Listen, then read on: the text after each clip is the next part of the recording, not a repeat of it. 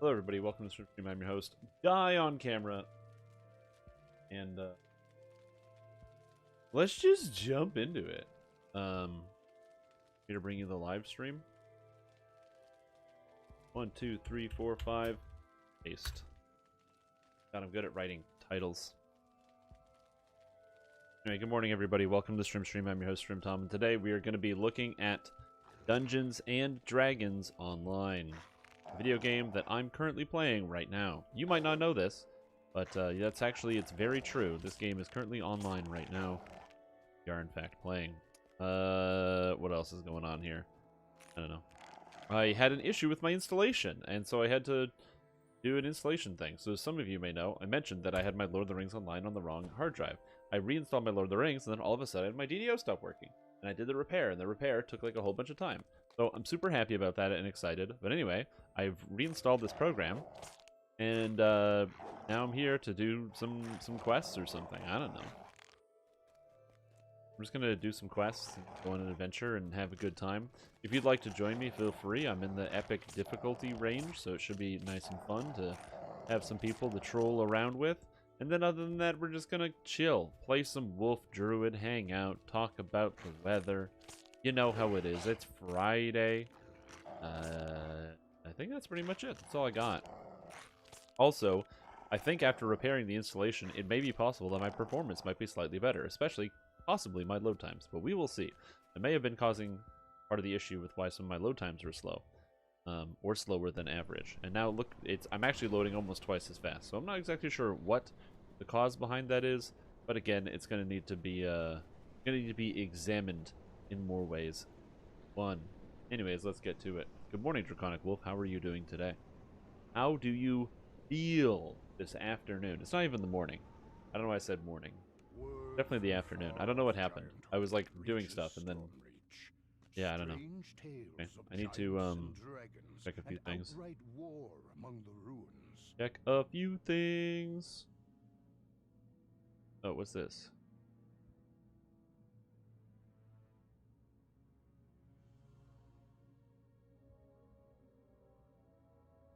Oh, that's weird. But I hope you're all doing good. Today's going to be a good day. It's been a good day so far for the most part, other than my computer having problems. I've had a lot of computer problems the past 2 days. And hopefully, they will stop happening so I can have less computer problems. That would be ideal. By the last 2 days, I mean today and the day before. Oh no, is that an internet connection issue? I'm not entirely sure. However, what I would like to do is open up a group.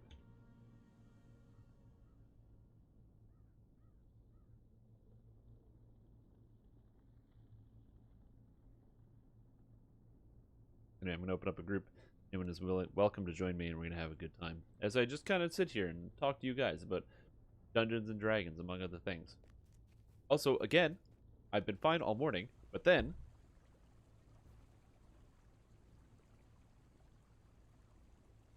when I turn on the live stream, that's when I start sneezing.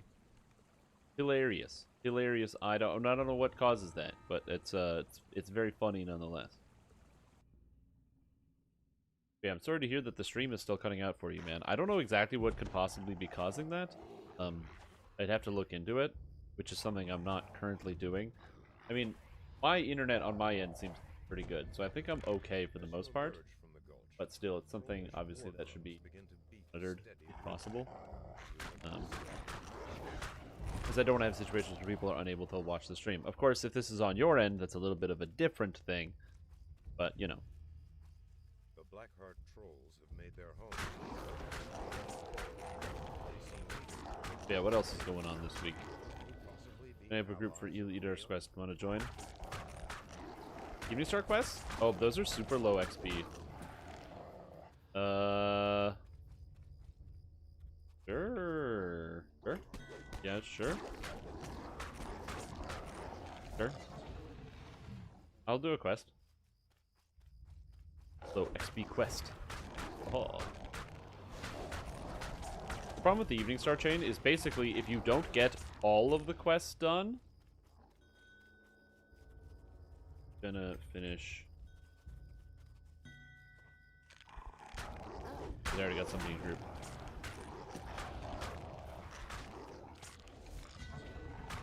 Scourge of the Snow Peaks. Good. Amazon? I think so. Enter. You can get Scourge of the Snow Peaks chests in low level below content. I didn't know that. I think I did know that somewhere, but this quest is level 8.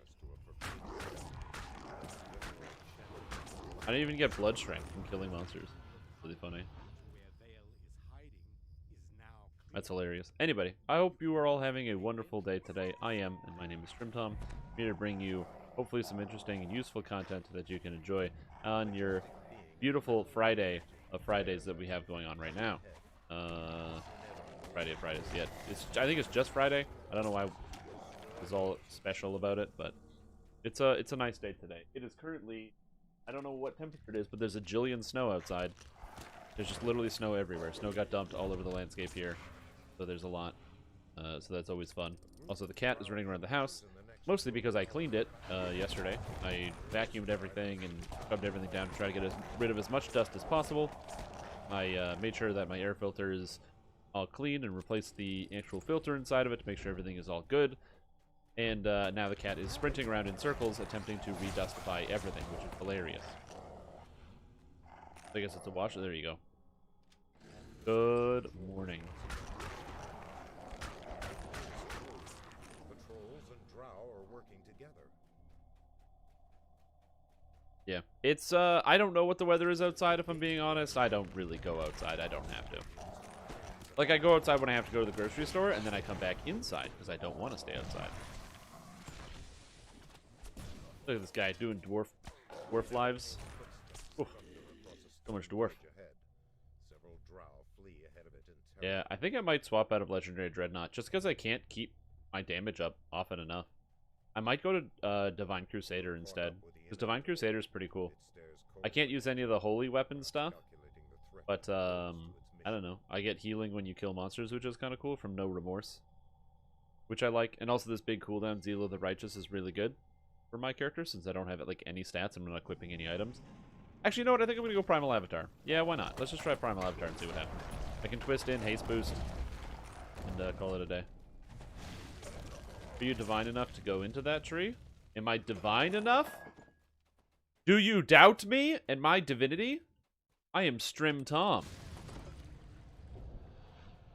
I don't know if that means anything, but I'm just letting you know that's what I am. Oh, 16 degrees freedom. Oh, you're dangerously close to 0 freedom. You don't want to run out of freedom. Be very careful on that one. Yeah, maybe I will do Primal Avatar. Then I can use Summer Smoke. And +1 multi. Or evasion? Do I need evasion? No, I wear medium armor. I don't need evasion. Yeah, I'll probably do Primal Avatar. Okay, after this quest, I'm going to respec Primal Avatar and then do some stupid crap.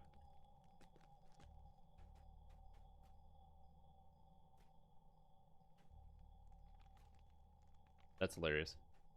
Yeah, I don't know if I am in fact divine enough to do that, but we're gonna find out. I cast the ability Divine Will. Does that not count for anything? If the answer to that question is no, that's also fine. No, I'm not as fast as Barbarian. Not Barbarian, Alchemist. Is this what it feels like, team? To be the person in the group with the Alchemist who's killing everything? As the Alchemist then goes and kills everything.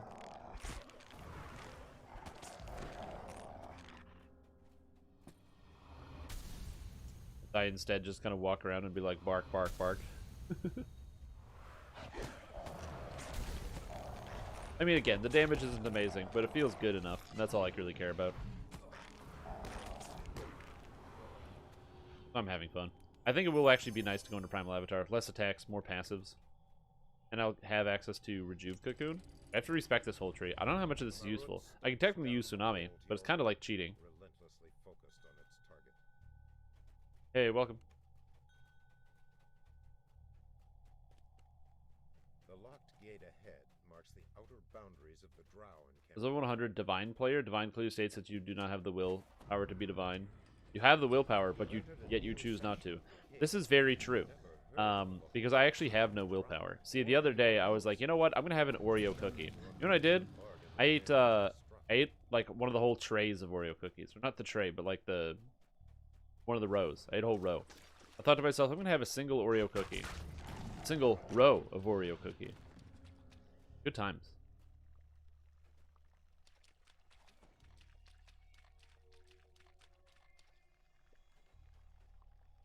I wonder if I can improve my Lord of the Rings and DDO performance by getting a faster solid state drive. Like, if I just get a fast as ass solid state drive, if that'll improve the performance more than anything else. It probably would, wouldn't it? Because almost everything about this game is just trying to load stuff from memory. It has nothing to do with the graphical component. This is something to consider as a possible, less expensive computer piece. Because if I could get, like, a really fast 100 gigabyte SSD, something that's not really big, but just specifically for just these two games. Am I currently using a magnetic drive? How fast is ass? That's a great question. I will need to defer to some other things, but you know, and I'm not 100% certain. This is all hypothetical, of course. You see, hypothetical. That's all it is. But I don't know what a magnet drive is. I didn't put any magnets in my computer. If that has any impact on it. To show you how incredibly knowledgeable I am on the subject of computers. I'd have to check. I definitely have to check.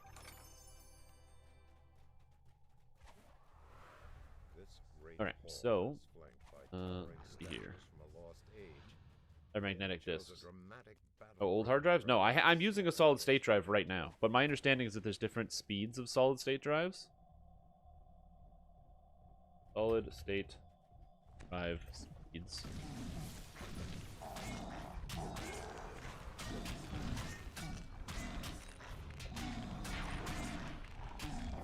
Solid state or magnetic. Not using a quantum drive? I'm not using a quantum drive.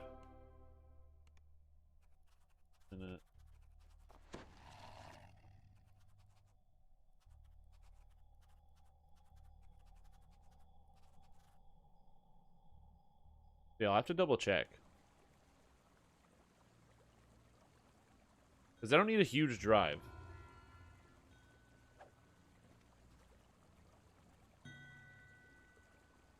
So I maybe I need to look into this. So let me see what drives I have. This will help. Will tell me what I should do. I don't know what quest we're doing. E-Star, Druids, Hyrons. Oh, all this stuff? Great. That sounds perfect. I built this computer in 2019.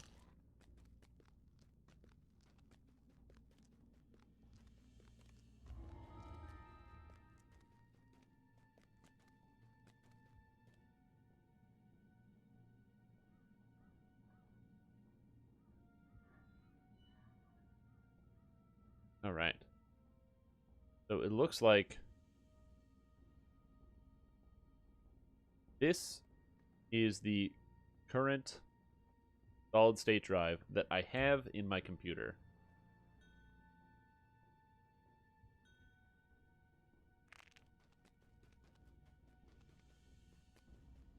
Just for games. Specifically just games.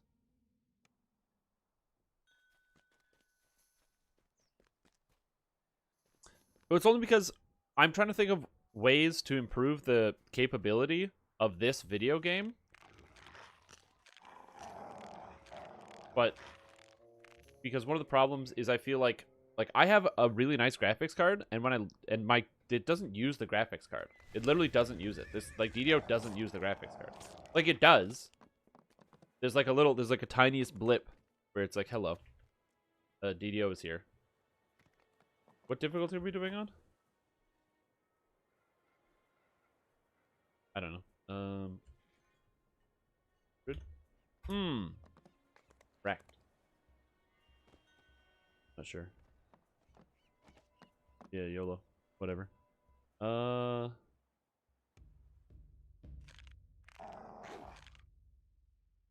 Oh, I forgot to respec. Crap. Okay, I'm gonna respec after this quest.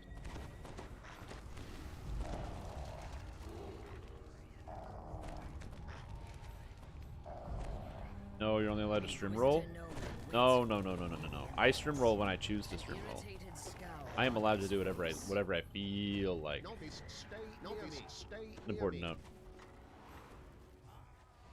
But yeah, so I'll have to take a look. Because I'm just not sure what would improve the speed.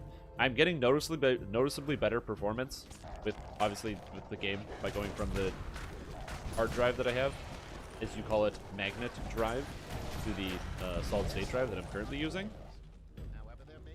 Oh, I'm just gonna use Primal Avatar instead of Legendary Dreadnought, because why not?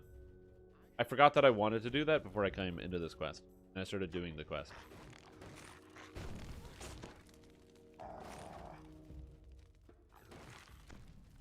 I think I got everything. Novice, come with me. I have some. Yeah, so I'm not exactly sure what's a faster drive.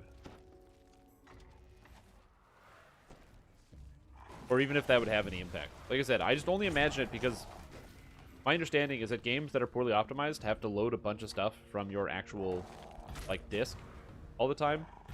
To be like, oh yeah, you know, you need whatever, like it needs whatever data or whatever it is. And instead of having it prepared and ready ahead of time, it just doesn't do that because it should, but, you know, it's just not, the computer is not used to doing that. Extra percent damage in animal form? Yeah, and that percent damage stacks with everything, by the way. It's very good. I don't know why these guys weren't doing anything. It's weird. And I also get access to Rejuvenation Cocoon, which I don't think you can cast while raging, but that's probably fine.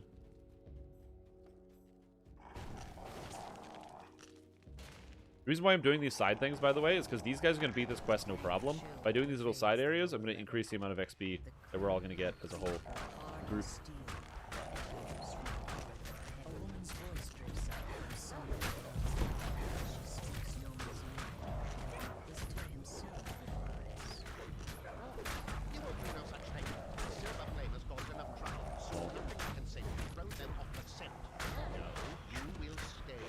Again, my character doesn't do the most amount of damage, but it's good enough. That's all that matters for me. Yeah, so like games that are poorly optimized, they have to, which is me saying that DDO is poorly optimized, so there you go. But yeah, games that are poorly optimized, you have to load a bunch of, you have to load more stuff from your disk because it doesn't preload things and it's not as efficient at storing data. And so having a faster disk or having a solid state drive can solve a lot of these problems. It's one of the reasons why in Path of Exile, especially early Path of Exile, before they did a lot of the optimizations of the actual game engine, having a solid state drive or not having a solid state drive meant you basically couldn't play the game. The novice who accompanied Noman lies on the ground. Divine enough for the optional? Absolutely. I'm 100% divine enough for the optional. I got 1 level of favorite soul, baby! Good enough for me. All it takes is 1. As the path leads down, it begins to look more like a dark and sinister temple, and less like an empty warehouse. Yep. Yes, this is the idea here. The idea. Inquisitor Noman stands next to a strangely confident. See, I could be helping out the party and doing kills, but look at how much XP I'm going to earn for the whole party. We're at 8% right now from all of my extra excellent hard work. I am not who you thought I was. I should have killed you at the start. This is nothing, my friend. A nuisance. The ritual Also, they're all the way at the end. But it's okay, because I'm getting treasure, which gives me gold, which means I can buy more things. What? I don't know. Again, this is why, if you have like a full party, you can literally just have someone do this while everyone else rushes to the end. And effectively, you're completing the quest on record pace, because you have to deal with people talking and what have you. But then you're getting these extra bonuses, which is nice. Secret strategy. I hit everything. Damn. Did I miss a breakable somewhere? And also I got that extra optional done for purifying all the altars. And I made it just in time. Perfect. So yeah, so I would love to look that up. Again, I don't know what the data transfer rate of solid state drives are.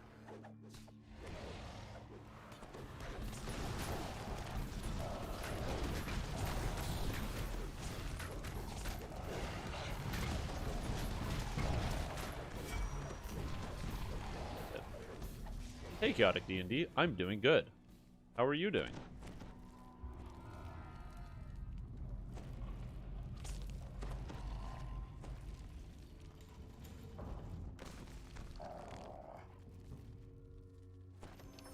Yeah, so I'll need to get in contact with some people that are smart and know things about computers and be like, hey, person who's smart who knows things about computers, please inform me about what I'm supposed to do.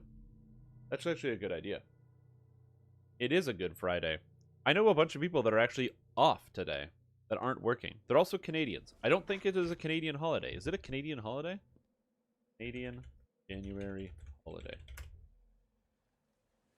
No, just New Year's Day. I think it's it. I don't think there's a holiday today. But I know a bunch of people that are off, which is weird. Okay, hold on. So let me just Oh, no, I didn't want to make this active. Oh, rats.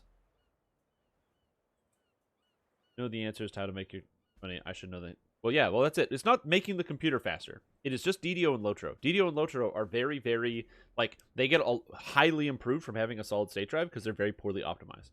So it just makes me wonder what other things can be adjusted to fix this same problem.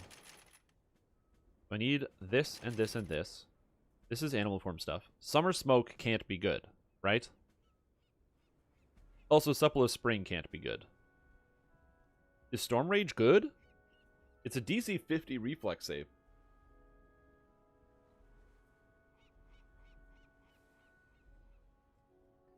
Costs a ton of mana, but I can cast it all the time. Dryad Elder is bad. Chill of Winter that damage you or nearby allies. Chill of Winter. Monsters have to damage me? Horrible. Spirit Boon for Strength. The Nature's Avatar. So I think I'm going to take Summer Smoke. Maybe Autumn Harvest?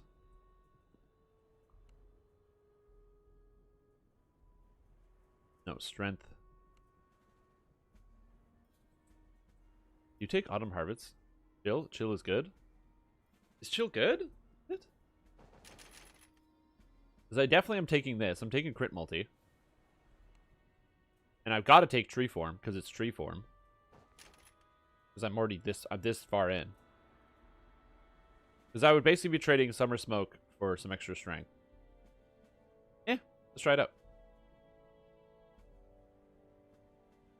And then I need to take, instead of this, I'm taking Haste Boost. Haste Boost. Haste Boost. Called Action Boost Haste? It is called Action Boost Haste. Okay, so now I have Action Boost Haste. And I have Chill of Winter, which is a passive, so I just turned Chill of Winter on. I have Summer Smoke, which is a passive, which I just turn on. I have Boon of the Spirits physical, which I just turn on. Walk with the Spirits. Become ethereal for 100 mana. So it's a cooldown for 100 mana. Okay. Primal Travel. Jump backwards and get 50% dodge for 12 seconds. I can do the old turn around and jump backwards. And while below 50 mana, 50% health, lose mana, and gain health. Stays toggled on until manually turned off. That has to be good. So let's just turn that on, because I never run out of mana in combat. Seems fine. And then I need Tree Form. Tree Form is a big cooldown. So big cooldown goes over here, I guess. So I can be like... Because also you can do like the turn around. You can do this. You can go... Huh. Did that activate? Okay, so you can't do it while jumping. You have to be on the ground. Interesting. Okay, I did not know this. Also, I'm straight up not helping with the next quest. I'm just in town. Screwing about. No, damn it. I want to go to the Servants of the Overlord. But yeah, I'll need to talk to somebody about this, because I imagine that a faster reading and writing ability would make it faster for your for DDO and Lord of the Rings Online games to be able to load, right? Because the loading speed is literally just pulling from the hard drive. Or pulling from the solid state drive. The drive, basically. A magical barrier. Oh, and I get extra duration on all my spells, because I'm a primal avatar now. Look at that duration. 40 minutes? Hell yeah. Oh, and my Magic Fang is now higher level. Because this is now... Wait, why is... These cast level 21?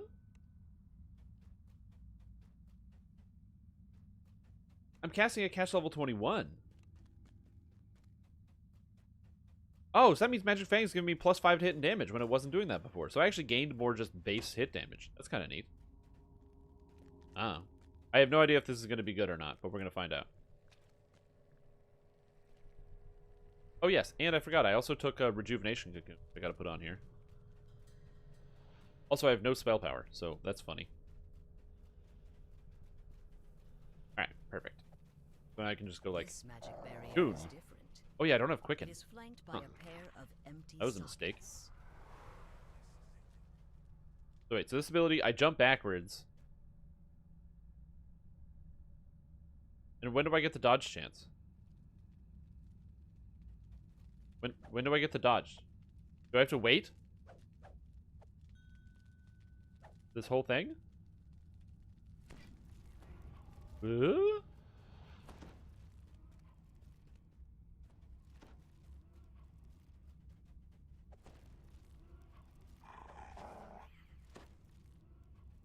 Wait, why can't I cast Animal Growth?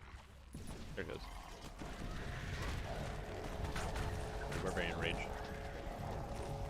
I was about to question why I'm doing less damage, and I remembered we're on Reaper 4 or something.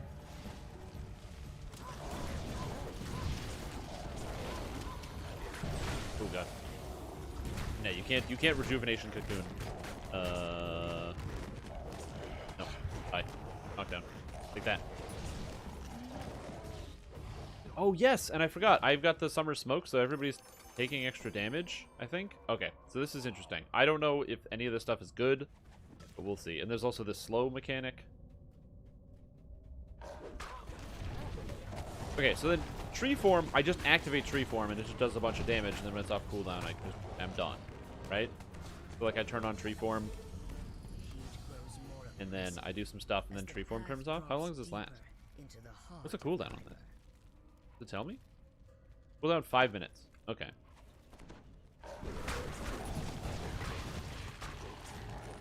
So note to self, Tree Form lasts a good amount of time.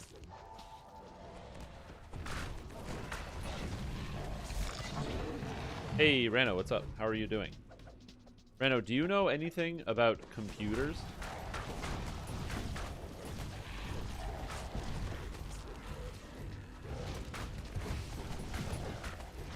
This is not a loaded question. Okay, perfect. Thanks. Thank you for your honesty. So I need to ask somebody questions about computers. That's okay. I'll just do what I always do, which is at some point in the future just message Eric's and be like, explain computers, please. So, DDO, Dungeons & Dragons Online, is a very poorly optimized game and rips everything from the hard drive instead of preloading anything, which means that in combat all the time you have to load a bunch of assets. So would having a faster solid state drive than the one that I currently have be better for loading the game at better speeds? Or would I even notice an improvement in speed? If that makes sense. That is effectively my question. If I was to get a faster solid state drive, would I get a noticeable improvement? Like, for example, I'm rocking 40 FPS right now, running this content with my current drive. So if I wouldn't notice, then that's fine. But, like, I don't know how... I basically can't maintain a 60 FPS. I'm trying to figure out how to maintain 60 FPS in Dungeons & Dragons Online.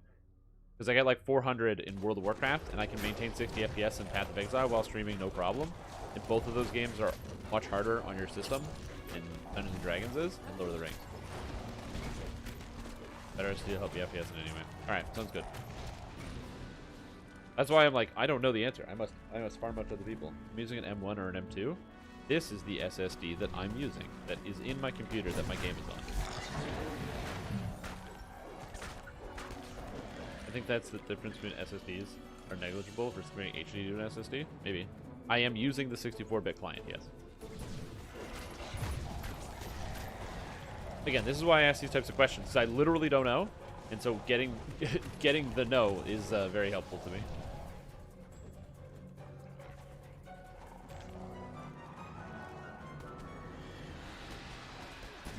PCIe versus SATA is a big difference.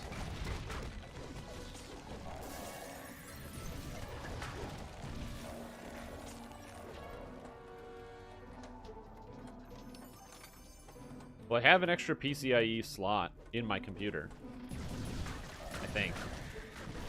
Because all I have in there right now is my graphics card and a... I have a graphics card and I have a capture card.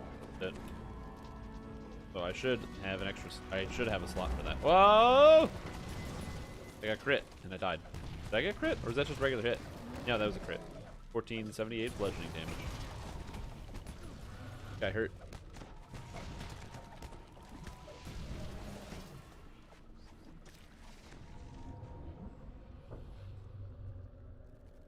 Is it? Can you fall down the well? Cat just comes in my doorway and just stares at me. If I get FPS max settings, I'd be very happy. Exactly. That's basically where my problems, you know, manifest.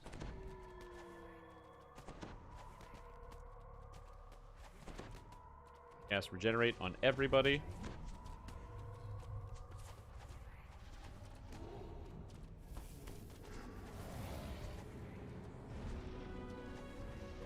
Get everyone up.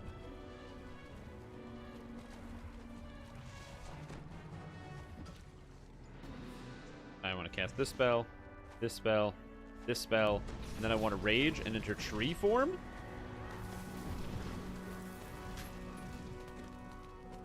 And I have to use cleaves and stuff.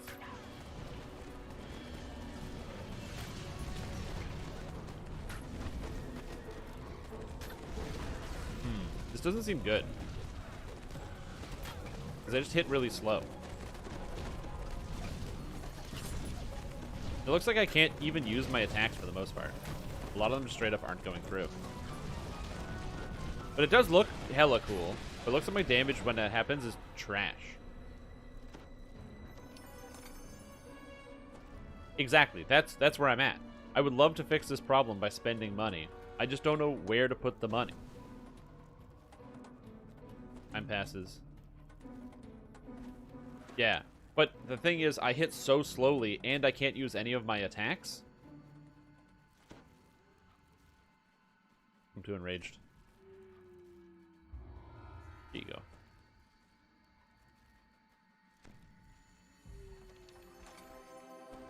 Interesting. Okay, so tree form is just straight up bad.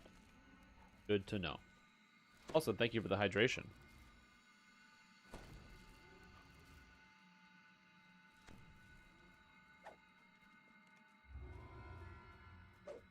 Yeah. So, anyway, that just means that eventually I have to respec that tree and delete it. Nope. That quest. Let me get that quest. That's what I do. Take this. Yep. Because they don't have, like, big crit multi or high base damage anyway. My character's all about attack speed and crit chance, not crit multi. I crit all the time. Yeah, I think the attack speed debuff in tree form is just too much. It's too much attack speed debuff. Like, I only got like 8 attacks off in that entire tree form. And that was with action boost attack. With me making every attempt to increase my attack speed, it wasn't enough.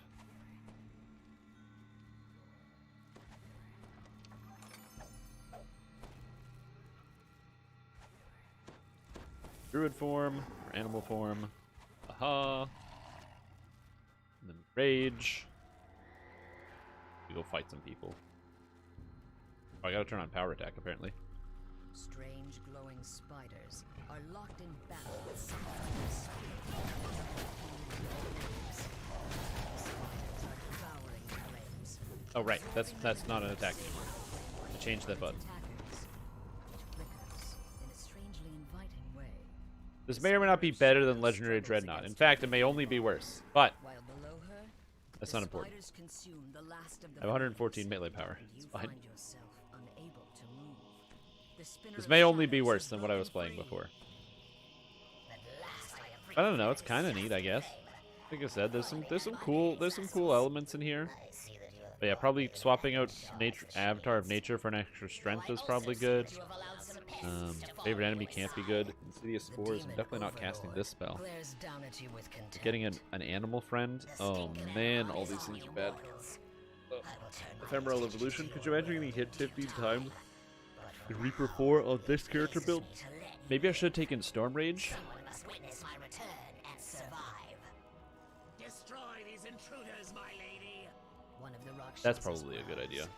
We were But yeah, so if like I said, if that won't fix the problem, like I said, I am not sure what else to do. I don't need to have all of my games streamed in the highest quality or played in the highest quality, but I'm just like, I spent so much money on this computer, man. Granted, that was like 2 years ago, but I spent so much money on this computer. Why can't it be good and fast? Or not good and fast, but run these old games good enough. You know what I mean?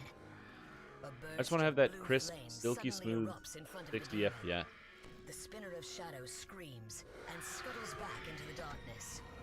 You feel her grasp on you slip as the silver flame guardian speaks.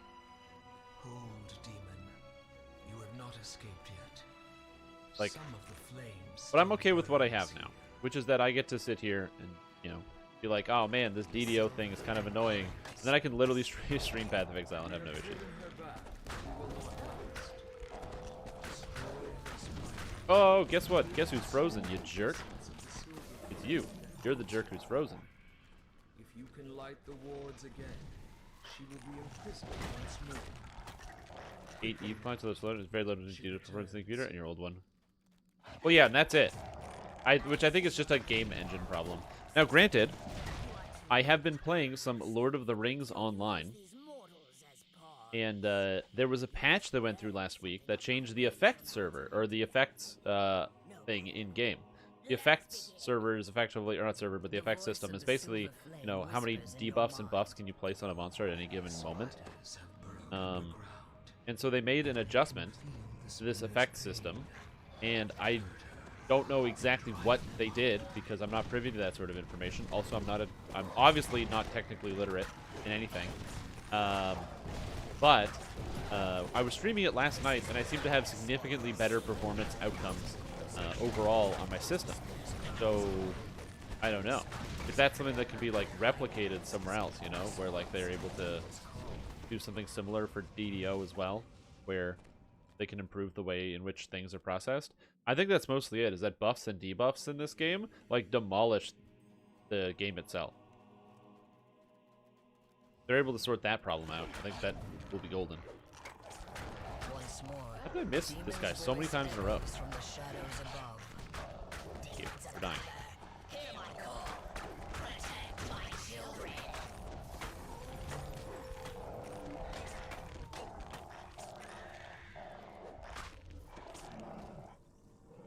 Hear my call, protect my children. Wait, I missed? Shit, dude. Well, he's frozen. The best thing is I just have to wait till I roll a natural 20, and then once I see the sneak attacks come up, I just automatically get the crit. Kill him. Hehe. Here we go.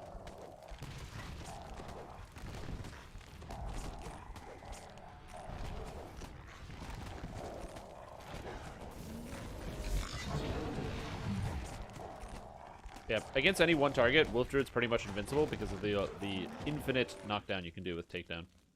It's a very good way to do this.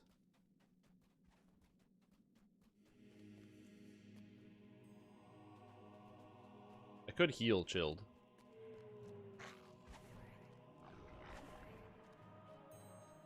I will. I will heal Chilled.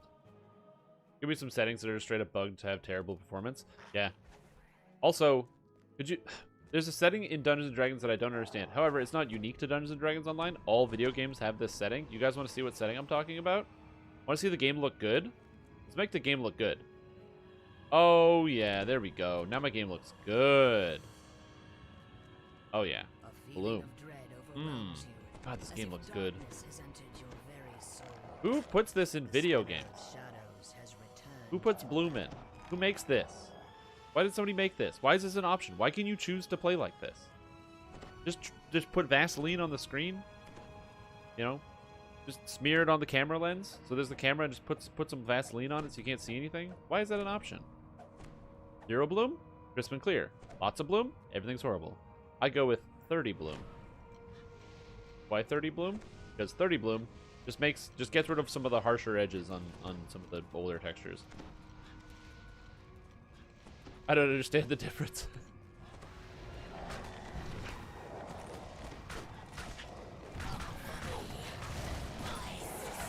I don't understand the motivation for bloom. Oh god. Pain.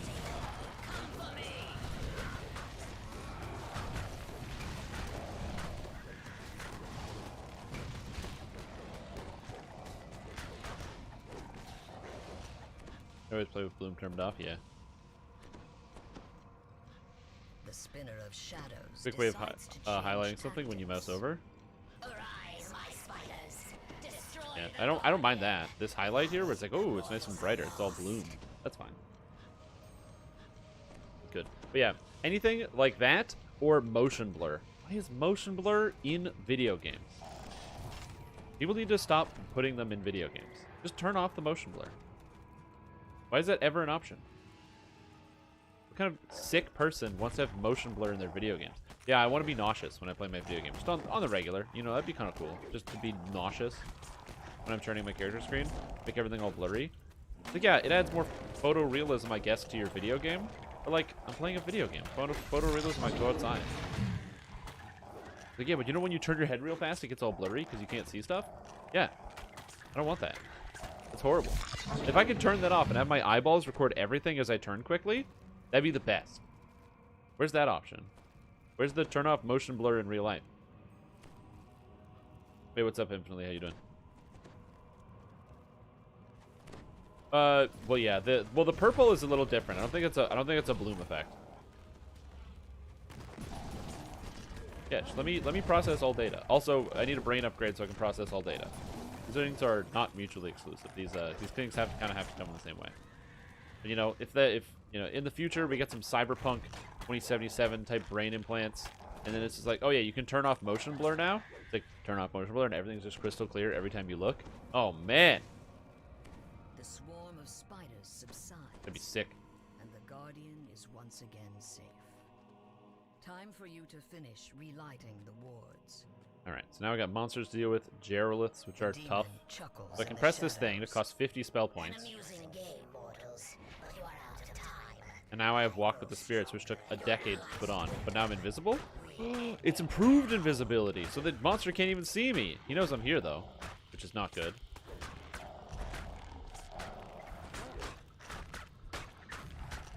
So they can all see me, even though they can't see me. It's interesting. And still come at me. Hey, young man, Guten Abend. Hey, you're a guy who knows computers. I'm asking chat this, and I was gonna ask you later, but do you think, or do you know, because DDO is a very poorly optimized game where it has to pull everything from hard to drive, if I got a faster solid state drive that could process more data the same period of time, would that in any way, shape, or form improve my performance on these games, like Lord of the Rings Online and the Dungeons and Dragons Online? Also, I don't want to die. I don't want to die. I don't want to die. Webline snare. Make the... Oh, no, you're supposed to make the strength, dude. Raise this guy. Get up. Live. Rats. Couldn't make it. Load times, but not the FPS. Alright. Only loading times.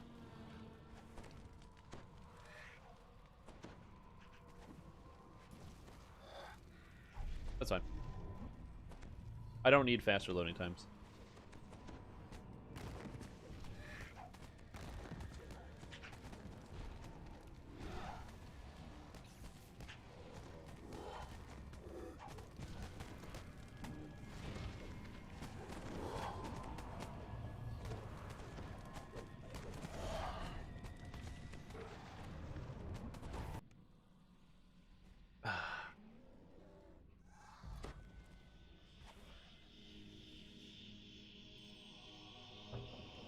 Alright.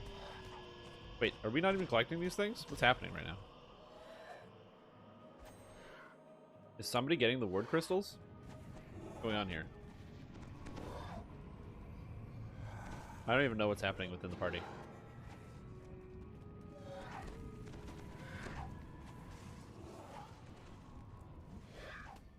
Guess I gotta get more ward crystals.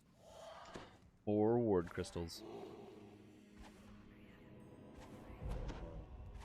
I think I'm being chased. Uh-oh. No, go away. Go away. Said go away. Oh, get wrecked. Oh, now you're frozen. Oh, snap. Due to a faster SSD from last year, loading time saw a small boost, but the performance outside of loading things was fairly small. Find the Apexis crystals? I'm working on it. Wait, Apexis? Is it Apexis crystals? I think you made that up. I think that's something else. I think you're bamboozling me straight up right now. Wait, what's an Apexis crystal? What's that from? Oh, World of Warcraft. Oh! Yeah, from Warlords. Yeah. I was like, wait a minute. Why do I know what that is? It's in my mind. Stupid Khadgar is like, oh, you gotta go find exactly this many crystals. Yeah. I remember this. I get it now. I get you now, crystals. It is a shout of triumph, not defeat. I'm with you. Once again, you are held in an irresistible web of force. I definitely hated that system of progression towards some type of epic quest or something, but I do at least appreciate that it was very straightforward.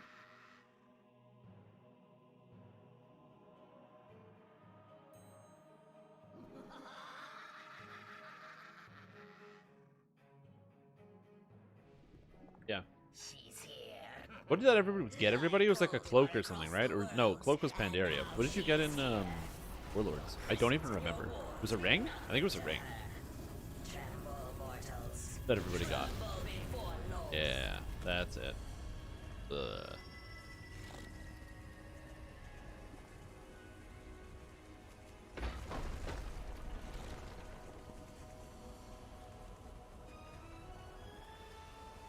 voice of vast power booms from inside the breach.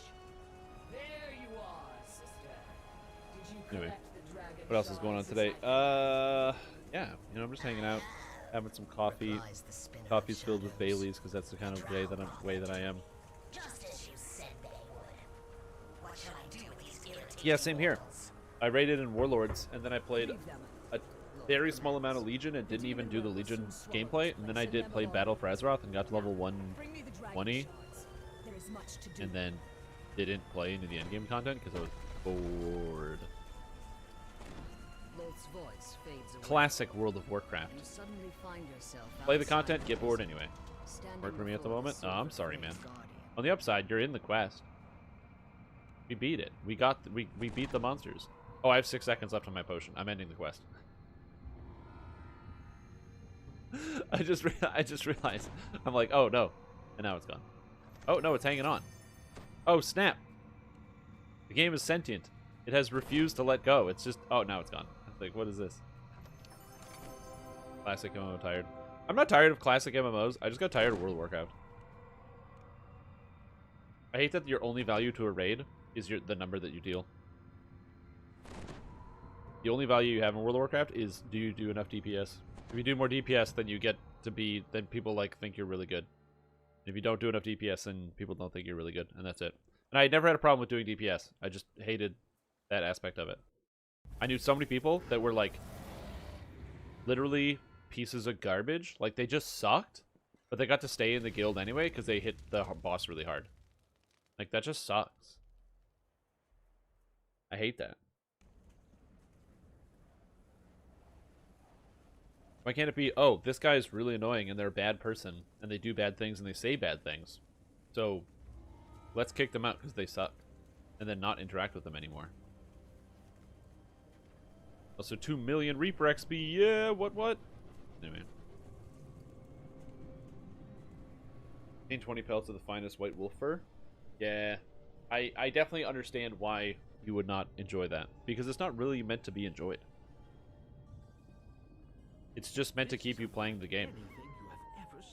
Regardless of whether you're actually going to have fun or not. Like it's 0% about being enjoyed. And exclusively about just like, oh yeah, do that. Yeah, absolutely, I'm with you. That's why I think that, newer MMOs are a really risky business because, that design just sucks. And I can imagine trying to make quests of that design would just be like soul destroying if you're like an artist. If you're like a creative designer or a person, and every adventure you have to create has to be some manifest of obtain 20 of whatever. Like that would be destroying as a creative person to have to reduce everything you do into that type of style. Without the creative freedom. But the problem is creative freedom comes at a cost, which is literally costs money, or takes money to be able to create expensive and interesting and unique and diverse quests. It's actually one of the reasons why I've always enjoyed Elder Scrolls Online's questing system, because their quest packs in their areas don't last as long as like some of the Lord of the Rings or World of Warcraft quest scenarios, but every quest is at the very least unique. Yeah, and then also daily quests. It was only possible for me to come here because Lorth let her. Well, exactly. And the problem with a lot of the open world MMOs and the modern MMOs is they run into a problem. It is very difficult to stack your MMO against World of Warcraft, and World of Warcraft has a lot of content. It's not even about, oh man, everyone's going this way. It's not even about World of Warcraft being good. It's literally just quantity of content. It's the problem that Destiny suffered. They came out with Destiny 2 thinking everything was going to be cool, and then realized they had Destiny 1, which had 3 years worth of content that people would play, and Destiny 2, which had 3 months worth of content that people would play. So you finish all the content in 1 to 1.5 months, and then all of a sudden, literally nothing to do anymore in the video game. And they didn't have a solution for this problem because you can't just, it takes longer to make content than it does to play the content. So new MMOs don't come out with enough content in them, which is just not really a fixable problem. There's nothing they can do about it. You can't make an MMO with enough content. So, like, it's one of those scenarios where I feel for, what's that, there's, like, New World or whatever, that Amazon MMO that I saw, I watched a bunch of people play on Twitch and YouTube and things, and it looks kind of interesting, but it has this major flaw of, like, how are you, in any capacity, going to have any player retention after a month when everybody's played all the content, and then they don't want to play anymore? And then they go back to WoW or whatever it was they were playing. Like, you had people who were playing, like, the beta or whatever, and they literally played for 3 days, and then it was over. And or, like, alpha or whatever it was. Which makes sense. It's an alpha. It's meant to be content. Or it's meant to be, like, in its initial design. They're still working on it, blah, blah, blah. Like, I'm not saying there's anything wrong with the designers. None of the people working on the project are doing anything incorrect. I'm going to die. Maybe? Oh, no, I just have poison weakness. Never mind, I'm good.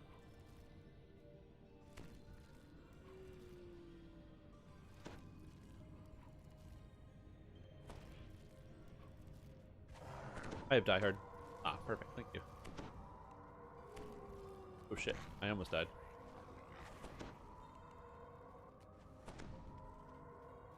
Let me heal myself up as I run through this area. Like an RPG than an MMO. Yeah, I feel you.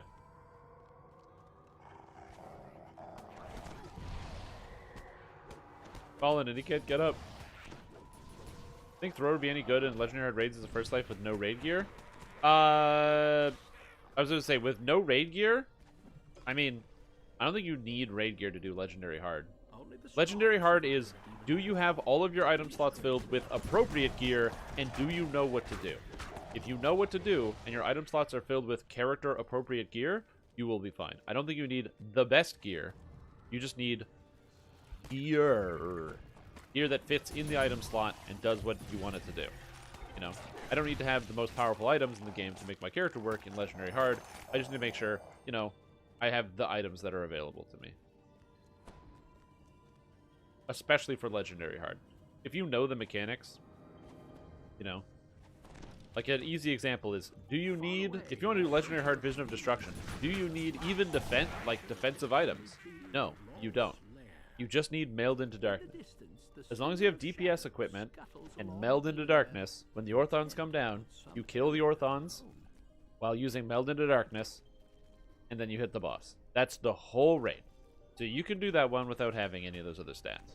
In fact, if you just use Meld into Darkness, I'm realizing it. As long as you have DPS stats and Meld into Darkness and like 1,000 health, you can do whatever. You don't need to worry about anything.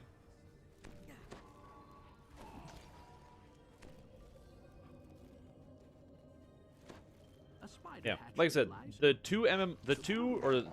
few video games I think are the closest related to Dungeons and Dragons Online are like ARPGs, like Diablo and Path of Exile, are very close in terms of basic concepts as DDO. And then I also think that Elder Scrolls Online has a very similar combat and actual gameplay style. In terms of like what the games are physically supposed to be doing, and like, you know, what each area and item and thing is supposed to represent, I think that Dungeons and Dragons Online shares a lot in common with Elder Scrolls Online. How did I get killed? Does this guy have... What? No. I had my flight and I had my Ghost Wolf pack up. Hey, almost forgot to make Bezos pay you this month. Damn. Also, Cerebria, welcome back to the stream. I appreciate the support. I hope you're doing well today. And thanks for the Bezos bucks, buddy. Big appreciation from me. So thank you so much. I hope you're doing good today. I hope everything is good with you and your family, and you're just having a happy, dippy dappy good day. I'm feeling pretty good. You know, feeling pretty good today. Also, what's up, Puck? How are you doing today? I mean, it's Friday. It's very hard for me to complain right now. Yeah. So, like, in terms of overall game style, I think that Diablo and Path of Exile, with their RNG in terms of monsters, but not in terms of actual quest design, is kind of the same as DDO, where in DDO, you know what the adventure is telling you, but inside, different monsters are champions, different monsters, and different champions have different abilities. You don't know where the Reapers are going to pop up, etc., etc. And it's the same thing in Path of Exile. Also, Rosencrantz is dead. Just subscribe with Prime. Dude, welcome back to the stream team. Appreciate the support. 3 months? Delightful. That's like, both of you together, that's 6 months. 6 months rounds up to 10. You guys have subbed for 10 months. That's literally crazy. So thank you so much for the support. I hope you're doing well today. Haven't used a bow in a while, and I felt like using a bow. Yeah, sounds fine, Phoenix. I also haven't used a bow in a while. There's a reason for why a lot of people haven't used a bow in a while. Not for a lack of wanting to use a bow. Actually, that's not true. I don't want to use a bow. I don't want to use a ranged weapon.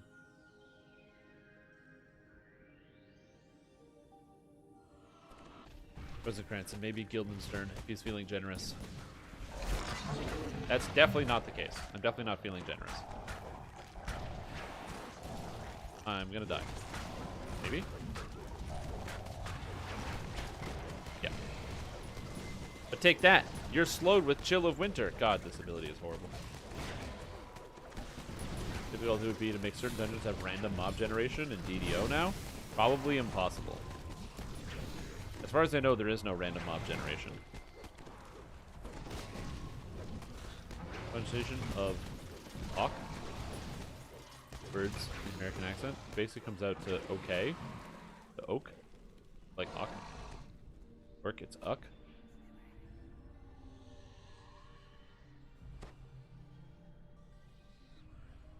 What are you talking about? Wait, orc? Wait, so you would say his name is Pork? You'd be like, oh, hey, Pork. And he'd be like, no, it's Pock. And you say, yeah, Pork, got it. And he'd be like, you're saying my name sounds like the farm animal, like the cow. And he's like, yes, Pork. Very weird. Very weird. It's okay. Not everybody's perfect. You know, everybody makes mistakes. Ahead lies Someday you'll recover from this incident. Yeah, it would be cool if there were dungeons that had full random monster generation. That'd be a really neat idea, but I don't see that happening in DDO's future. I would love to see a solo style challenge where it just has a dungeon that every time it's a dungeon that's basically kind of like an arena or challenge, and it gets randomly populated with monsters, and every time you complete it, it gets harder. Why is someone streaming on my channel when I'm not here? Oh, I'm sorry, Brian. I didn't mean to stream on your channel. My mistake. Like Hawk becomes the same as Hork. Wait, so you say Tony Hawk? No, it's Tony Hawk, man. Not Hork. He's not a Hork. Drinks tea with every arrow shot. Oh, it's Hawkeye.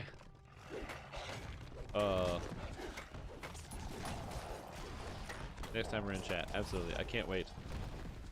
Well, yeah, because you say Hawk, you'd be like, oh, it's Tony Hawk, like that, like Hawk.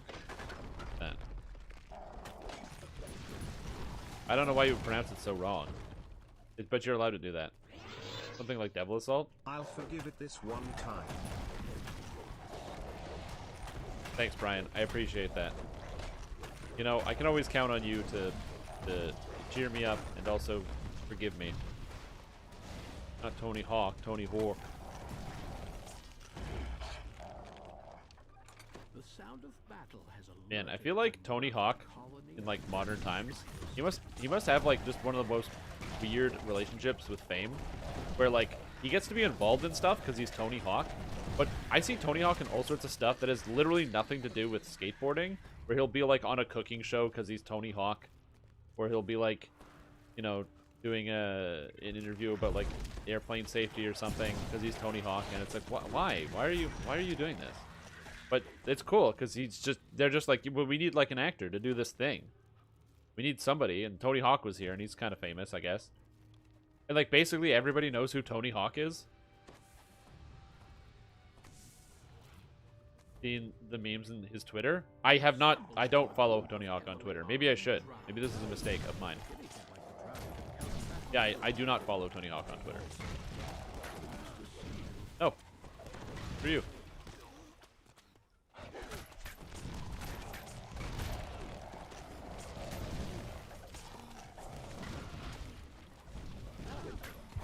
Well, yeah, it's like I don't know. It's just weird because like pretty much everybody knows who Tony Hawk is. Like he's the skateboarding guy.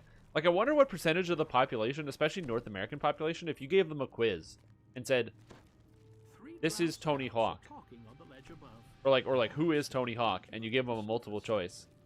I wonder how many people would like be like, I don't know who Tony Hawk is. Just like have no idea. Complete and utter confusion. If the scouts are right, probably a lot more than I think, because I only interact with people that have at the very least, similar base level of interest. Is taking a break on the other side of the ravine ahead. His tweets on meme sites and just talking about people looking into him. But yeah, well, yeah, people talk about, like, Tony Hawk mentions all the time whenever he's, like, in an interview, how often it happens to him, where somebody would be like, hey, you kind of look like Tony Hawk. And he has to be like, I am. Or like he goes through customs, and literally the customs agent will just be looking at his passport and be like, "Oh, Tony Hawk, like that skateboarder guy." And he's like, "Yeah, like that skateboarder guy." And he has to like literally write that because it's like, because people get confused, and I find that very, very funny. That like that's like a thing that happens just to Tony Hawk, where he just goes places because people know who he is, but a lot of people just don't know what he looks like. They'll just see his name, Tony Hawk, and be like, "Oh, it's like the skateboarder." It's like, yeah, but that's also me.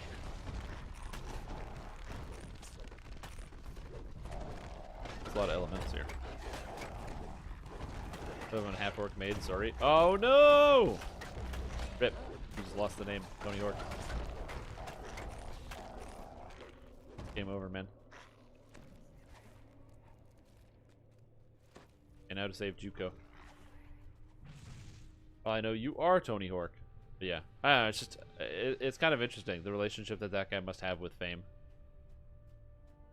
To be like a household name for skateboarding, but also like, I mean, I'm assuming skateboarding is like popular. There's probably lots of people that still do skateboarding. I mean, they have skate parks. I'm just definitely not a member of that crowd. I definitely don't do the skateboarding. If you can't tell. Well, yeah, and actually, you couldn't point Tony Hawk out of a crowd, and that's the thing. So, a buddy of mine, he works at this, like, engineering firm or whatever, and what he said as a joke is that what he wanted to do is people are able to submit, like, pictures of, like, loved ones and stuff, as, like, at, like, the holidays, so them, like, spending time with the holidays, or, like, people in the office and stuff. So they'll have, like, at their Christmas party, they'll have a projector that's got, like, pictures that everybody submitted about, like, their family, or maybe, like, a project that they did, or, like, a team thing or whatever. And he told me, he's like, all he wants to do is just go one year and just put in a picture of, like, Tony Hawk with his family.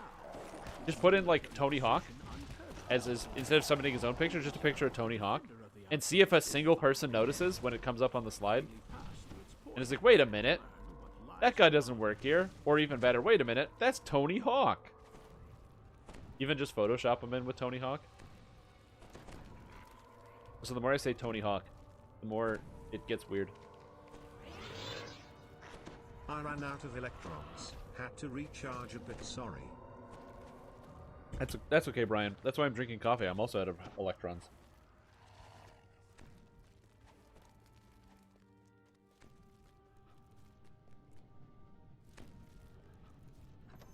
Yeah, I definitely never skateboarded. Skateboarding takes an actual amount of work, which I don't want to do.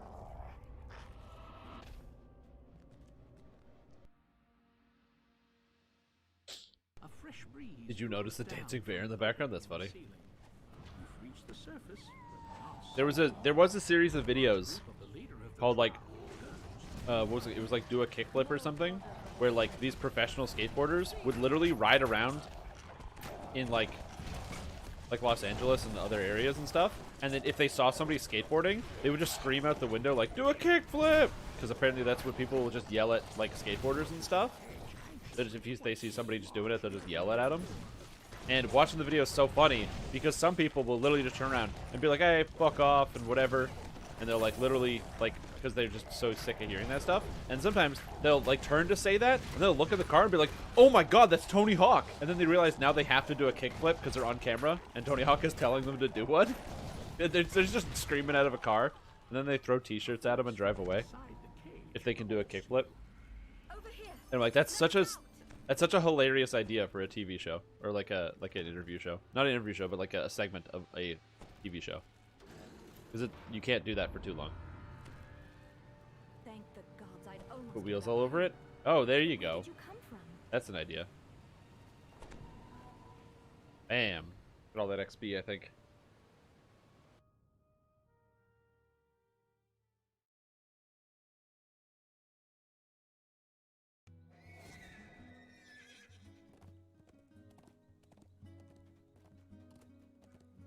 Ever seen that guy?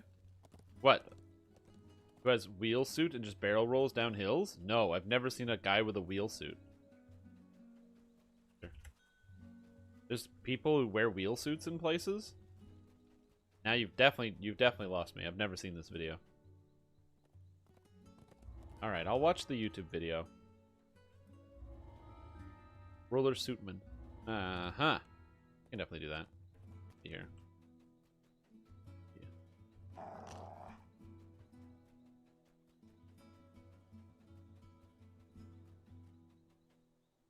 See what we got here. Roller Suitman races down Chinese mountain in 32-wheeled outfit. It's only a minute long.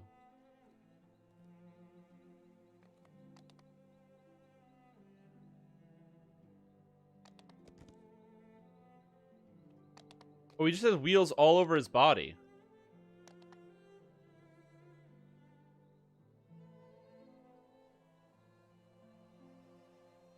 I will say, it is cool that he has so much control with all the wheels. But there's also the part where I'm like, man, I don't think that guy has enough padding for what the heck he's trying to do.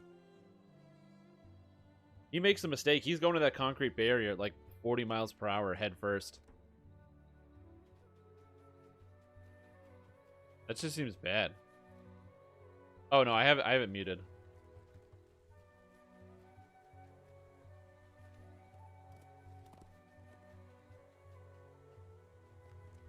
But yeah, that's very interesting. What a spooky guy. That's always the thing that worries me about stunts like that, where like you're going down head first, is like you hit anything and your neck just snaps over. Horrifying. Absolutely horrifying.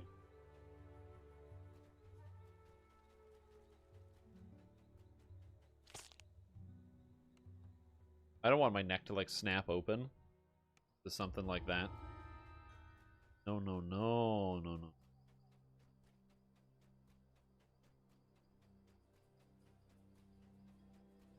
Never enough padding because it is cool. Yeah, there was a video I saw, and that's the thing that always makes me upset about watching like these like the people who watch like skateboarder fails video, and you're basically watching people get permanent brain damage on camera. And it's like, and I hate that because there's so many good videos, and it's like people think it's representative. There's so many good videos of a lot of people out there who wear the appropriate padding. God, there's a video, I can't remember. Let me see if I can find it. Find it.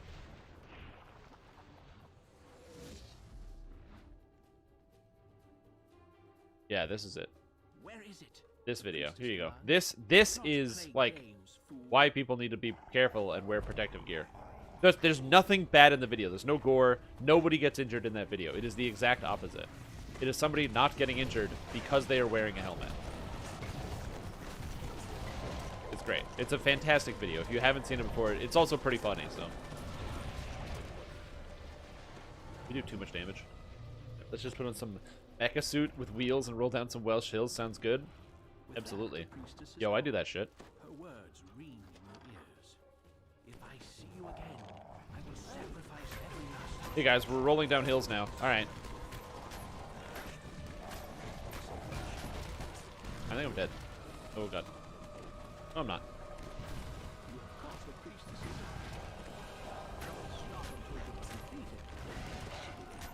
Get dead. Can we bobsled? Absolutely. 1K viewers with predictions of 1 million in the pot on both sides. Really? That's intense. I haven't done a prediction yet. I could probably do some predictions soon. Oh, we released everybody? Okay, yeah. Yeah, I can definitely 100% put some predictions up. IRL stream on a hill stream? I mean, technically, yes. Tubing? Yes. Go down the hill. You know, do the old tube. This is an idea. Big lake. Big lake. Downhill fast. We have big lake. It's called the sea. You mean the ocean? Huge island? Alright, let's see if we can get a thing. Let's do a prediction. Do Strimtom be dying in next quest? I can actually type now, so this is good. Start prediction.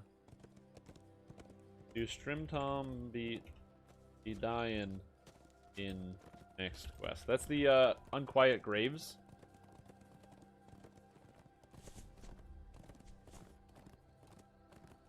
You guys got 2 minutes to put in. Oh, Strimtom do be going downhill though. Bringing downhill jam over here. Get Chad Muska out of his retirement. I don't think he's retired. I think he is still skateboarding actually. If I die in Unquiet Graves, hey man, it's unlikely, but it could possibly happen. I'm not telling you that I will die or that I won't die. In fact, I'm making no assertion either way. I'm letting you guys use your judgment. Remember, predictions are all about good judgments and not risk assessment, because it's not gambling, but instead understanding your own probability and your ability to mark things based on the way that you see them. That's all it is. Has nothing to do with gambling. How is it that... Wait, can you can stream poker, right? On Twitch? Which is literally gambling? Could you stream poker on Twitch?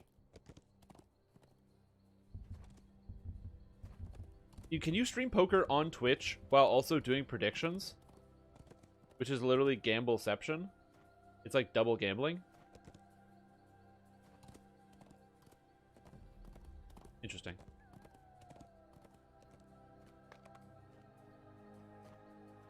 Interesting. Interesting. All right. Also, apparently my headset is running out of battery. Also, I got knocked off my horse. Oh my god, dude. No.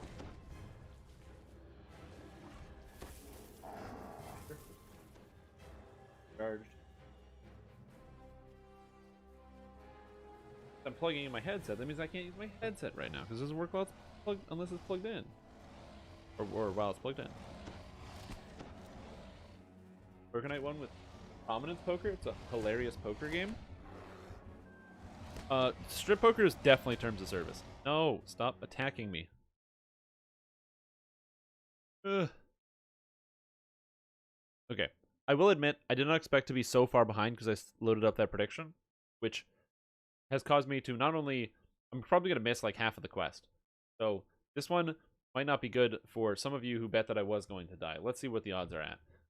One person put 10 points in on yeah. And 5 people put in 4.2 thousand on nope, nope, nope. So if I do die, that's very embarrassing. And also, Rosencrantz is Dead would make insane returns. It's 1 to 416. Whereas your return on investment, if you win, is 1 to 1. So, you literally get nothing if you win. Which is a hilarious concept.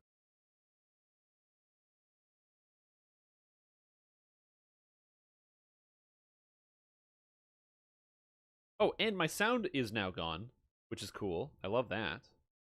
So I now have no sound in my game either, because my headset turned off. Awesome, even though I wasn't using the headset for sound. This is great.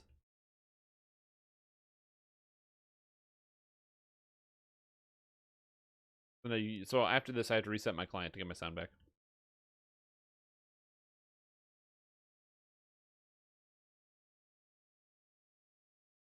By Dark Encanter. Get out of here. People should do the last few seconds so they don't end up in a barely win situation. Again, there's a lot of strategy to the prediction, to the prediction game, you know? When do you put in your prediction? What do you do? And also, you have to be confident. If you're waiting, that's not confidence. And if you don't have confidence, then you're waiting.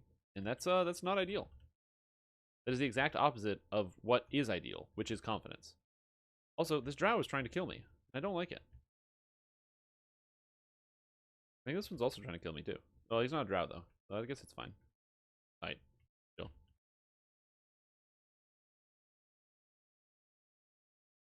Make some more fun for the opposition. So yeah, so I apologize that there's literally no sounds. Here, I'll make the sound effects.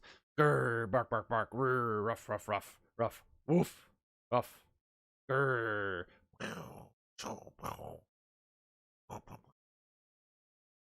Shing, shing. Ruff, grr, grr, arr, brr, grr. Grr, arr.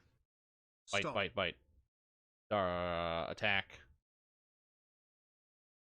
Also, I didn't die. I have to reset my quest. I have to reset my client. Stop. You can't control me. I control the live stream. A powerful man. Do you even know who you're talking to? And no, nobody clipped it. Don't clip this. Don't post this anywhere. It's not good. Setting and sound bug.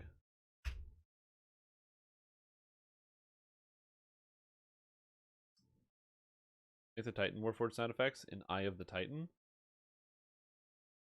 I don't think I can do that. Like, I literally don't think I can do that. Oh, I had to reinstall, so my shortcut doesn't work anymore. Oh no, I bamboozled myself. Dungeons and Dragons Online. I have to make a new one.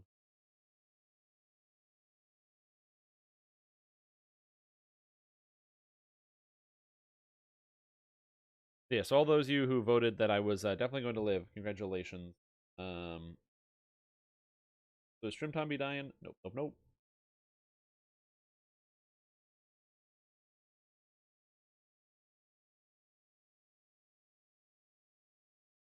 You guys have another 5 minutes to put in. Do Stream Tom be dying in the next quest. This next one's a little bit more complicated. Chain sound effect with Stream Tom. Whoosh, whoosh, whoosh, whoosh. Is there a minimum that you have to put in to do predictions? Is that how that works? I don't know, actually. It'd be interesting to find out. What is the best way to do that? 10 is the minimum? Put in a minimum of 10? Okay. I see. I see. Important note about this, that the quest difficulty is almost irrelevant to whether I die or not. I'm a very aggressive player, and I like standing in front of monsters and bosses.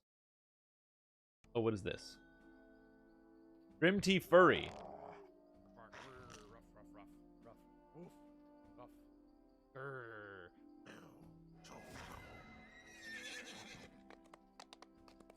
Shing, shing. Rough, grr, grr, arr, brr, grr. Perfect. Wait, that's what my hair looks like? Oh my gosh. I didn't even look. Oh, don't look, children. Avert your eyes. I need a haircut. I gotta cut my own hair now. I'm gonna be cutting my own hair soonish. I'm doing a big haircut. And I'm gonna be getting a new hairstyle.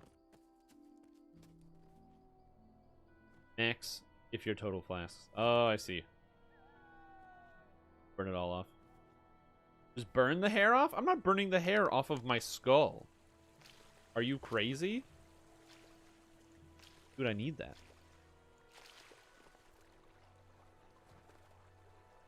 I'm gonna burn the hair. Maybe a little. Okay, there we go. See, as long as we're on the same page.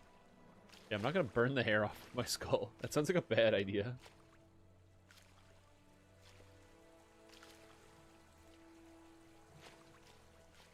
Horse so fast.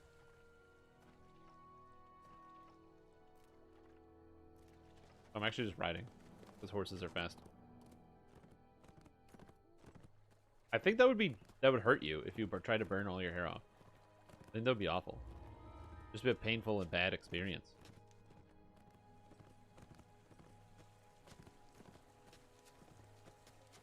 Pay you to shave my head? My brother asked me this a few days ago. I don't want to shave my head, so I'm not going to. I am pleased Loth schemes I like my hair. the bridge between our worlds. For that So, brought ye here in our time of I need. don't want to I shave should my not hair beg off thee of for my head. assistance. Let me To be merely fair, mention I have Eberron never will shaved my surely hair off of my disappear head. into the demon web So I if don't Loth's know plans are left what unchecked. impact that would have. But it's like, I don't know, I like my hair. Also, part of the hairstyle that I want to give myself might involve shaving some sections of my head. I don't know. It's just like I don't want to get rid of it. Why get rid of it? It takes so long to come back. Yeah, 100%. For fictional numbers, like, no, dude, you shouldn't.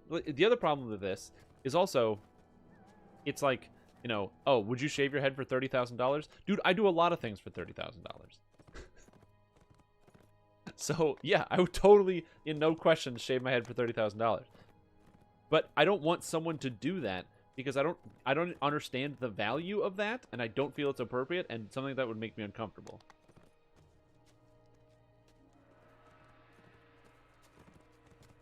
Go for the Picard cut? Oh god. But yeah, so like I said, easy. If someone literally said, "Oh, 30K," but then I don't want someone to do that because then that would make me really uncomfortable because there's no way that the value, like the value proposition doesn't work in that statement of like, you know, this is what you're paying for and this is what you're getting. You would like if you were some ultra billionaire or something and you were like, haha, I want to see somebody cut their hair, and you drop 30K on somebody to drop their hair. That's one thing. But like, I don't think that like, you know, I don't know, Jeff Bezos is watching my stream right now, and any other regular rational human being, that would be ridiculous. That's why I don't want to place a number. It's less so that I don't want to do that. I think that'd be kind of funny, but I just wouldn't want to make, I don't know. I don't, it makes me uncomfortable, the idea of taking in a large sum of money to do something that literally can only affect me, if that makes sense.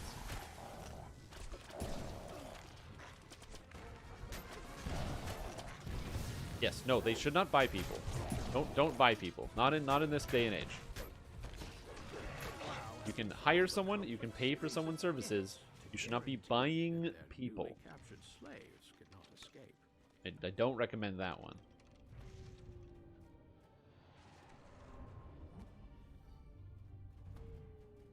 How is Avatar of the Primal going? It's alright. But I'm tired.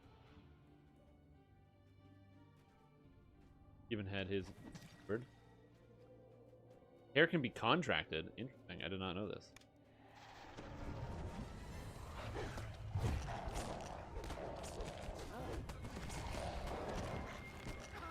Rip. I got wrecked. But yeah, so that's why like I don't have a title on how much I would be like, how much would you pay for your hair? Because the concept makes me uncomfortable. If that makes sense.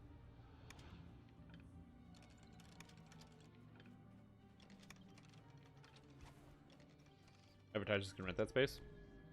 Yeah, for sure. Wait, the space on my head? Is that what you're implying? Shaved into my hair? That's true. Again, I'm not against changing my haircut. I am against possibly I'm against other things. Please shave Shroom Tom logo to my hair. That would be an extremely difficult task. But that is also a very interesting proposition.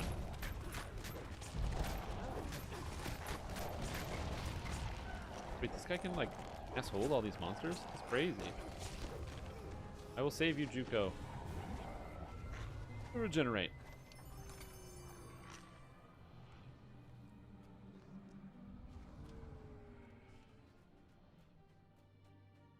Yeah, so that's why it's just something that I don't want to, you know. I don't know. If I actually had to think about it though, I don't know how much money it would. If someone was like, give you this amount of money. It reminds me, there's an episode of the Cold Ones podcast where the two or the producer of the show, Anything for Views, turns to Gus Johnson and says, how much money would I have to pay you to shave off the mustache? And he's like, and they're all drunk, and he's like, I don't know, $2,000. And he's like, no problem. And he pulls out his phone and he just gives the guy $2,000. He PayPal's the guy $2,000. He's like, okay, no problem. And they pull out the shaving stuff. It's like, shave off your mustache. And then he just shaves off his mustache on camera. And because he had to, because he said he was going to do it for $2,000, and the guy gave him $2,000, so he's like, well, I have to do it now. But then the big joke was that he was in between shooting a sketch for Comedy Central, and so they had done like 2 days of filming, and they still had one more day left. But then he shaved off the mustache before the third day of filming. So you can see them editing the mustache onto his face in the actual video. I can't remember which sketch it was, but really funny. He just didn't have any. He showed up to work the next day being like, For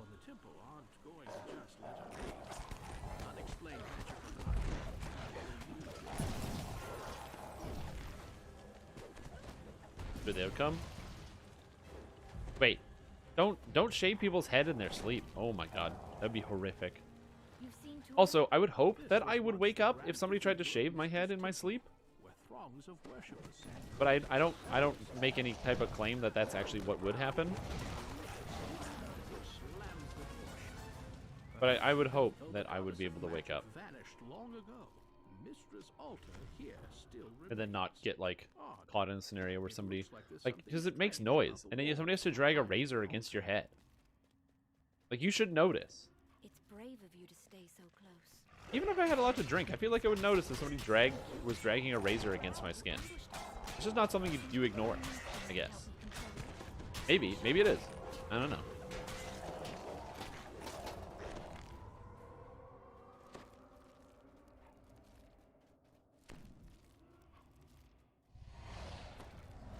Oh, now I get Primal Travel. Oh, there it is. Okay, so Primal Travel. Turin thought we might find the thread of I have to do the whole dodge, and I get it. Whatever it is. All we found were more drow. If it were here, they'd have found it and left. Markered one night, then headed off to the gas station. Let's meet back here. Well, yeah, obviously it wouldn't be recently, you know. But yeah, you did tell me that. You told me that the lady at the gas station was kind enough to let you know. No, there's way worse things you can do to people while they're asleep. Just don't do bad things to people while they're asleep. They're defenseless. Just leave them be. Let people have their rest, and then wake up feeling good the next day. One of the best and most wholesome feelings is just waking up feeling well rested. Let people wake up and feel well rested. Yeah, just don't do bad things. But yeah, I can. At the back of the ruined banquet hall, I can think of a bunch of things. You know what you can do to somebody while they're asleep? You can like put glue all over their face, and then their face is covered in glue. You can like super glue their fingers together. Haha, super funny. And they wouldn't notice. Also, don't do that. Also, a ridiculous crime.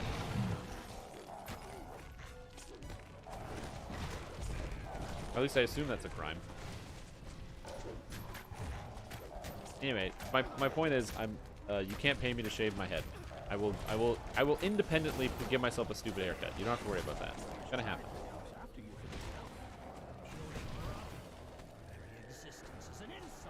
Independent of outsider influence. From advice to the youth. Yeah, exactly. Don't do things that can definitely be perceived as crimes towards others. The classic Strim Tom lesson. Be compassionate, don't do crime. Very easy. Yeah, and then glue people's hands to their faces. Also, I didn't die in this quest.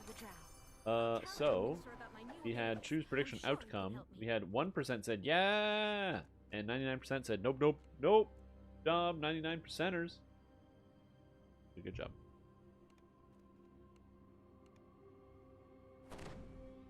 Counts as good things people sleep, like make them breakfast? Yes! Dude, when somebody is asleep, wake up, and then it's like, oh, I made breakfast. You're like, all is good in the world. Life is perfect. Banana polish remover would free the fingers? It depends on the type of super glue that you use.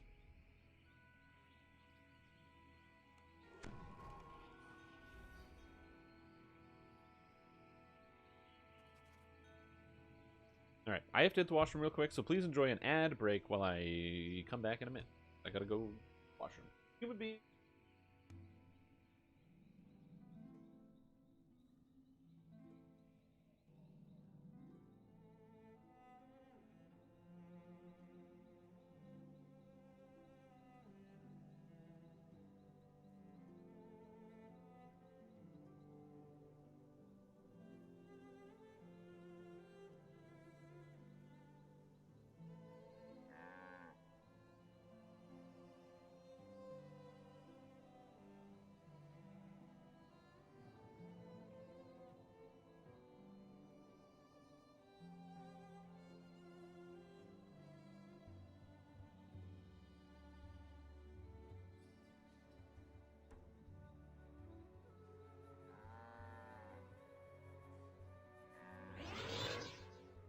Now that Strim is gone, we can get the party started.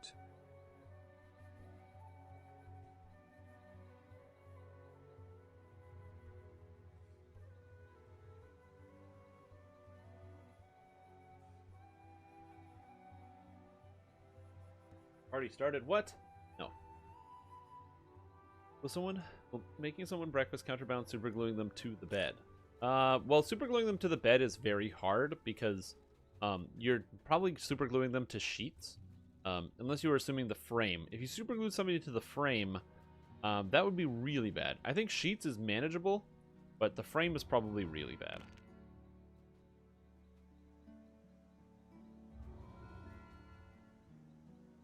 And yeah, and negative also often outweighs positive. So like an easy example, let's just say somebody, you want to do something to somebody because you're like, haha, pranked, right? You're gonna prank the crap out of somebody. I don't know what the maximum level of this group is. That's all cool. You're like, I'm gonna make them breakfast. That's cool. That's great. But then, I don't know, you put like just a big bag of salt in their breakfast, so they don't even know, and they take a bite and they're like, oh, it's so salty. The whole thing is ruined. And then they eat glue eggs. Just very sticky eggs, and you don't know. Anyway, guys, just don't optimal super glue to breakfast ratio. I mean, you know what? I will say that scientifically, there probably is an optimal breakfast to glue ratio. Where there's probably some amount of super glue that will actually come out and make it even so that somebody won't be upset with you either. I don't know what that number is, but I'd be willing to believe that there is a ratio out there. You can also super glue the meat sheets to the mattress. This is true. Or just skip the mattress altogether. Super glue to the mattress.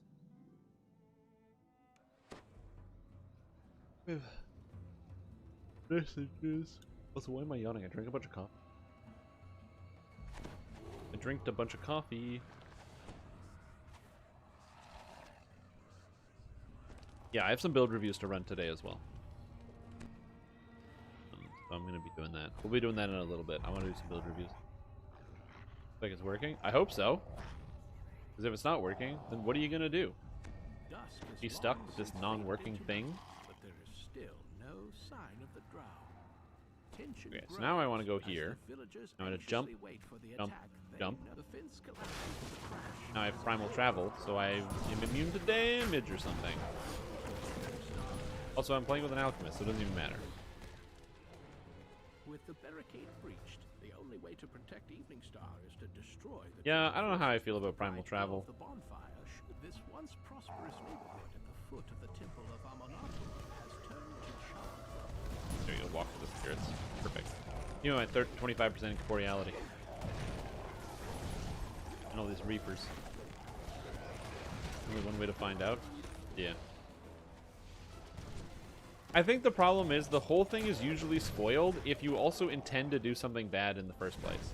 Like, if the goal is to do something good and bad at the same time, then I don't think you're doing anything good at all, because the idea is you're trying to, you know, I think intent is the most important thing in that scenario.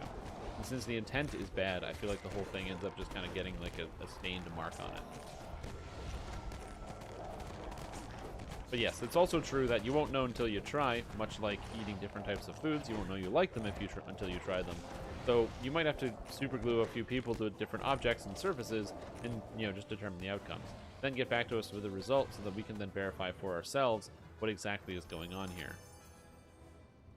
Dream die or did I? Dream doesn't look like it's dead.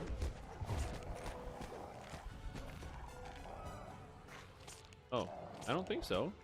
Stream's good on my end. I'm still watching.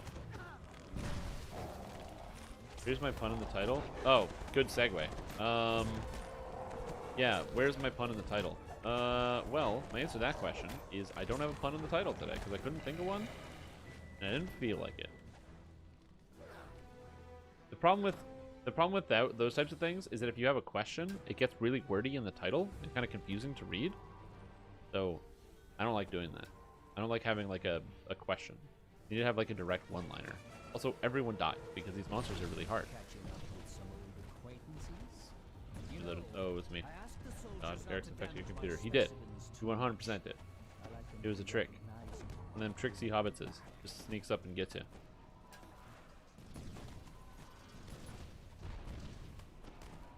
Yeah, kill this necromancer. All of his raised dead friends. Actually, I guess it's your raised dead friends, but then they're friends with him because he raised them from the dead. That makes sense.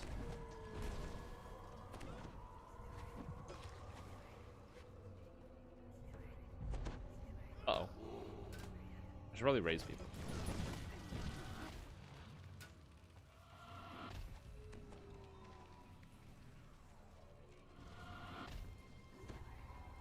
There we go. I'm just gonna raise party members and everything's gonna end up being cool. Raise. This is why we have so many druid levels, by the way. Instead of going barbarian like this guy, I went druid. So now I can like heal and raise people. But really, I can't do that much because, you know, I don't have any levels or stats. But yeah, fine. Regenerate mass though. I could use some regenerate mass. That would be pretty dope. Especially at this time of day or night. Happening. Oh, snap. Why does that guy have aggro on me? Lame. Oh no, I got caught in a bear trap.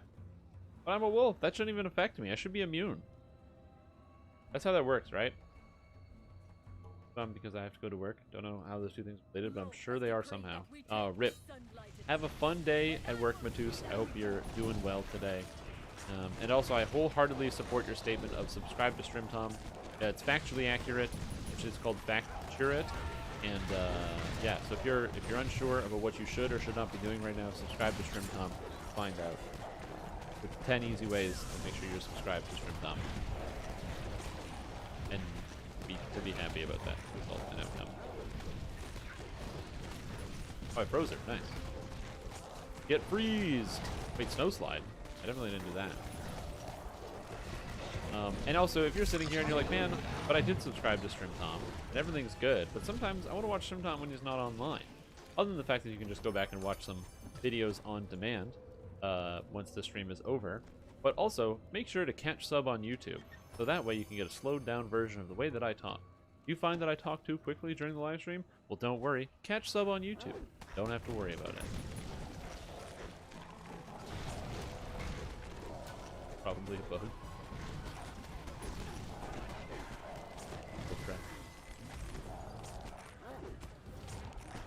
Oh, chat is like off.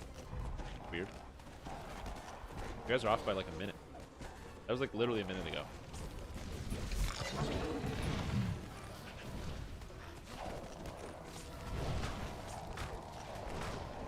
Fix your streaming to YouTube then? Yes. Oh, I'm currently streaming to YouTube at the same time as well. Although I don't see any YouTube comments, and I have, according to this, 1 viewer. Hello. Chat. Oh, I should probably heal people. I'm a druid. Back to 2 seconds? Yeah. Because it should be nearly instant. It should be, like, I have it as close to instant as possible. With as much processing power as we can muster. You know, I had to borrow the computers from NASA and the movie Tron and all that other stuff. And hopefully it's worked.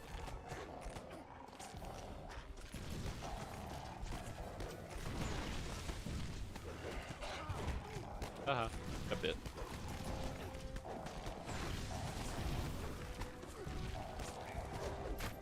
Refresh. Yeah, if you refresh, it should solve the problem. But then the issue is if you refresh, though, but then you miss some part of the dialogue that I was talking about. Then all of a sudden you're like, oh man, but I missed some of the dialogue, so now I don't know everything that's been going on. Then you're like, well, what exactly did I miss? The answer, in most cases, is just straight up nothing. That's also the nature of a live stream, is you can't catch every bit of content. I still remember chunks of live streams that I watched back in the day. Makes me wonder what percentage of live streams people actually remember and pay attention to. I mean, when you produce so much content, I don't even remember what I say during the day. It's like literally impossible to remember what I say during the day. Because there's so many things that end up being said. Also, what's up, Labo? How you doing? And so, you know, when you do like a big, long live stream, there's no way to keep track of everything that happens. Like I have a general sense of what goes on and what the conversation topics we talk about. You know, definitely certain kernels just kind of always make it through to the top. They make it through to my brain and get committed to long-term memory. Stuff like the big egg things, which might come back in a big way. A huge, horrific creature. Oh no! I don't want to be over there. Not without my friends. Drow voice calls down from a target.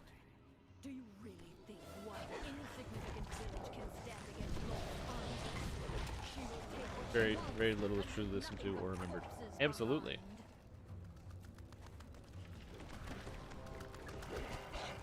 Hope people are able to shrine, because I did not mean to bring a Fear Reaper over here.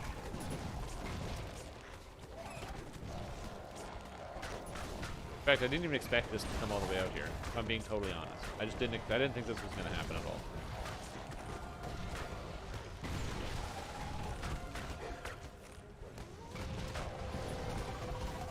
Also, I have fortification loss? Here we go. Extra damage. Get him.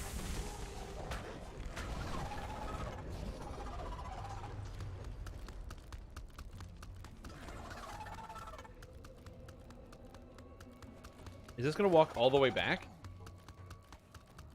That's very funny. I've never done that before. It goes all the way to the spot where it's supposed to die, and then it dies. You've slain Red Weaver. No matter. Do you think Red Weaver names itself because Bebeliths are intelligent creatures? At least I think they are. I don't know what the stats are, but I'm going to have to double check that. You think the Bebelith named itself, given that she's riding it?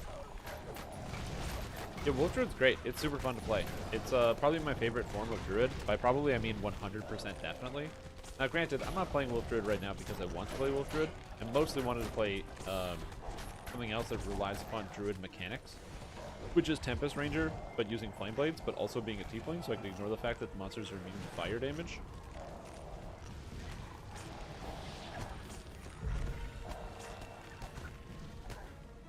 So that's like a thing. Yeah. Go eat this lady to death. Yeah, overall it's pretty cool. Like I said, I really like Druid. It's a ton of fun. I think the animal forms are great. Obviously, not everything about Druid is amazing. I'm not a big fan of the spellcaster. I have 2 different YouTube videos about how much I don't like Druid spellcasting, so that's exciting. You can always check that out. Catch sub on YouTube for information about how little I enjoy. How little I enjoy that. Raise this guy. Oh, he's already raised.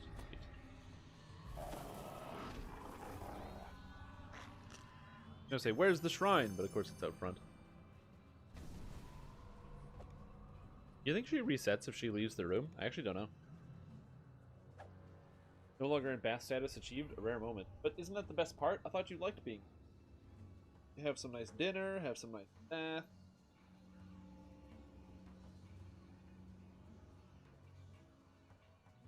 Communicate telepathically. Alright, so then that makes them interesting mounts, because can you really mount a creature that is like intelligent? That you could literally talk to it? Why aren't I playing Flameblade Druid then? There's a lot of problems with Flameblade Druid that easily crop up. So one of the biggest issues with playing like a pure Druid as Flameblade is that Druid doesn't get critical threat range or multiplier outside of an animal form. So you need to be in wolf or bear form to get +1 competence critical multiplier. So that's a huge issue. Also, to avoid fire immunity, you have to be a Druid while also either being a Tiefling or waiting to level 17 to get fire penetration.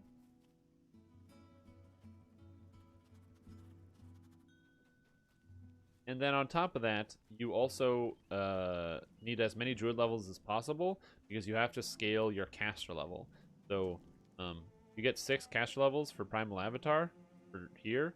And then, so if you're 20 Druid plus these 6, you need to get 3 additional caster levels from somewhere on your spells to be able to get enough caster level to cast Flame Blade at level 30 to have a powerful enough Flame Blade, which is a little complicated.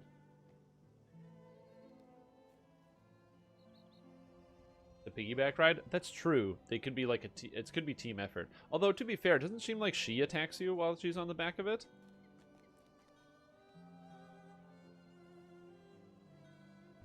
And I think that's kind of the issue, is I feel like maybe she's not doing enough. You know, she's just riding the back of this Bebelith.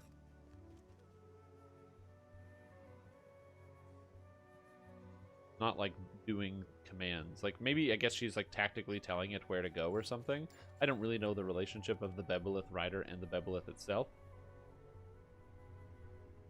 But I can see where you're coming from, like a piggyback ride. But once a prune, you must leave. Yeah, I don't have a bathtub. I have a shower, which has no bathtub in it. So you can't like sit in the bathtub, unfortunately. The backwards Flame Blade, another great tune name. Flame Fade, yeah, that's a great idea.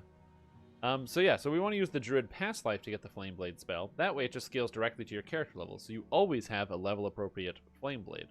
On top of that, I can play another character class that gives me +1 to critical threat range and multiplier, so I get more damage. All these things are essential to the process. Oh, you 100% can prune in the shower. I don't pay for water or heating. It's all included in my bill. And since I don't pay for any of that stuff, I don't think about it at all. Not even a little bit.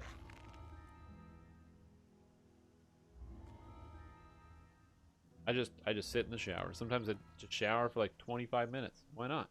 I don't pay for it. Who cares? Wait for the room to fill? No, there's so many holes. You overestimate how properly sealed the rooms in this building are.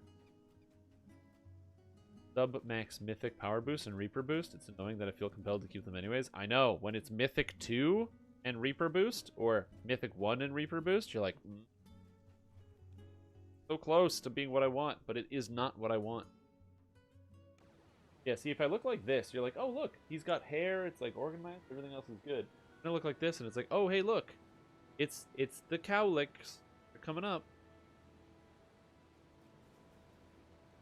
Popping in to say hey. Duct tape the holes. I don't know. There's a lot of stuff. It can only be as bad as the last flood when you think about it. Kind of, yeah. Yeah, okay, look. I can definitely use enough duct tape to attempt to seal the room to fill it up with water to drown myself. I think this is accurate. Or just fill it up enough that I can just stand up. But it still runs into the problem of, like, there's like a billion problems with this plan. Like, I want to workshop this a little bit. And also, again, you can just prune up while being in the shower generally, which is what happens to me. But yeah, it's going to be a lot of duct tape. Like, there's holes literally in my wall of my bedroom. Like, right now. There's just holes right over there. Just big, open, gaping holes in the wall. Also, I have no idea how we're going to do this without our alchemist that we had. Zuko was doing all of this. It was literally carrying the whole team. My character is not good enough to do Reaper mode in Epics. I don't have the gear or the stats. So we'll see how this goes. Maybe as a team. But we also don't particularly have a healer either, so. Why did I buff here? I'm gonna start killing everything. I'm gonna go down.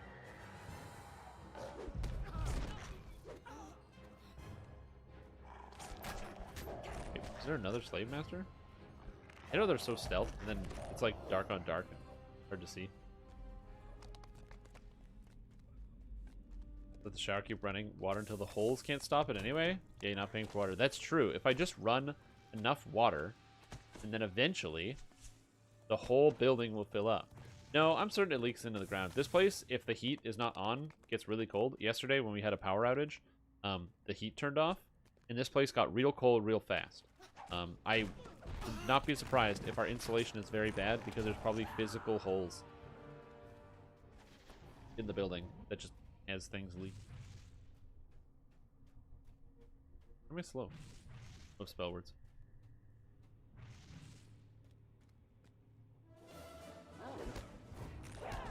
Their saves suck? Yeah. Like I said, I've been having good results with the color spray as well. Although actually I've been having worse results with color spray on Reapers. I still get it to land on a bunch of stuff, but not on Reapers. So tub apartment. Yeah, when we move, my roommate says that we need to get somewhere that has a tub. Because she wants to have a tub. She can take a bath. Which makes sense. It's a very relaxing thing. And it's a good way to experience water. Example, one of my favorite ways to experience water. Hot tub. It's a tub, nice and hot. Bathtub, put hot water in it. Kinda like a hot tub. Not. Kinda like it. Like, if I had a hot tub that I had easy access to, I would just go in there. Every time I've had the ability to travel, oh man. It's like, when you spend, especially when you spend a whole bunch of time and you're in like a, you travel to another city for doing another thing and you're put up in a hotel or something, and you're working all, like, you work like 14-hour days or whatever, and you get some dinner, then you get home. You know what I want to do? Hot tub. Just need a bigger one. Well, yeah, just take out the room that's next to the bathroom, and then put in a big ass tub. Huge. Plus 11 from goggles. Oh, you have the paramneal lenses or whatever. The guardhouse ahead. My goggles give me 14, I think. Extending the bathroom, a lot of work. Yeah, but you just just hire a guy to do it. You don't have to do it yourself. Get a contractor. Just pick up the phone, dial, I don't know the number, but call a number. Be like, hey, can you make the bigger bathroom? You want big? They're like, yeah, sounds good. Problem solved. Oh, the esoteric ones with the insightful and the spell mastery and insightful spell mastery. Yeah, yeah, yeah. I'm with you. Ow, son of a bitch. Die for that. They fill up all of his rooms with water and live in the world's largest bathtub, permatub, for a few days while they work, and it will be sad. Oh, yeah, that would be sad, because then you wouldn't have a tub. All the illusion +2 topaz could fit in somewhere. Yeah.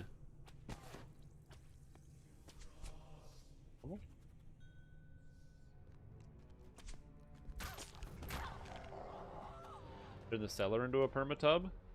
But then where do you store the wine? I thought the wine goes into the cellar. Then you have the wine cellar? Oh, that was the whole point.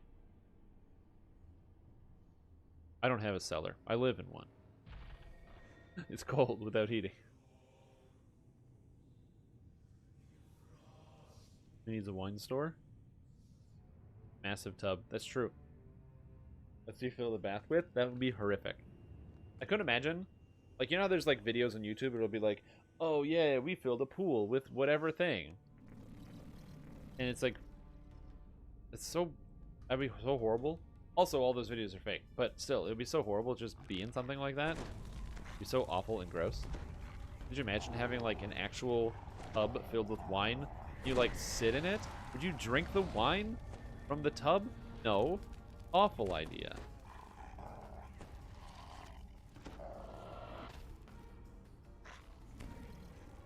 But then somebody's gonna make a YouTube video about it.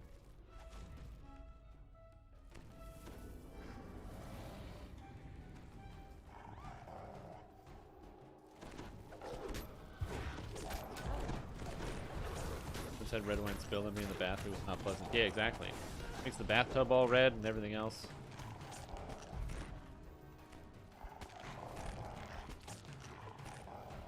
So I've been thinking about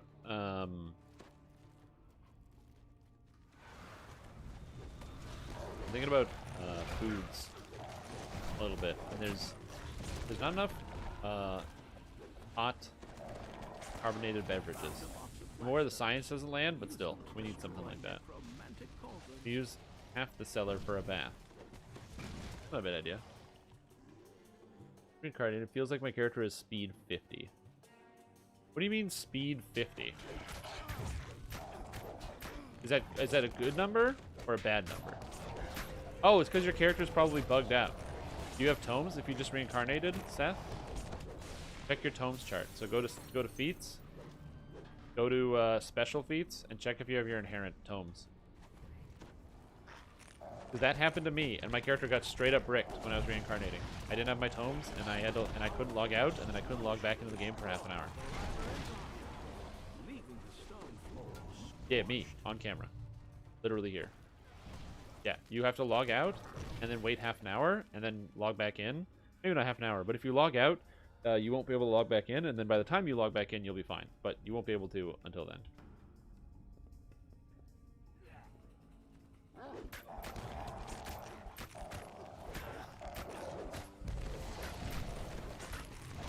So I recommend you take care of that now and not wait till later.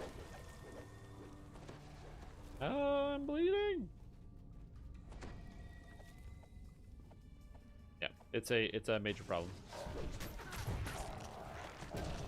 But that also then gave me access to another bug, which was the equipment bug, where I had an item on way below the level I was supposed to, and I moved ultra slow. Kind of fun. So the game says, wait, you're not allowed to wear this item right now. And so it slows you down to prevent you from bricking the game.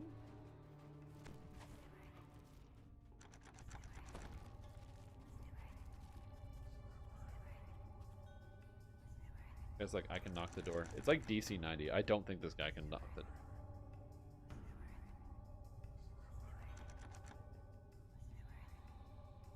Yeah, I got a bell, but I don't think this guy can knock it. What do we do with the chunk of Pharaoh Crystal? You trade it in at the cauldron in the hut from beyond. So how you get to Feywild? No, don't eat it. Don't eat the rocks. No rocks. But you turn it in, and you can exchange it for any Pharaoh Crystal weapon you want. It's just like the totems from Ravenloft, basically.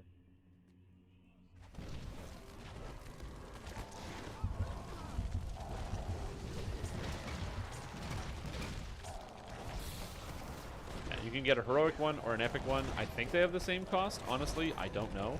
And I don't think you can get the Prince's Scepter or the Queen's Scepter. Oh god, for free. I think you have to pay for those. Or I think you have to get those from quests. I don't think you can just get those from the thing. Sort of like how you can get a Morning Lord Scepter. You can't just get a Queen's Scepter as a Morning, or a Prince's Scepter as a Morning Lord, or not Morning Lord. Sorry, the Night Mother's Scepter, which gave the spell DCs and the spell pen and all that. You can't get the Prince's Scepter, which is just the same as that. It's the same thing. You have to do the quest for it, unfortunately, or fortunately, depending on your outlook on this subject.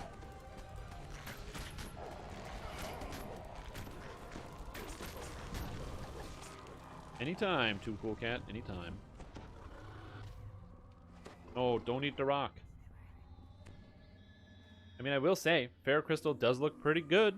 The weapons look good. Why not shove them in your mouth? But there's the age-old saying, don't you put it in your mouth. Don't do that. Everyone's here. 1, 2, 3, 4, 5. Yeah, everyone's here. The remaining undead crumble to dust as the ritual. Damn, look at all this XP we're getting. How much Reaper XP are these quests worth? 1,200? I mean, honestly, it's not bad. Way more than 0. Like what I was expecting, or what I would normally get during the leveling process. So that's kind of cool.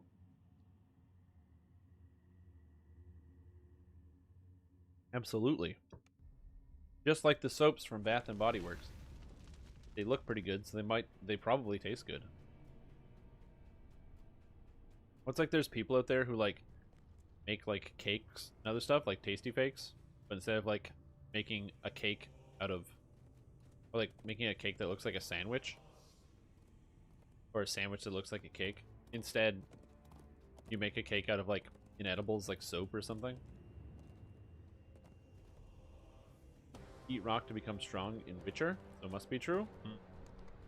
I didn't play Witcher, so since I didn't play Witcher, that means you actually have to be wrong, because that fact can't be right if I didn't play it. Actually, how that works. Oh, it's a Blade Master. More like a Lane Master. Dies. Oh, and then also his friends stab me. They smell of foods, they must be food. Exactly. That just makes sense. It's kind of like what happens to animals. Like, I feel bad for animals because, like, we as grown-ups and adults know the difference. But, like, it's like when there's videos, you know, where, like, a dog or a baby or something will eat, like, a lemon. They'll be like, here you go, baby. Here's a lemon. Baby will be like, oh, cool. It smells like food. It smells sweet. So this has to work. This has to be food. And then baby chomps down on the lemon.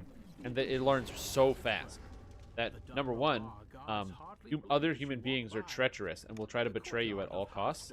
And also, lemon is not the same as regular fruit. It's a very different type of fruit. You gotta be really careful about that one. Just not the same thing. Same thing with dogs. There's tons of videos of like people giving their, because dogs eat whatever, but you give a dog lemon and they're just like, oh, they just instantly spit it out because it's horrific. Those dogs that eat lemon.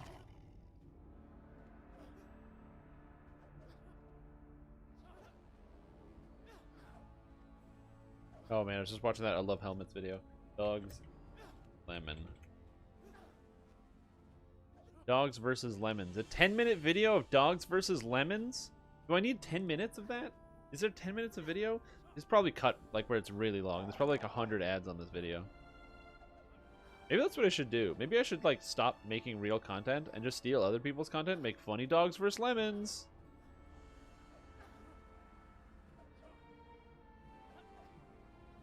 Oh, a dog eating a lemon. What's this?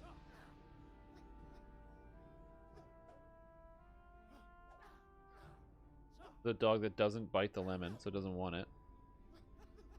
Dog that's barking at a lemon instead of tasting it. None of these dogs are biting the lemon. They all just run away. This is obviously not the first time someone has shown their dog a lemon. This video is horrific. I am disappointed. No. Dog plays DDO now. I'll watch that. What you're saying is I should get one of those like things where it like masks my face and makes me look all animated, so I can be like a big furry dog. Is that what you're saying? Humans eat lemons, dogs hate lemons, trolls eat rocks, humans eat dogs, So rocks must be fine for humans. No, because what are the correlation between dogs and trolls then? You missed a step. Pretty big step. Also, are we missing a person? No, everyone's here. We have a bunch of animals. Yeah, exactly. Get a face rig to make it look like I'm a furry or something. People are into that. I don't know who's into that. I'm sure somebody is.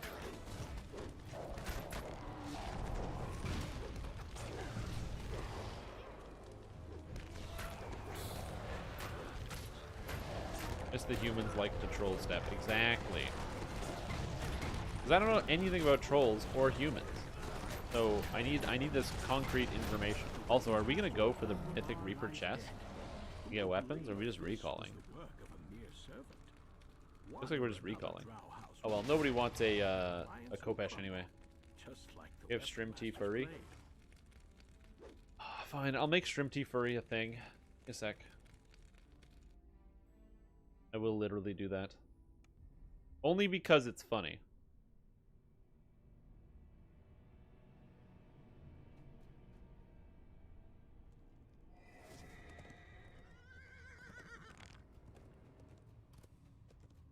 Maybe I will face rig that for fun, then put it on Strimty Ice Cream. Oh my god, no! This website continues to develop, which is fantastic, because it's all about the ingenuity of you know, humanity and their ability to persevere and always create new types of content and things to interact with, even in ways that shouldn't be interacted with and shouldn't exist, that just make you generally sad on the regular, but that's okay. As I've said before, life is in fact pain. Unlike the other noble houses, House Savathun Pull up that recent clip. resides away from the central ziggurat, close to its merchandise.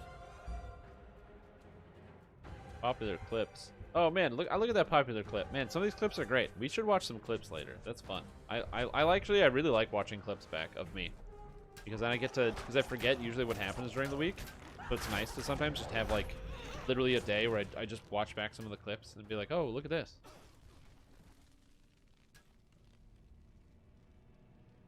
Oh, Strimty Ice Cream for 2021. There you go.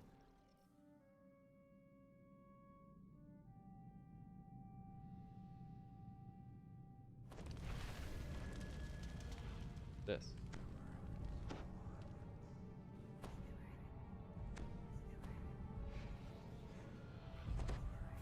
Fast Naked Dwarf recording. Oh yeah, absolutely. Just be aware that you won't have your tomes, so it's going to screw up your feat selection process and also your skill points. Oh, you can? Oh, then I'm an idiot. Anyway, so there you go. Oops. With 6 views. There you go.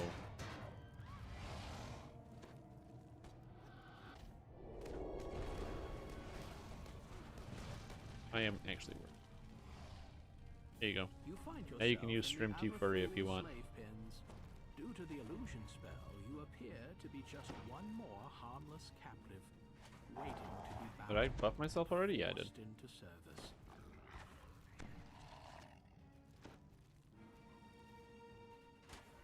Around for raids tomorrow. We'll try to catch people on Sunday for a while. At the moment. Yeah, I don't do Sunday. I got D&D.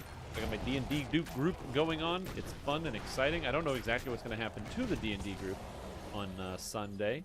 But I got to prepare for that in the morning. I've been writing a couple things, and I should be ready throughout the week, so that should be good.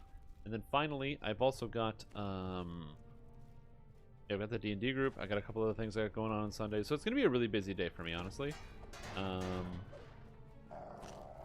to be a very busy day. Yeah, Sunday will be busy.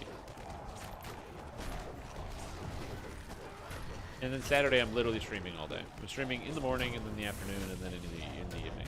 I should be streaming for probably like 12 hours on Saturday. Hell, you just downloaded this game? Nice! Alcatire 87.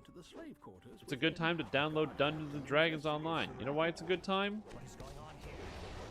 Because you know, you gotta stay inside, so you gotta do something. The game's free, so yeah, why not? There's like way worse things to do out there. to download free games and then play them. Took you 30 minutes to get back in? Yeah, about. Well, I don't even remember what we did. I think we started watching videos or something here on stream when I couldn't get back in. I did a build review, and then I was able to log in afterwards. The slave piniards lead down into the main slave quarters. You will only find collared, obedient slaves. Yeah, it took a little while. The slaves You can make the heroic and legendary version of the Princess Captors in the Cauldron at the Hut from Beyond. Oh, there you go. Their collars ensure absolute obedience. Yeah, I'm not surprised that I would be wrong about that. I realize the exact same audio as Lotro, and I play a bunch of Lotro. Yeah, well, yeah, sorry, I don't know why I said Audio Studio. Yeah, it's Dungeons & Dragons Online and came out in 2006, 1 year before Lord of the Rings Online. And the Lord of the Rings Online engine is based off of the Dungeons & Dragons engine. So there are some remnants between the two. However, as the games have branched out and diverged, they have become vastly different products. Well, they always were, from their inception, vastly different products. But they're definitely different products. There are very few things that are similar between them. So people ask me questions all the time of like, oh, what do you like more, Dungeons & Dragons Online or Lord of the Rings Online? It's a really difficult question to answer because they just scratch very different itches. Like, they're completely different video games. Or like, you know, how are the two games the same? I'm like, well, they're not. Lord of the Rings Online is a traditional MMO, very little customization, and you know, you pick a class and you play it, and you know, it's got the same like itemization as every other MMO, like World of Warcraft or whatever. It's a traditional MMO based off of EverQuest. DDO is this, it's its own thing. I don't know why this game still exists. It is completely different from every other video game on the market. There's no MMO game that is in the same style as DDO. I don't understand how they did this. Yeah. They can't touch anything. Yeah. The time organizing, I'm afraid to mess more things up. Yeah, no, you should have logged out. I logged out and I had to wait for it to like reconnect me.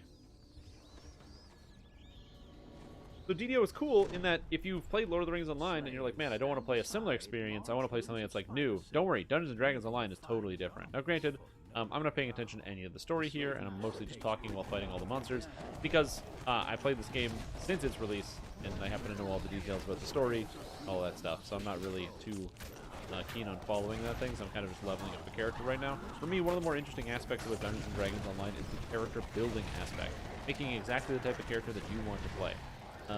And so I wanted to play a character who uses flaming swords, and I think that's kind of cool. And by flaming swords, I don't mean swords that have fire on them, like a flaming longsword, a longsword that's like drenched in fire because you put an oil effect or it's got magical flames on it.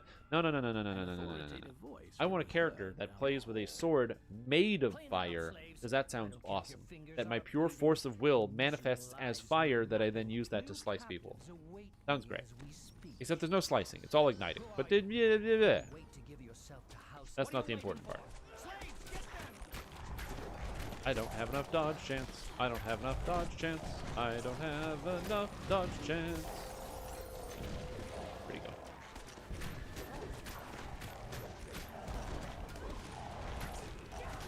Maybe I have enough dodge chance.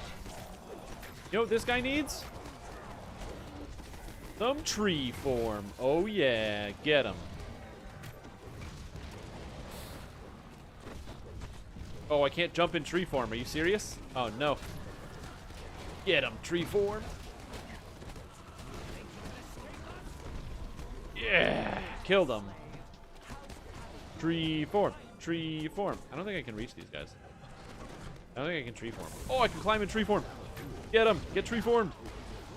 Yeah. There we go. And focusing on Quest their own received. Oh, that's delightful. Bit cleric, a dwarven cleric. Nice. That was one of my first clerics, by the way. XGodKiller164, welcome to the stream. I hope you're having a fantastic day and enjoying the stream so far. Unless you're not, that's also fine.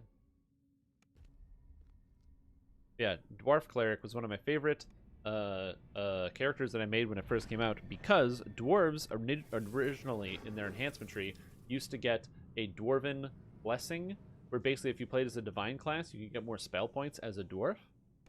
It was great. Tree form build, please. So what you do is you take tree form, and you press the button, and then you realize that you attack so slowly, you only get 2 attacks per phase, and that the amount of damage you do is not enough. So you start sobbing, and then you start throwing up. I think that is Treeform. That's how the build works.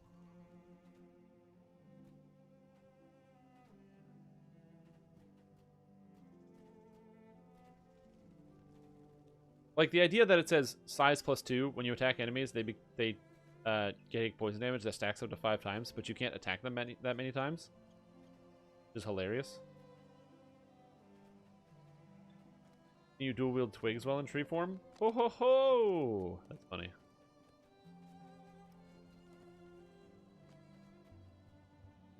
Alright, now we hand in. I think I gotta take my level, or else I'm gonna cap out on XP, I think. Size bonus to PRR. It's not bad. And size bonus, it stacks. It means you also can't die. Is it possible to solo most of the base content? It's actually possible to solo all of the base content, Elkatire. This game comes in a variety of difficulty settings. 14, 15 of them? I don't know. The game is going to start you out on normal difficulty. Normal difficulty is designed to be played and soloed by pretty much everyone in the game.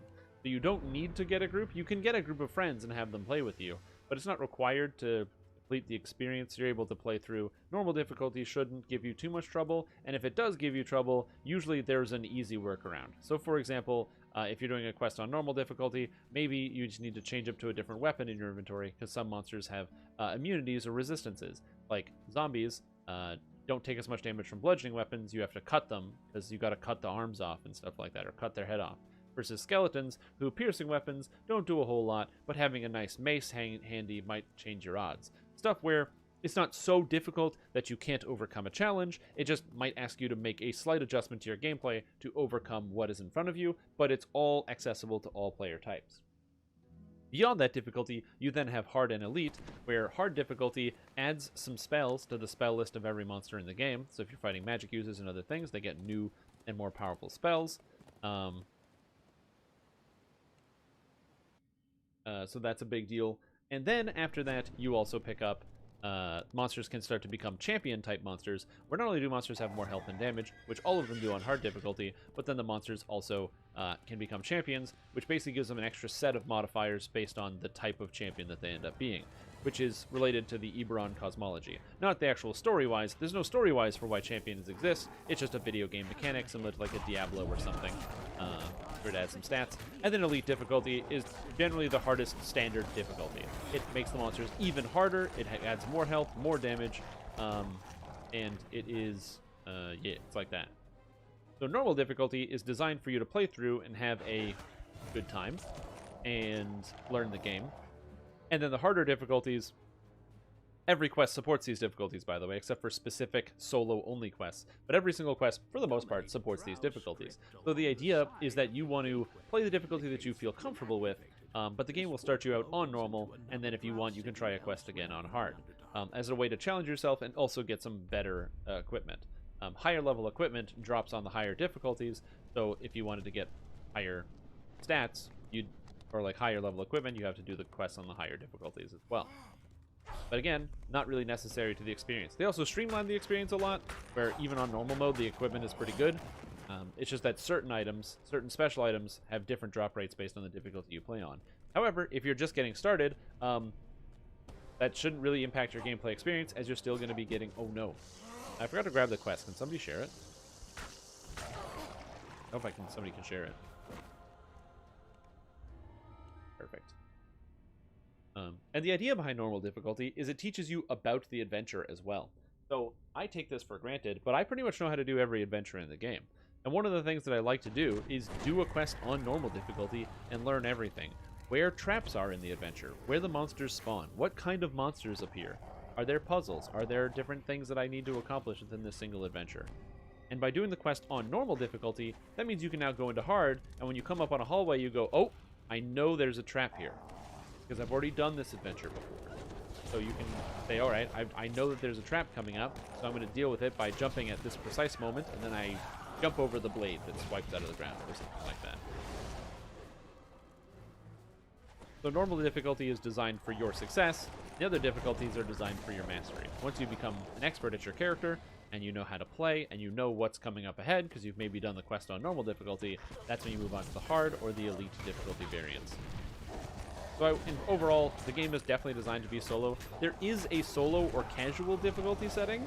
It's not too different from normal, though, and if you've played any video games before, normal should be where you should start as opposed to casual. Casual is very much a story-only experience, but it also gives you less experience points, so you'll have to do some quest repetitions to be able to level up, versus normal, you can just play as all the different quests, and you should be getting enough experience to level up without repetition. Although, if you did enjoy an adventure, or you thought some of the monsters were cool, you're more than welcome to, after you finish it, go back in on hard and see the difference, or elite and see the difference for yourself. Then beyond elite difficulty, there is a difficulty designed for veteran players called Reaper Mode. The idea behind Reaper Mode is that the Dungeon Master, who is orchestrating the adventure, who sometimes has little voiceovers from time to time, is trying to kill you and all your friends. And so on Reaper Mode, monsters gain extra stats. They deal much higher damage. They also take much less damage. And they're way more defensible in and of themselves. So they have way higher defenses, they resist spells more often, they are harder to hit, all that sort of things. The champions are more scary that spawn from them, and there's a special type of monster called a Reaper, and there's several different kinds, and they spawn into the game and they try to kill you. The Reapers spawn when you walk into a room if there's a monster there, the Reapers spawn when you engage monsters, the Reapers spawn when you kill monsters. It is a fun experience nonetheless. But it's designed... Oh yeah, and also, the most important thing about Reaper Mode, and the thing that I think polarizes whether you want to play it or not, is that it penalizes self-healing. One of the issues that DDO was plagued with in 2015, 2015, is that the content, instead of making it so that the content was, when we got to a higher level, more scalable in difficulty, they just made content generally harder, because people were getting all the really good items. So what happened is they made elite difficulty really, really hard for the general player standard. And the monsters became extremely challenging, to the point where there were several adventures that you just couldn't even do on elite difficulty if you weren't, like, if you didn't already have all the gear and the know-how and everything else, and even a full group.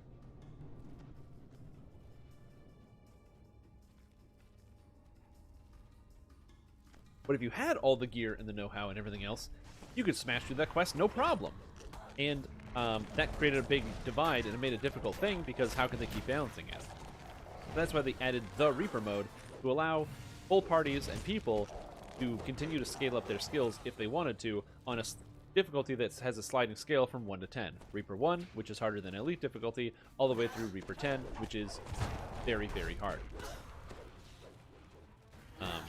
So self-healing is reduced if you enter Reaper Mode, which means you have a lot of difficulty healing yourself. The idea is that to bring back traditional archetypes, by making it so that way you can't really heal yourself, you need to have other people in the party that are healing, or rather, somebody can actually play a full healer role and feel good about it, whereas on elite difficulty, that wasn't super necessary, since a lot of different character builds can build up the way to heal themselves. You know, imagine if everybody has a little bit of cleric in them, everybody is healing, so you don't really need to worry about having an actual person dedicated to doing that one job. Which, if you're a person who wants to do that one job, and you want to play as a healer, well, you can't really do that in regular Dungeons & Dragons, especially if you're playing with an experienced group of players. I almost always play characters that can heal themselves. Like, I am playing as a Wolf Druid, who is a melee. However, I am very constantly casting these healing spells, Rejuvenation, Cocoon, and Regenerate, and if I'm not playing on Reaper Mode, I can heal myself extremely quickly. But if I am playing on Reaper Mode, it takes forever, and it's very hard to do. However, I can heal other people, no problem, because it's all about a self-healing penalty. So to put it in perspective, monsters will be about twice as hard on hard difficulty as normal, and on elite difficulty, they're about 4 times as hard difficulty, or about 8 times the difficulty of normal. The monsters on elite become about 8 times stronger than they do on normal difficulty, which makes them quite hard. Reaper Mode continues to scale the monsters. So, for example, if you're playing on Reaper 10 difficulty, monsters deal about 800% increased damage. So, you know, about 9 times the damage of elite difficulty is the difference between elite and Reaper 10. Monsters have a massive bonus to their saving throws and their defenses, so they're almost impossible to hit and land stuff on. Not only is self-healing reduced by 56% on Reaper difficulty, but on top of that, in Reaper 10, all healing is reduced by 40%. So even if you heal somebody else, you're still healing for 40% or less than you normally would, and if you heal yourself, you only heal yourself for 4% of what you normally are, making self-healing almost impossible in the highest difficulty of Reaper mode. On top of that, all damage is reduced somewhere by about 86%, so monsters last a lot longer. And crowd control effects cannot last longer than 6 seconds. So if you have a big crowd control effect that you want to cast out on a monster, like a big hold spell or something, it only lasts for 6 seconds. So even though it might have a minute duration on it, or you might have like a bard song you can throw to make monsters just stand still and listen to your music, yeah, that shit doesn't work in a Reaper 10. So you gotta be really mindful about what you're trying to do. Magical components, Elminster can open the portal within the main chamber. On top of that, there's also crazy Reapers that spawn, and they spawn in higher number. The quantity of Reapers that spawn is based on the tier of the difficulty. So if you're on Reaper 10, you can expect to see 1 to 2 Reapers in every single pack of monsters, and the Reapers have way different effects the higher up you go. But the cool thing about it is that it's an optional difficulty. It has no bearing on your experience playing the game because all of the loot drops in elite difficulty. So you don't have to play through this higher difficulty if you don't want to. In fact, the majority of players in Dungeons & Dragons Online don't interact with Reaper difficulty at all. They play normal, they play hard, and they play elite, and they have a great time. Reaper difficulty is just a difficulty setting that is designed not for new players and people just starting out, but instead for players who have played for a long time. They know how the quests work. They know how the itemization works. They know how the characters work. They're really well put together. They're set to go, and they want to do something, possibly even as a group. We get all the loot anyway. Exactly. Now, granted, there are special bonuses for playing on Reaper mode in the Reaper tree that take effect while you play in Reaper mode. So, for the most part, they do a good job of keeping it self-contained. So it's not like, you know, why would you play Reaper mode? You get special little points and cosmetics and stuff. So you might see somebody with a really cool looking set of wings that glows out of their back in town, and you're like, man, I want that. Well, you gotta play a lot of Reaper mode to get that. It's a special cosmetic that you only get for playing a ton of Reaper mode. You're too late to stop my scrying, surface dwellers. But still, Now it's a I will fun find thing. the thread of the weave It gives people and a lot of deliver it different to Loth. opportunities to do stuff. You know what I mean?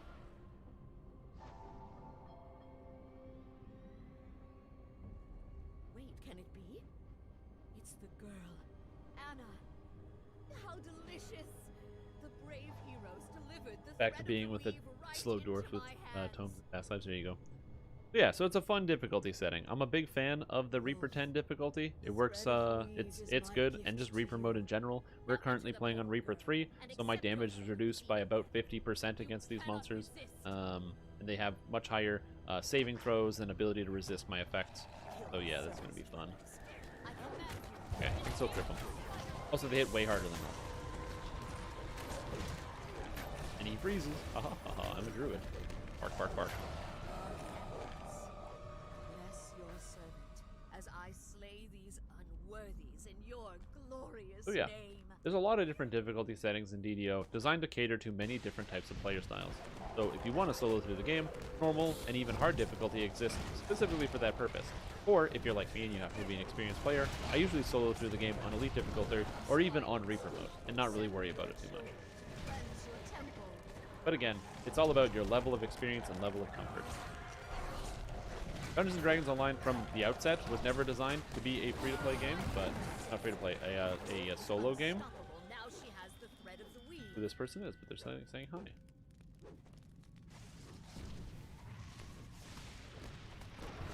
The heck? Oh, I got a text. Oh man, I didn't see this text. Oh no, it's like from a day ago. How did this happen? Damn you, phone. Demonic minions, slay your enemies.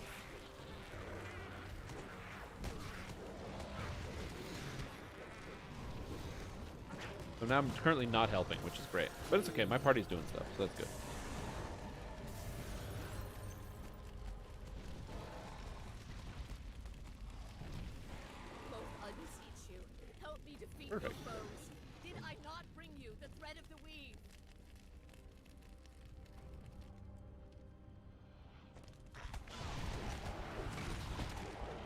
Shadow Trapper was hilarious. Yeah, it was pretty good.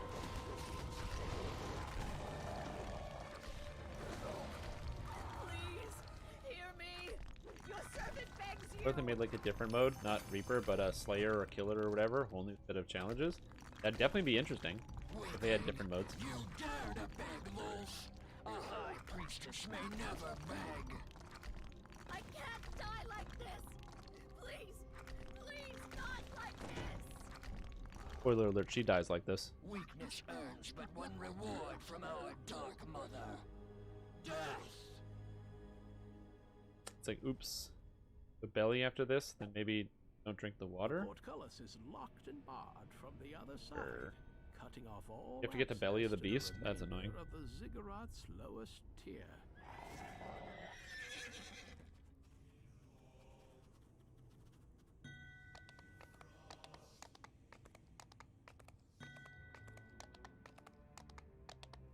This is one of the gateways for which Oh no. Shindelrin has Somebody become thinks known I'm... as the City of Somebody thinks I'm Portals. you. Are you online right It now? leads to the Oh no. furthest reaches of the Underdark, the surface realms, and beyond. The Drow Uh-oh. dominate Somebody thinks I'm the you. center of An immense the I chasm don't ahead drops think deeper and is deeper into the online Underdark, at the moment. down into places But that even the I- Drow fear to tread. Falling into its depths, Who's you? most The assuredly young Eric's. suicide. Really wanted a bear wolf. Would be hilarious. Yeah, I agree.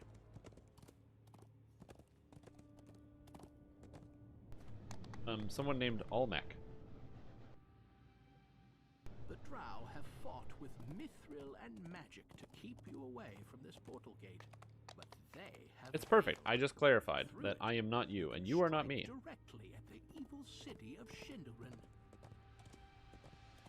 The same person confirmed.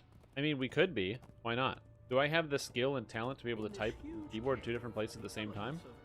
I went the wrong way. God, I hate the Underdark so much. All coexist in deadly harmony.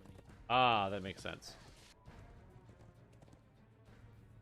Ah, that makes sense. This is why one of the things I hope that we get at some point in Dungeons & Dragons Online's future is the ability to add notes to people. In the Lord of the Rings, there's an extra section called Notes on the guild panel, and you can write in notes about people's names, you can put in whose alt is who, all this other stuff. It's great. That's the confusing part. You have a Tim Strom? Of course he is a Tim Strom. Tim Strom is not me, by the way. Just, I want to clarify this, get ahead of that. You see somebody named Tim Strom, not me. I am, in fact, not Tim Strom. Also, if you see somebody named Strimtom on any server that's not Arganessen, again, similarly to what I just said, it's not me. I only play on Arganessen. Apparently, there's somebody who was running around a year ago with my name on Caneth. Again, I don't play on Caneth, so no.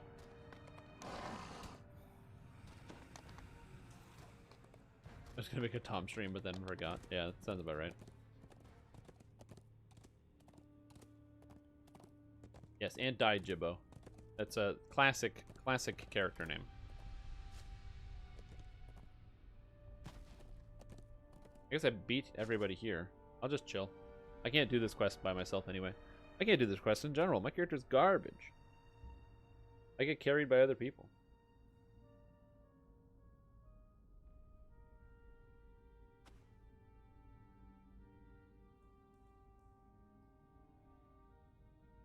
But yeah, there's the 4 different difficulty settings. 5. You got casual, normal, hard, elite, and then Reaper mode, which has 10 different difficulties on it. So you have all the different options.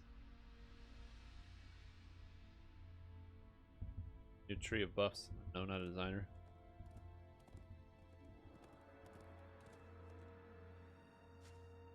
No Wernor? No. Only Wer. I need a character named Werix. This is a good idea. Created by the special streamer non-lag. Oh yes, I forgot. That's a very important. If you guys watch my gameplay footage, it's important to note that I have a special account. That way, whenever I play on the servers, I get logged into a priority server where I don't actually lag. I experience no lag whatsoever in DDO.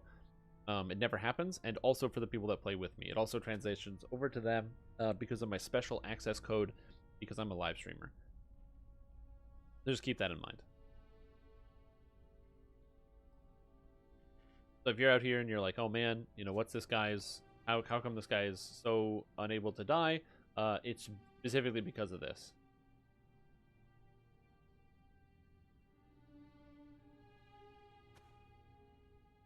What's the code? Oh, the special code? Yeah, you can easily do it. You just have to put in druids are bad 69 and it goes in the code and it's done. Yes, and I can pull all levers without being attacked. Absolutely. Hey, what's up, this guy? How you doing? Direct line, so you plug straight in the servers. Yep, they dug a line to Canada. It's actually crazy.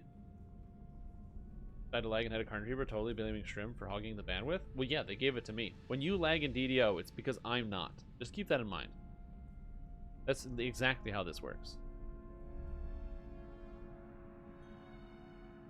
I'll be there in a minute. All right, sounds good. I don't really remember how to do this quest. This is also an amazing quest, by the way. This is a quest about a secret arena that you have to infiltrate, and it's delightful.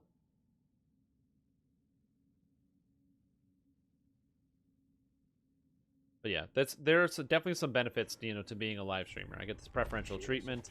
You know, get my own special servers. Everything else, everything is just straight up faster. That's me. Okay, what is the password? Haggle. The password is 1,000 platinum pieces. Intimidate. The password is, let me pass or I shall strangle you with your own entrails or start a fight. Left, left, down, down, up, up, square, circle, triangle, R1, R2. Yeah. Exposing this info to big Wi-Fi. Dude, you're not gonna make it past your front door before your head hits the ground. I don't have any intimidate, so I can't intimidate this guy.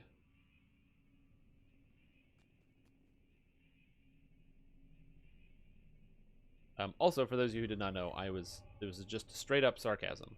Yeah, I don't have special powers or any extra rules. Just to be very clear about that, in case anyone was curious. The password is 1,000 platinum pieces. Let's do it.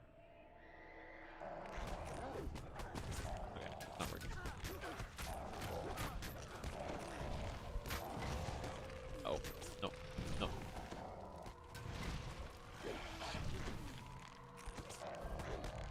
Oh well, this guy's stealth it, or duck at least. That's good.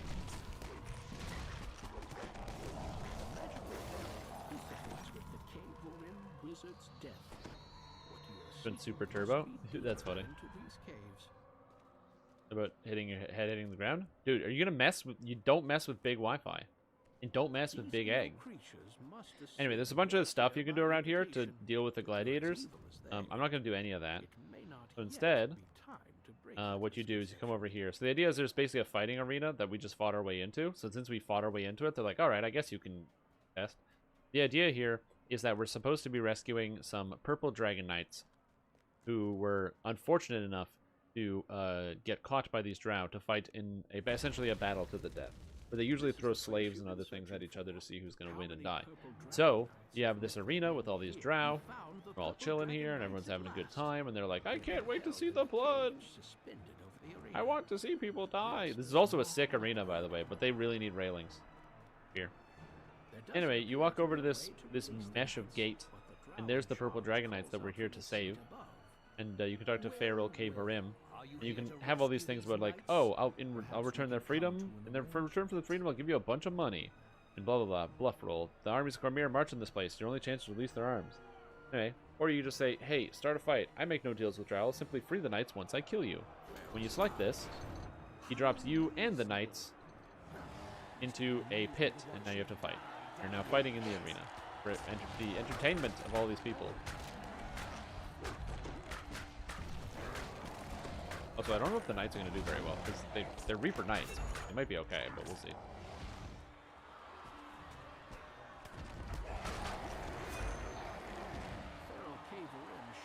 Ridiculous comment on YouTube. Oh, I know. I was following through. This is very funny. I'll be back for Drink Souls. Ciao. Alright, sounds good. Catch you in a bit, buddy. Kill these UNTs, these snake people. You ain't never seen a UNT. Oh, Reaper. Oh, 2 of them. This is good.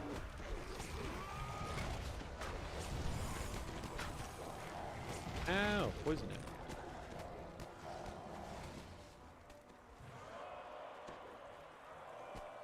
I am healing Kringef, aren't I? I'm just gonna heal for a little bit. Keep people up. Also, I'll just knock down some guys. Also, this knight is just straight up... These guys are just straight up killing Reapers. What is this? Your presence on the spectator stand. Pull this real quick. Done. Now that I'm back to full health and everybody's feeling good, cast my buff spells, and back to raging, and back to murdering.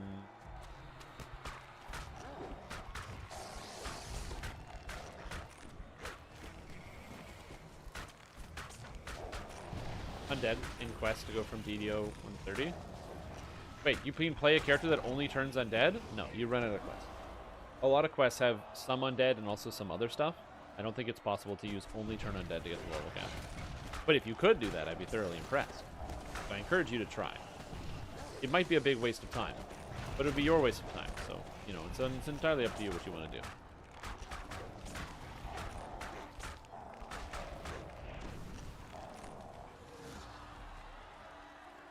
The Cavalier applauds your further victories. Yeah, perhaps those UNT were not all that thinking after all. I know it's the Drow Slave Master Voltaine. You can do all the optionals to basically kill all of the special guys, like the Drow Slave Master and all these other people. You can have Rytez fight with you, I believe, one of the Driders. There's a whole bunch of different ways you can do this. This is not going to be too hard, because now that we have somebody who can drop down some amount of crowd control. Also, Voltaine is dying because he sucks. Bye-bye, Voltaine. 41k K life. Huh, what a joker.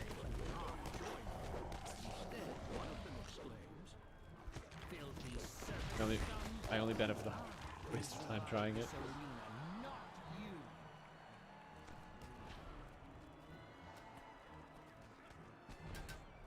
One quest every 6 levels or so. Yeah, you can repeat quests and then wait. Because repeating quests does technically give you XP, but again, you could definitely do it. But most quests, even in like the catacombs, where it's like a lot of undead, there's also like spiders and all sorts of other crap that just shows up. Lots of monsters. Pharaoh continues to address the audience. My dear guests, now that we've whetted our taste for blood, it's time for the main course. Arriving in the arena now is the top contender to be our new champion. Thank you for your hydration. Appreciate that.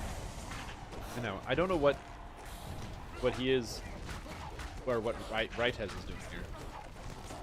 He's going after my purple dragon knight. I'll have to work for my victory, I see. And then the purple dragon knight died. Yeah, we didn't rescue any of them. That's okay. We killed basically everybody. Go use heal to kill everything? Oh. Interesting. I don't... That sounds extremely ineffective. You might be able to do something with that, but it's definitely more of a long shot than anything else. Now let me in. Have you logged in game? No, you're not on. You're not in game right now. You are offline currently. Your spell doesn't do much damage? No. Healing spells do not. Healing spells aren't scaled to be like real damage spells. To be fair, neither is Inflict. Inflict is scaled the same as damage or as healing spells, so it's also not a good viable option for dealing damage. What you gonna do?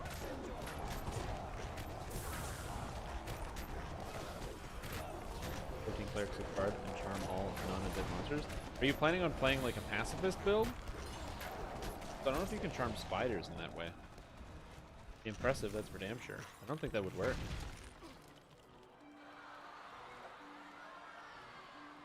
Oh, Blade Master.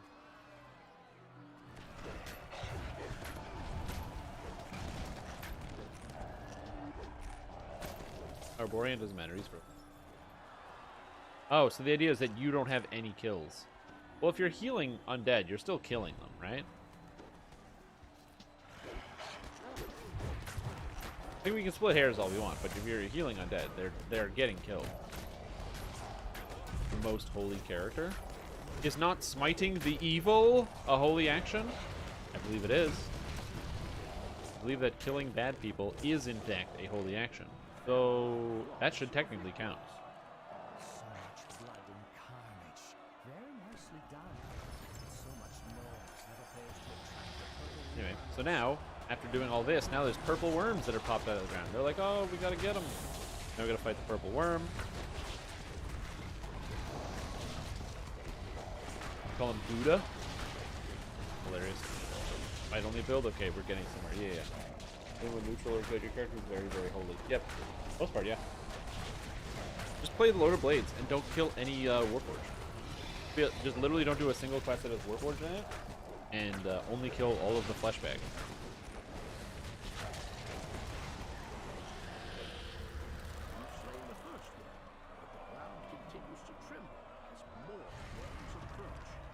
More approach.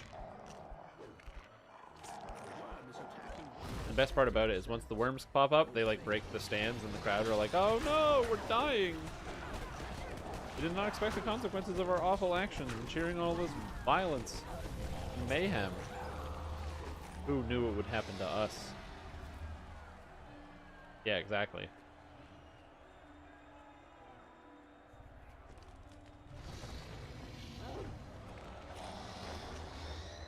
I can click on the worm and heal it? Interesting. Anyway, and then I wait for these people to fall. The worm here? Yeah, freeze the worm, and we just kill it.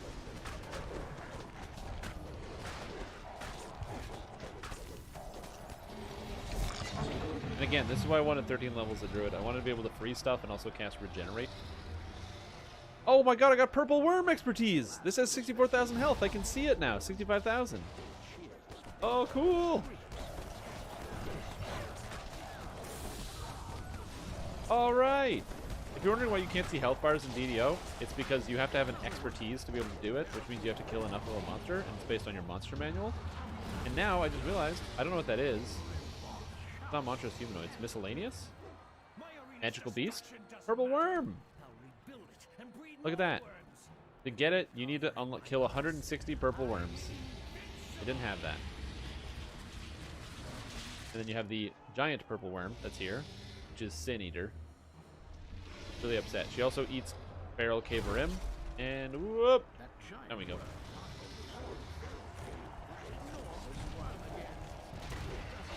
That was error in naming. That's all good. I also let him know. I really talked to him. Sin Eater. Oh, it doesn't tell me how much health Sin Eater has. Oh, I guess because Sin Eater doesn't have health here because it's invincible. Anyway, we get swallowed by the purple worm, and now we're inside. Conveniently, there's a restaurant in this thing. Ahead, acidic fluid. This is a piece of that worm-slaying weapon. You pick up a shard of the sword, Earth Shatter or something, Earth Carver. And now I go in here, and I can fight. Oh, Yuan Ti that this worm is eating. Hello, Yuan Ti. So I can use Earth Carver, the shard of Earth Carver, to start killing everything. But exactly what I'm gonna do. If I have it, why not? And now we fight our way through all of these monsters. Now I'm actually going to be picking up the Shard of Earth Carver at every step because I'm actually using the weapon. I think it's kind of cool. Yeah.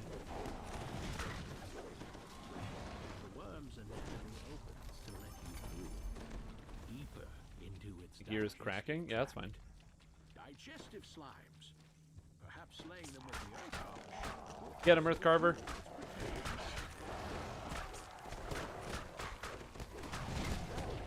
Ah, beautiful. A beautiful sword.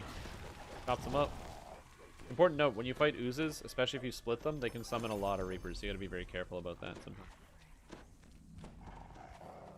But you can see Earth Carver through my character's model, that's interesting. I can split this stuff. I can't freeze Flint, but I can knock it down.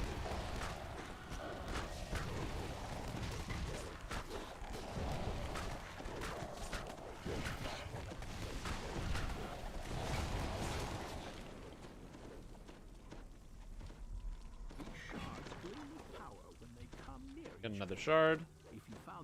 Now you go down into the acid, and we go even lower. Now there's rust monsters, these little parasites. There's a boss called Leech. Ooh, I can definitely freeze if I can get in a range. Ah.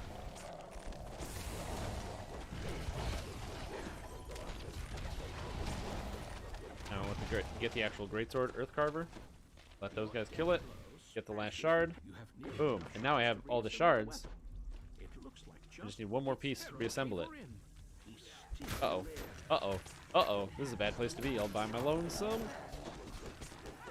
I want that sword, damn it. Drop it, Feral. I also like the fact that he literally has like just a chunk of his sword, Earthcarver, in his hand.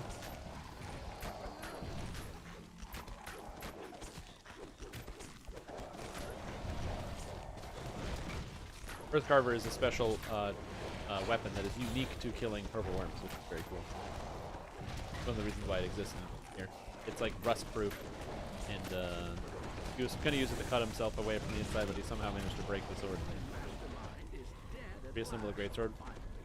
Boom! Now I have the sword Earthcarver. And then, uh-oh, we made it sick. And then it starts filling up with acid, and you have to escape. Also, I apologize if it's hard to see, but you have to swim through its insides. Away, through the worm we go! And once you're out, there's a collectible, which is weird. Then you have to fight your way through the outside of the worm.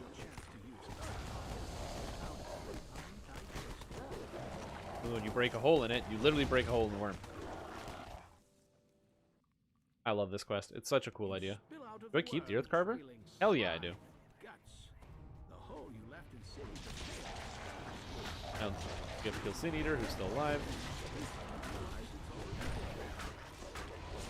And bam, dead. But what does Earthcarver even do? Level 20 weapon. 2d6s, but it's 4.25, so it's a lot of base damage rating. This weapon, it looks like, is a ×3 weapon, which is pretty cool. Oh, it's a 17 to 20 ×3, so this is the same as the sword, Sword of Shadow. It is brilliant, so it does extra light damage on hit. Radiant Blast, so it does a chance to do extra damage. Disintegration, Greater Oozebane, Aberration Bane, Magical Beastbane, Superior Acid Resistance, Acid Absorption. Bam. And it looks like this. Pretty sick. Unfortunately, you cannot keep this weapon. You can also not make a cosmetic of this weapon. If you attempt to, it has the property that it disappears. So yeah.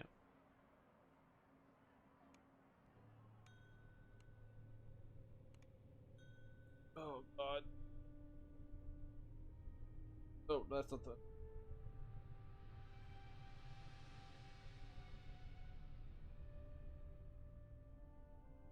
Here we go. I had to stretch.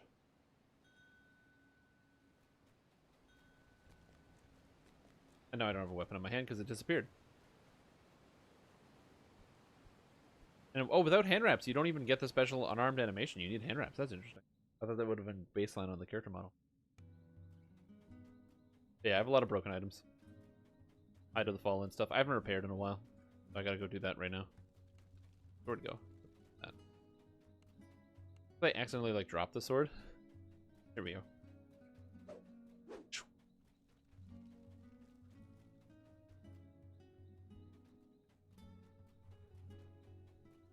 Yeah, the last few heroic levels would be pretty tough. I don't even know what quests you would actually do. If you're doing a full pacifist run. I mean, again, if you want to do a pacifist run, you could just... That's essentially the army build, right? Where you just have a bunch of things that you summon. Pets and hirelings and other things. I mean, just get 3 druid pass lives. And then play as a warlock with a bunch of pets is an option. It's not a good option, but it technically is. Necrophore and Tethymar from 15 to 20. Yeah. Yeah, it's interesting. The back half of the game is populated with, like, demons.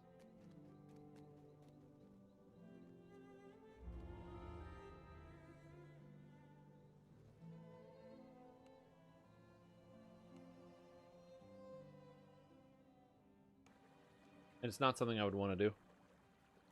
I mean, just generally. Demons and also plants. A lot of plants as well. Plants are fun. Can't complain about plants. Well, you can, actually.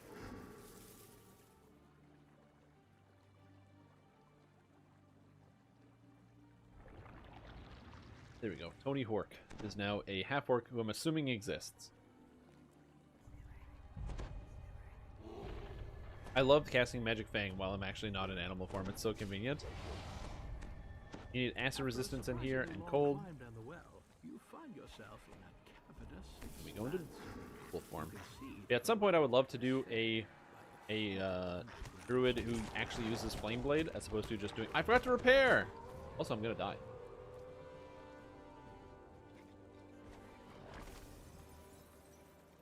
That's cool. Yeah, at some point I'm gonna do a druid who uses flame blade. But as I mentioned before, there are a couple problems with druid using flame blade, and the biggest problem with druid using flame blade build is that you don't get any critical threat range or multiplier. You can't because you need 17 druid, and you'd probably go pure druid, so your threat range would be nothing. I also don't know how to fix that problem, which seems like that's the whole issue. Intense kickflip action, stick monk. That's great.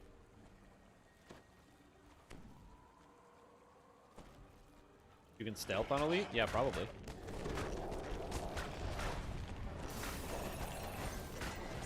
I can see that being a thing, yeah. Now, 400 damage? God.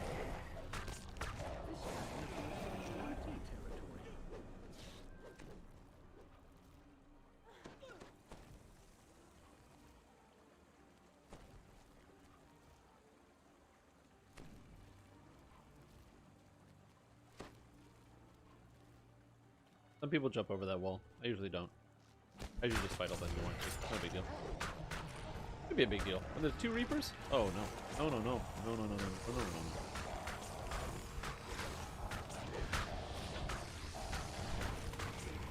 Doing okay. I'm better than I thought. It's because I didn't get tagged by the Plague Reaper. If I got tagged by the Plague Reaper, that would have been bad.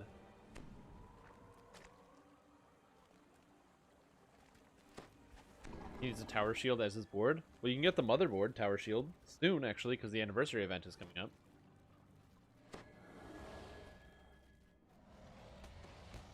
I think it is still a big thing. I think a lot of people like figuring out what you can skip in new quests. It's weird because skipping content in quests is something that I don't, you know, I try not to do all the time. But content skipping is, in essence, sort of similar to a form of mastery, if you will. Because if you get so good at something and you can find all the tweaks to make it faster, you'll be able to get through the content at an even better pace than you were before. I mean, it's kind of like a similar thing, isn't it? Because you're just like, you're so good, you're so fast.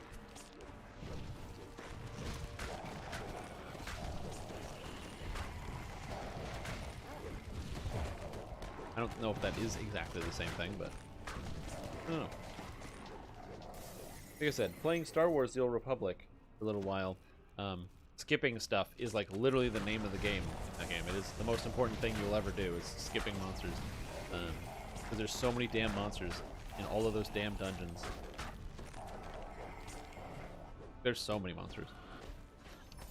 So making sure you're skipping as much content as possible is like kind of the only way to play it at that point. Else every dungeon takes literally hours. As the Wanton Priestess dies, the magical barrier blocking your way dissipates. Something seems wrong with the Dryad in this case. So unfortunately, we did not get the antidote. Whoops. We told game 20 minutes less and then we got to beat the game. I mean, I really appreciate speedruns. I like watching them.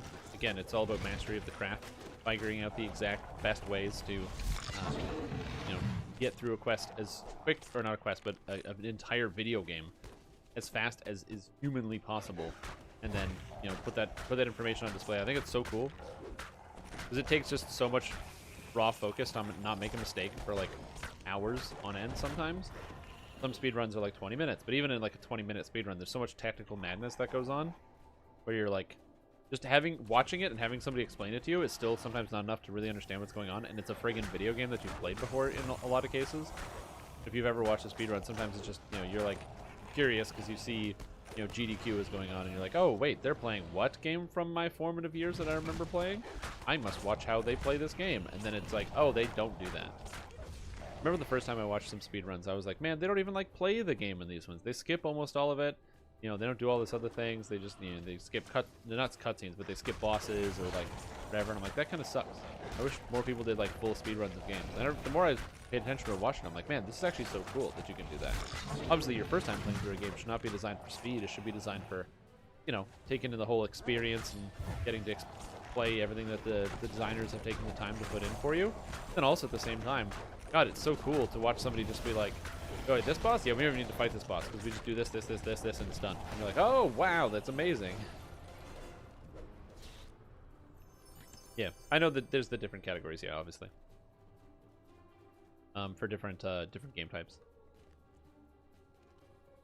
Different categories, and then different platform categories based on like the platform as well.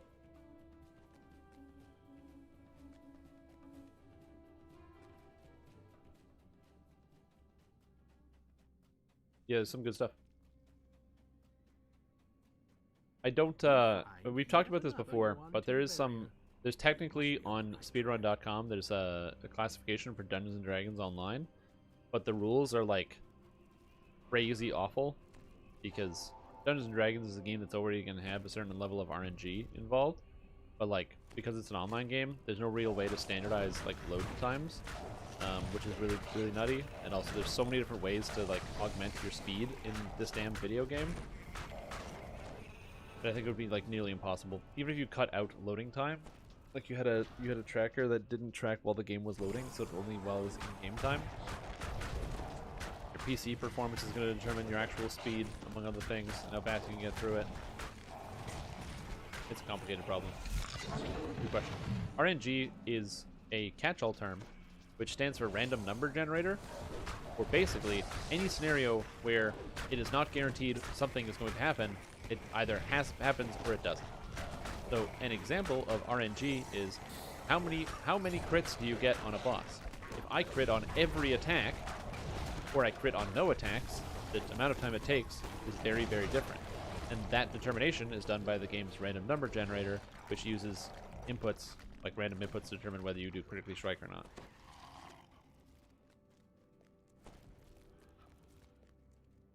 Yeah, exactly. I think it is on individual quests maybe, but yeah. A large green dragon has made this yeah, you can make your own categories on speedrun.com. I think moderators need to do it, but yeah. Great beast looks at you. So RNG is, like I said, whatever is decided as being like a random event that's not guaranteed to happen. So for example, something that is not RNG is this final boss. This final boss there's no RNG in determining like the final boss in, you know, the fact that it is a dragon. Tharmalos is always here. There's no random number generator. That's how the dungeon ends. RNG might be, what attacks does the dragon use? Does the dragon use attacks where he's flipping back and forth, causing people to get knocked down? Because that wastes so much of time because people are on the ground the whole time, like this attack right there. Or does the dragon just frontal attack? But instead, he's just spinning around and attacking people. So, like this again. So, depending on what attacks he uses, there's a lot of RNG that can definitely be involved in any type of run, or any type of thing that you do. Things that you can't predict, things you have to work around. Minimizing the impacts of random events, or RNG as people call it for short, is, again, RNG is not the absolute correct word in every scenario, but it's a good catch-all word for describing what you mean, which is basically random events. Minimizing the impact of random events is the cornerstone of speedrunning for a lot of different games.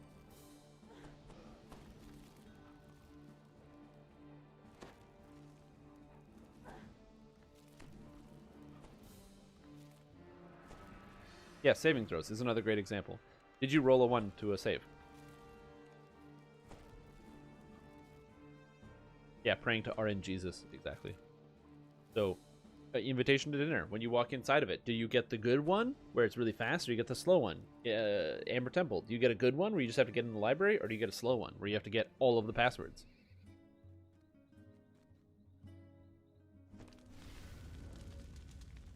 If you ever lose your voice from talking so fast so much? I think that's entirely dependent on my energy level.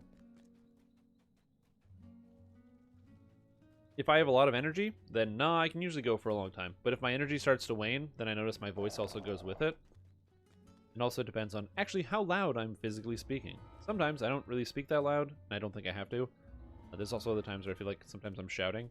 Like, I don't often talk at, like, my regular speaking voice when I'm doing the live stream. For some reason, I talk at, like, a... I guess, yeah, like a near shout sometimes. And I should just be talking. But I get really excited, and I want to talk and start yelling and be really loud. And that's not what you're supposed to do in the microphone. I could probably use some coaching on that, if I'm being honest. Yeah, it's usually my energy levels. So if my energy levels go down, then I start to notice that my throat gets, like, scratchy. And but if my energy levels are high, I can just keep talking about whatever. Also, the amount of water I drink and the amount of breaks I take during my gameplay is also impactful on this. On the whether I lose my voice or not. Does Stream Tom lose his voice? Find out next time on the stream. Also, thank you for the hydration.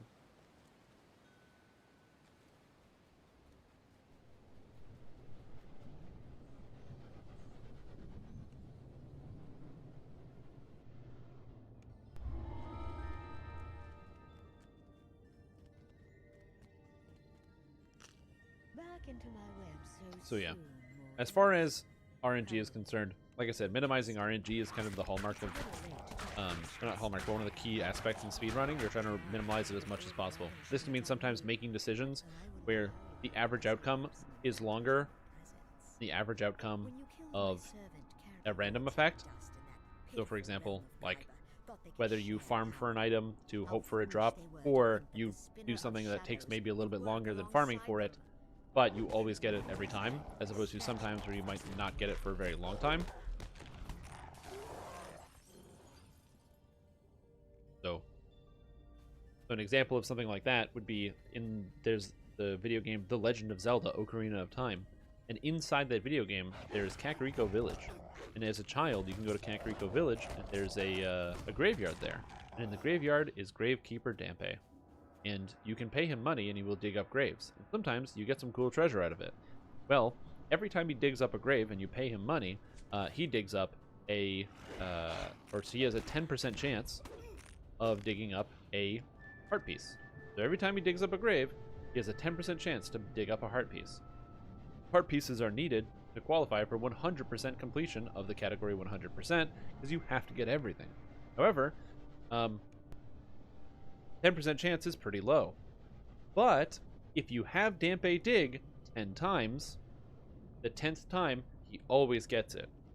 So what people will do is they'll either have Dampé dig 10 times, or they will have Dampé dig, and then, because he has to walk around and he plots really slowly as he walks around this place, instead of waiting, they will just reset the area by quickly entering a tomb, coming back out, and then Dampé is standing in front of where he does the first dig, and then getting him to dig again. If you get the dig on the first try, it saves way more time, but it's also a 10% chance. So managing that type of probability is, if you get it, you're really happy. If you don't get it, you're really upset, and you kind of need to be somewhere in the middle. Do you just wait the whole 10 things? What do you do? Show yourselves, weaklings. I would speak with you.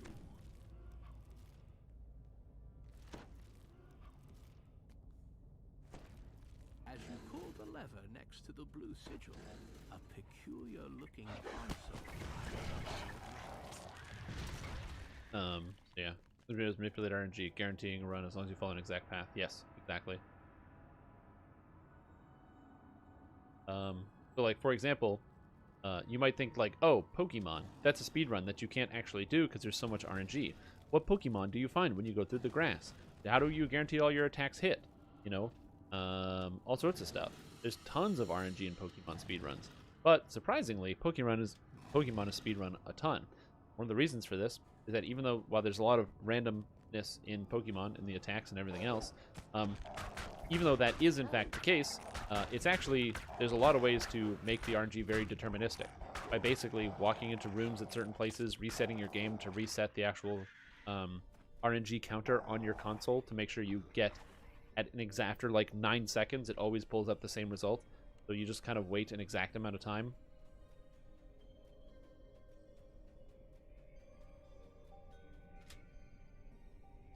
So yeah, so there is also RNG manipulation that can be involved.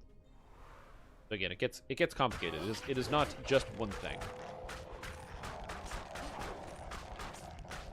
Still in repair, which is good. Somebody healing me? I'm getting healed.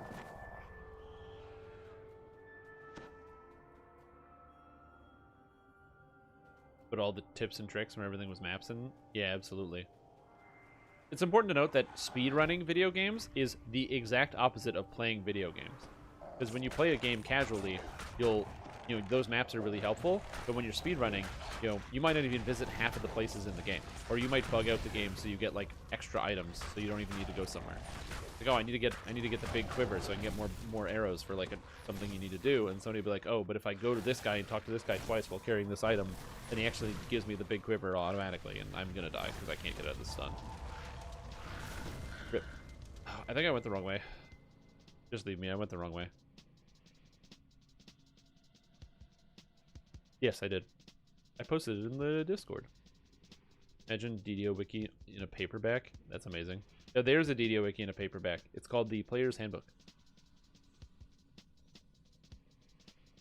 On if you are doing a single speed run, or if you're allowed to do hundreds of runs and pick the fastest. Well, yeah. So that's what segmented runs can often be, where you run them segments at a time, and so you categorize your own segments and then put them together, which is basically not really a speed run. It's a way of doing a speed run, but it's done in multiple parts. So you can take each segment and do it the exact fastest way. You can say like every time you hit a loading screen is a different segment. You fell asleep during the day? Gotta figure out that sleep schedule, man.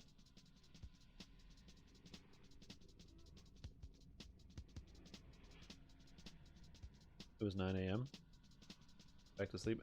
Oh, you went back to... Oh, I got you. I get you. I'm with you. I understand what you're saying. I'm picking up what you're putting down. I'm seeing what you're selling.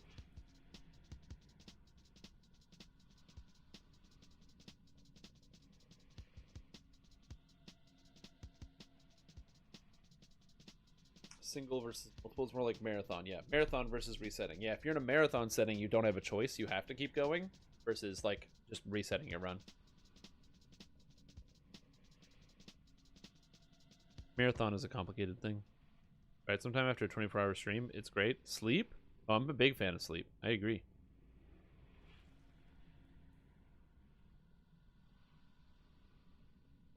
Did the same. Your job told me that we can't make any major changes, so you went back to sleep. That's funny. Yeah, I mean, it's Friday. Depends on where you work and what you do. I think it's... I don't think it's still snowing outside, but it might be. Might still be snowing. Yeah, I'm just gonna chill here. Be dead. No. Classic, classic dead Shrimp Tom. I'm getting super duper carried here.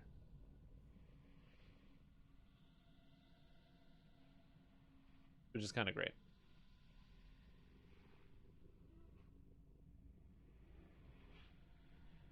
You know, since I'm dead and I'm getting carried, I'm gonna use the washroom real quick. I went the wrong way. So I'll be back in just a moment. Please enjoy an advertisement while I hit the washroom and return to my... Has Trim done? Yes, I have. And it's horrible. And I don't want to do it again. And stop asking me...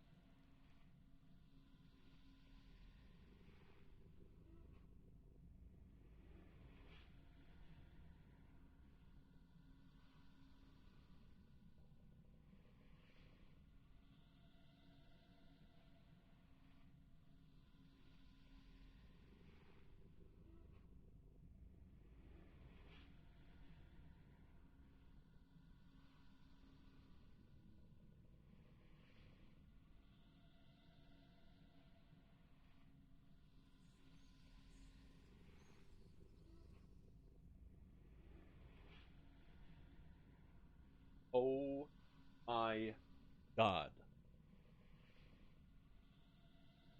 Name change to Dead Tam? No, I'm not name changing because I died.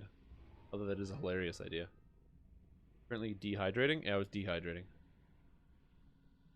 Alright.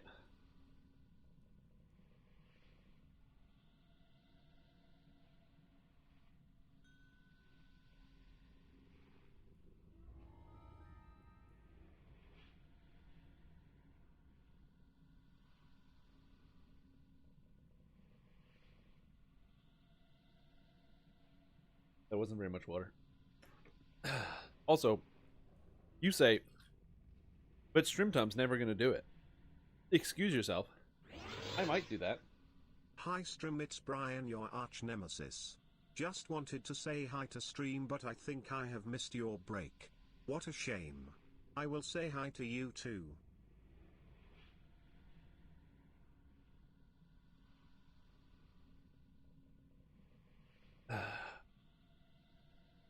Look, I... Actually, that's good. I needed to rehydrate more. I appreciate you, Brian. I'm sorry that you didn't get in time. You should have gotten in faster, though. I'll do another one later. I don't want to do it often. It's not good. It's not healthy. It destroys my sleep schedule. Just stream for 24 hours straight. It, like, ruins literally a whole day. Maybe. We'll see.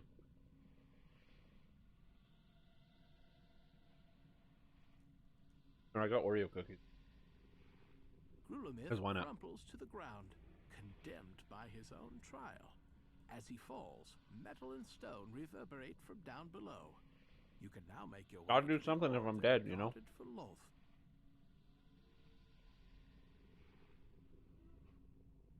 They wait. Stay alive. What?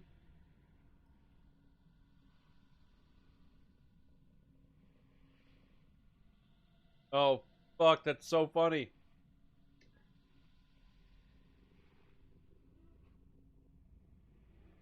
At long last, you hold the arcane orb that Lolth gave to Grulamith. You've accomplished your mission and helped thwart the Spider Queen's plans. Though it's a dangerous thing to draw the attention of an angry god. Oh, what's up, Raiders from Voodoo Spice? How you guys doing?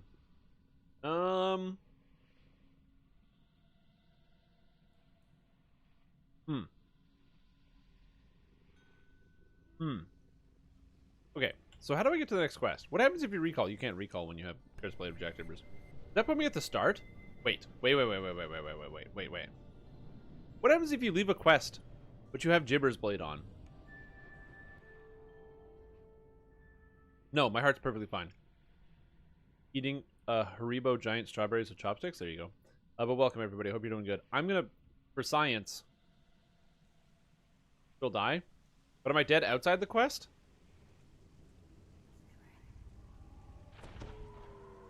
That's fine. There's a shrine outside. So I can do this, leave, and then use the shrine. Oh, no, I'm still dead. Oh, yo. What are the odds? Perfect. That's actually amazing. I did not know that worked.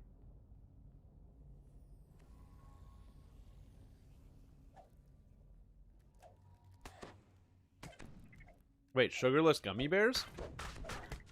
I have not read the reviews for the sugarless gummy bears. Now I feel like I have to. Oh, God.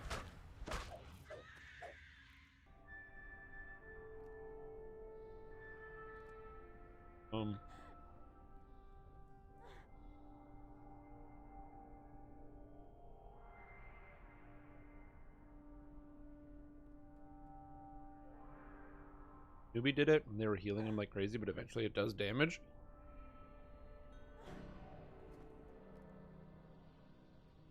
Oh, the thing? Yeah. Aladdin stream. Alright, let's see. Fine.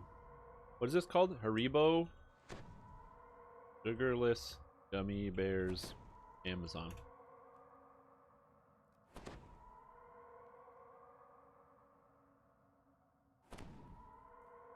Alright. Here's the product. What am I healing? Wait, what's causing this effect? Oh, Eternal Return. That's healing me when I'm under half. Look at this. While below 50% health, you gain 12 health and lose 4 SP. Except I lose 2 SP. This only costs 2, not 4. Interesting. Alright. The reviews. Uh-oh. Uh-oh. I think I made a mistake. I wasn't paying attention. Oh no. Alright. So I just looked at the first review, and I'm going to read it. One of them is from, it says Weight Loss Bears. It's 5-star review. I had a long battle with constipation due to my extremely poor diet of burgers and pizza. I bought this bag of gummy bears hoping that it would help me lose a little weight. Little did I know, I would piss food. Oh no. Oh no, I don't even want to read this.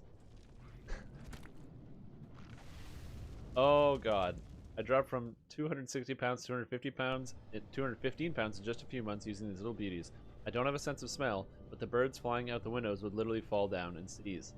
No. If you want to turn from morbidly obese to just moderately fat, buy these beauties. They will instantly drop the meal you just ate into a toilet bowl that will turn the kid cleaning the restroom you choose to drop your deathly...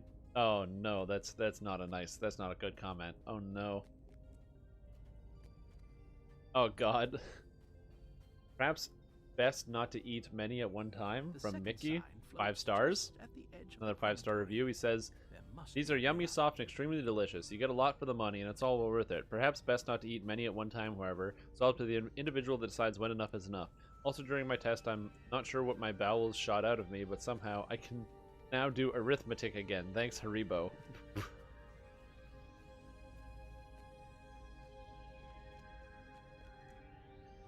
To guard the orb, 1 star. Disappointed. Not a joke. A real review. Did not work as expected. This review is in no way a joke. I have used these gummy vitamins due to a surgery in the past year. I had them in my medicine cabinet in my room. 2 kids got into them and ate about 400 of them in one sitting, and I'm not joking. So I bought these and put them into my vitamin bottles. Gone and no diarrhea. I left the bag out. They ate over 3 pounds in one sitting, and again, no diarrhea. It was meant to be a natural consequence, but the consequences would yet get on me as a total waste of money. Oh no, that guy got bamboozled. Tribute to chaos, to decay, and to Loth's will. A solemn Oh no! Okay, so apparently, I don't know if these things actually cause horrible diarrhea, but that's basically everything. Also, some people include pictures, which is too much. Oh. Did I ever finish Cyberpunk? Yeah, I did. I finished it off stream. The problem is more people were, like, I don't get enough views when I would watch it, and not having a lot of views when you do the content is bad if I'm trying to get partner on the platform. If I need to, like, 1, provide awesome quality content, like me reading Amazon reviews on the second monitor and eating cookies.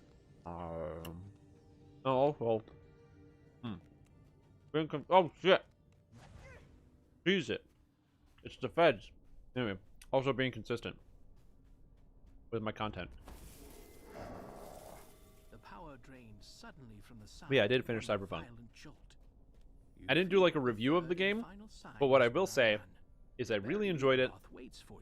I had a lot of fun with it, and it's probably going to be a really, really good game once they fix a bunch of the bugs. I personally didn't, like, I didn't really have any game-breaking bugs other than the fact that it crashed a lot. Realistically, that was the only problem that I ran into, was that it crashed a lot.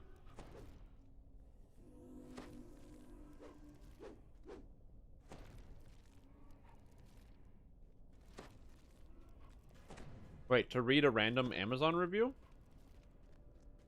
The Yugoloth agent calls into the first planar door.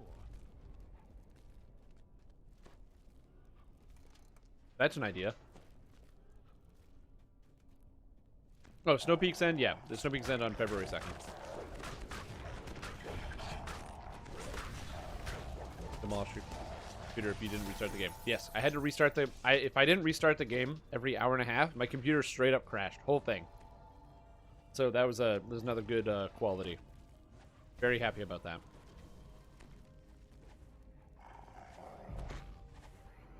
The problem with that is it would be hard for me to keep track of ones that I haven't already read. Holds court in the Great Hall I don't know how I do that consistently. As the mercenaries. Why fight against me when you pay us more? Growls a Yugoloth soldier. We're yours.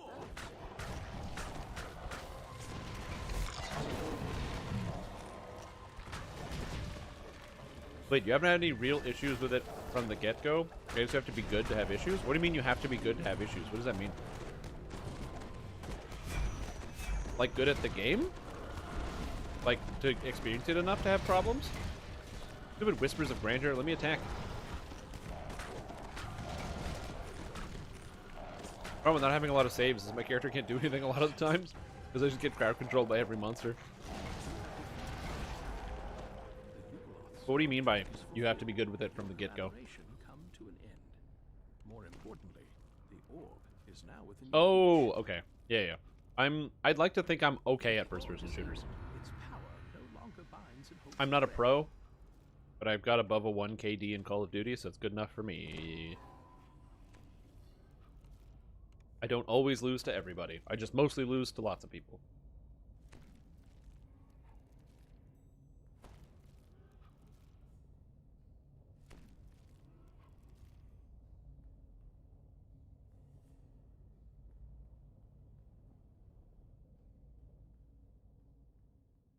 Because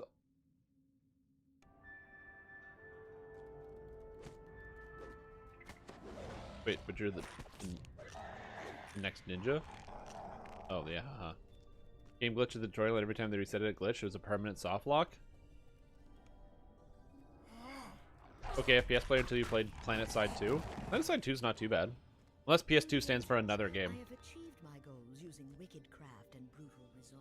PlanetSide 2 is an extremely wide variety of player base. From any who call upon me as their goddess, or from those that Like if you're playing PlanetSide 2, one of the tricks you can do is you can just be a medic and then not have to worry about shooting people and stand behind other people. Get like the heavy armor and just play medic is a way to do it. And then use all your command points on buying like the ships and stuff. And then call in the ships. Yeah, when I played PlanetSide 2, a buddy of mine would play the jetpack character and would jetpack around, and then I would just chase him around med stuff, and because he was better at the aiming in the first-person shootering than I was. Yeah, exactly. Which also usually sucked, because he would jetpack to the top floor of a building, and I'd be like, oh crap. So then I gotta like breach and clear and just like, you know, bust in the door and start using my... I don't remember what gun the medics used to have.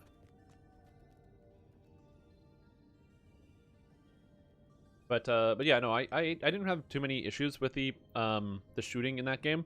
I mean, the thing about that game is it also gives you a lot of different difficulty options. So I played on hard mode, and I personally didn't find it to be particularly challenging from my experience. There definitely were some like harder fights or like areas where I got shot. But I think one of the problems with the game is that it doesn't tell you that there actually is like a level system inside of it. So what happens when you're playing is like you'll point your gun at a monster, and the monster will, if it is too high for your level, will have like a red icon on it. So you know that it's too dangerous and too high level. And basically, based on your level, increases the damage or that monsters, like that you do to monsters and that they deal to you.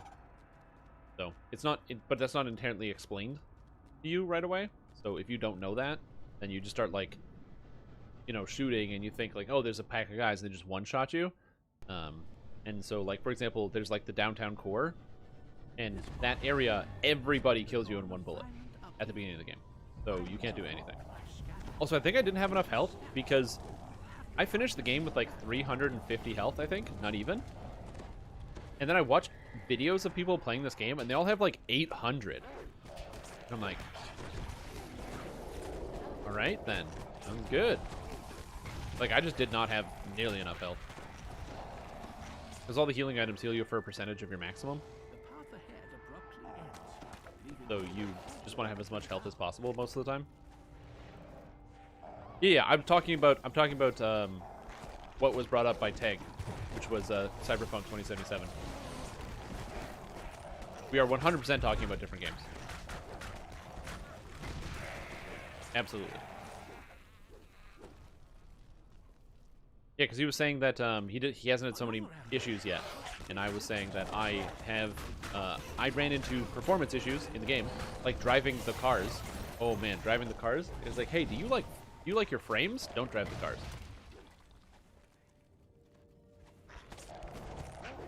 Yeah, absolutely.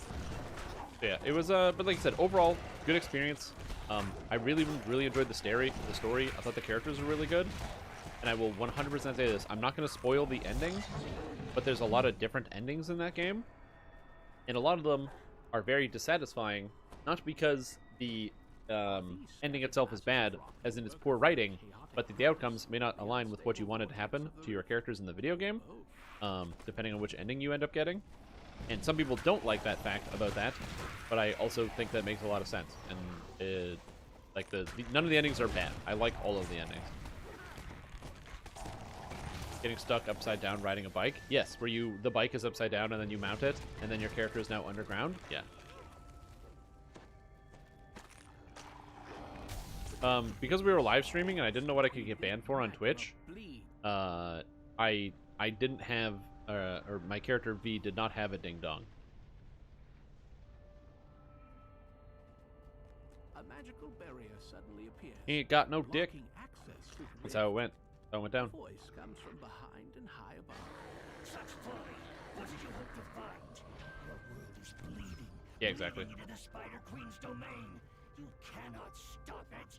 Yeah, so that's kind of what happened to me in my experience. I think that, like I said, good game. I had a ton of fun with it.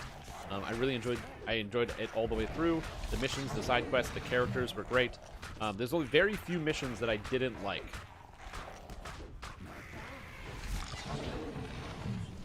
As flopping wings. Like I said, I want to be careful. That's all. You notice that some of your life force fuses into I have to be careful. grows stiller and more solid. No, Twitch says they are okay with nudity. Like, Twitch might say that it's okay as long as it's not what your stream is about. I don't care, because they will change the rules and retroactively apply them. As an easy example, the whole thing with the music. With people getting their channels taken down for DMCA and stuff.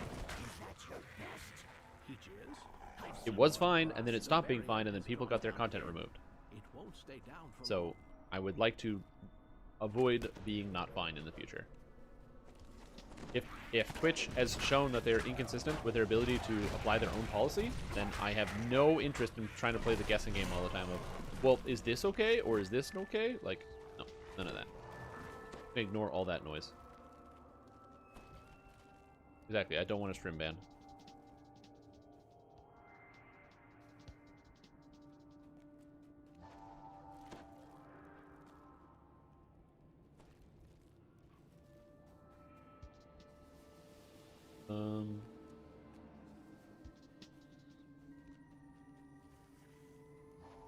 Is there a monster missing?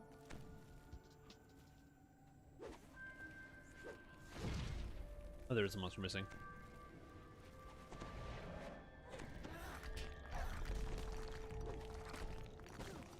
But yeah. Again, my main concern is I just want to make sure I don't get banned on the platform. That's all.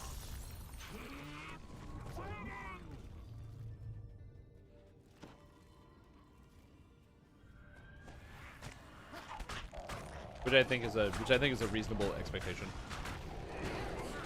Just like how, and another thing to keep in mind is Cyberpunk 2077 had, in its initial release, the ability to have copyright free music, or not copyright free music, but they didn't have any music with copyright issues. That's a great idea. Why? Because they had an awesome custom soundtrack for the entire game.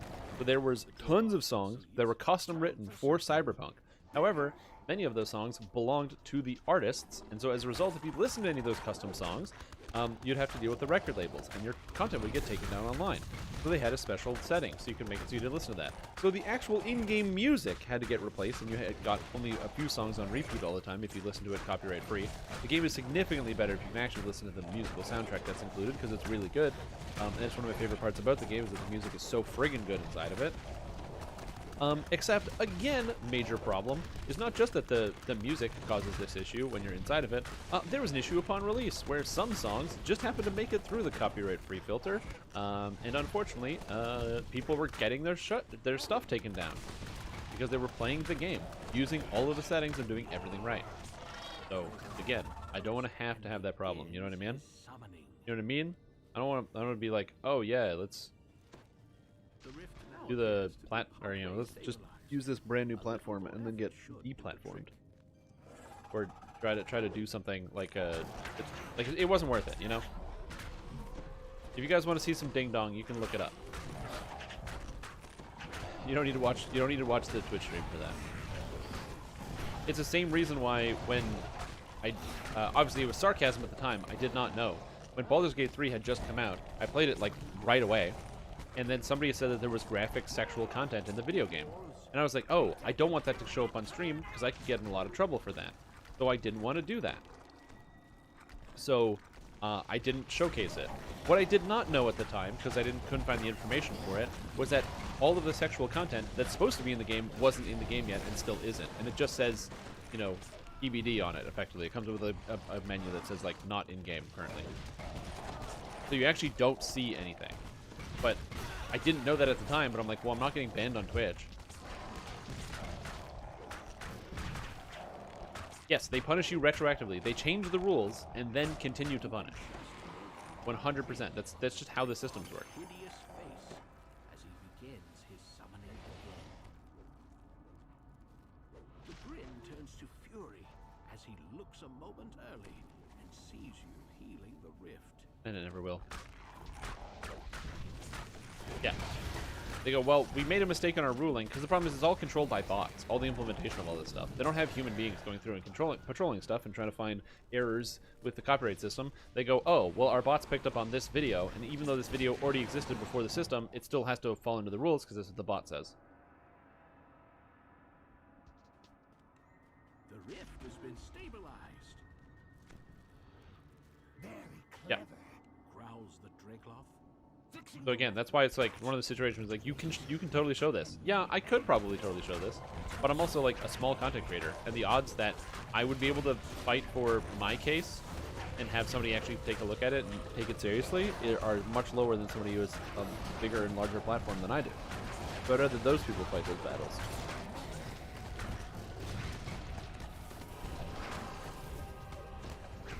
Because if somebody, you know, if Ninja decides to stream it, and he has his big floppy dick on screen, he's like, ha ha ha, and then he gets banned. He just goes, Twitch, what the heck? Why did you ban my dick in the video game? And then they go, oh, we're sorry, Ninja, and they give him his account back right away. If I do it, they're like, oh, shouldn't have had dick on camera, sorry.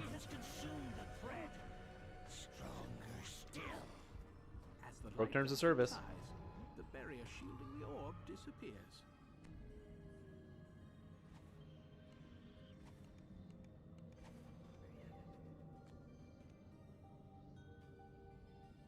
The orb's power dissipates. Lolth's defenses have been weakened. More important, Eberron is safe for now. Exit to return to the Demon Web. Exit to Kyber. I think I want to go back to the Demon Web.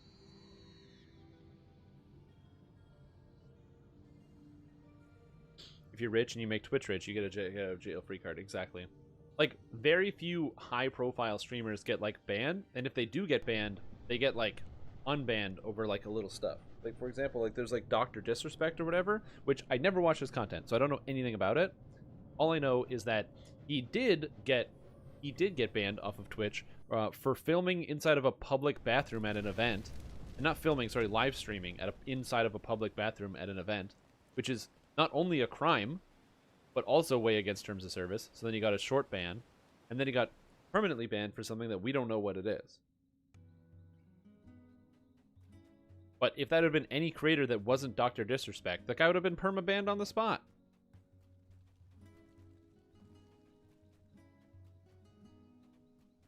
Yeah, exactly. As I said, the rules are not applied evenly across the website,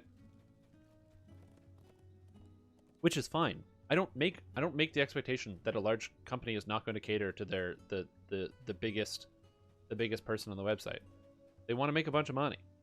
Ninja's going to make a bunch of money by showing off some cool shit, and people are going to watch it, and then Twitch gets to make a bunch of money, then the platform gets to exist, and then I get to exist in the platform. I understand why these companies do this. I'm not hating on the process. It makes sense. It's just smart business. That's just why I don't do that sort of stuff. Also, Rochi, just dropping in 5 subs. Dude, thank you so much. That's so kind of you. After I'm having all this conversation about, you know, my worry about, doing specific things on the platform and worry about becoming deplatformed, and then you drop in a bunch of subs. Dude, thank you so much. That's super duper kind of you, man. Welcome to Stream Team, Tricknick Alamode, Awesome Person 91, Yus, Sunny Pound, and MX Richie. Welcome to Stream Team, all of you. Hope you're having a good day. And Rochi, thank you so much. Appreciate that.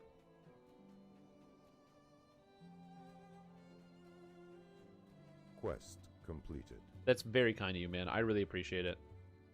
You tuning in and the support and everything. That's awesome. Hope you're doing good.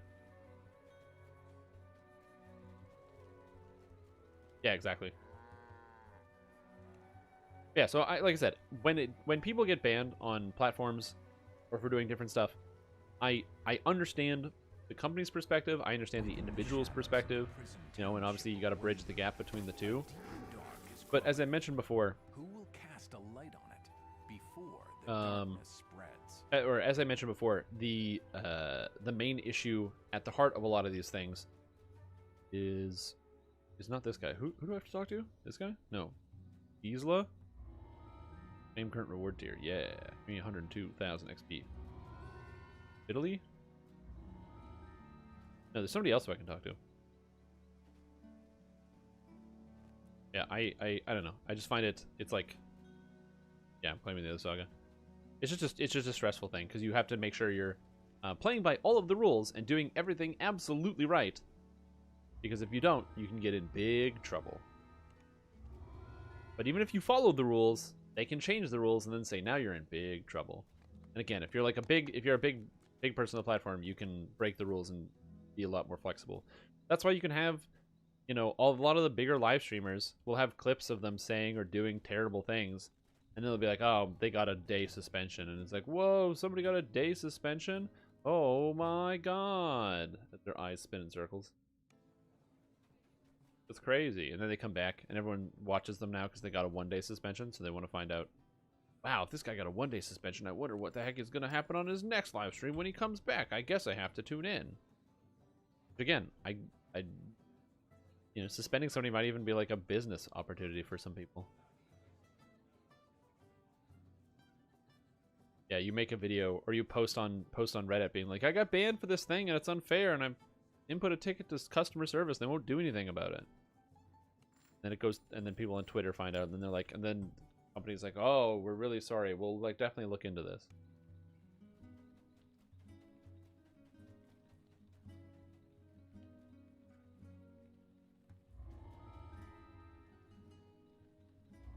So yeah, so it's a weird scenario. Thorn and Paw, Overgrowth, and Outbreak. This is what we're doing. Thank you, Battlemaster. 5 hit points. Thank you, Battlemaster. Oh, and I get some supplies. Oh, what's up, Mikrom? Mikrom Sum.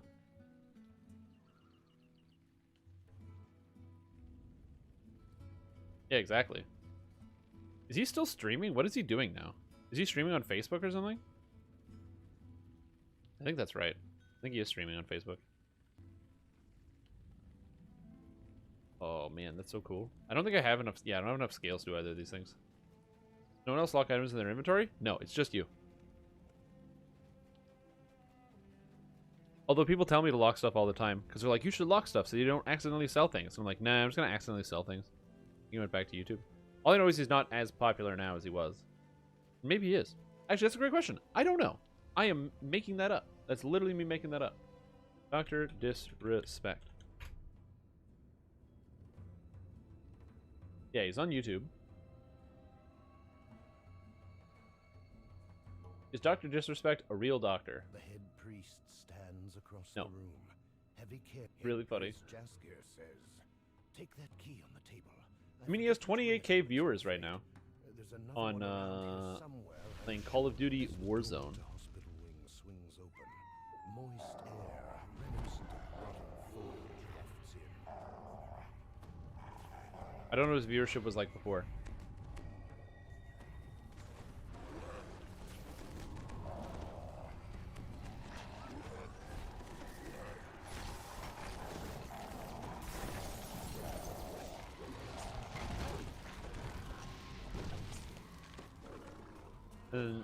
The add to all to sell is pretty nice. No, you guys are crazy. Because the problem is, what if you lock everything, and then you add all to sell because you think everything is locked and you forgot to lock something? Oh, he was usually around 8K on Twitch? Oh, I thought he was bigger than that. I thought he was one of these, like, you know, 30 to 40K Twitch streamers. I guess he was smaller. I guess he got bigger from getting banned on Twitch. Interesting.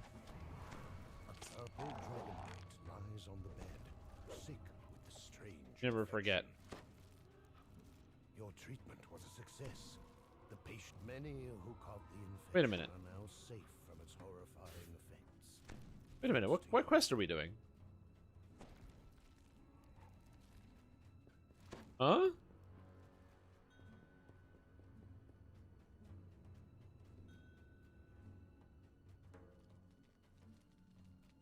Oh my god, wait. Transforms into a hulking monstrosity.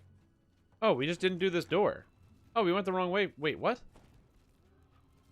Dragon Knight Plague Victim? What? Oh, Michael... Okay. I've never done it the reverse way. This is really weird. Those last times. Happy viewer count? Do you enjoy having that many people watching at once? Anybody that watches is good. The answer to that question is complicated. So, to give you the short answer, which is as accurate as I can possibly be, the viewer count that would make me happy is a viewer count that is fully comfortable and sustainable, so I can then continue to provide good content without fear of eviction from my home for not paying my rent. And something I can then just continue to build on generally. Would be the correct answer there. By the way, I am not in fear of this right now. I'm just saying that, like, that is the healthy viewer count. So my current goal is I want to become a, I want to become a Twitch partner, if possible, which means I have to sustain an average viewer count of 70, which is one of the reasons why sometimes I've been adjusting my live stream schedule, where I will only stream things if I have a certain amount of viewers, and I won't stream things if I don't have a certain amount of viewers. Yeah. No, because once it gets into the thousands, you basically have this, like, special cult of personality where people will just say and do whatever because they want to be, they're excited to be on stream. When you have, like, thousands of people watching you, I think it's personally the exact opposite. You can become so detached from, like, the fact that there's thousands of people, you can't read any one individual message. So you can't upset anybody anymore. You might upset somebody, but we talked about this before. The idea is that the people that are watching go from being people to being the chat. Cerebria, I'm reading your comment right now. I can read that and respond to you. But if there's 10 times as many of you in chat, I might not be able to read your exact content or comment, especially not every time. And so then when you write something and you go, wow, I didn't like that, or that wasn't, I didn't like the way that you did that, or man, you said you were going to do something or whatever. If there's any comment that you have, there's a good chance I can't actually read it, which means since I can't read it or be responsible for it, it makes it difficult for me to even care. Why should I care? What I care is about the chat. Oh, chat is acting happy and I'm getting more viewers. Chat is acting bad and I'm getting less viewers. Just do whatever I can to keep the chat up. That's it. He seems to be in an advanced state. Yeah. Be like, hey, what's up, chat? How you guys doing? And it's just one big group of nameless people called chat. So I think that's one of the bigger problems. So, obviously, the more people that watch the channel, the more financial benefit I get. So, I want as many people as humanly possible to watch my content and also appreciate it and have a good time. Which means I need to branch out and also make my content appealing to multiple people. That's why I try to do integrated things, interacting with people. I'm always trying to pull in different ways to do stuff. So we've got like the build reviews, which I'd like to do a build review in a bit. Probably after this quest chain, we'll do a build review. I've got a whole bunch of stuff that I want to do and make as interactive as possible. I do the I'm trying to post as frequently as possible on YouTube and encourage as many people as possible to watch the Twitch stream. Come on, chat, don't be like that. Yeah, exactly. And then that's where The other problem is that's where text-to-speech comes in, where, oh, do you want your individual message read? Well, now you have to pay money for me to actually read your message. And that, to me, is where it becomes kind of weird. That's one of the reasons why I never wanted to turn on text-to-speech in the first place, is because when you have text-to-speech turned on, it is an automatic recognition that I will read and pay attention to your comment if you spend money, and I don't want that to feel like, you know, you need to spend some quantity of money just to gather my attention, or for me, as an entertainer, to provide the service. I'm a live streamer. I am streaming live. You should be able to interact with me and my content. That's the friggin' goal of this whole thing. Game category might be less. Have you applied? Yes, I have done stuff, and 75 is a hard rule. It didn't used to be, but they made changes a couple years ago. It is a straight up a hard rule. Because it used to be 50, and then they made a change to the program and changed it to 75 and hard rule. So that's why you guys might also be wondering, like, hey, how come you don't, but you stream other categories sometimes? You stream Lord of the Rings Online or other things. One of the big reasons I do actually stream Lord of the Rings Online, not just because I enjoy it, which I deeply enjoy it, even though I get slightly less viewership when I stream that game, I get significantly more new followers, which means I can bring more people into the fold of Dungeons & Dragons Online who might not be interested in it, or people who just want to see the Lord of the Rings Online streams. The channel grows significantly faster that way, by branching out just a little bit, just enough. So hopefully it'll work out well. Yes, and also thank you, and basically, yeah, everything that happened with Ninja cost Twitch a bunch of money, and so they had to make some adjustments. And then you have other problems where, like, advertising revenue isn't worth as much because a lot of the larger Twitch streamers don't play ads ever because they don't have to. So, like, if I'm a huge Twitch streamer, I never have to play an ad on my channel because why would I? If you have, like, you know, if you're sitting here and you get, like, 10,000 subs every month, that's a ton of money. That is a crazy amount of money. So you don't need to turn on, like, you don't need to play an advertisement ever. So then they don't play advertisements, which compromises the whole website because advertising revenue is how Twitch makes their money. So, you know, it goes back and forth. So, like, if I want to, that's one of the reasons why I play ads, is not just because, there's revenue from it, but also to become a Twitch partner, you have to also show that you want to, you know, work with the machine and play ads and stuff like that. This game is wondering if a full barbarian is good or cross-train and pal your fighter for more defense. Deadly skills. Barbarian is a awesome class, especially as a pure one. So playing pure barbarian is amazing, and you'll have great results. I would argue that it's actually better to play pure barbarian than multi-classing with a fighter.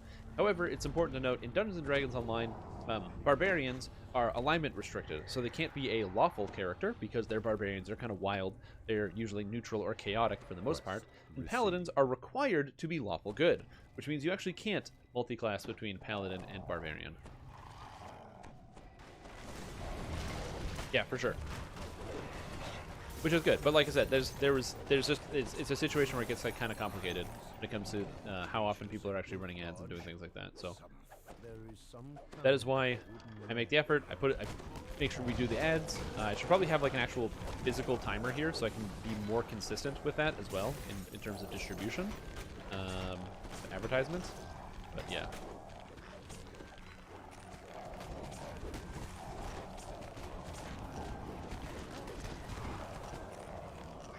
Yeah. Okay, I'm lagging? Wait, oh man, I, like, friggin' rubber banded in that corner. I did not expect that to happen.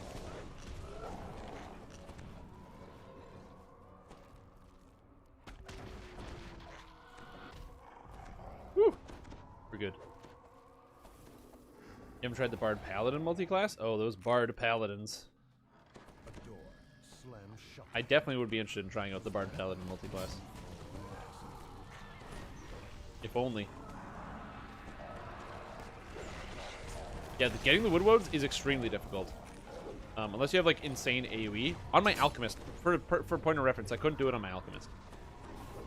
It's tough. You need to have, like, actually a whole bunch of people. And break. And that's the other thing, too. I hope you guys don't get upset about the fact that I do play some ads sometimes, because I usually play, like, one ad an hour at most, but usually it's, like, maybe, like, 4, or it's on average, like, 4 to 5 ads in a live stream, which is not as good as where I should be doing it.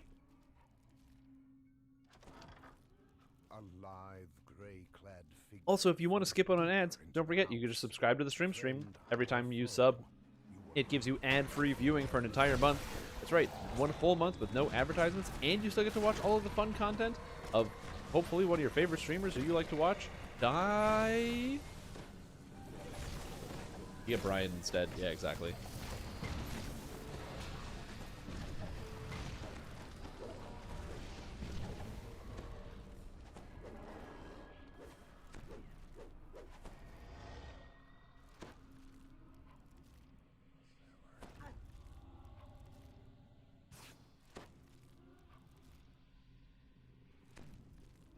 Oh, true resurrection from Larium. Thank you. Thanks to Twitch screws creators on ad revenue. I have no opinions on this fact, and I will not say one thing one way or the other.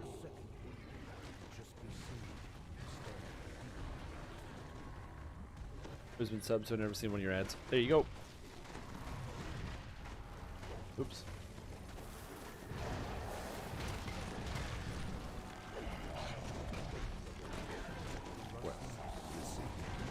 Also, Jahosufet. Oh, that was too hard.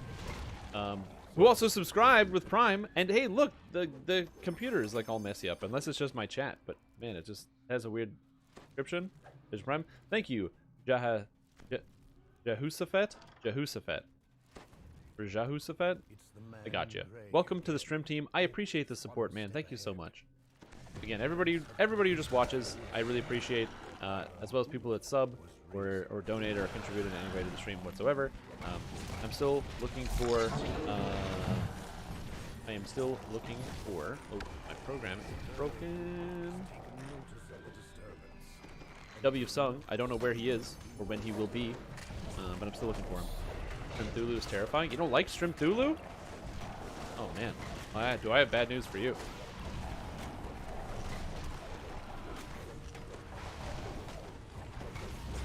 Strim T Furry. If you type in !Strim T Furry, you get something, by the way.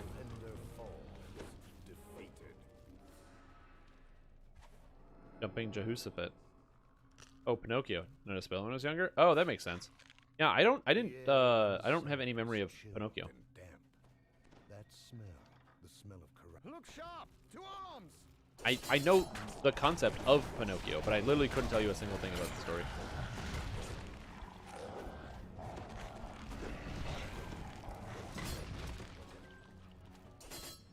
Well met.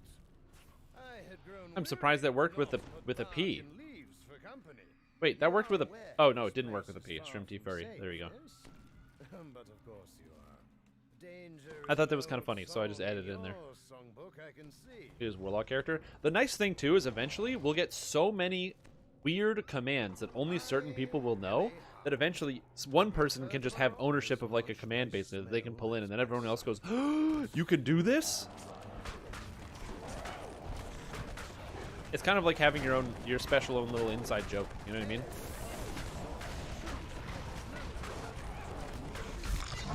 Ah!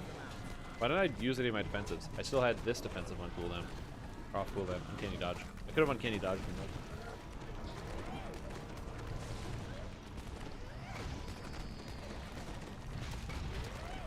Yeah, all it does is bring up a clip.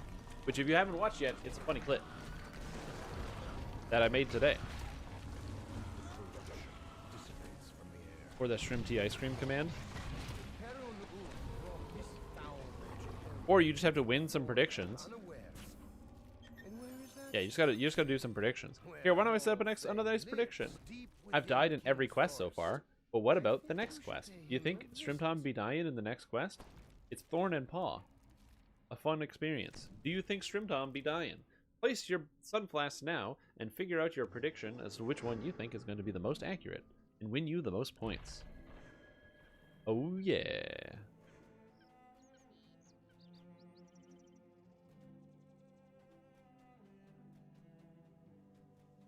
I mean, I would like to hope that something good will come of that. That many of you will, of course, win your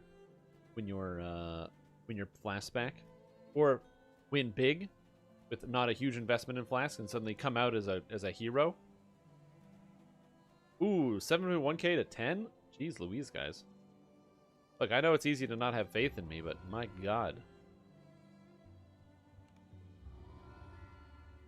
I like that I also can't participate in the prediction.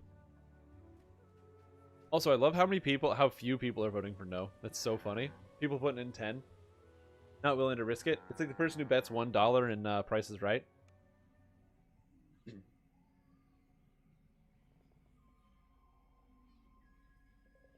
Absolutely, 100%. I agree. If you happen to have that Twitch Prime sub, make sure you use it every single month. Because if you don't, you're literally just giving your money to Jeff Bezos. He's got lots of money. He's got tons of money. You don't need no more money. Make sure you use your Prime sub. And for now and walk away.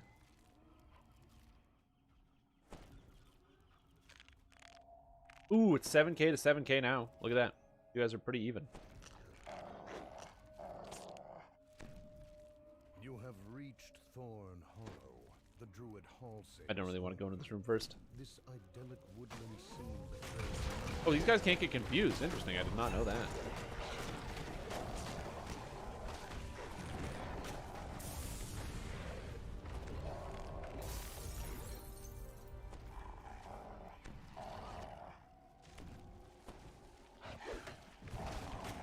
Kill this guy.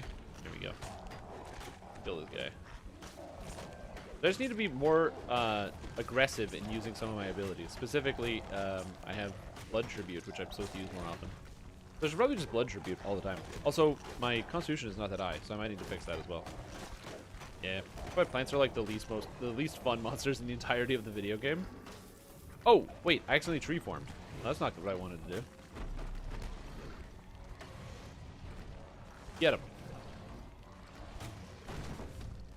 Come back here, you vine horror. I'm taking you down. I'm tree. Oh! Tree form. Yeah, 1800. Oh, buddy, let's go. Tree form. Tree form. Tree form. Oh, it's over. the roots barring entrance to home. Tree on tree action. Oh, no. How do you feel about it just being a stance? Like defensive stances? Quality of life update? The problem with that is that we have effects that scale off of rage uses.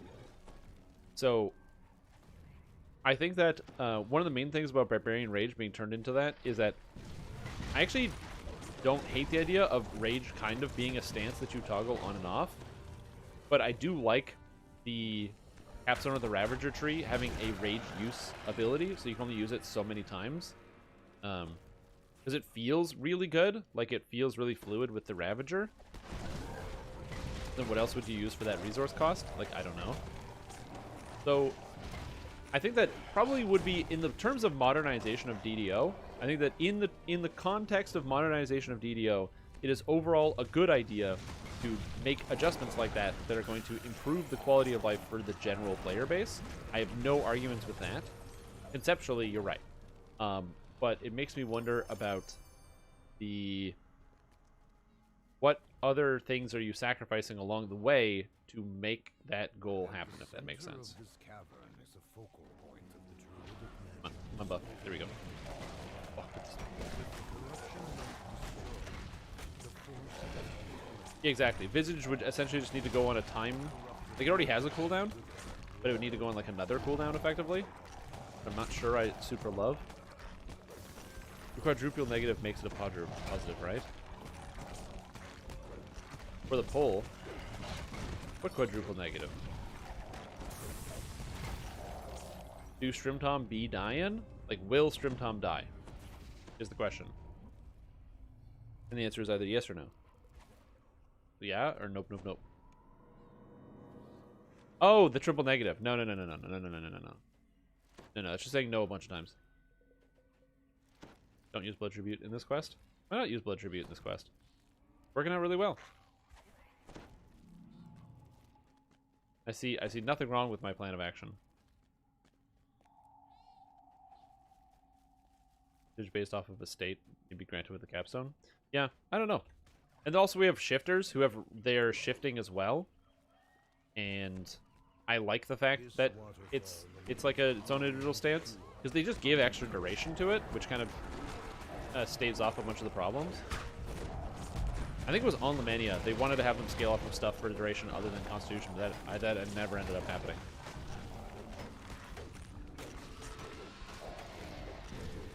But yeah, so in terms, like I said, in terms of the modernization of DDO, I think that type of quality of life is the exact type of thing that you would want in the modernization of DDO. You want to get rid of things that are weird and archaic, that only make sense in terms of that's how it was, and not think about what things could be. So I do like that idea. Grimtom never dies. Are you kidding? You can't vote on predictions in your country? Wait, you can't? Are you serious? Or is that a joke? Like, are you pulling my chain?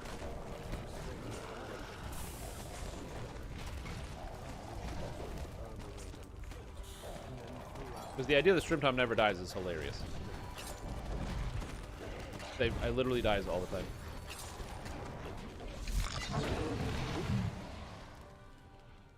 Carrying limit that only affects homeless characters 1 to 6.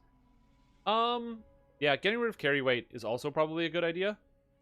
I do like that idea just as a whole. The idea of getting rid of carry limit is a good idea.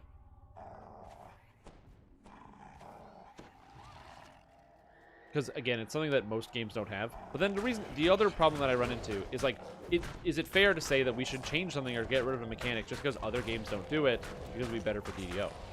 I don't know. Would it actually be better for DDO, or is it just saying I want my games to be more like other games? At which point do you say, all right, the modernization is good, but then maybe do we have too much modernization where we're now making something like something else? Can't vote on predictions in your country? Really? Wow, that's interesting. I had no idea.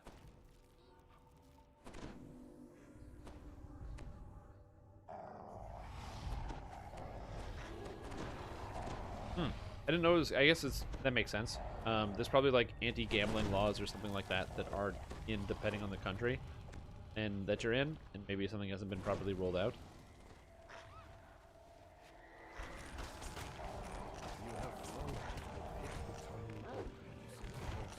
Same as gambling. Yeah, exactly. Interesting. Very neat. I did not know that was like a thing that happened.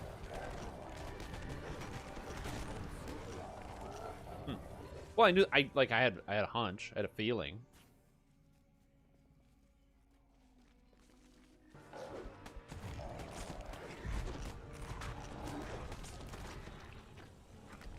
Dial it back here.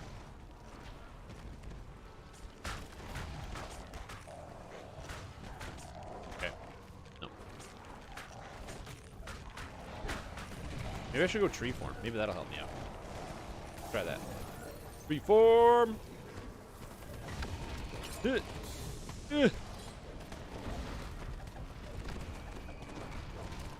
Get him, tree form. Oh my god, I missed twice. Can I critically strike though? Wait, I can't critically strike in tree form? What? No, my critical strikes. Whoa, god. Try tree form. That's a good trick. Interesting. You can't critically strike in tree form. Huh. Did not know. And now we know.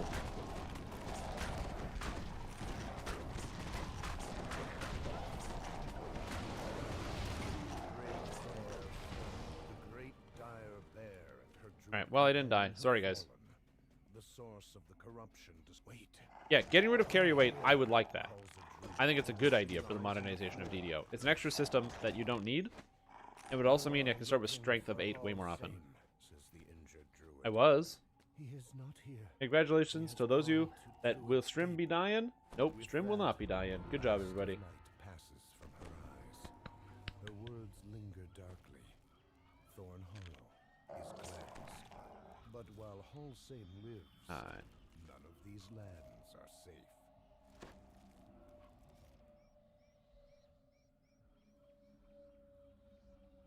But yeah, this tree form. I'll show it off in the next quest if you haven't seen it. You get tree form from the Primal Avatar tree. Get it? Tree. Ha ha ha ha ha ha.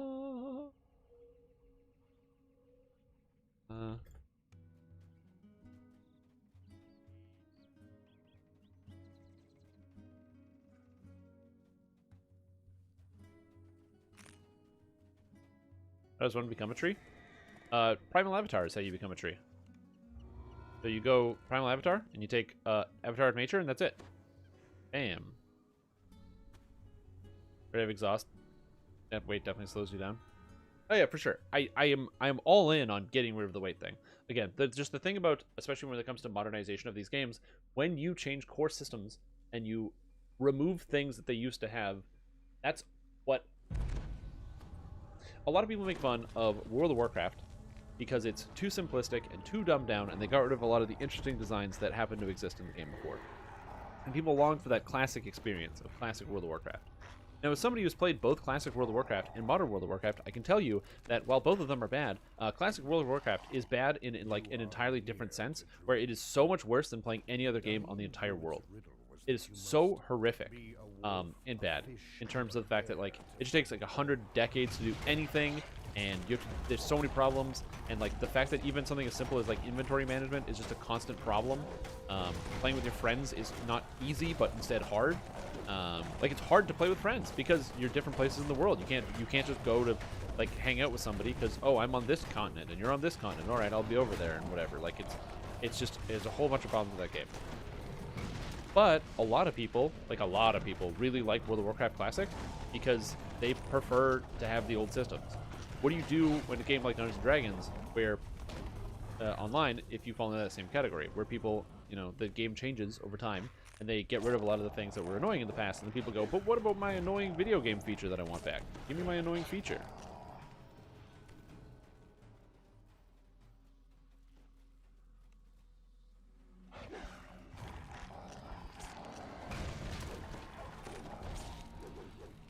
I am not saying that carry weight should stay. I am with every single person in chat that says carry weight should go away. I'm talking about the separate issue entirely of what do you do with people who go, but my video game is different now, and it's not the same video game, so now I'm not interested in playing anymore. Because it's changing. DDO is not like it used to be. Now, obviously, we're pretty far away from DDO being like it used to be, because we have different classes, and Inquisitive is a thing, and you get critical hit damage with everything. What is the ability that has been changed the most times useful to your knowledge because players found ways to abuse it because it's too powerful? That's been changed, an ability that's been changed the most because players have abused it too much? Ooh, usually things just get destroyed when they get nerfed a lot. Warlock has experienced a lot of nerfs. Like, over and over and over. But it wasn't really abused. It was just too good. Abilities that got killed because they were too good. Possibly more than once. That's a great question. I'm not 100% sure. I have to think about that for a second.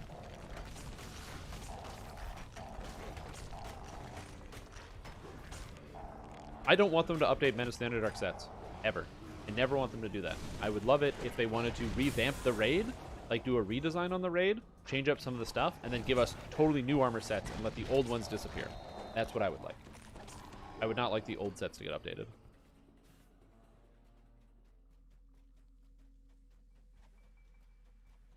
Yeah, Monk got nerfed a lot too. The reason why I don't want the old sets to become updated is because the content is older and easier, so it makes no sense to have those old things be updated.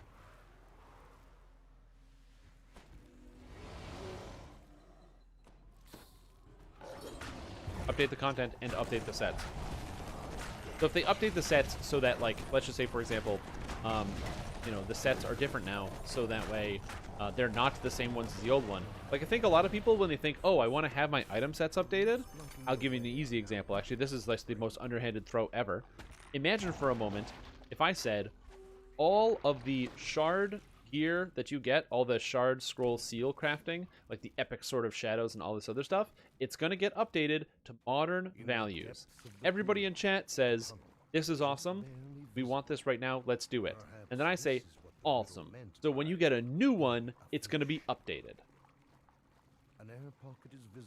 The one in your inventory is the old one. Only the new ones are updated. Are you still in favor of that system, then that you have to farm out an entirely new thing? Right? Some people are. I would be okay with that. But a lot of people will be like, no, but the point of updating the old gear is because I already have the old gear. We don't need the old gear. We have new gear. Right? So, like, you don't need, like, if you have Caught in the Web gear, the Cut on the Web gear, first of all the weapons have crazy critical profiles and would get nerfed anyway. They would actually be made weaker than they are now, so no one would want that. Because modern DDO would strip away all the power, just like they did from Temple of Elemental Evil items. But just even beyond that, like I said, it's just the simple idea of like, if you want to have modern gear, just go get the modern gear of the same scale. If you want to have the... Oh, I'm going in tree form. Oh, no, I'm not. It went on cooldown because I got knocked down by Earthquake and I didn't go in tree form. No!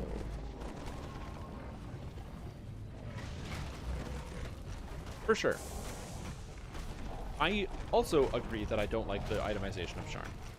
But the itemization of Sharn is a different problem than everything else. It's not that Sharn gear... The problem with Sharn gear is it's level 15 gear with level 20 stats. So the Sharn gear has basically the same stats as Keep on the Borderlands gear, even though Keep on the Borderlands gear is literally for epics, and Sharn is not. And the set bonuses are insane. The main problem is that Sharn gear is too good and should be brought down. Sharn gear should be reduced in strength level. That's pretty much it. I think the gear is good enough.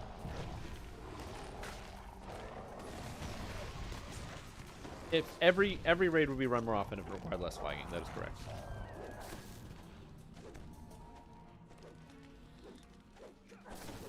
Can't move. Ooh. Hey, what's up, Samus? How you doing? Yeah, so that's what I'm saying. Like, I think that the main issue with updating old items to bring them into scale is that it is going to be catering to a player base who is already has interacted with the system, so they can feel good about interacting with that system again, and less about making items accessible to new players or items accessible to the general player base. Right? Those are some of the... No, bear! Wolf! Bear trap! Oh, God. Right? Yeah, with the House D altar, basically they just got rid of the entire crafting system and said, no, you do not craft anymore, you just get the items now. They didn't change any of the items, they just said, now you just get the items. They made them accessible, so you can still have all of those old items, but so that, you know, you don't have to craft them anymore, which is a way, way better system. But, you could even make the argument that they could have done more and they could have updated the items to make them as powerful as, like, let's just say Feywild gear, which is of the same level 5. But it doesn't... I don't think it has too big of an impact, especially in the leveling process and the heroic process, that items are of different strength levels. I think the main issue is the... is, like, sort of like the completeness of item sets, right? Previously... item sets wouldn't be wholly complete, especially in heroics.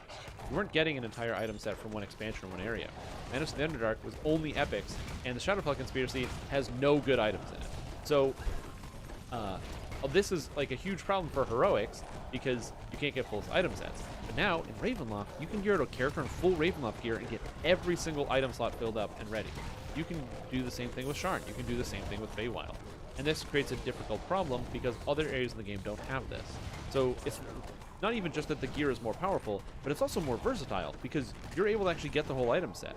You know, imagine for a moment you run a raid like Von 5 or Von 6. Yes, all of those old items are old because they give +6 strength for level 10 items, which is hilarious by today's standards. Because items have +6 strength and other stats on them. But also at the end of the day, even if you consider if you made it better, this doesn't encompass all the item sets and all the items you can even get. So even if it was made to have like +5 to the stats, so instead it was giving +6 strength, it was giving like 10 strength on a belt or +11 strength on a belt. This still doesn't change whether the items are good or not, right? It's the same problem. So we have designers right now who are much better at making very good items that lots of players want to use, and they're able to be acquired in huge clumps. The issue of why Sharn gear is so good and overpowers everything else is not just because the numbers are higher. You can reduce the numbers and people will still use Sharn gear because it's such a complete package that you get all the stats. Feywild gear is really good. I don't know what you're talking about. Look, if you don't use any Feywild gear, and you don't know a single person who uses any Feywild gear, then I'm totally with you. But Feywild gear is pretty good.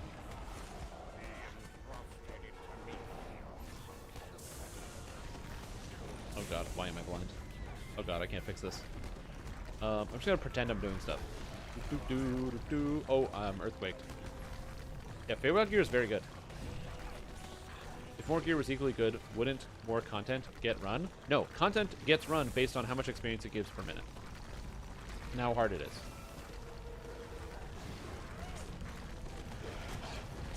A lot of level 18 and 19 quests have actually pretty good gear that are usable for that level, but you're so close to epics that people don't want to run it because it doesn't matter. You're just TRing anyway. Because you don't have the pack, that's funny.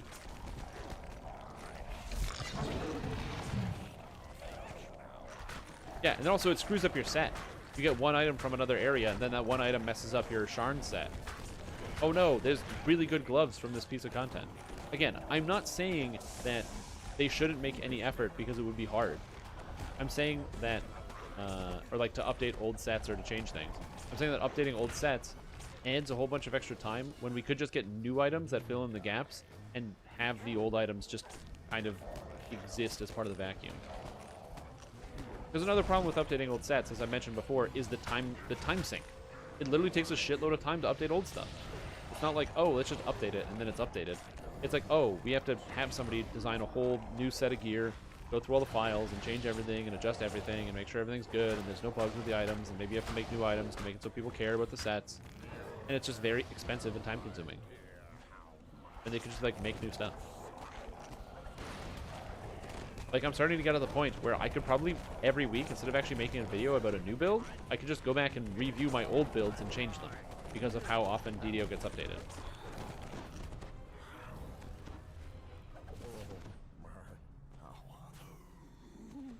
Right? And I would never make any new builds, but nobody wants that. They want new builds and they want the old builds to be updated. And it's like, well, you got to pick your poison, which is why I don't update old builds. I just don't have, there's not enough time. I'd have to literally hire someone to do that for me, and I don't have the money to do that.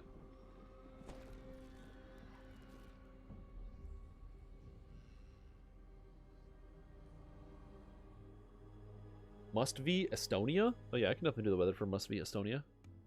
Old stuff to be on par with Kenneth crafted gear. Yeah, I can see where you're coming from, Ludicrous. I don't disagree. Again, it's just the problem of like time. People won't buy old content. Like, nobody's gonna buy like Necro 3 because the items are good all of a sudden. The motivations for why players buy certain pieces of gear is or buy content is not just because the items are good. Except possibly in some cases with Sharn, because Sharn is so good, it's almost overwhelming. Convert a piece of equipment with a set bonus into an augment that retained the set bonus. Yeah, exactly.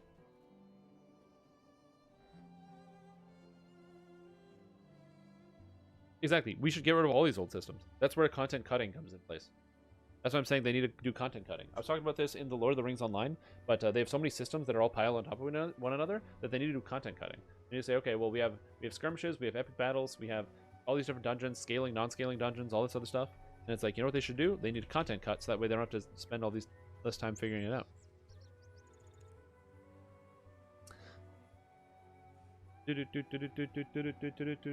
We interrupt this broadcast to bring you the weather.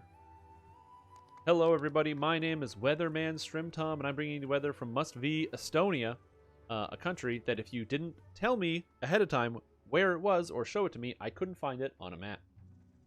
It is now 3 degrees Canadian in Estonia, and it's also apparently very close to midnight right now. It's just at 12:28 at -3 degrees Canadian with a 20km/h wind coming in from the south, so it feels like -2 degrees Canadian.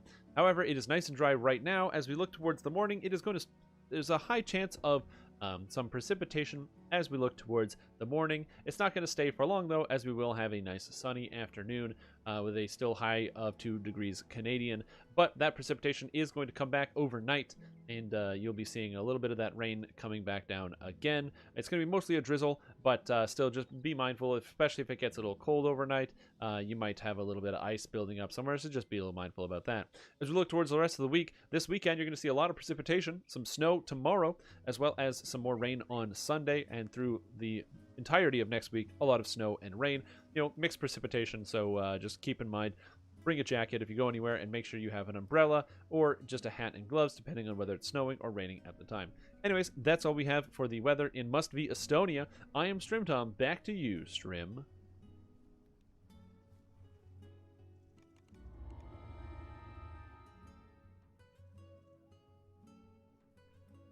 Updating the old things is a mindset issue of helping to future-proof things. I don't understand what that means. Can you explain that in more detail? Yeah, I agree with getting rid of old systems and making stuff like what I would rather see instead of I have no issues with having a baseline and a scale where things have to be against, but again, that just takes time to do. More zone and area-based gear. They have a unique theme from the zone as well as utility. Producing more zone or area-based gear. I don't know what that means either. Zone or area-based gear, and they have a unique theme from the zone as well as utility. Well, all gear does that, right? Like all items do that in all areas of the game.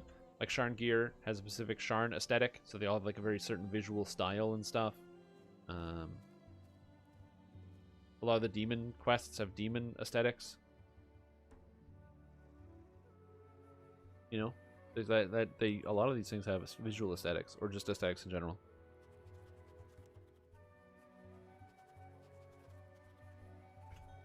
So yeah.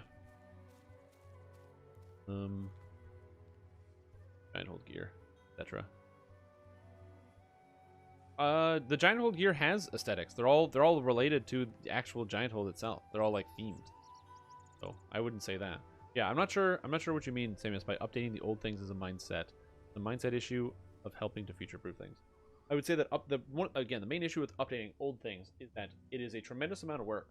And it is. I'm not saying that there is no value in doing it, because obviously I don't make the company and I don't know how much time costs, right? Can you hire somebody to do all that stuff, to put it all together and make all the loot to be under the right scale? Because I don't think you can just like slap on a computer system and change all these things. I don't think that's entirely how that works without having crazy bugs. Built in the time where they were built versus having outside flags on improvement for ease of changes that don't need. Exactly. 100%. So I don't think that's a mindset issue. I think that is a work issue. Like, if somebody says, we need a hole, and the hole that you have is 10 feet deep, and you know that the hole that you actually need is 100 feet deep. I don't think it's a mindset issue between the hole being 10 feet deep and 100 feet deep. It's that they thought 10 feet deep was good enough at the time. You now know that you shouldn't have had that. It should have been a deeper hole, and the difference is digging 90 feet. And then once the hole is dug, all the problems are solved. But the hole needs to get dug. I don't know if that's mindset. I think it's just literally just cost analysis.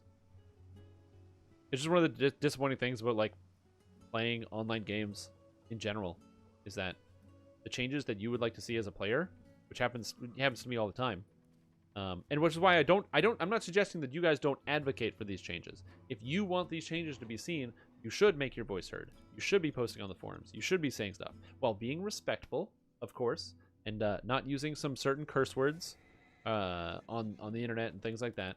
But if you do want these old things to be updated and you do want these things to be changed, it is a good idea to post about it. It is a good idea to talk about it, because you know, if you see that something isn't changing and an update doesn't go through, and your favorite character build or your favorite quest is not getting updated, unless you say something, no one's gonna know, and then it never gets updated. So I think the best base aim is to encourage all players to use all content, as each zone should provide some value, not just XP. Well, there's also the game itself, right? We're in Delve in the Ritual League? That's far. Exactly. And that's another thing. There's a whole bunch of things. Move values to bring things in line. Right. What I'm saying is, hypothetically, imagine you don't know how it works, right? It's in the box. You're saying that I can solve this problem in this box, but you can't see inside the box. You have no idea what's in the box. And you know that there's a way to solve this problem. But what if the person who, like, you don't know what's inside? It could be anything. It could be a really simple solve. Maybe it's not a really simple solve. I don't know. All I'm saying is, if the company isn't doing it, then they have a reason for not doing it, right? I don't believe that people don't do things without motivation. So if the company isn't doing it, there has to be one of many reasons. Maybe it's too expensive, or maybe they literally don't want to, or maybe they think that people don't care. So if they think that people don't care, you need to make your voice heard so they know. If it's really complicated and they can't do it, then they need to hire better engineers or something to be able to fix something like that of a problem. Or if it's just insanely time consuming, maybe it's too expensive and they don't see the cost benefit analysis. Right? But the idea that it's very easy and they won't do it, it is a hard, for me, especially if I'm not familiar with a subject, I don't like making the assertion that something is very easy to do when I'm not familiar with it, because there can be things that are non-foreseen. I used to work with, like in the field of sales, where I would have to sell people things, and people would ask me questions all the time or run into problems because they would have assumptions about how something is going to work when they get the product in their hands, and then it doesn't work the way they were expecting it, and now all of a sudden I have to deal with that as a consequence, because sometimes, you know, things can go outside of your expectations. You think something is going to work a certain way, and then all of a sudden, oops, that's not how it works. Now what do we do? Where are we now? Right? So, yeah, it's a scenario where there's always going to be a reason for why something happens, and I don't make the claim, and that's why I'm saying if it's something that you want to see happen, I highly recommend that you make your voice heard. I personally have no real interest in seeing old items come back, because I don't really run EDO to get items. I like the character development aspect of it, so there's that.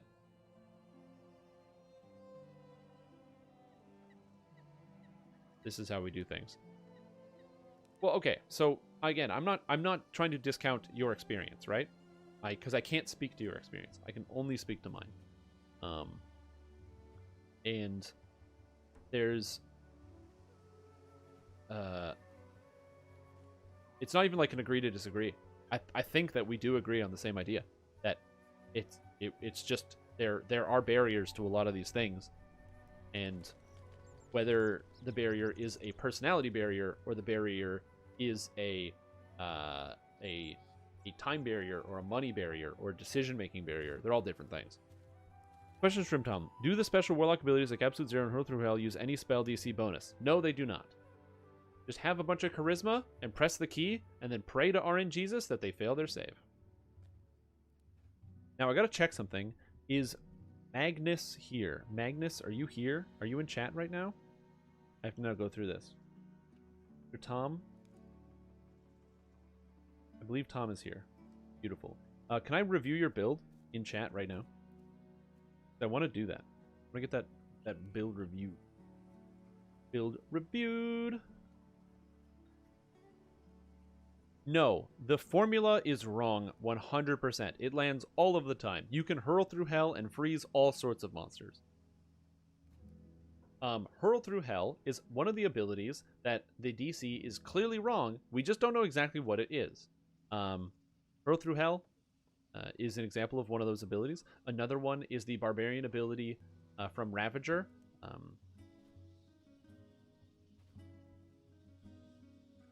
That I can't remember the name of, which is hilarious. What is the name? Sure. Visage of Terror. And Visage of Terror is the same thing. It just says 10 plus con plus half barbarian level, so it shouldn't... All monsters should make their saves. But some monsters make their saves, but most of the time they just fail. I have no idea how it is. So yeah, Visage of Terror, Hurl Through Hell is another one. Mass Frog is another one, where the DC is all over the place. It's very incorrect.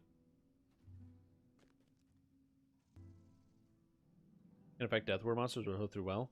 Yeah, you can freeze monsters, and it never goes away, which is kind of cool. Let me get my thing looted.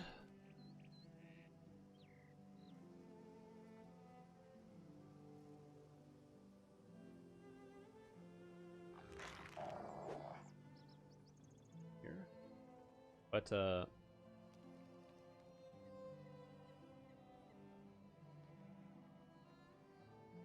here. Build heat. Wait, this is your build?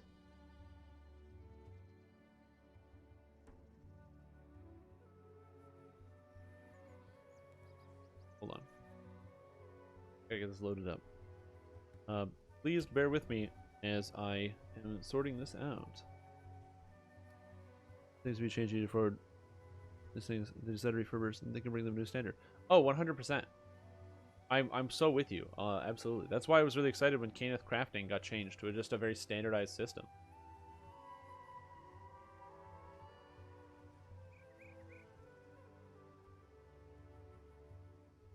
Open this here. So this is a build submitted to me by Tom, and his description, a quick summary. Your typical favorite soul healer build, or is it? Max Charisma and Beacon of Hope, Magister with Evocation Focus for greater color spray, or with greater color spray and Tsunami. Projected stats are 1 billion, with also 70 intelligence. Although you wrote 2 different numbers. You wrote 68 int and then 70 int, which is funny.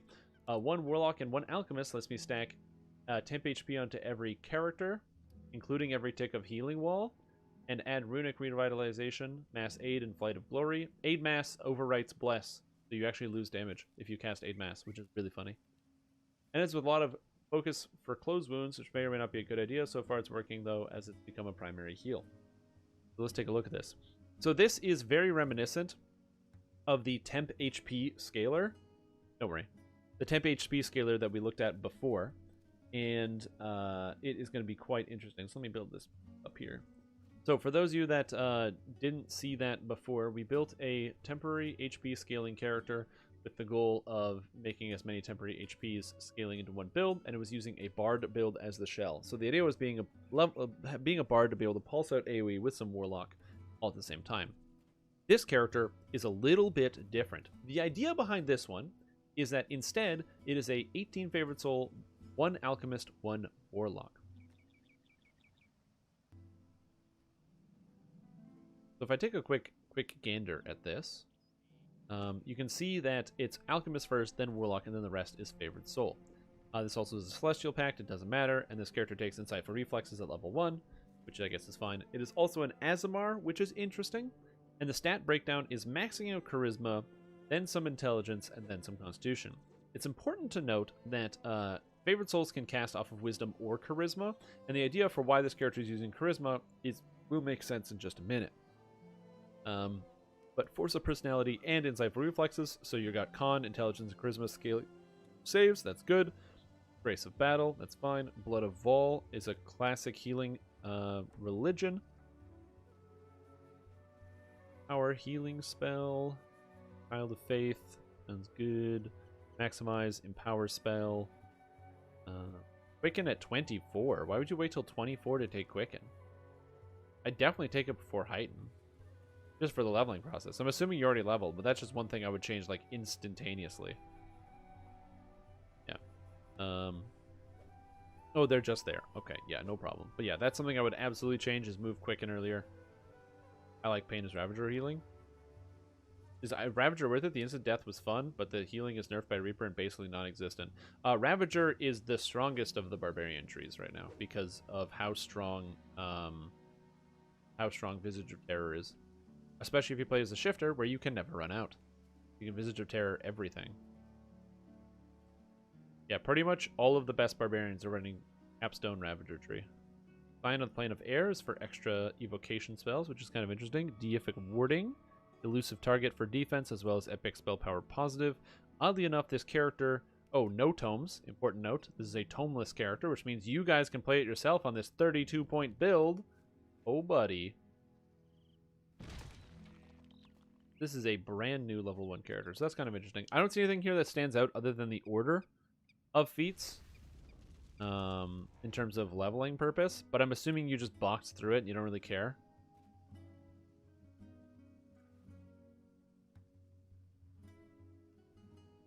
So yeah, so there's that. I would say that, especially for this type of character... Level up. Yeah, I'm going to turn that off. I was going to say, especially for this type of character, I think that... Yeah, that makes sense. Marker turned into this. Okay. Yeah. You definitely want to change the feat order a little bit. if you were to make this a real build. I might do that before we're done, but so far I don't see any issues with the feats so far. The only thing I would say is that if you actually do have tomes, you probably could have taken some more health if you wanted, but you already get a lot of health anyway from Stout of Heart, so it's probably not even that worth it on Favored Soul. We'll see. As far as the enhancement tree goes, so the idea behind this character is to use Beacon of Hope for casting all of the healing spells, grabbing the Beacon of Hope heal, the Undying Beacon, as well as Flame of the Favored. This character's got all of these points here, as well as having Flight of Glory, which when you use Leap of Faith, your allies gain temporary hit points equal to triple your character level, plus an additional 50 hit points, which is kind of cool. Triple your character level? Weird. Then it's got 4 points in Apothecary. The idea is you want to use Soothing Poultices. So this character uses the Verdunite stance from Alchemist. So Alchemist has 3 different stances. This one is the blue and yellow stance combined together, which is Verdunite. It makes a green glow, and it gives you your intelligence as temporary hit points when you cast spells on people. Then the other idea is you then take Tainted Scholar and get Feigned Health, which gives you Charisma as temporary hit points when you heal people. So every time you heal somebody with any spells on this character, I'm assuming gear is already set up, this character has 72 intelligence and 75 charisma, which is not nearly enough, but sure. So effectively, if you heal somebody, they're gaining an extra 120 temporary hit points no matter what, which is pretty good. So that's kind of the idea, or I understand is one of the ideas behind this character is that you this character also goes into Feydark Illusionist to grab Greater Color Spray, and then up to Falconry to grab the extra life here, as well as since it's an Azamar, also picking up the extra life from Protector. This is a Sacred bonus, 5% to max HP. This is a Falconry Conditioning bonus, so quality bonus, max HP. So not too bad. Not too bad. Bill agrees, maybe Epic Destiny, yeah. Yeah, but won't you run out of rages? What? No, you don't run out of rages because you play as a shifter and you have infinite rages.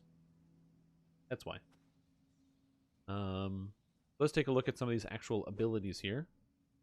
So it picks up the Divine Durability, crit, crit, crit, crit, because it's some of the best healing crit you can get in the game. All of the beacons. Grabs the extra charisma, also some of the buffing things. I would love to see a build like this pick up Hope for Success because of how good this is. But I don't know where you scale back a single point. Because Hope for Success is extremely powerful. The way that this ability works is it grants somebody +1 threat range and multi on their weapon for 20 seconds. This is a huge damage buff, and in like raids and stuff, this can have like dramatic impact. You get somebody who's like an Inquisitive and they use no holds barred. So for every shot counts as having +1 threat range and multi for 20 seconds during their entire no holds barred. Or if somebody uses if they're playing Fury, they use Unbridled Fury. Very, very, very good. So that's very powerful. So I recommend getting one of these. The problem is you're very stretched on points. You need 4 here, you need 4 here. You could, in theory, drop all of the points in Falconry if you wanted to pick that up, because you can't drop any here, or you drop the points in Azamar. I'm assuming you take Tower Shield because you're going to be using... You're not going to be using Tower Shield. You're using a Deathic Runestone, actually. You can actually even take that out if you want to save yourself an entire point, because you're not using that effect. You're using the Deathic Tower Shield. Oh, there's a Deathic Augment? Is there? I didn't know there was an augment that does that. What? That's crazy. Oh, never mind then. Wow. I missed that augment. Where does it even come from? Do you have to get the Deathic Runestone and then scale it down to make it into the augment? Oh, yeah, that makes sense. Damn. Yeah, because you really want to have Beacon of Hope. Hope for Success. Because this ability is really, really crazy on any type of healer, because you can just throw it out onto a DPS and give them extra damage. And it's arguably better than Hope for Victory, right? So, yeah, so that's kind of a big deal. I also do generally enjoy having Beacon of Hope, Good Hope, just because if you don't have anyone else casting the spell, it's effectively +2 to all saves you can add to everybody for a single point. It's not too bad. But yeah, you can't really get any more points in your Beacon of Hope tree, so that's difficult. Trying to follow a build. The Aasimar Scourge. How do I get that? Can you still buy it from the Iconic Tunes? Yeah, you can just buy it from the store. If you're, it depends on which one, but Aasimar Scourge is available in the DDO store. How would you change this? Yeah, there's really not a lot you can change, especially here. This is all defensive. Okay, interesting, interesting. If you had like a few more racial points, if you had like 2 racial points, you could definitely grab Hope for Success. Basically, this character is defined by racial points. The more racial points you have, the more you can get. Why it won't load up? The Scourge? Do you already have access to it? If you try to create a character and you click Iconic, you should be able to click Scourge, and if you don't have it, it should load it up in the store. Okay, very interesting. Very interesting build here. I like the... Yeah, this one's cool. This is like a build that seems like it would be fun enough just to play in general with the proper leveling path. Yeah, this seems actually really cool. I wish I could change something in here. But yeah, it's basically the more racial points you have, then you can take Hope for Success. And then you can spend some points in other places. But you don't have access to that, so you've got pretty much everything that you can get as an absolute bare minimum. Because 7 plus 1 plus 5 is, yeah, 17.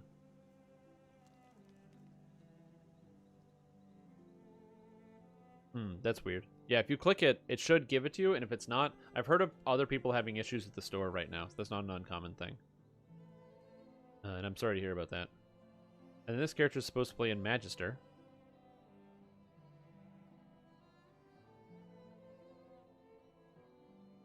Classes and feat selection are probably out of order. Oh yeah, you even said that. Weapon is Queen Scepter, although currently equipped Keeper of the Crimson Covenant, so giving that a shot as well. Yeah, it's really good to have Greater Color Spray, especially considering you have all of that. The only way I would drop Greater Color Spray is if you're in Magister with Evocation Focus. So I'm just going to assume a standard Magister. So Evocation Focus. Evocation Focus. I'm just going to assume standard Magister for Evocation. So I'm an Evocation caster. Right? Something similar to this, right? And this is your active Destiny. Yeah. So then what I imagine with this, what you could do instead, if you wanted to drop that, you would not be able to crowd control Reapers with that, unfortunately. So you would lose that power. But, of course, you still have access to a couple different spells that work on Reapers specifically. So, of course, you have access to with Favored Soul spells. You can use Soundburst, Heightened, to get your DCs up as well. And on top of that, another spell you could consider using, since you have a lot of extra points that might come in handy, is... Instead of taking something like Intensify, if you wanted, or even... yeah, probably Intensify, if I had to guess, based on your other feats. Instead of taking... Actually, Intensify is just straight up better than Empower.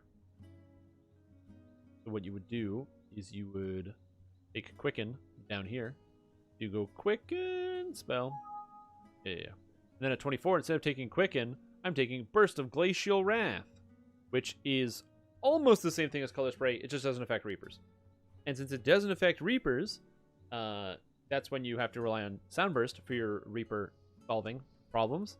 But you can still just Burst of Glacial Wrath stuff. And then this means that you no longer have to worry about using the the tree at all.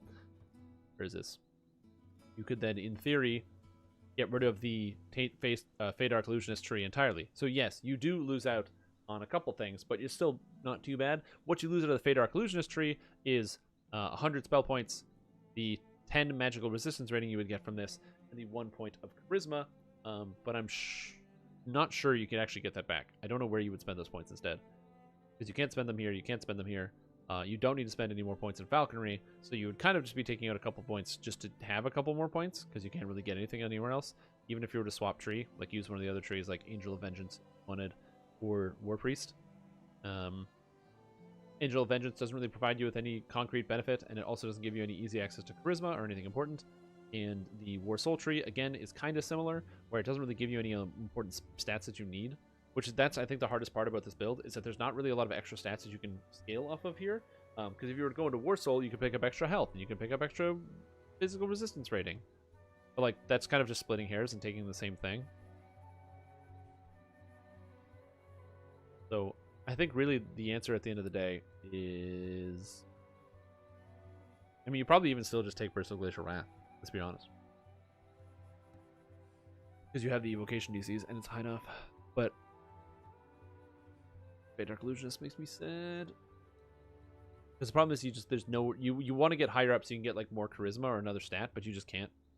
Because the only thing you would take is hope for success.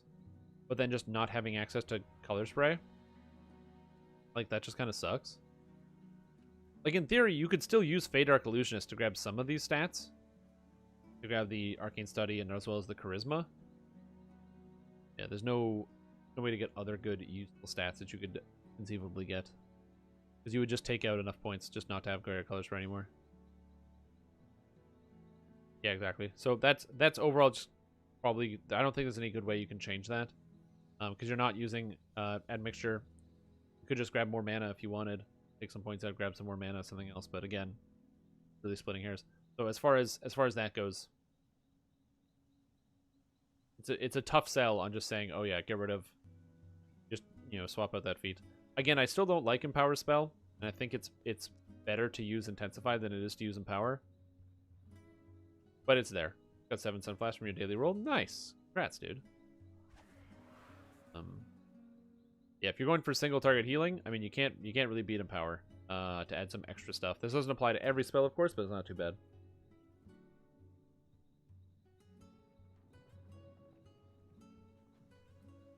Magics, yeah, exactly. Yeah, but Closed Wounds is the bread and butter with this character. Easily on Closed Wounds, you're gonna be hitting like 1500 spell power. Kind of dramatic.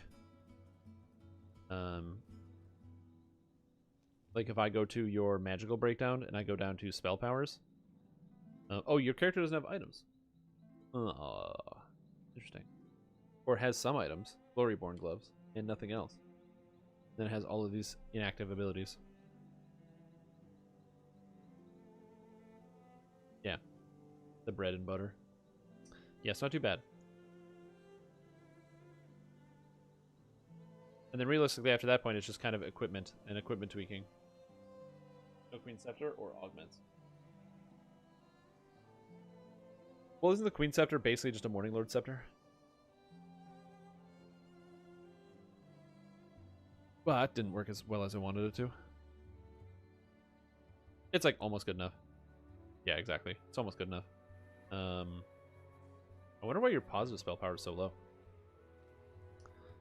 This character is using the Mage Rights set to get additional stats. Gloryborn Gloves for a piece of the Autumn set, and I believe the Gloryborn Gloves are not an artifact because it's using the Sigil of Regalport.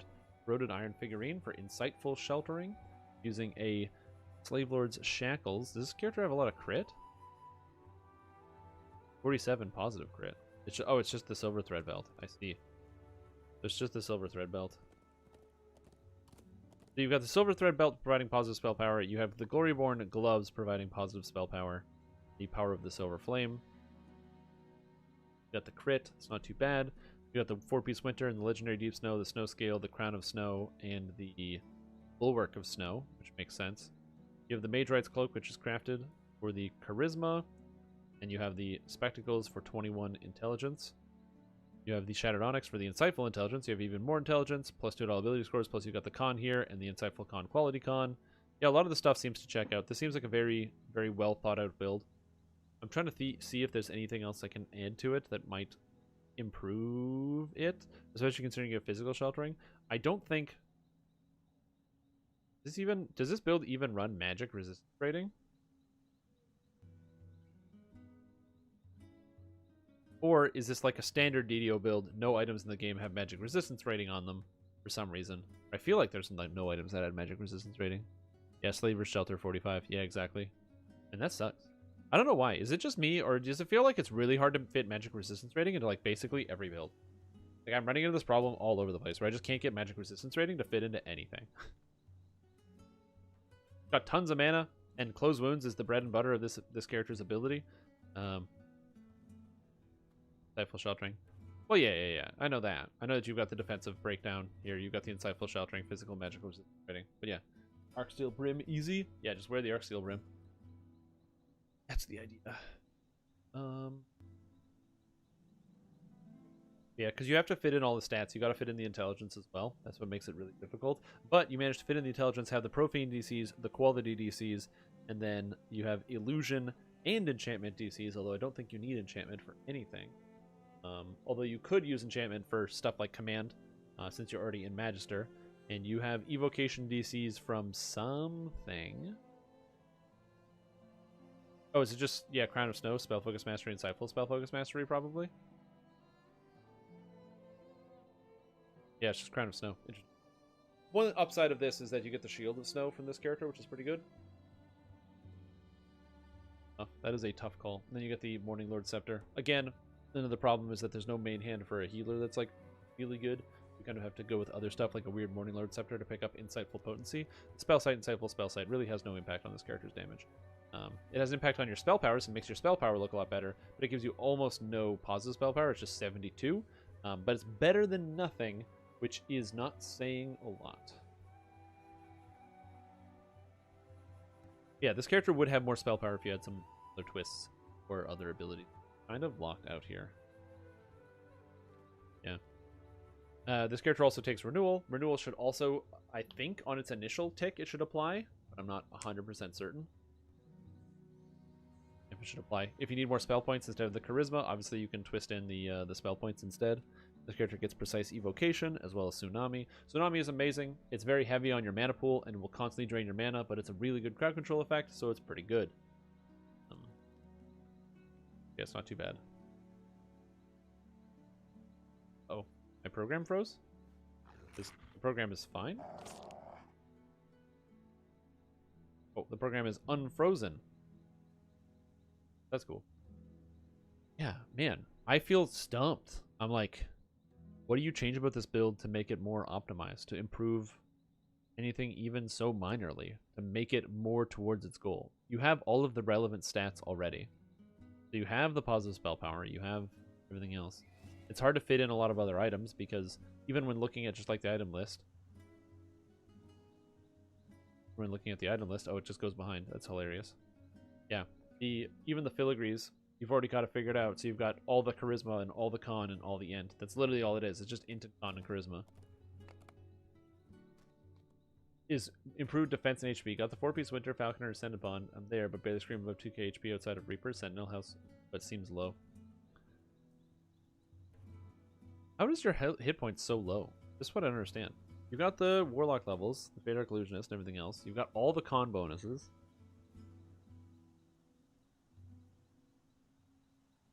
You have all the percentage-based bonuses. Conditioning from Falconry. Eminence of Wintersat.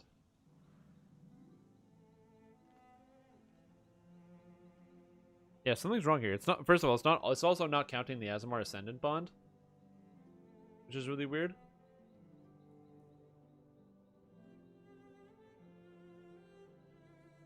Yeah, I'm actually reading it right now. I don't get it. It wouldn't even be Reaper points, honestly, because you've got 280 extra health from just leveling up.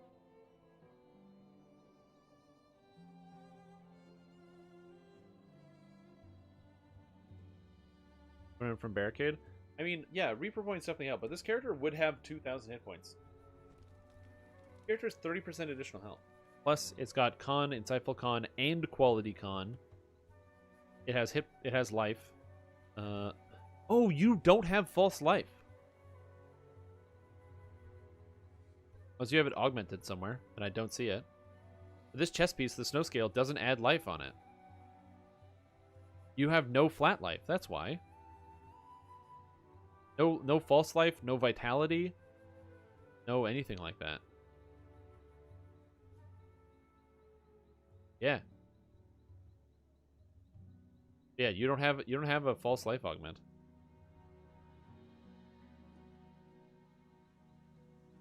You don't have a sapphire false life? Yeah, what is it? It's like 48 or something? You're just missing some extra health on there. Same thing with the vitality. You can get a diamond of vitality.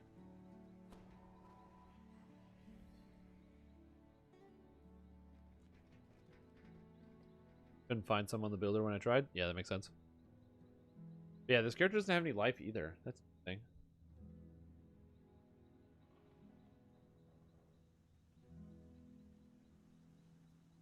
Yeah, exactly. I think your health would be higher than this when you have it all in.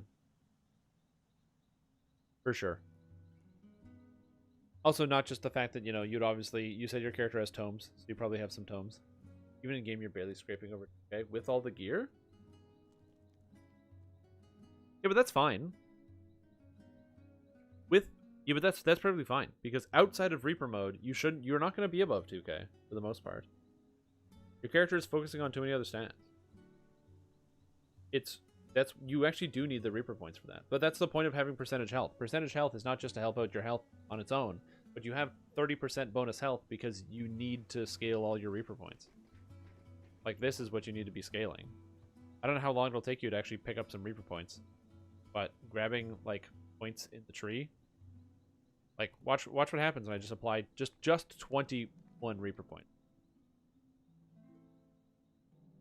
Because of all your scaling health percentage, whatever. So just scaling all of that gives you, well, it's not inside of Reaper mode, but it's almost like an extra 400 or 500 health just for 21 points. Hoping to get closer to 3k out of Reaper. 3k out of Reaper? I don't know. More levels of favorite soul. Is your favorite soul caster? But yeah, but your favorite soul caster has. It's not a first lifer character, is it? Because I don't think there's a stance or something that's not even turned on.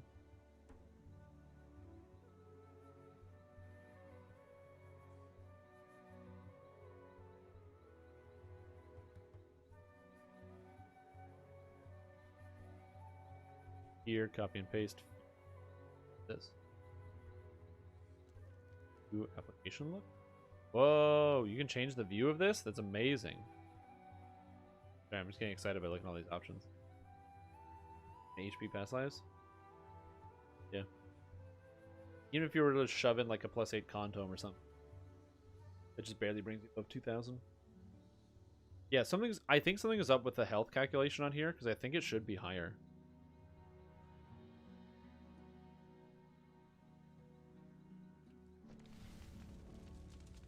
Your character doesn't seem that squishy. Yeah, that's close to live? Well, yeah, but that's with the +8 con tome and also with all the points put in, the Reaper points and everything.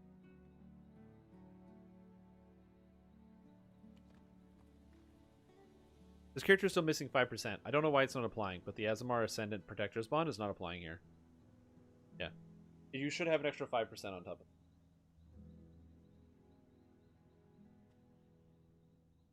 Yeah, 100%. Especially because you have all these effects and stats. It's also important to note that you don't have any of the health bonuses, right? Like, this character doesn't take health bonuses from Tree. So, as I was saying, like, Beacon of Hope gives crit chance, healing amp, and positive spell power. But it doesn't actually take into consideration a whole bunch of stuff. So, like, you're not actually getting health out of this tree. You're getting physical and magical resistance rating, that's fine. But you're not picking up any additional health. So, for example, you know, War Soul Tree picking up 15 extra health here. You don't have anything that's adding cores, which are giving you additional health. It's just the 280 that you get from Favorite Soul. But even still, 280 is like a lot of extra health. That should really make up the difference.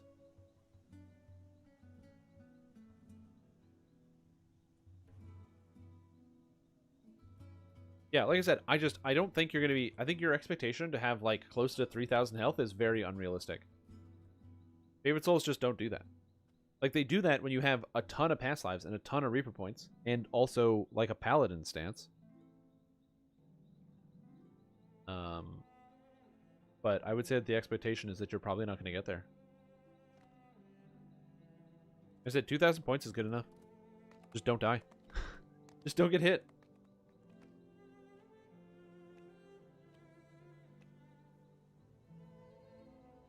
Because there's no other flat life in this tree. There's nowhere you spend 1 point and get some extra life. Anywhere. Even with the stats. I'm looking through, and it's like...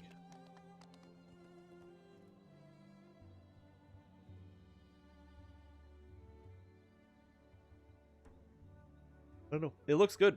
It looks good, but it is hard to come to a conclusion as to what what else you could possibly add in here to add more life, other than literally just swapping in life items. Getting something dumb that adds like Profane Life Force or something. But the problem is you can't really appropriately swap anything in because you're using the Celestial Sapphire Ring for Constitution 21 as well as Profane bonus to dodge, or Profane bonus to all abilities. If you were to swap that out, say change out your artifact, put in Profane Life and all sorts of other stuff, then you lose. Is there any I can get if I drop Greater Color Spray? 15. You get 15 extra health. And 15 is not a lot. I think Greater Color Spray is probably worth more than 15. Again, another point is literally just feats. You have feats that you can swap out as well if you want to pick up some more life. You want to get some more life? That's where you got to go with the old toughness feats. You got to get the toughness. Because you could literally swap out Empower and Intensify because it only affects one of your feats, one of your spells. And what you do is you grab Toughness, grab, instead of Intensify, you grab Epic Toughness. And then instead of Elusive Target, because that's only 5% of the time, you just grab some more Toughness. And 20 Spell Power, Toughness. And now, with all this Toughness, your character is upwards to 2200. But you lose 150 Spell Power on your Close Wounds. So, like, yeah, I don't know.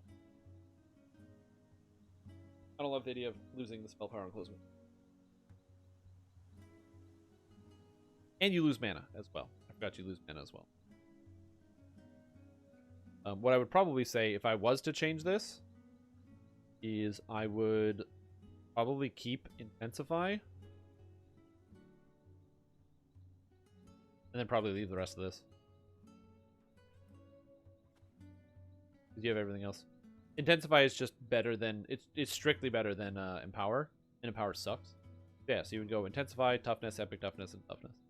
And Deific Warding you want to leave there because it's 10 MRR and PRR, which is pretty good. And you want to keep Embolden Spell.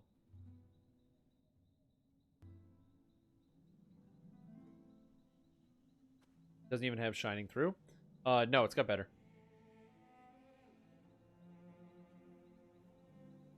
Much I notice. Well, you will notice because your spell power sucks. This character has 694 spell power or 700. Even in game, if it gets a little bit better with other people's buffing you and things like that, you're still running pretty low. Oh, important note. When you don't need Tsunami, you know what you should be twisting in if you don't need Tsunami? Empyrean Magic, because it applies to healing spells, and that's 10% crit chance on your heals. So when you should use Tsunami, but when you don't need Tsunami for whatever reason, say like a raid or something like that, Empyrean Magic all day. Because it's just going to give you 10% extra crit chance and 40 universal spell power. Because you class Close Wounds literally constantly. So it's something you can keep up all the time. It's another thing I would keep in mind. To keep that on the back burner in terms of like Tsunami to Empyrean Magic. You don't really need Empyrean Magic in quests. Tsunami is going to be better, but if the second you step into a raid, Empyrean Magic just immediately takes over because there's very few scenarios where you need to Tsunami something, or very few scenarios where you have time to Tsunami something. Because somebody is dying. You might think to yourself, okay, Vision of Destruction, the ads come down, I can Tsunami like one of the Barbezu that comes out the Devils. One, they run really fast, there's a lot of lag in that raid, you're probably going to miss, and you need to be spamming heals into somebody because somebody is already dying to one across the room. So, yeah. This is a very cool character, and it does a lot of interesting stuff. Obviously, taking Warlock and Alchemist levels is going to reduce your overall total health. I think it's a good way to get around it, and then having the positive spell power to make up the distance. Some of this stuff is also not too bad.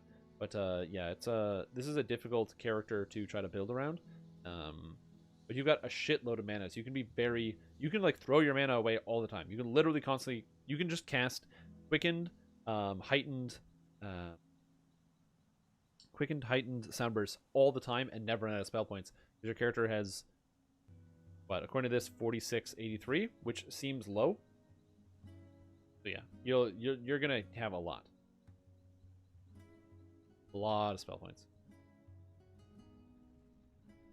Yeah, so you can just every single monster pack you can open with it. No drinks, souls. Where are the armed guards to take the non-action streamers away? This would never be tolerated in Barakwa.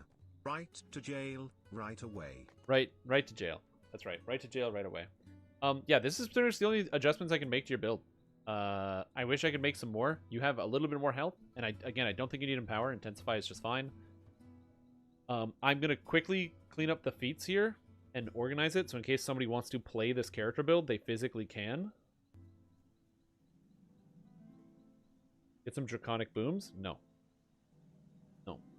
No, you don't want Draconic Booms. Your spell power sucks.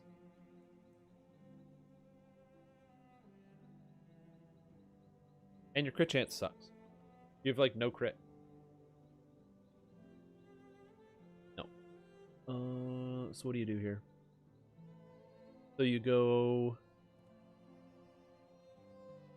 Maximize. Then you want to grab... This is, by the way, if you're watching right now, I'm making it so that I'm going to... If you want to play this build, let me know right now, and I will send you a copy of this. In case you want it.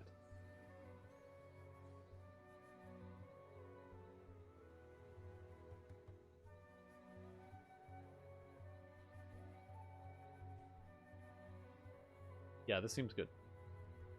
Oh, the other reason why is because if you want to dump the DCs, by the way, depends on what's more important to you. 4 DCs or Sign of Celestia, 150 health. If you need the DCs, obviously you got to stick with Sign of the Plane of Air, but Sign of the Plane of Air is only the DCs. Celestia is 150 life, by the way.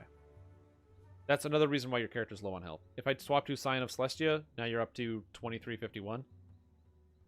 So, yeah, it's a big amount, but 4 DCs is 4 DCs. So, that. Alright, I'm going to save this. Save as.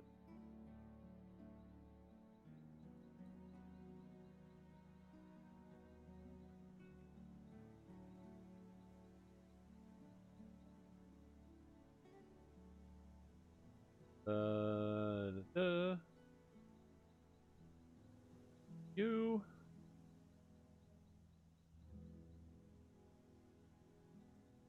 I give you the build back. So that's pretty much what I can do with that. I wish I knew how to do more. It has just occurred to me that I need to get a naming convention. Any suggestions for spells? Oh, yeah, I can... Oh, yeah, spells? Easy. I can put the spells in. Absolutely. Sorry, I didn't put the spells in. Implosion. You should probably have True Resurrection. But you're an Evocation caster, so Implosion. Deathward Mass. Holiora. But Death Pact is really good! Man, are you hamstringed for not being able to take both these spells? Death Pact is way better than Deathward Mass. Holiora is way better than Deathward Mass. You just gotta cast Deathward by hand. Sorry.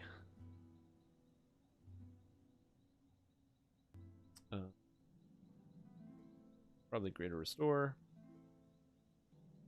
Heal, obviously, is amazing. Here, mod. And here, Greater Command, because you have enchantment bonuses. Seeing. Raise Dead, in case you need another one on a separate cooldown. I don't know why I chose Flame Strike here. That's a bad spell. Power Pact, I guess. Also a bad spell, but it's fine. Divine Power for physical resistance rating. America, because it's America. Shield of Faith Mass. You want Prayer, because it's Prayer. You want Magic Circle Against Evil, because it's really good. Remove Blindness, Curse, and Disease. I'm going to say Curse and probably Disease. Of your second level spells, you don't need to take Close Wounds, but Lesser Restore is great. Resist Energy, obviously great. Spawn Screen, perfectly fine. And then for level 1s, you want to have Bless, stacks, really good.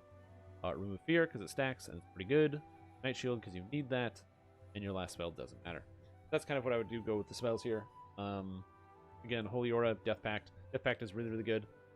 It prevents you from dying. The downside is you have to cast Death Ward on every person by hand, but you have tons of mana, so you don't really care. The problem is just it's way... And then Holiora is +4 to all saves for everyone in the party, which is better than the...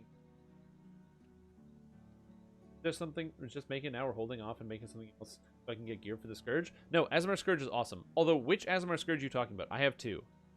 I have a Wisdom-based one from Hardcore League, and I have a Strength-based one, which is just for Strength-based. Rose Quartz Sigil Stone. Yeah, you can also Rose Quartz Sigil Stone it. Exactly, yeah, 100%.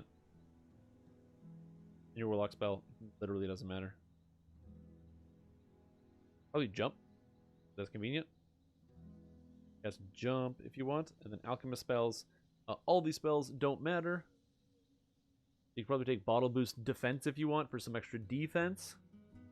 Is it easier? Yeah, then if you're playing Strength, no, it doesn't matter. You can start it whenever you want. And you can take Lesser Evolution here if you want. Lesser Evolution gives you +1 bonus, alchemical bonus to one of your stats, and you can put on whatever stat you want. So you got Bottle Boost Defense, so you can cast this. Actually, no, you need to have a yellow spell, so you can be a green. Unless you go into a tavern, you can go into a tavern, set yourself up with a yellow spell, cast the yellow spell, like cast Cure Light, and then cast this Bottle Defense, and it'll keep you in green, and you'll be in green every time. You never have to turn it off. And then you can just use all your blue spells and use Bottle Defense for the 15 action boost, armor class, and physical resistance rating, and lesser evolution. All right, I'm going to resend this, resave and resend, save, and here it is again. Twist with spells. And now I need to take a quick washroom break, so I'm going to play an advertisement. I will be right back in just a moment, so stay right there, all you wonderful people. I will be back in just a moment. Woo.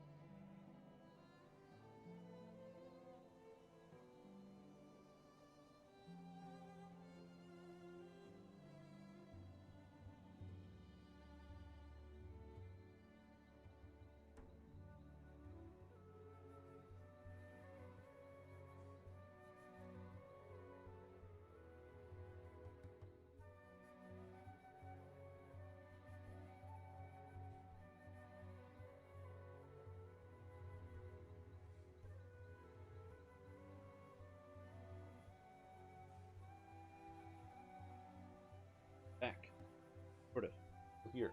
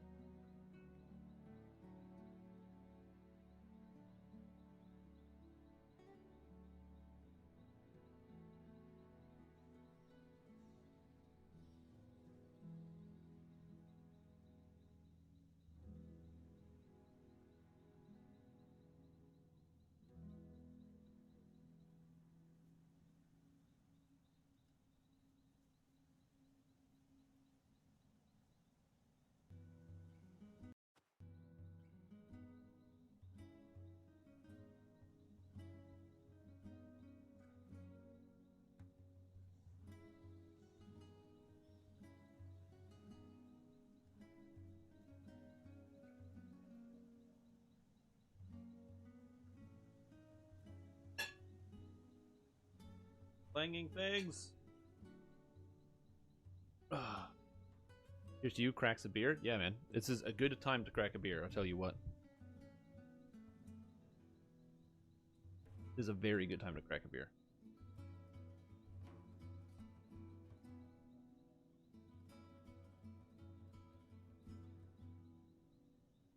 But yeah, so that was good. I thank you for submitting the build request. Build you. I do enjoy getting the chance to do that. I still have one that I want to do for YE18, but he's not here at the moment. Was not here at time of build request doing. Still there.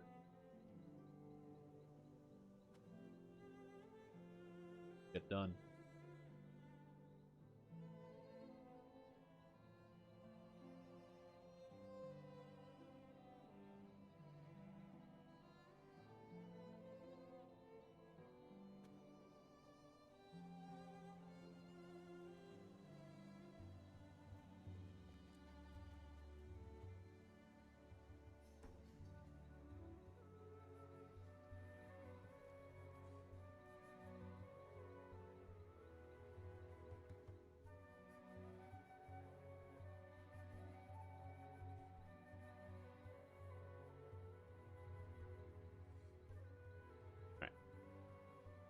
Let me set this up.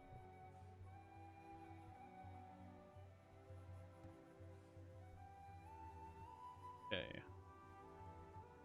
This should work in theory. Click this here.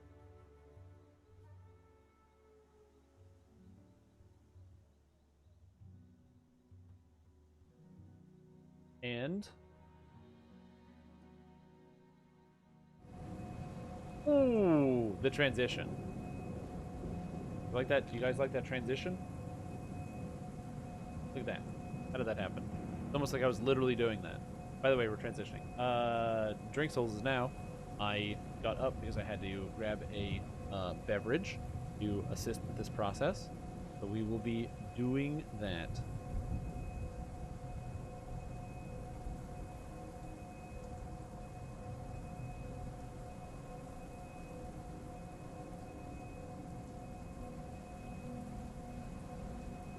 Should be fun. Be organizing my screen now because I didn't do that earlier. Should have done that, but I didn't because I was lazy.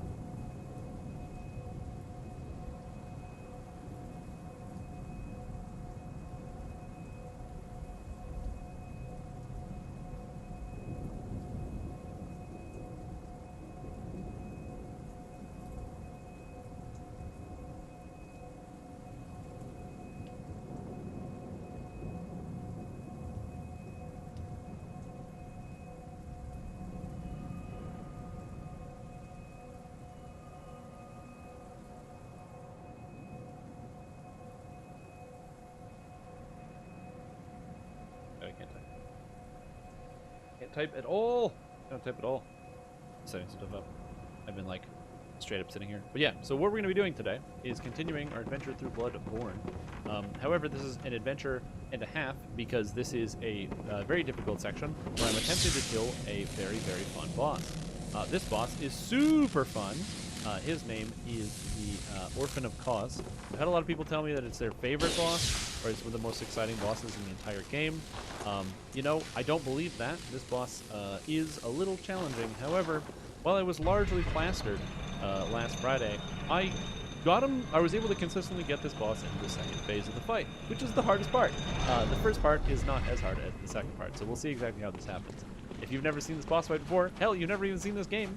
This is a From Software game from 2016, and it is a doozy of a challenge. It's also pretty exciting, so we'll see how this goes. Hey, look, my blood echoes are over here. Yeah, let's see what's got here. Hello, Orphan.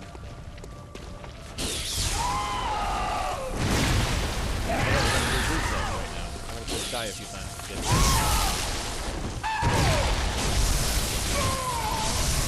Remember, it's 3 hits to knock it down? So I know I need to go 3 hits. 1, 2, 3. I forgot I can dodge over that. Nope. I can do that. Remembering his attack better. It's not too bad. Dodge. Dodge. Oh god. Plays way louder than me? Okay, perfect. I can edit this. Oh god. Oh god. Oh god. I can edit live. So good. Oh god. Go away. Go away, Orphan. Orphan of Koos! Yeah, I will continue to edit live. The gameplay is going to be a lot louder because it's coming directly from the capture card, which doesn't have any built-in audio settings that I can use. So I kind of just have to do it all on the fly. 2, 3. Got the stun. Yeah, I just have to make sure I keep the stun on him. That should be good. I think I have to dodge in when he does that.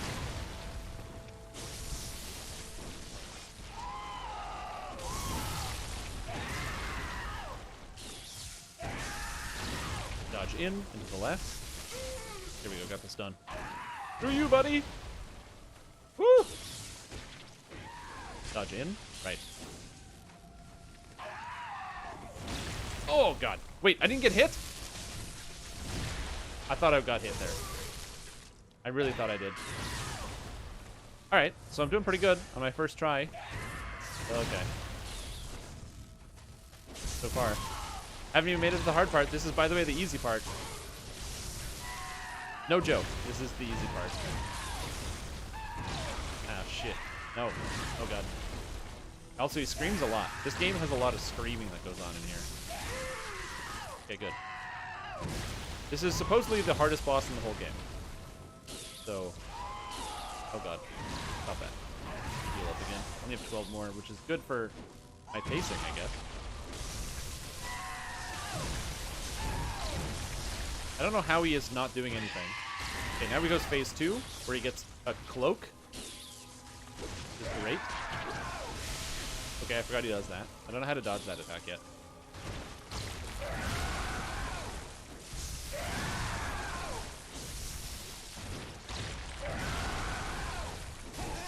Okay, so he's 4 hits to stun now.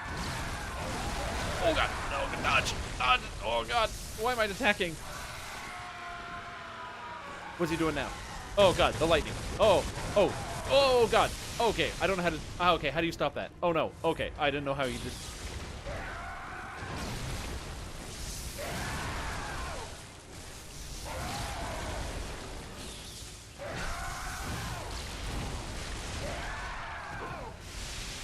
Okay.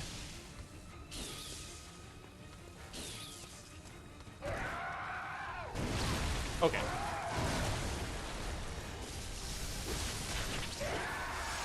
No! No! Go away! Go away! Oh, shit!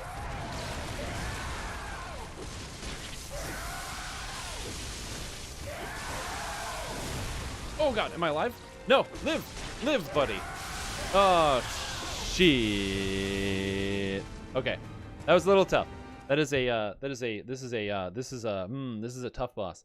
Yeah, this is the hardest boss in the game, and I'm hoping I'll be able to beat it. I think I can. I'm close, but I'm not quite there. Anyway, so this is Drink Souls, so there's gonna be a lot of drinking involved. Hopefully I'll be able to beat it before I pass out from alcohol poisoning.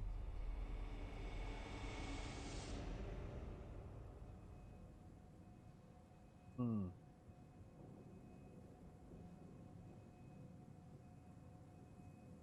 it's so cold.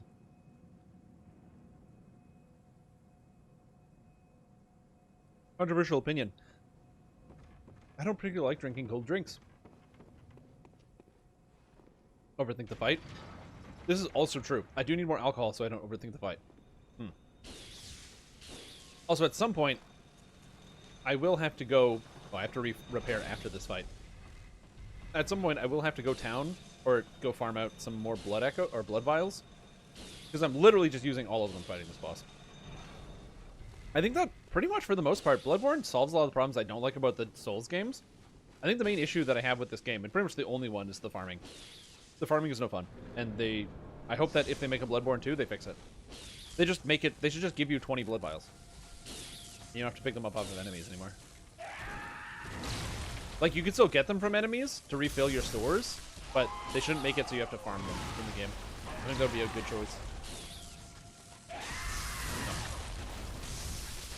Done, bitch. No. No.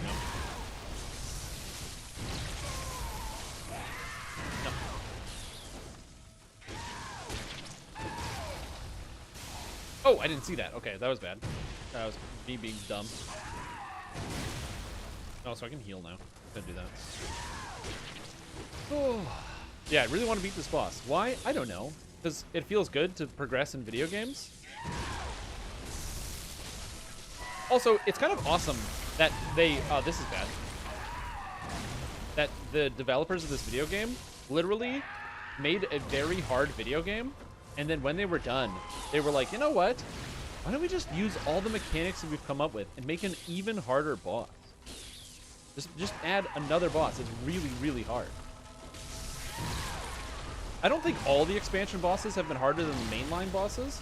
Definitely the first boss of the expansion, the like failures or whatever. That boss, was that the first boss of the expansion? Oh, wait, I don't even know.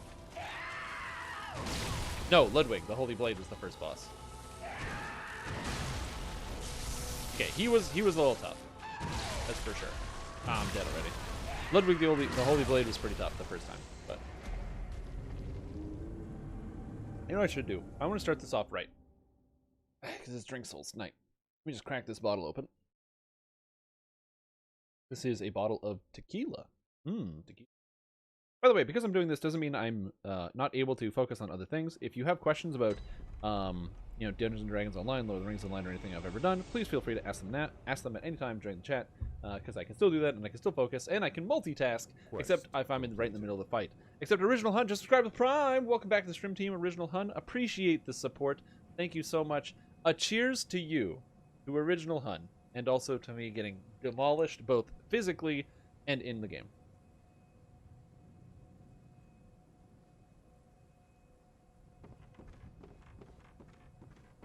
Thank you. I also appreciate my Christmas tree head. I forgot. Oh my god. I forgot I'm also supposed to put all this stuff together. Oh. Alright, let's go. Come on, Orphan of Cause. Oh, I was supposed to repair my weapon. Oh, this is going to be such a problem when halfway through the fight I have to swap to the other weapon. Because I'm used to this one. Oops. Okay, I have to repair after this. What's this easiest way to repair? I could probably just go kill somebody and then get some souls and go back. What if I can kill all those guys every time? No.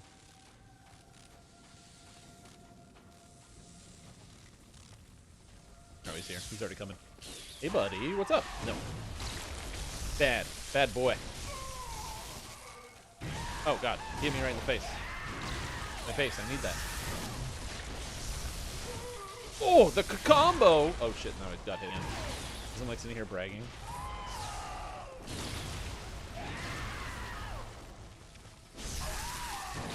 Oh, whoa, whoa, that's not what I wanted to do.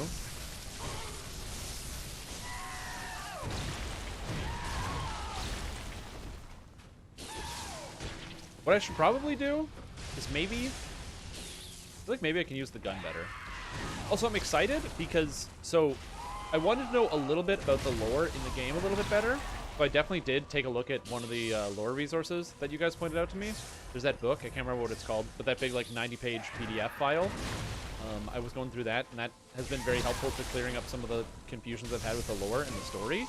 And then also, I was checking out just a couple videos and stuff, and all these places are like, man, the best place in the game is Cainhurst Castle. It's like so good. I love Cainhurst Castle. And I never went there, and I still don't know how to get there. I killed a boss, the Witch of Henwick, and I got the invitation to Cainhurst. That's bad. But I don't know how to actually get to Cainhurst. I don't know if I'm supposed to.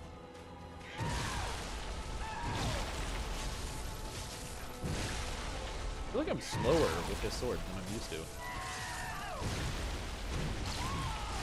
I can't stun this guy either, which makes this tough.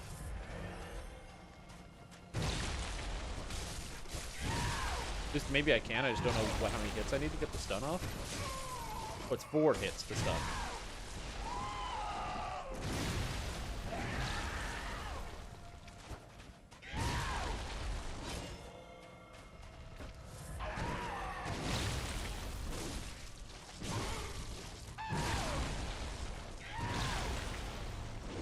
Oh, not what I wanted? That is so not what I wanted. I forgot that if I dodge, I do that.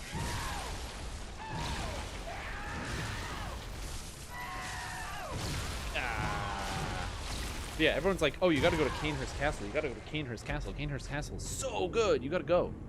Maybe if I put myself up here and I scale it down just a smidge, that way you guys can see the exact amount of damage that I'm dealing. And I'm not, like, too intrusive. Let's try that. If this works. Shouldn't really cover up anything that's important or, like, imperative on screen. Cover up any text or dialogue or numbers or anything. We good? Yeah. Okay, so let's go to kills. Prediction if I'll beat Cause today? Oh shit. Dude, I'm beating Cause today. Get out of here.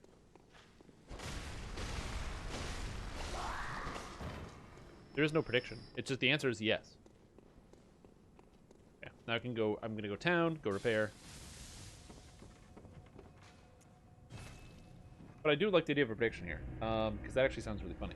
So, Dr. Disrespect, go away. This anymore? This. I do like the idea of adding a prediction. Just repair my weapon so I can go back. And also check how many blood vials I have. I don't know how many I used last time. I was drinking. Let's just say that. I don't know if it's worth it to use like a poison or something against this guy. Because there's like poison and bleed effects. Okay, I have 198 blood vials left. Oh boy. I wonder if that's going to be enough. Lighthouse Hut? I think that's right. That's where I want to go. Okay, start prediction.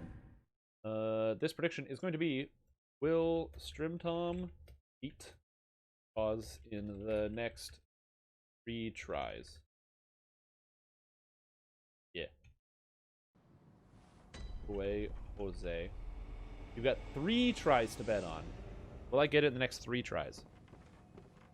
Use dung piles on Ornstein and Smo? Yeah, I don't think there's dung piles in here. That is a good question. Are you at work tonight, Howie? Are you enjoying the beautiful hard work of, or the beautiful environment of you know, your place of work? Oh, you're leaving soon. That's not too bad. Wait, so you were like at work all day and just doing stuff today?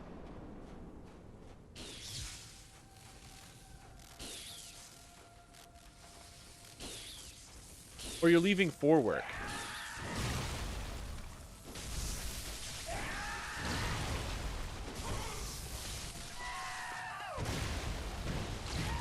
Oh, you were financing. I see. I'm with you, man. Hey, good luck on your finances. I have a question. Because you instructed me at one point to say the sacred prayer. I just want to make sure that I'm still supposed to say that prayer every night.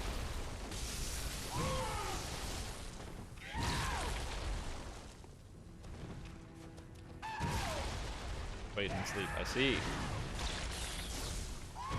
just probably stop now? Okay. Just let me know if you have other prayers that you need to be uttered for Sacred Council. Because you know how, like, you know, I can play DDO without latency because I get the special influence. I can also influence the finance world with my chants.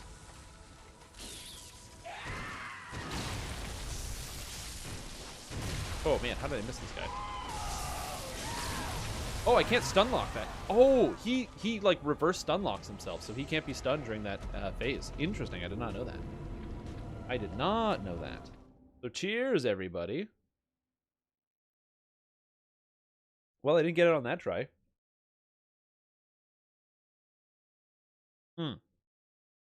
Perfect.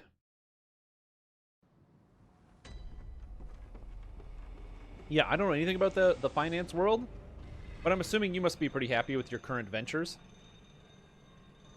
At least for now, of course. You know, obviously everything changes. Finance is a moving mobile world that I don't currently understand. I barely understand this moving mobile world of Bloodborne, so I can't even imagine what it's like to do something else like that. But I assume business is going good, or else I hope it is. Okay. Well, how we doing? Just, as I was asking him, hey, how's your finances going? He drops in 25 gifted subs to the community while I'm literally trying to focus on beating this boss. You know why he did that? He did that because he knows that he bet on a bunch of flats that I would fail.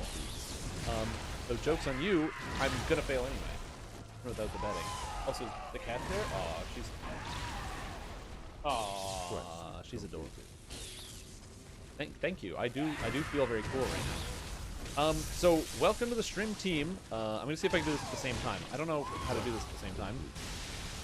But welcome to the stream team. Psycho317, Oh Hey It's Butler, Yasukai, Shanfara, Yizan, CEO of Lame, who somehow gifted a bunch of subs and never bought any for himself, which I find mind-boggling. XD Nico, Octopus, a bunch of numbers, Sylvig, Fixer TV, Canwick, Nerdy Lore, oh, I'd missed that one, Ethan M. Hunt, Mersker Man,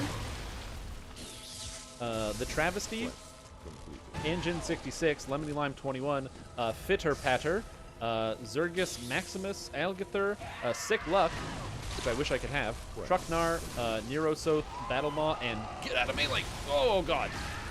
Battlemaw and Laura Lilith. Dude, thank you so much for the support. And all of you, welcome to the stream team. That is so kind of you. You have to go drive. No more texting for safety. Yeah, please. Oh, God, I'm bad at this. I will let you know if I lose. And by let you know, I mean you'll see the numbers come up. Oh, this boss is so hard. But dude, that's literally crazy. Thank you so much for the support. Drive safe, do well, and I am blown away. I am astounded.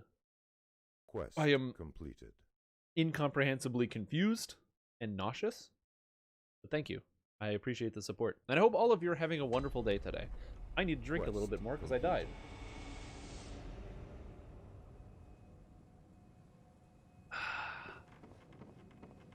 I'd like to get this today. Quest completed. I think you should try to let him jump over you and then stab him in the back a few times. I try to do that, but if you get him with more than 2 stabs, and I get really anxious, I want to go in for more stabs. But I gotta get... What I gotta do is just continue to drink, and then eventually I'll reach a zen zone where I can, like, detect what is happening ahead of time. You know?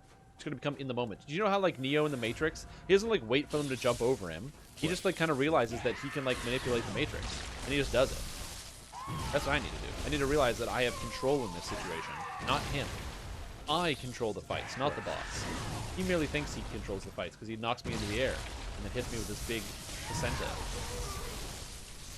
Which is what that is, by the way. Which, if that's gross, that's why that is.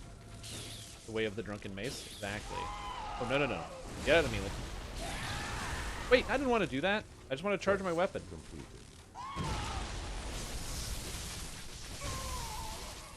Ooh, no. Wait, I didn't expect him to go that far. Anyway. Oh god, oh god. Also, still saying quest completed. Welcome everybody to the stream team. And again, how we doing? I really appreciate the support. I guess when I was like, oh, how are your finances doing? I guess now I know. That's an easy way to answer that question. No, God.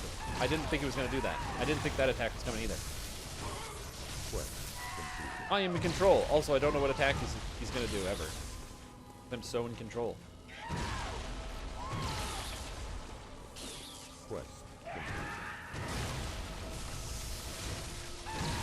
Damn it, I gotta go in when he does that.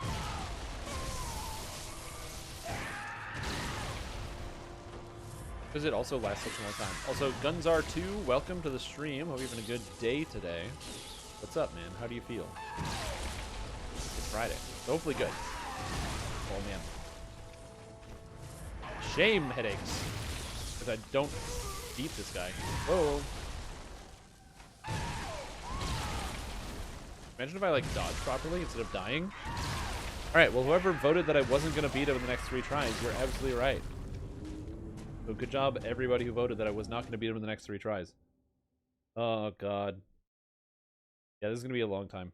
Oh, God. See, one of the reasons why I like this character in this boss fight is because I can tell when I'm making a mistake. Also, I think it's also the build-up. So, truth be told, I did not know much about the story. Now I know about the story, about what's going on here. I'm going to put that up again. So for those of you who want to get it on another +3 tries, give it a shot. Once and for last. So, for those of you who did not know the story of this, so the Orphan of Kos, I did not know what this is. I didn't know what Kos was. I ended up looking it up because I couldn't figure it out by playing the game myself because I missed a lot of characters because they died by accident. Whoops! Bloodborne is vicious. So apparently, according to this, there's Lady Maria, who is in the hospital, who is upstairs, the Lady Maria of the Astral Clock Tower. Lady Maria was warden of this hospital, basically, and she came here. Oh no. No, no, no, no. No, no. Oh god. No, no, no. I'm dead already. I'm dead. Oh my god. Anyway, Lady Maria came here, who died. She was like, you know, the dead leave no, or like it's best to leave the dead and not talk to them. And when you find Lady Maria, she is dead. She like killed herself or whatever, and she's lying in a chair. And then when you touch her, she awakens and she tries to kill you because we're in the nightmare. So my understanding is that this is the hunter's nightmare, of which many hunters cannot escape, and they can't escape when they're stuck hunting beasts basically forever. And they're stuck here because of what they did wrong. And so that's why Maria is stuck here, and she was stuck here or whatever. And so she looks like she's dead because she is in real life, but she cannot rest because she's stuck in this nightmare. And she tells you to leave the rest, the dead rest. And then what she's talking about is not herself. She's talking about this, because apparently she came here with a bunch of other people, and they found this thing in the fishing village. And whatever it was they found, they needed to, or they should have let stay at rest, and they did not. Is what I'm gathering. And so her dialogue about letting something stay at rest is not about herself, even though she is dead. Is that whatever this thing is, Oz, is this big dead thing here on the ground that the orphan crawled out of. That the orphan is actually, I don't know if the orphan is responsible for her being stuck here, but that. You know, they should have left this thing here. So she knew about it. That's why she was guarding the door, and she wouldn't let you through. I don't know if it's because she's trying to protect it or because she feels shame. That I'm not sure about. I haven't gotten that far in the story. But yeah, so that seems important. But so as far as I can tell, it looks like Kos is that big dead whale-looking thing over there. The beach whale, as I was calling it before. And Kos is a great one.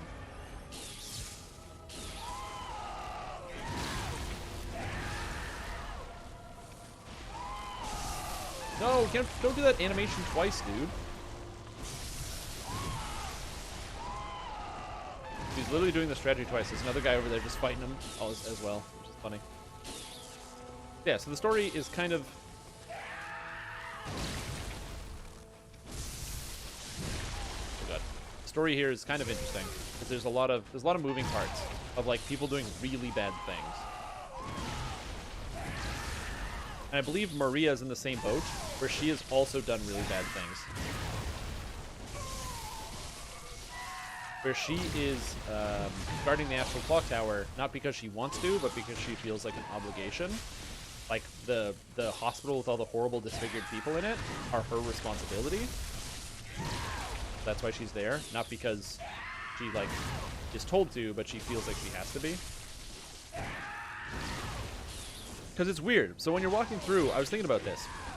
There's, like, this woman that's, like, crying, and she's like, I'm so sorry, Lady Maria, and you have the failed experiments or whatever, and it makes me wonder if like Maria is doing the experiments on people, or either she is doing it or she is watching over the people that got experimented on, and you know, she feels, like I said, a level of responsibility because she was either supposed to do that, and everyone else is really cheerful because they legitimately want to help with whatever the experiment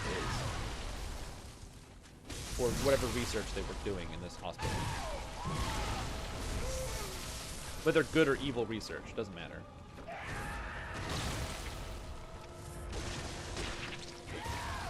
Oh, hello.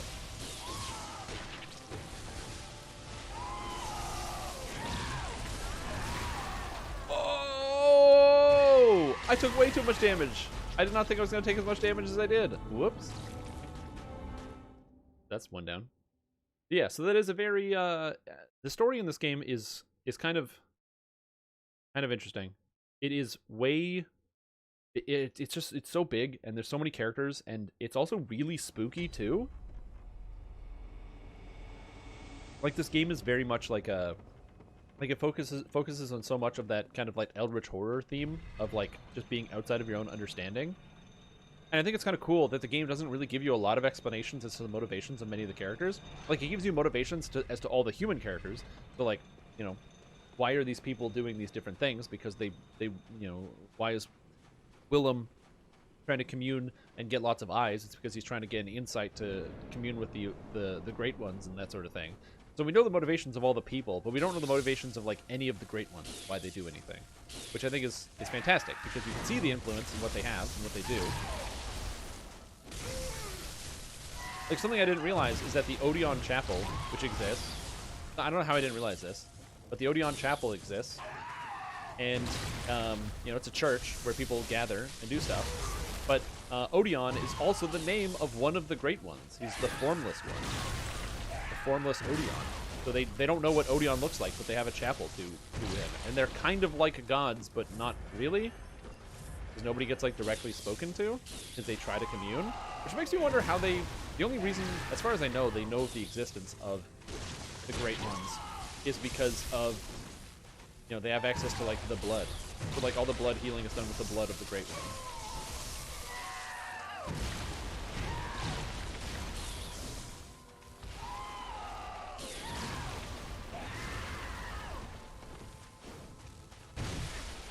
Dang it, let me dodge.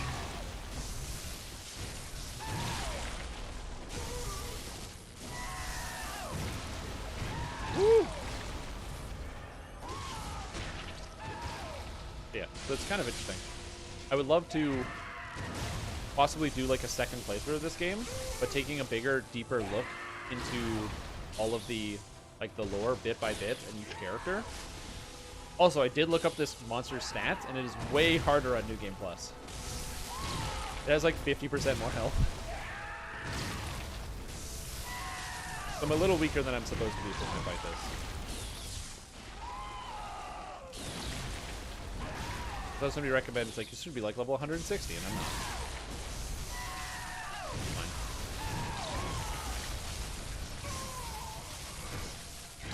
Damn it. No, go away. Go away! Wait, how did it not get knocked down? That was animation locked, probably?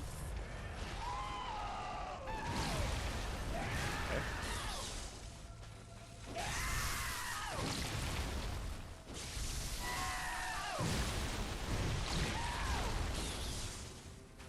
Stop screaming, buddy.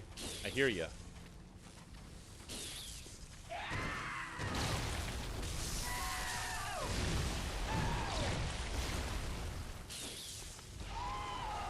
No. Okay, now we go in.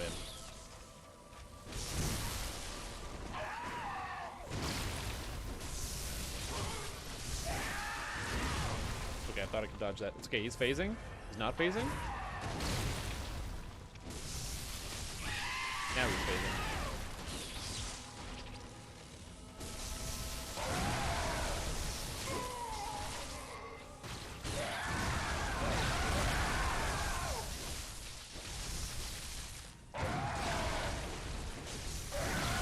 Okay.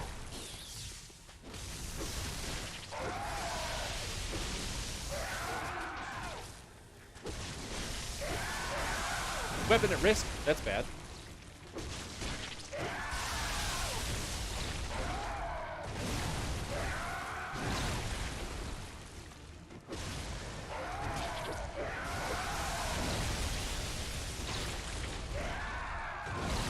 Okay, open. Give me a sec here.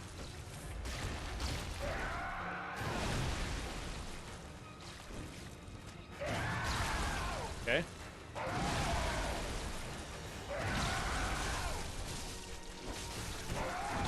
Okay. Okay.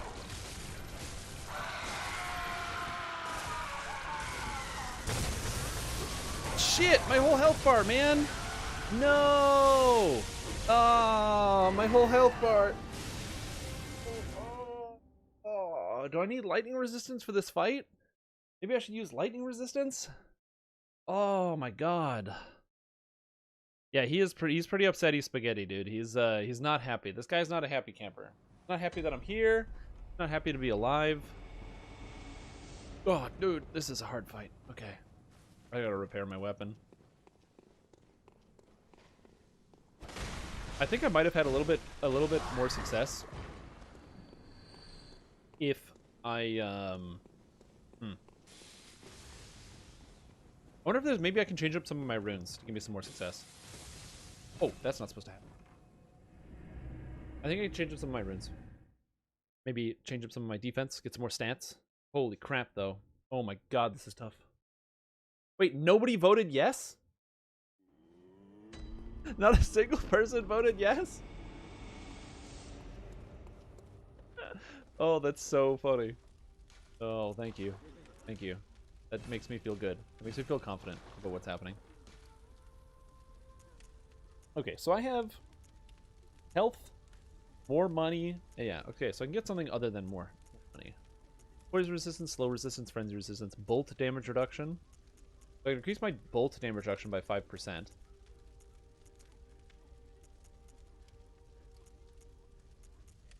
I can get more blood vials if I want. I can go with 23, but I don't really, I just die. Boost rally potential by 20%.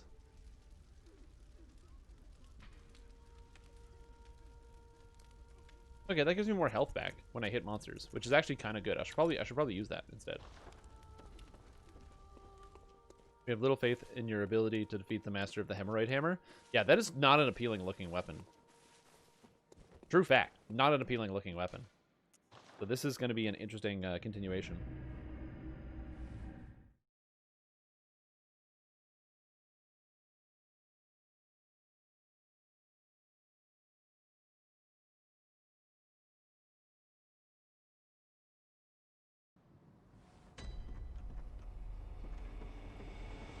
All right. Ooh.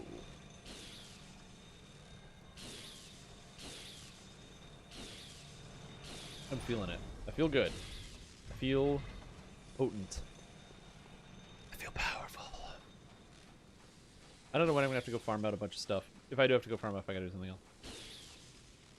Here we go. It's the run. It's the run, boys and girls and ladies and gentlemen, and also me.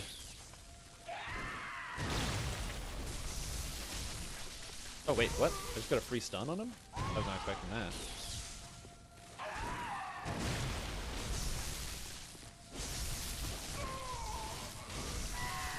No. No. No.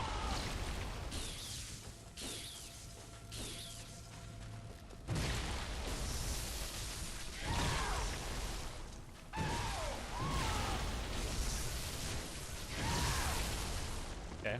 So I'm getting more health back when I hit him, which is good. Ow, fuck. Piece of shit.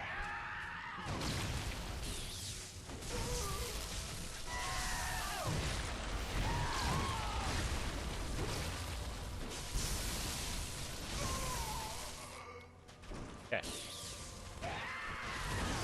No! I wanted to dodge that. I didn't dodge that, but I really wanted to. No. No. Good. Back to full health. Okay, I didn't expect him to do that. I don't know why I didn't expect him to do that. It's literally what he does every time. Woo! Die, orphan. So I gotta remember that I have to dodge in when he does that. That was horrible. I did not want to do what I just did. Also, did he just 360 in the air? And did I just swing my mace over his head? And did I just roll into that? Oh my god, I'm very bad at this video game. Oh no. Alright, well, congratulations. I did not get it in 3 tries, so no way, Jose.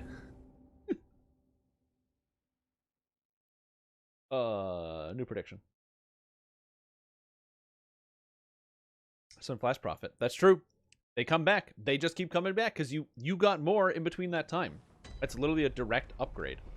It is only a bonus.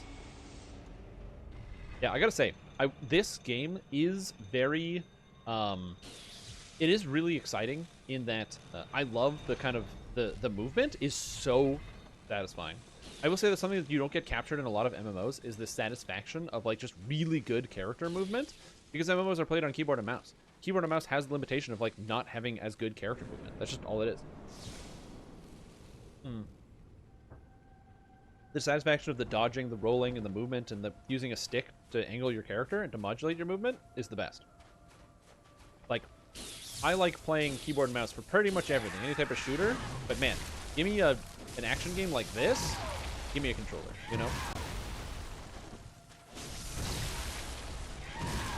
I'm so bad at this. I'm already dead. Holy crap. I will beat this stupid boss. And I will be... Will I be happy? No, probably not. I'll probably feel the same. But I really want to beat it. I really want to beat it. I want to get it. Kick its ass. Would Sorcerer Alchemy is better for racial? That's an interesting question. Question for you guys. It's those of you that do play the Dungeons & Dragons online. If you only watch this, it's fine. If you were doing all your racial lives, are you more of a, I want to do the same character class type player? Are you a, like, I want to play the same build every time because it's fastest and I'm familiar and I have the gear? Or are you more of a, I don't know, let's try something new every time. And see if we can make ourselves hate the video game, maybe, by having a build we liking.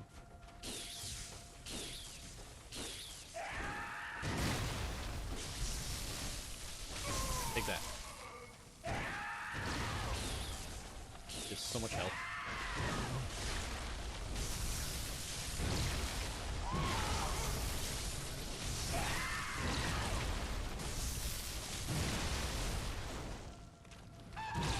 That was bad. Oh god. Oh god.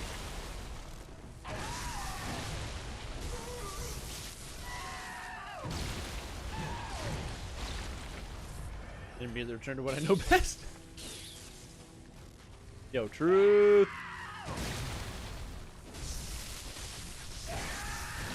So that's just straight up the truth. You know what I want to try? I want to try this cool build that I heard of. And it's so unique and so interesting, and I can't wait to look at it and then not do it well. If I get hit, I'm dead. Honestly, no, though, no, not bad, not bad.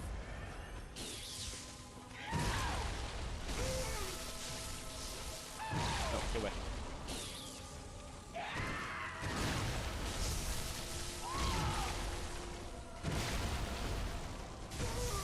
Do that.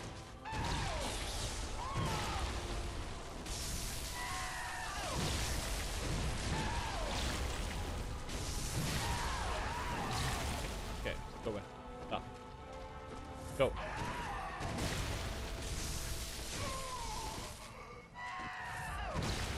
Dark Souls where you can call in help? Yeah, I can call in help.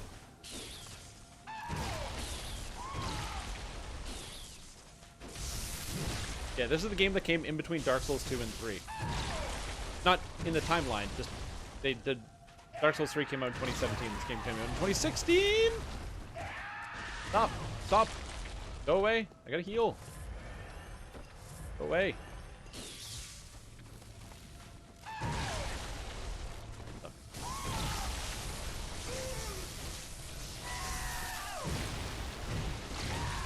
Damn it.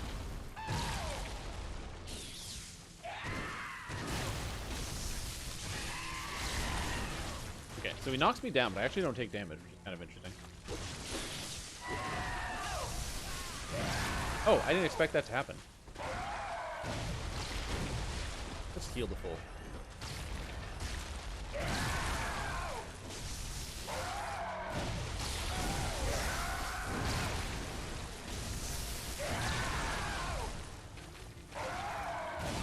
Okay, I should have been on the left side. Buddy. He is attacking, and I'm getting stuck on the side. I got stuck on his body. I couldn't move through his stupid, his big double placenta now, because he's got it on both sides, and it's like got a blade in the center of it. So I don't know what the hell is up with that. God damn it. Yeah, you can call in help in this game. I just don't want to. I want to succeed on my own merits. I beat all the other bosses without calling in help. I can beat all these ones. Is this the hardest boss in the game? Is this the hardest boss that I've fought in any of the Souls games? Maybe. I think this is the hardest boss. I'm trying to think of who's harder than the Orphan of Cause.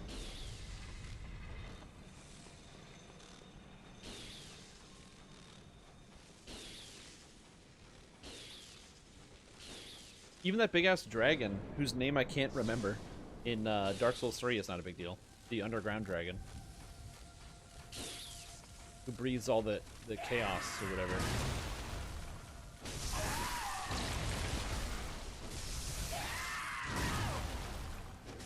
Oh my god.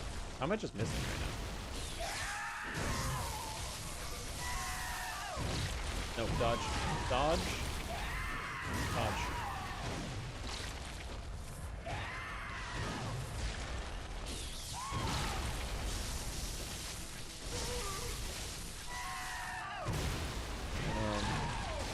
Yeah, I think this might be the hardest boss. I'm trying to think of a boss that, not so much that I had more trouble with, because I've had trouble with bosses.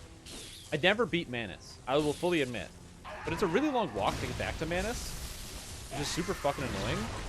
Like, any boss where it literally takes you, like, over 2 minutes to get back to the boss, it's just like, why am I still fighting this? What's the point? I spend more time, like, walking to the boss than fighting it. Is this new Feywild raid? I hope not.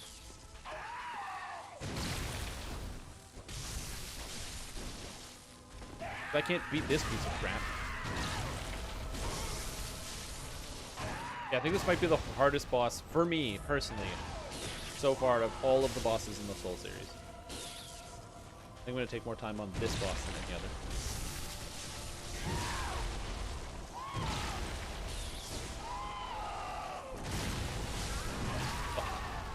Because most of the bosses in this game, also, that was 3 tries, and I didn't get it.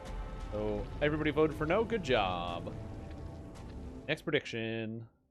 Will Shrimtom beat the Orphan of Cause in the next 3 tries? And I have to remember my stupid weapon, so I gotta do that.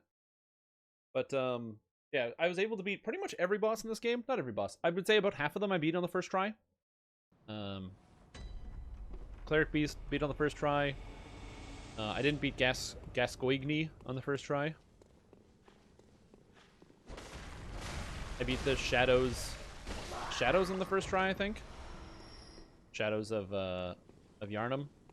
Oh, Rom took me quite a few tries.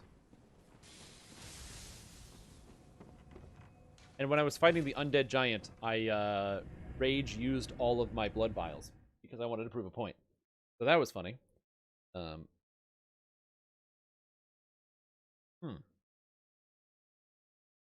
that's done. I gotta fix that.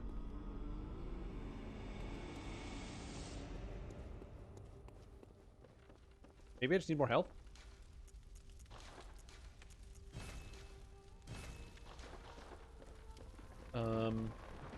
Enterweather donated 10,000? 10,000 what? You just change the color of the text? It looks like you just changed the color of the text. That's kind of neat. How do you change the color of the text? You use like a macro or something on Twitch? Kind of cool. That makes it come up as something special, but it's not.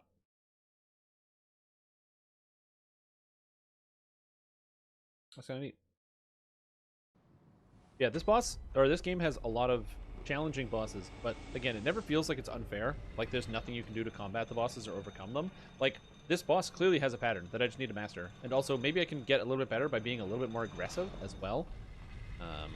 Which is always the hardest part about these types of games, is trying to determine whether, like, when you're on that line, am I being aggressive enough or am I being too aggressive? When do I need to, like, have a more passive playstyle? When do I need to wait, watch? When do I need to go in and kill? And I feel like the second phase is it's literally like a rush. Like, you gotta just get them down.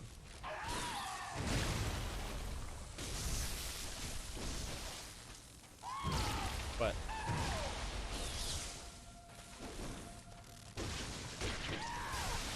ow, fuck.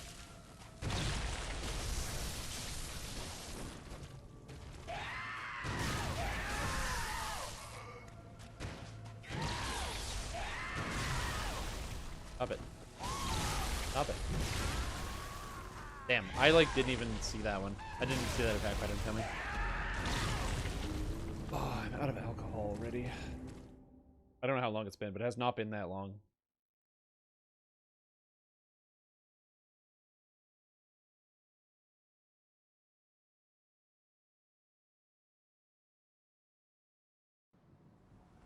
Yep. I'm also, I'm looking forward, I don't know exactly when, but I'm going to try to give myself a haircut because everyone else is giving themselves a haircut at this point that I know.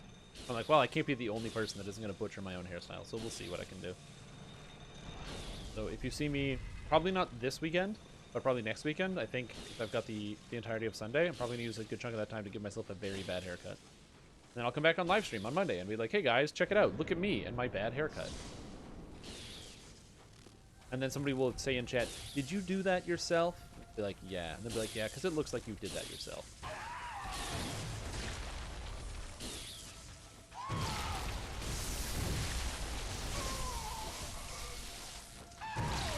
Ow. Am I going full head shave? No. I'm not going to shave my hair. Okay, so technically, haircut means to cut your hair. So if I say, I'm going to cut my own hair, and I cut all my hair off, that is technically correct. But that is not what I mean. Like, yeah, if I cut off all my hair, then that is a haircut. Then I wouldn't really put any care or attention into that. Oh, how did I not die to that?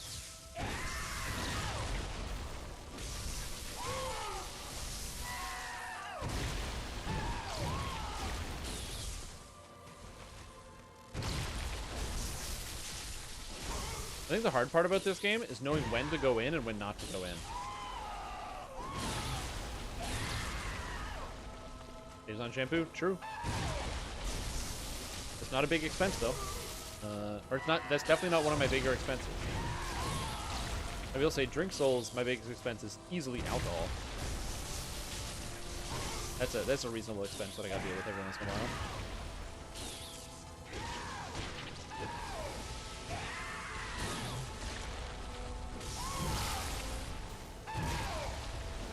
Oh my god. Why did my guy attack the wrong way? No!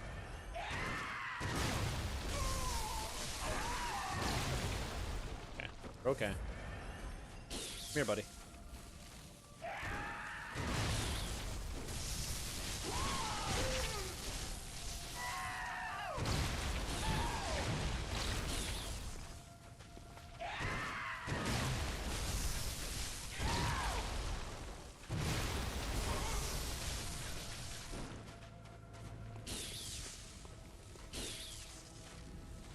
Okay. Okay, that's bad.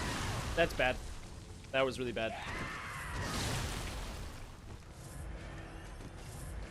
I thought it would go under him.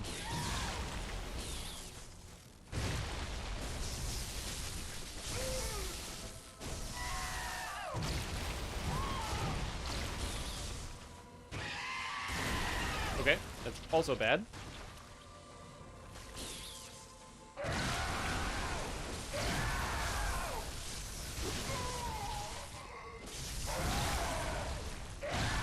Okay, that's range.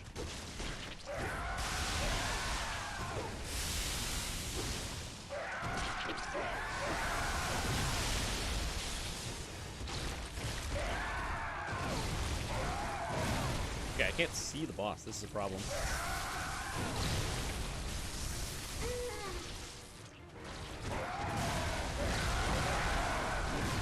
Heal.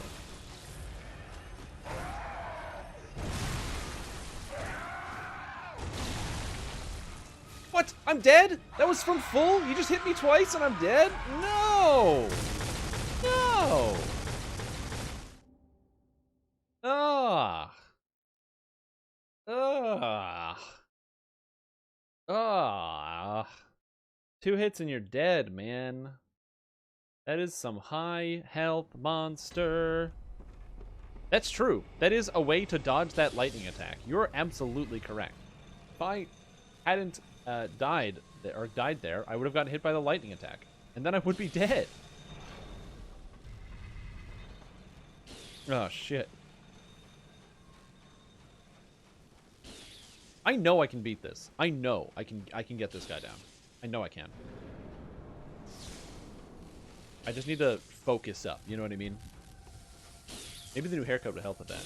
I still remember the last time I made the joke about doing a haircut. It was like at the end of a Drink Souls live stream. And I was like, look, I can cut my hair, look at me. And I literally pulled out like a pair of scissors. And I was like, I'm gonna cut my hair, I'm gonna cut my hair. And then I came off the stream. I thought it was kind of funny.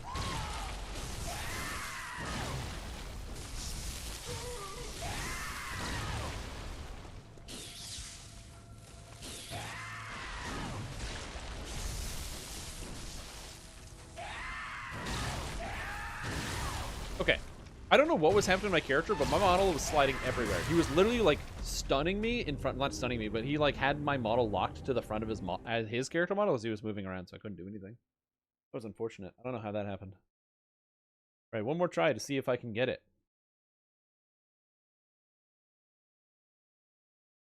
Before I have to do the prediction again.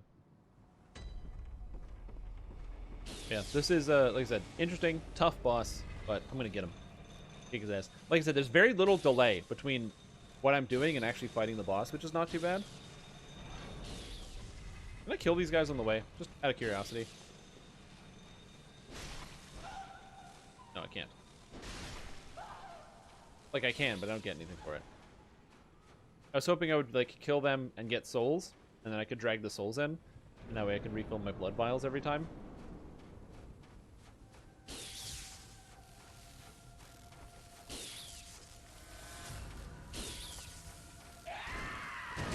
Like, that would make this better. If there was, like, literally an NPC that was right out front that dropped 20... Oh, fuck. That dropped 20 blood vials.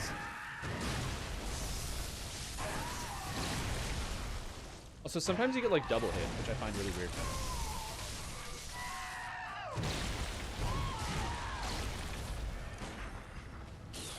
Yeah, the bullets do not do a lot.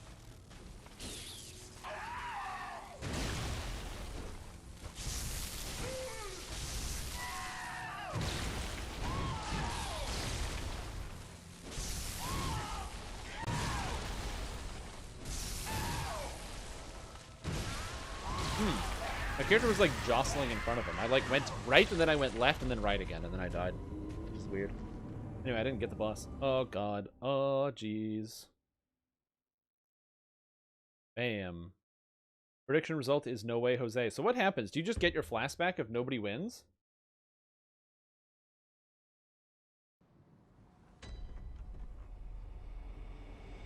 Or do you lose your flasks? What happens? SGBU. What happens? I assume they would just go back to you. Nobody thought this would happen. So I assume you would just get them back. But maybe you don't. I'm not certain. Because it doesn't tell me. If they're just gone, then I can just cancel the predictions in the future. But, I don't know.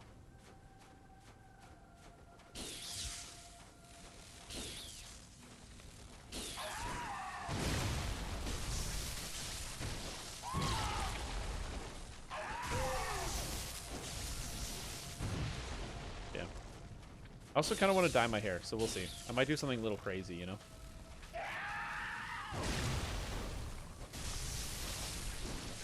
Because my brother, he carved a mohawk into his own head and then dyed it as well. I'm like, man, it looks so cool. And he's like older than me. He's like a grown up.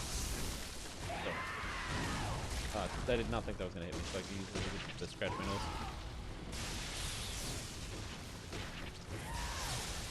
Oh, good. That's actually convenient that does that. Okay.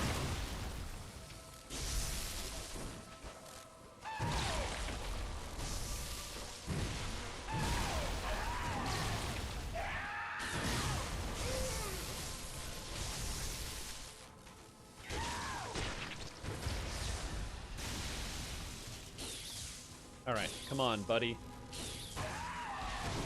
I'm trying to think of what's an appropriate challenge for this. Like a comparative level of challenge.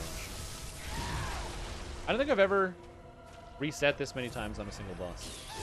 Largely because, I don't know, I don't have, not that I don't have that much patience. That's actually very true. I don't have that much patience. But I think, like, I don't know. Usually if I die a few times, you know, like, you die a few times in a boss, you like take a break, or maybe you just feel like, maybe this game is too hard for me, or I don't want to do this anymore. I guess technically a boss that I've had enough resets on is Shelob, as a comparison, in Lord of the Rings Online.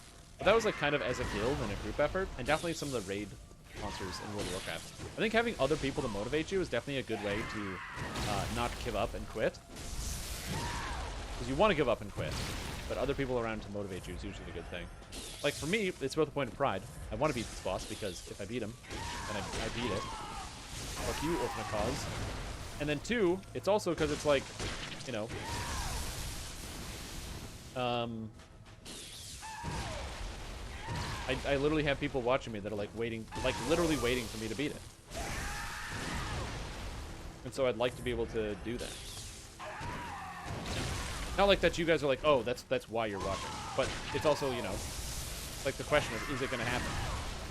I want to be able to answer that question. The answer is almost certainly no, because I can't even, like, just heal without taking damage right now. And I feel like having less than half of my healing items before I even go into phase 2 is horrific. Oh my god.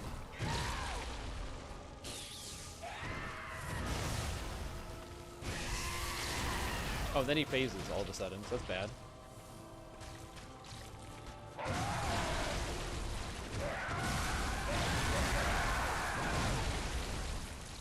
I'm dead.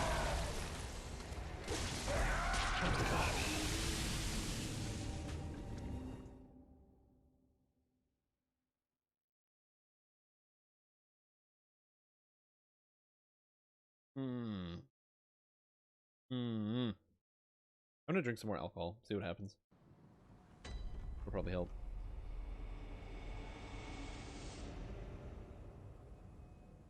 Cheers, everybody.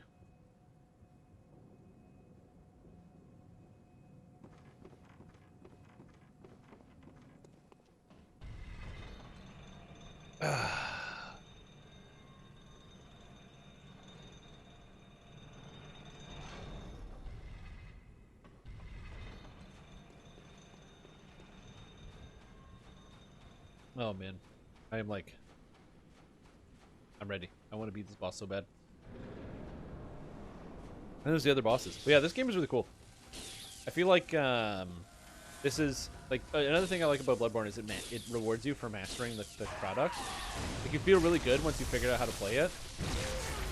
Not that like the game becomes easy, it's that the game retains its challenge. So I was watching Samius Garobo this morning play Final Fantasy Tactics, War of the Lions, and so I like Final Fantasy Tactics. It's a good video game. If you've ever played the Final Fantasy Tactics series of video games, you know what I'm talking about. It's good shit. But one of the problems with the Final Fantasy Tactics games, and this applies to all of them, Tactics, War of the Lions for PSP, Tactics Advance, and Tactics Advance 2, all of these games aren't terribly hard. They, because there's like mechanics that are either easy to exploit within them, that aren't particularly complicated to get access to, or it's like, as long as you know what's coming, you can't really lose. Which is a little complicated. So like in Final Fantasy Tactics, again, game that's not terribly difficult, story amazing, but they give you all these special characters as you go throughout the game. So you get like Egrius, Mystadio, and all these other people, fucking Cloud, and all these characters are so super duper powerful, and they have all these crazy abilities. The higher level you get, not only do you get better heroes, but also the like your characters level up, you get better gear and stuff, and you learn how to play. But then you also get characters with like ridiculous stat abilities.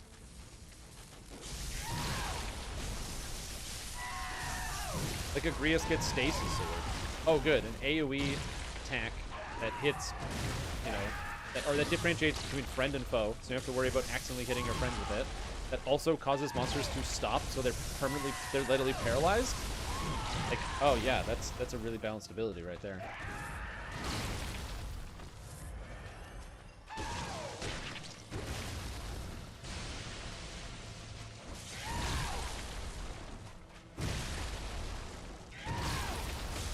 Not to mention Orlandeau, who gets all of it. Sidolphus Orlandeau, who gets Lightning Stab and Stasis Sword and all the stuff. And then you get Meliadoul, who gets like all the weapon breaks, so she attacks and breaks weapons and armor. And it's like, these characters are so ridiculously overpowered, it makes no sense, even in context, that once you get them, the game suddenly becomes a lot easier. And you can limit your own challenge, but the game is just like not that hard. Once you, like, the hardest thing to get about it is like probably the first 2 acts, and then literally just learning the rules of the game. But, so there is a sense of mastery, but the sense of mastery is that now the game has basically been reduced to a state that it can't really fight you effectively. Where then all of a sudden you can just, like, not even use items on your characters and you're beating the game. But then you have the opposite example, something like Bloodborne, where there's, oh, you can't hurt me. Where there's like a, I don't know, there's like a sense of mastery that I get from playing this game, where as I continue to play it and get better, I'm actually, like, the game isn't, like, becoming trivialized or anything like that, but I am, I don't know, able to just slowly beat bosses that I could not beat before. So the game never really gets easier, but it feels easier because your reaction times are better, you're able to predict what the monsters do a little bit better. I have to check my, blood vials, where I'm at. How many more tries I get before I have to reset. I'm at 116. Okay, not too bad. Hopefully I don't run out, but we'll see. I will say one thing I don't particularly like, and also do like at the same time. So in this game, there's a limit on, yeah, I did that. Yeah, I did that. I did. Perfect. Sammy has posted that for me.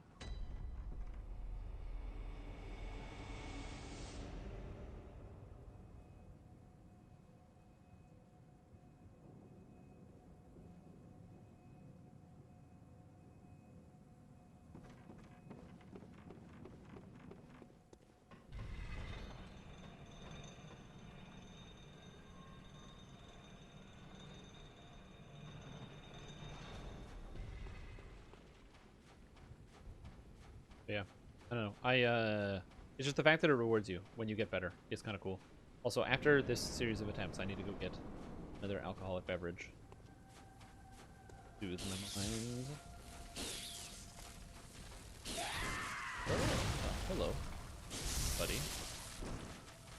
Let me hit him once.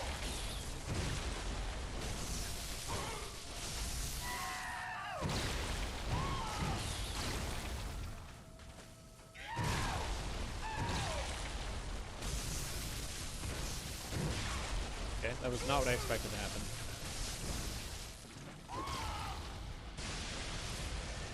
I kind of wish I had like some type of passive heal over time.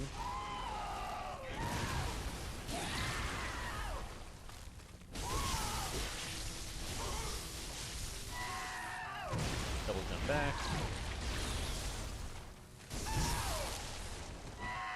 Oh.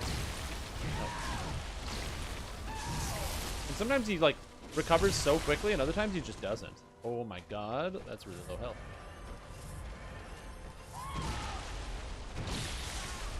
And other times I just underestimate the actual distance that one of the attacks reach. Oh no. Slow down. Go away. Then again, I don't know what the gun is supposed to do here.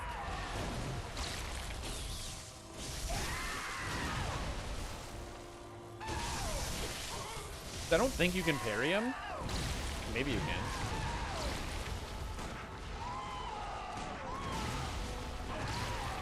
And that rock, that like broke something like a rock in the sky. That was kind of interesting. I think just getting to phase 2 is good because it gives me more practice, I think.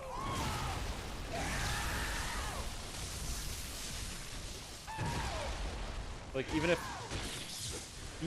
I could eventually make it there with fewer blood vials than is ideal, I can make it there and get some practice in on the boss, I think.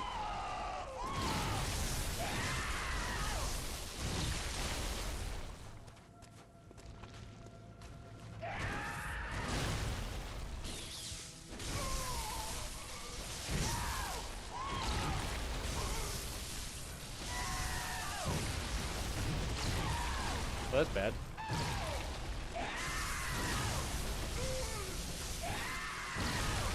Fuck. And then he phases. I was trying to get as much damage as I could in before he phased, because he was, for some reason, not doing that. Basically, the way that he has, like, 26,000 health, and I do 365 damage a hit. So, I need to hit him... 3 hits is 1,000, so I need to hit him about 78 times to kill him. 78 times, if done properly, as in with my Tonitris being lit up and everything else. I think it's the hardest part, is finding the time to get the Tonitris lit. Because I have to actually manually press the button. I don't know. Problem. Quest completed. Also, Zentube subscribed for 23 months. Dude, that's crazy. That's almost 2 years. Thank you so much for the support, man. I really appreciate that. Shoved up against the wall. Yeah, thanks. I was trying, but welcome back to the Stream Team, man. I appreciate the support. I hope you're doing super duper well. You obviously can't see it on my face right now because I look like I'm a member of Daft Punk. But what are you gonna do? I got this. You're too aggressive, Shrimp Tom.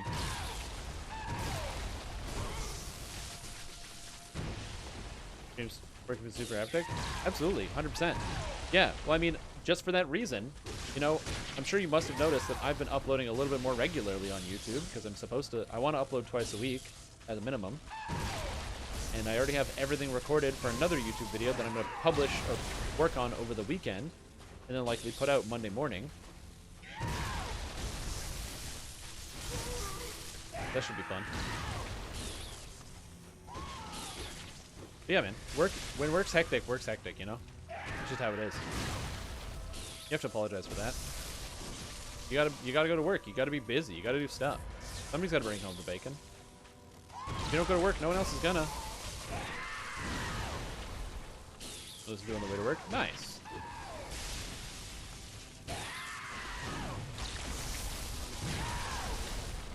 Yeah. Like, I'm very grateful that you would come in here and say, like, you apologize for not tuning into the stream. But I'm just happy that you enjoy the content. To me, that's all that matters. As long as you enjoy it in any capacity, you feel good, then I'm happy. That's my whole point, is making content that people enjoy. That's why I wanted to be, or do this in the first place.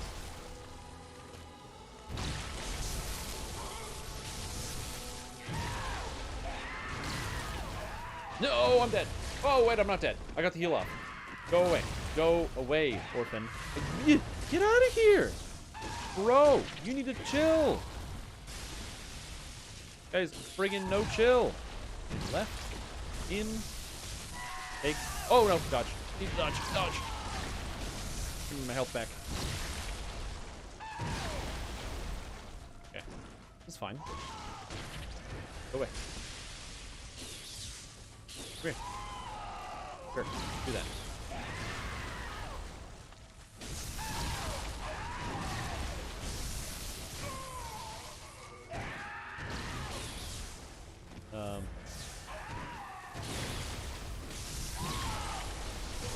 Because yeah, I definitely didn't decide to make YouTube videos for Dungeons & Dragons Online because I was in it for the money, I'll tell you what.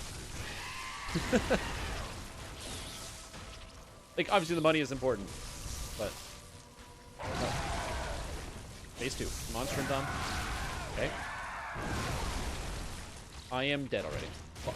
I'm dead as shit! Oh, this boss is hard. Oh, boss is a challenge.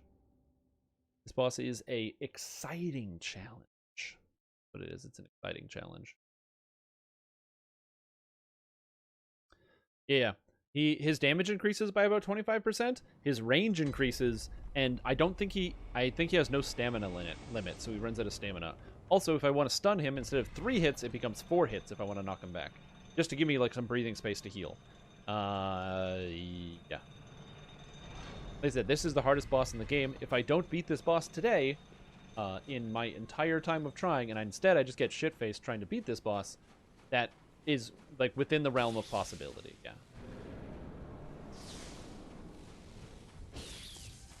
Yeah, I have a video about the druid build that I'm doing, which is basically just like essentially going to be advertised as essentially something that's easy to play for a first life druid if you want to get like a druid past life.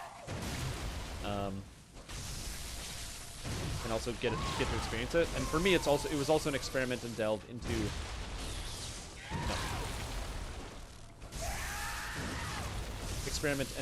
the world of multi-class druid builds. It is a very light experiment. No. Oh, I didn't actually see that animation. No, go away.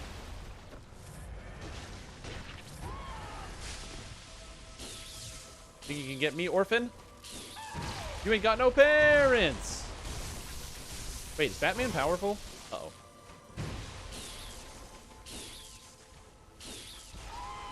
Wait, what's Bruce Wayne's dad's name?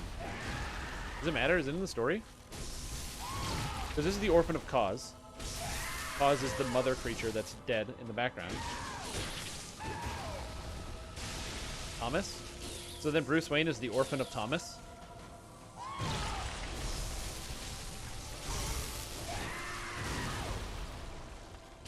That's so funny. Man, it's a Joker. Why is this guy so hard to kill? It's the orphan of Thomas. No! Why do you do that attack? Give me my health back, you piece of crap. No, that hurt. No! No! I'm dead! Fuck! Fucking shit! Oh! I couldn't sense his attack pattern. It wasn't coming to me. No! God damn it. The orphan of Thomas. And then the Joker is just like, oh hey, it's Batman over there. And he takes off his helmet and he just starts screaming and rips out a placenta. Oh shit!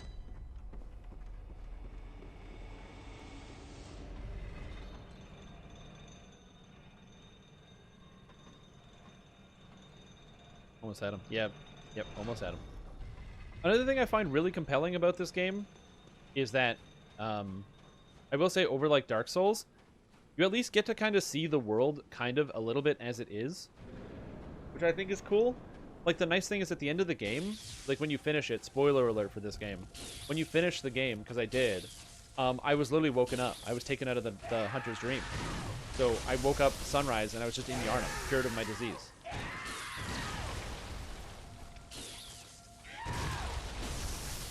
I don't know, I think it's really cool, the fact that there is actually like a continuation of the story. So like they can make a Bloodborne 2, because there actually is a world to save.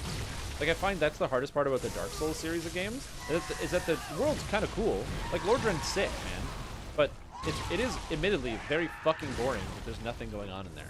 Everybody you talk to is like, oh, they're dead, or whatever. Or it's an ancient king, and the ancient king literally says nothing when they fight you. They just like spawn, and then you kill them. And like all of the story is delivered through like item flavor text, because literally nothing is actually said by any character in game of any relevance. And I find that like in this game, Maria talks to you, fucking Gehrman talks to you. As far as like I know, all the important characters, especially the human characters, they all say stuff. The only person who doesn't is like Willem. I don't entirely get why he doesn't say anything. He's supposed to be like the master of the eyes, right?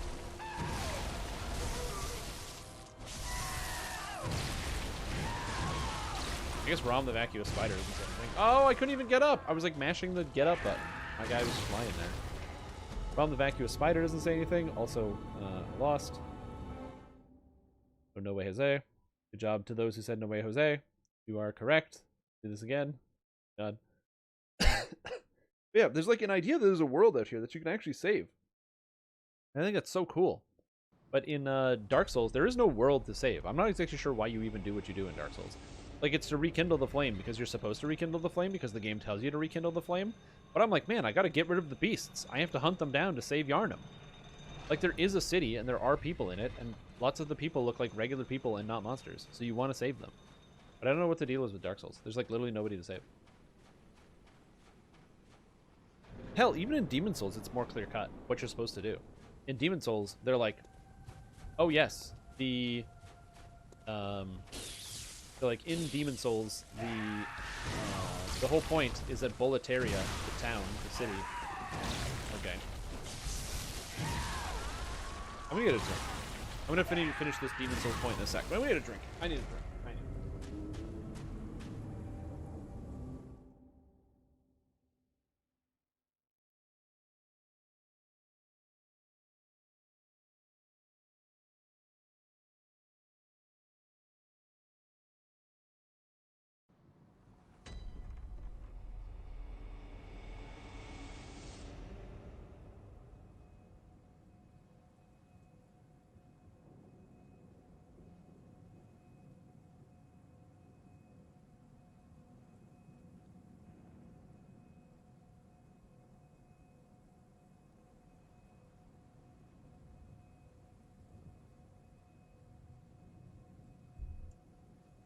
And I'm back. I have alcohol. But, yeah. In Demon Souls, there's Boletaria, which is the big place that you go into. And Boletaria has been infected by this fog. And when you see the opening cutscene, it shows you, like, these giant demons that are literally just stomping around and killing everyone and stealing everyone's souls. And they're, like, 40 feet tall. They're taller than the buildings and the siege towers and stuff like that. Oh, I guess that 40 feet's not tall enough. But they're giant monsters and everything. And the world is like that. And the idea is that the fog is getting wider, and it's going outside of the walls of Boletaria, like outside of the borders of the country. And so you enter in as a lone adventurer in an attempt to put a stop to it all. So when you finish the game, you decide what happens. You either become a demon, spoiler alert for Demon Souls, I guess.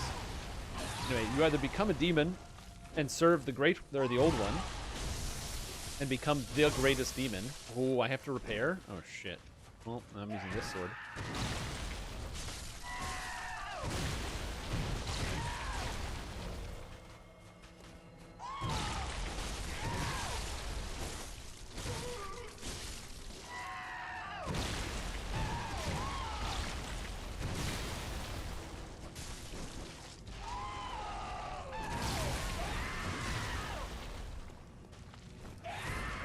Yeah, you either become the demon or you slay. Or you don't slay it, but you put the Great Old One back to slumber, and you slay the old King Allant, who awoke the Great Old One.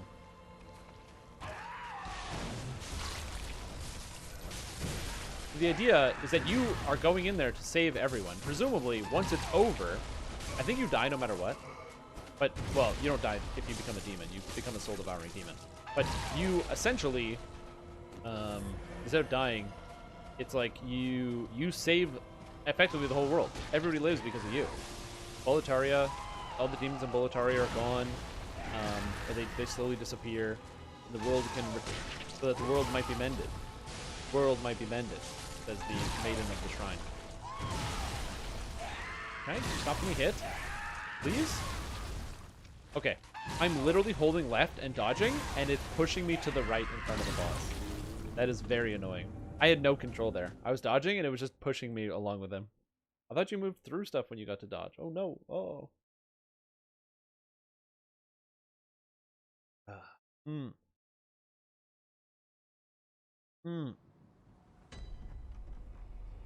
Labo with the hydrate. Oh, thanks. Good call, Labo.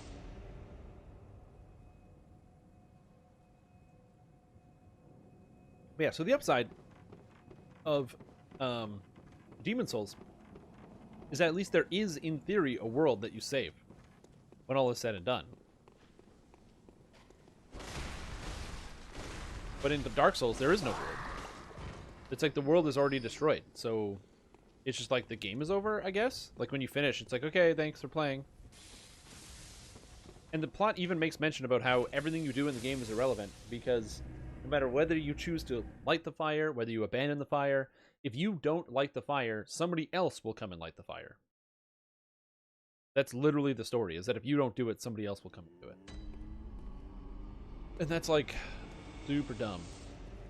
Like it makes sense, like in like not dumb. It's interesting in itself, but I can think of more interesting stories. Also, what's up with the build review, man? What do you want? What do you got going on? What kind of build you got? Got anything good? A half orc, half shark, you know, fire build. Gotta play them shark builds.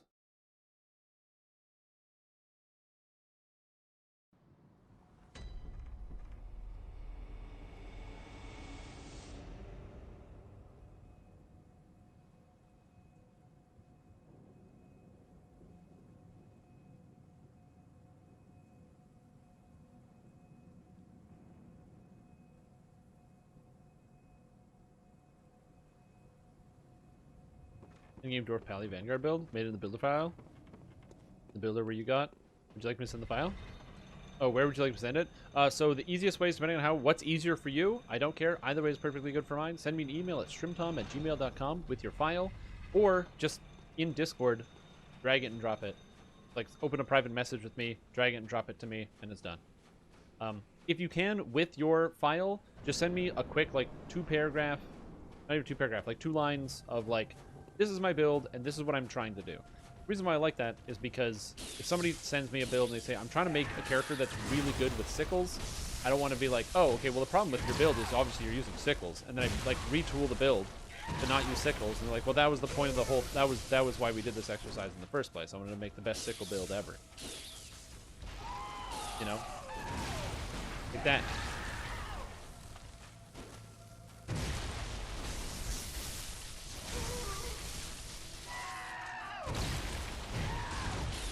So if it's like, you want to play a Dwarven Paladin, and you're like, I don't care if it's not the best, I want to use Dwarven War Axes, sounds good. I'll make it done. Or if there's an enhancement tree, you're like, man, you know what? I want to use the Dragon Mark. Can you make sure the Dragon Mark's in the build? 100%. That's why I like those little, like a little blurb, because it helps me contextualize what it is you want. At the end of the day, I am but a servant to your needs for your character builds.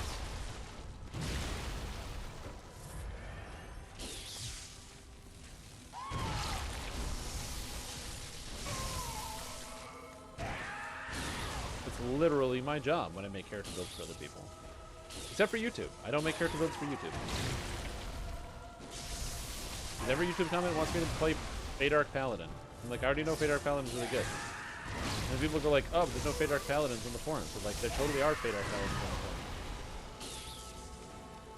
Okay, I'm doing really good this fight. I'm doing really good. Maybe the alcohol is helping. Okay, let's before he gets to phase 2.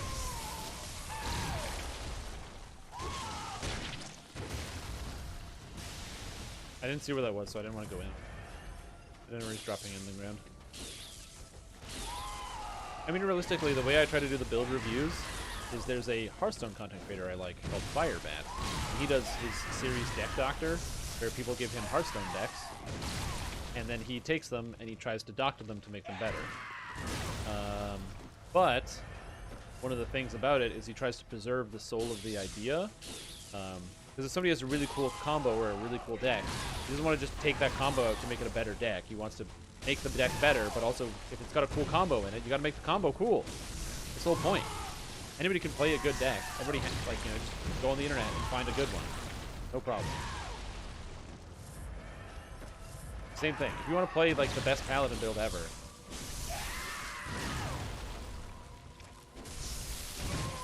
I can find you a good Paladin. Okay. I don't like this. Phased. Okay, phase 2.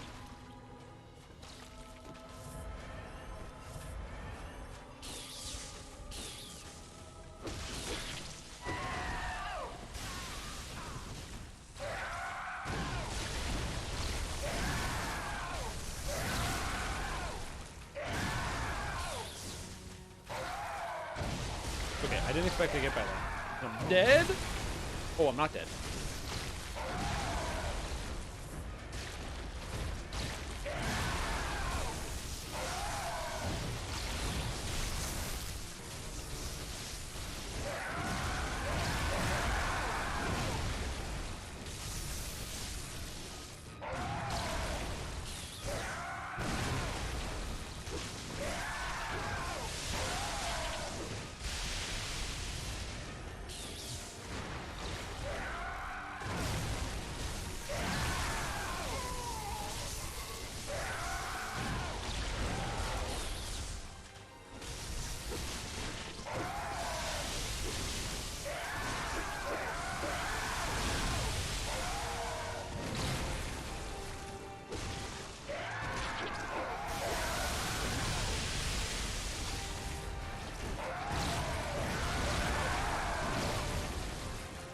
I was trying to move. Fuck. Sorry, I was like straight up holding my breath the whole time. If I send you my sandwich build, would you review it? Yeah, it's a build review. Anything you want. I'll literally review whatever you want. I find the message mechanics lower, and even in the Play series and the platform it stands on because of that position to actually work together really well. Miyazaki are both abs and meds. Okay, so here's the thing. I'm not saying that the story is bad, because they tell an interesting story. There's a reason why, after I beat the game, I watch a 3-hour-long YouTube video that explains the story to me, a simpleton. The story is exceedingly good. But writing a good story and writing a story that is experienced in an interesting way, I think are very different things. And you, as a protagonist, usually want, like, a thing, you know? Like, you know, when you're playing the game, you want to have, like, meaning to your character's journey. It's a reason why, like, a lot of people are upset about the ending to Mass Effect. Because the ending to Mass Effect didn't really line up with almost the desires of any of the players involved. And not because you didn't succeed, but because you succeeded in a different way. Fuck, I'm dead already? God, I suck at this game. So, like, oh, what's up? Did you win? Nice. Good. What? Are you sure? It is 7:59. You're so close. It's 7:59. Yeah, I can tell. That's the only time you need to be. Is for book club. Well, books. But yeah, so I find the story is very much a like in Mass Effect, spoiling Mass Effect for people that didn't want it. There's these monsters called the Reapers that are introduced in Mass Effect 1, and in Mass Effect 3 you have to get rid of them because they're a constant threat in the entire thing. And the ending of Mass Effect is you win no matter what. You always win because you beat the game. But the way in which you win is dissatisfactory to everybody because it goes against almost 2 of the endings go against everything you've strived for in the entire game and are presented to you at the end of the game as though they were options the entire time, which is a problem. Nice slide. Which is really annoying for a lot of people, including myself. And then one of the options, the option you actually want, is like destroy the Reapers. And you're like, that's the one I played the game for. That's why I played Mass Effect 1, 2, and 3, was to get this ending. But the problem is, in the consequence of destroying the bad guys, you destroy up all of the magic space portals that let you communicate with everybody else, so all the races no longer can interact with each other, and so all the hard work you did throughout the entire games of building relationships and connections with people go away. I'm not talking about the fact that your character dies at the end. I'm talking about the fact that, like, all of the characters literally can't interact with each other, and everyone gets unhappy with it. Because you build up this thing and you have your vested interest. In Dark Souls, I want to beat the bad guys, but and even if I understand that Gwyn is kind of a bad guy, I don't really know why I'm supposed to light the flame other than the fact that I am the chosen undead, or the cursed undead, or the ashen one. that's why I have to go beat the game, because I am the chosen undead, and so it's my job. But I'm not like, I have to beat the game because, you know, I care about the people in the world. Almost everybody is an awful person. The only person that's not is like Patches. Probably all of the, you know, the Firekeepers are not too bad. Usually, they just talk to you and they're like, hello, I am Firekeeper of this here fire. Again, which is not bad motivation. Just saying, fuck, I got hit on the ground. I'm just saying that, like, I feel not so much a detachment. You're definitely attached to the story, but it's very much a there's much less motivation that is directly given to the character, and instead you're supposed to find the motivation yourself. Does shattered PRR MRR reduction? Does the dagger? What dagger? Shattered device filigrees? What are you talking about? Oh, from the Crimson Covenant or whatever, the new one. Yeah, it stacks.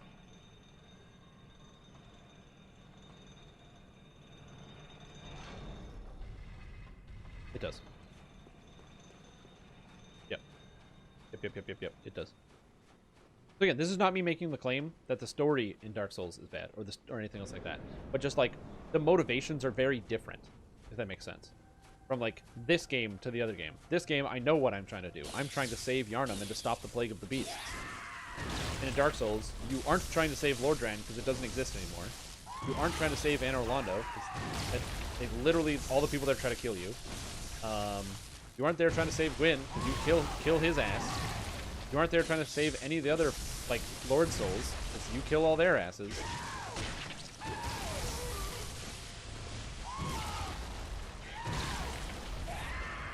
So like you're not trying to save anybody really. So then you're trying to save the idea of the world.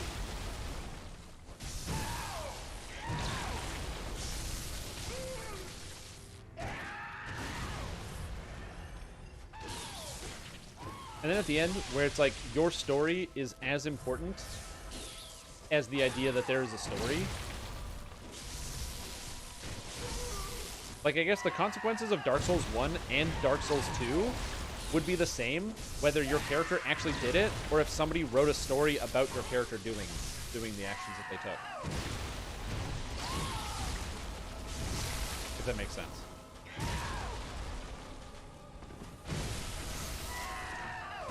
It's not a tumor. Sorry, I said that wrong. No, I'm dead. It's not a tumor. I gotta make sure I get my Arnold right. Not a tumor. This is, in fact, a placenta. The Orphan of Cause, who is this boss monster right here, crawls out of that large sea creature on the beach when you come down to fight it, and it has this big-ass placenta in its hand. This is the hardest boss in the game, so this is going to be, I'm going to be here for a while. I'm also drinking heavily, so I hope that's helpful.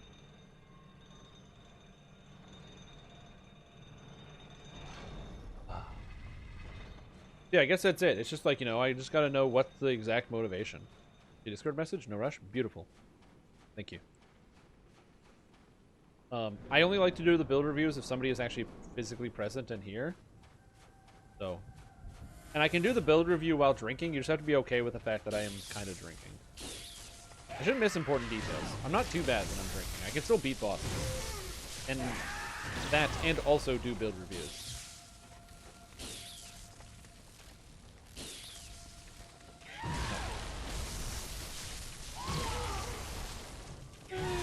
Stop it. Stop it. Stop.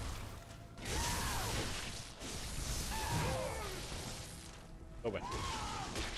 Yeah, this is the hardest boss in the entire game, McBandy, if you've never seen this. The Orphan of Cause. And it's definitely harder than any of the bosses in Dark Souls 1, 2, or 3. In fact, it's probably harder than all three of them combined. I think I did Half-Light on the first try. I'm trying to think of all the DLC bosses. Freda, Ornstein, Smo, Moog, Smudge. I don't fucking know that guy's name. Okay, do you guys know the cat Smudge?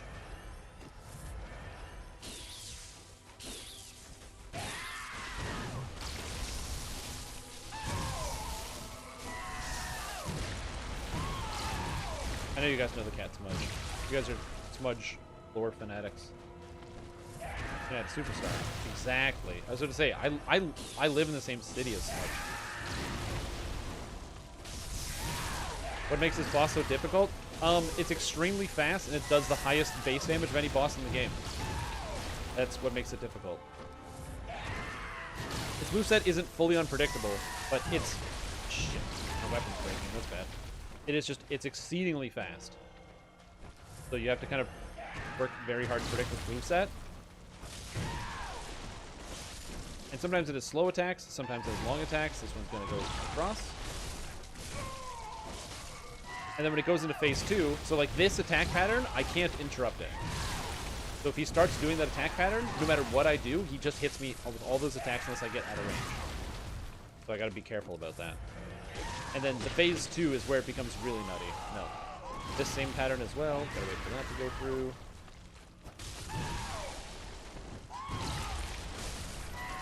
And also his attacks are like elongated, so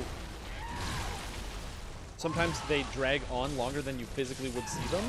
So for example, he's dragging this placenta thing through the ground, which then causes major problems because then I start taking additional damage from his attacks that aren't even actually touching me anymore because he's already done his attack animation. He's about to go into phase 2 as well. I don't know why he's not.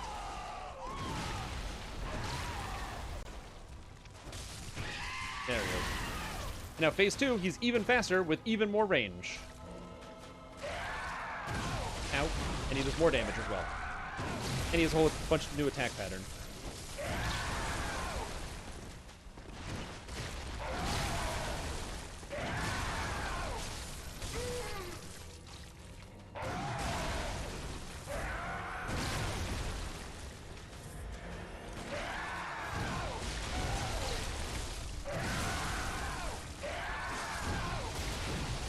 Oh god.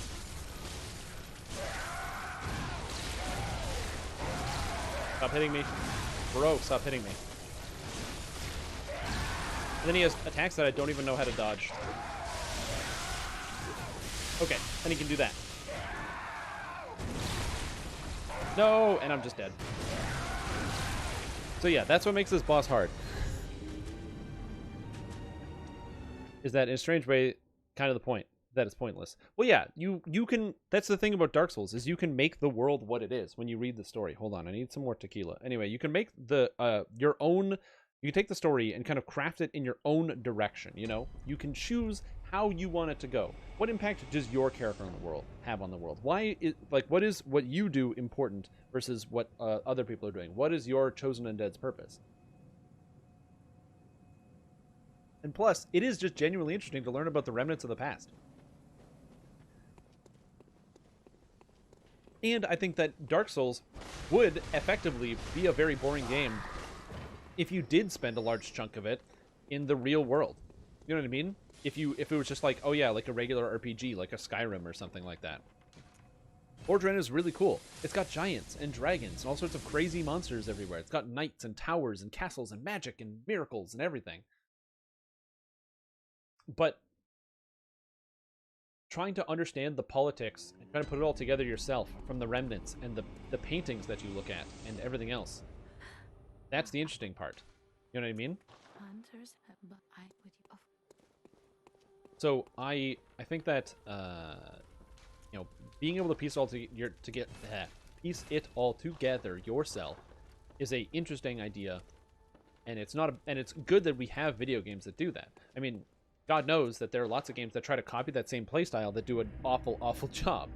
I can't think of one offhand, but I'm sure there are lots of them you can find on Steam that are like these Dark Souls knockoffs. Like, what was that one? Mortal Shell? Stuff like that? Where you have games that try to copy the exact style but don't get it right because they just... Well, one, they're not made by Miyazaki and his team. Although I will say, it is impressive that Miyazaki can both champion a project like Dark Souls and then also turn his mind into something like this, where he says, hey, you know what? Okay, Dark Souls, right? But also it's Victorian, so they're in like, they're literally just in kind of like London, and also they have guns, and everyone wears dope-ass clothes. He's like, oh, okay. Dark Souls, yeah. Like in Dark Souls, they're like knights, shields, armor. and then right at the beginning of the game in this one, they give you a shield, and they're like, by the way, this shield is a horrible idea, and it will get you killed. Like, literally, the shield is like, this shield is dangerous because it engenders passivity. Like, literally on the item, it's like, if you use this, you're probably gonna die, because you suck. I think this is the kill? Alright. We'll prove you wrong. Come on, come on. Oh, buddy. That was a good dodge. Oh, God. And the moveset is so varied that sometimes it's really hard to track what he's going to do. Come on, Orphan. Do something.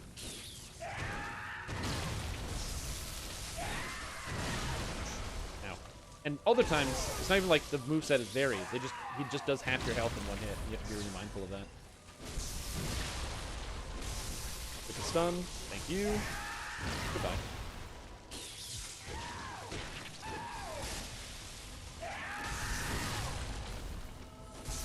Also, the screaming is really unnerving.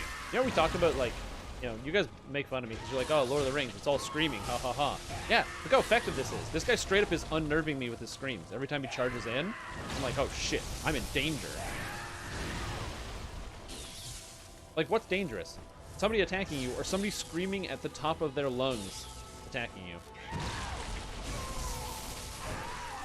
I know which one I choose.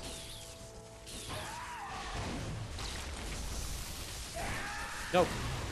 I don't engender passivity. I don't know why you chose the word engender. I don't know what that means. I'm just having my Google Home in here.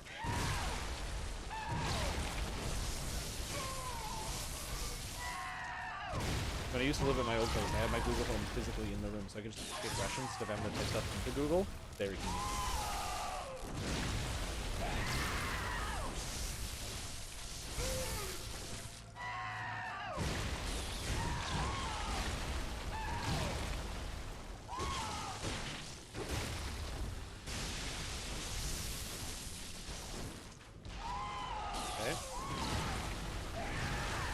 Whoa, what the hell? I shot him and his little thing got extra reach on it. That was weird. Alright, phase 2, baby! Die!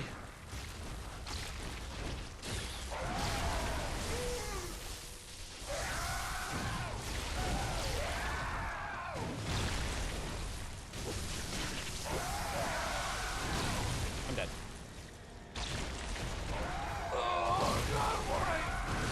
You just get him into phase 2 and he just instant kills me. Oh.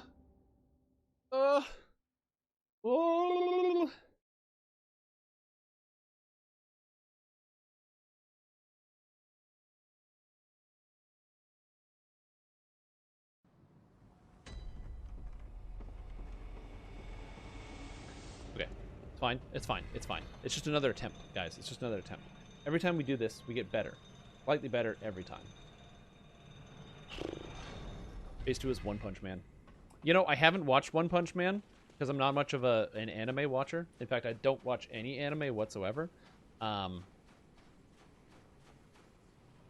I've heard one. I keep hearing about this One Punch Man, and I hear it's funny. Maybe I should watch it. Actually, actually you guys watch anime? You're a bunch of weeks. Should I watch One Punch Man?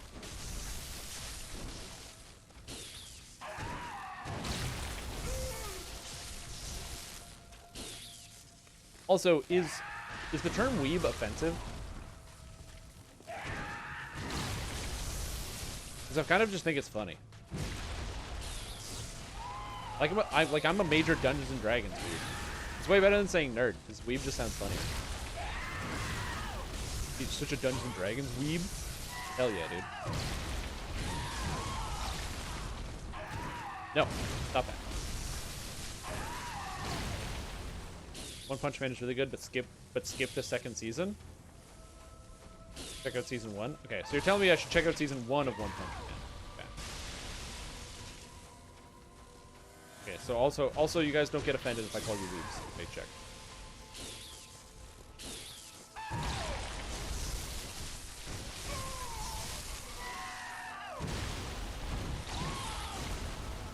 Season 1 and season 2? Is there only 2 seasons of One Punch Man?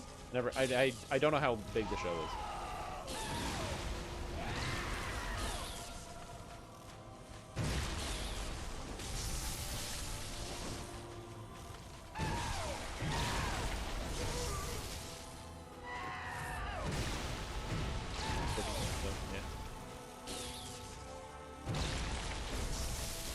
Well, you don't have to be a weeb to be a weeb. You just have to watch any of them anime.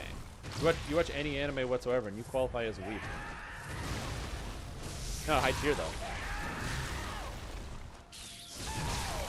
Okay, this guy needs to calm down. Can you stop? Stop attacking me? Yeah, basically. Oh yeah. Wait, is that like a... I don't know the origin of the term.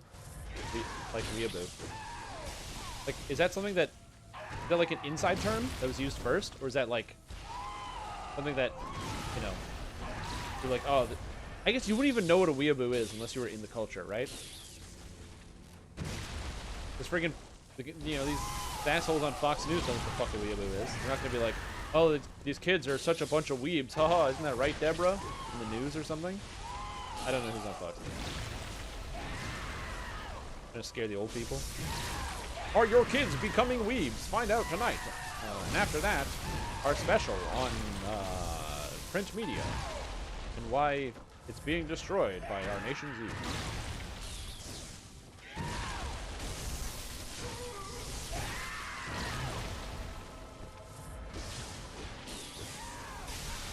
Fuck. Okay, so here's the thing. I think maybe this is where the weebs come in, because the way the weebs tell it, is my understanding, is that Avatar is not an anime. Maybe I'm wrong, but I distinctly recall having getting told by people who like anime that no, Avatar is not an anime. It is a cartoon, but it doesn't use anime style. I don't care. Oh, away, dude.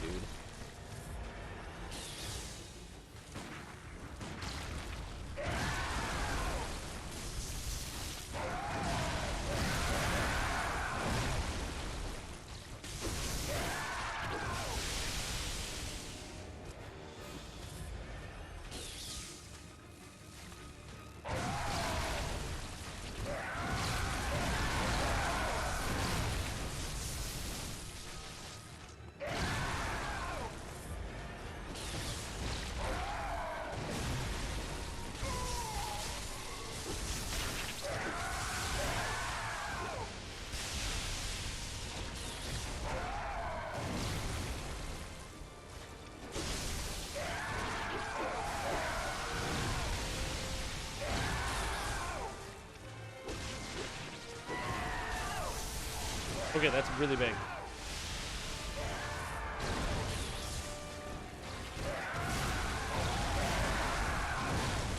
Okay.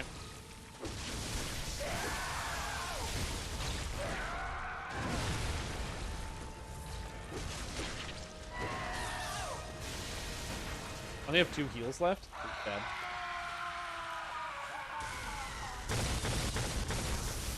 Okay, I don't know how to dodge that. That one? Don't know. And I'm dead. Ooh. It's not just anime. It's anime. This originated in America. No, not the film. I don't... Could you imagine if I was like, yeah, James Cameron's Avatar? Is that not anime? I thought James Cameron's Avatar with the blue people was anime. Oh? Anger everybody in chat. But yeah, James Cameron's Avatar is exactly what I'm talking about, 100%. Movie that I haven't seen. But due to internet memes, I do know that the main character's name is Jake Sully, which I find very funny. Weeaboos are for foreigners. Wait, are for foreigners pretend to be Japanese but don't understand the culture. Okay, I see. So Avatar is not anime, so it's not Japanime, but it is anime. Okay. Colloquially, they both mean the subgenre originally popularized by a Japanese creator, though it does not intrinsically refer to them. Okay. So something can be anime without originating from Japan because it uses the same style. Because the style is from Japan. It's kind of like champagne and sparkling wine, I guess, then, right? Where, like, champagne must come from the Champagne region of France. I don't know why I did this. But anyway, it comes from the Champagne region of France. And, you know, it's just... But it's basically just sparkling wine that comes from Champagne. Versus, just buying a regular bottle of sparkling wine that comes from anywhere else. You just can't call it champagne.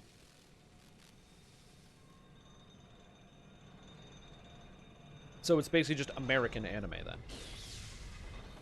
Amerime. 100%. I'm losing. Alright. I wasn't sure.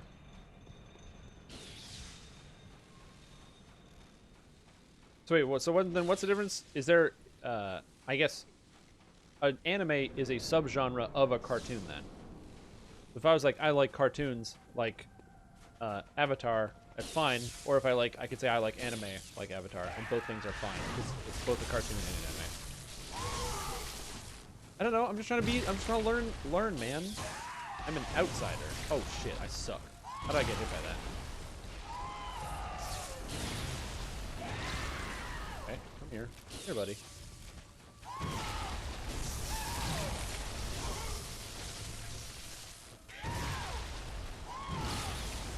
If Avatar is not anime? Well, now you guys can fight in the chat. Chat literally just told me Avatar is in fact anime. So... Fight, fight, fight, fight. Look, if I have to fight a boss, you guys have to fight each other. This is only fair.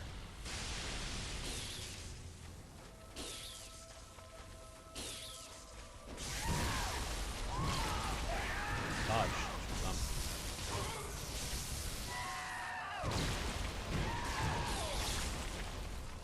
As somebody who watches zero anime at all, I just asked if I should watch One Punch Man, and this whole thing happened. I'm so sorry.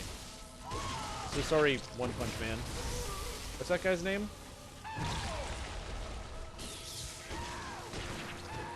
Oh, God. Oh, it's the doorbell. Your opinion is wrong. Avatar is anime. Uh-oh. Oh, them's fighting words. What's that sound? Is that the sound of you being incorrect? On the internet? No. Dude, he didn't get stunned. No.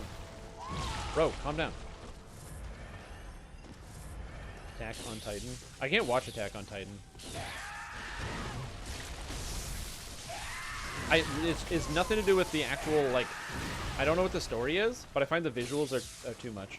I find a lot of the anime uses really graphic visuals. Some like the blood and gore that shows up in anime, I just can't, I literally can't handle it. It grosses me out. It just makes me uncomfortable.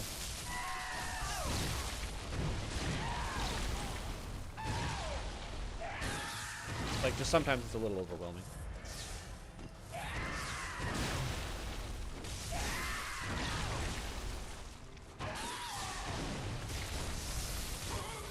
Looks, feels, and tells stories like anime. It's anime. There you go.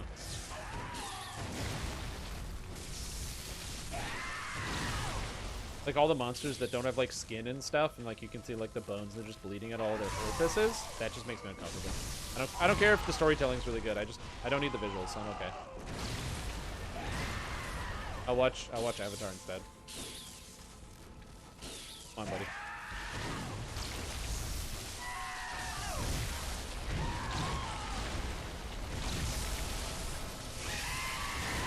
Okay, phase 2.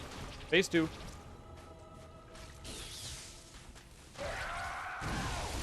I was on the other side of him. That's interesting.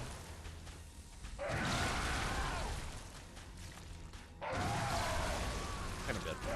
Somehow. Fuck.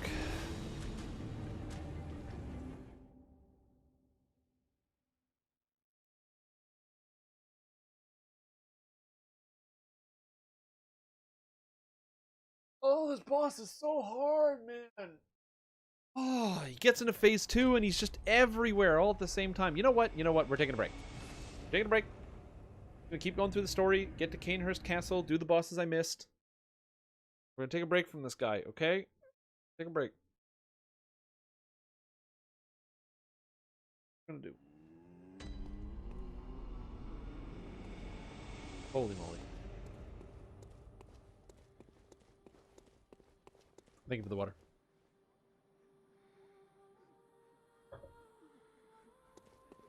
God damn, dude.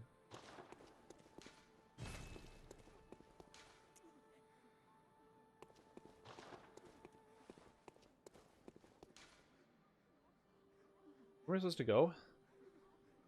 I think I have to go from Tomb of Odeon. I don't remember. I have 30 friggin' blood vials left. I spent all my blood vials. It's amazing. Okay, I think I go from Tomb of Odeon.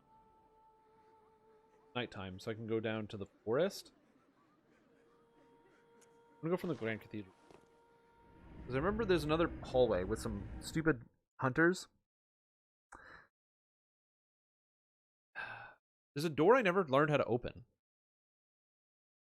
I need to figure out how to open. And that'll probably lead to the correct direction. But yeah, I'm going to take a quick break from the Orphan of Kos. It's been 2 hours, so I'll let it simmer, you know? Let it simmer. Let it simmer. Send it to me. There's the build. Okay, yeah, we'll take it like that. Sometimes you have to pull. Pull what? Hello? Yes. Thank you, Ariana.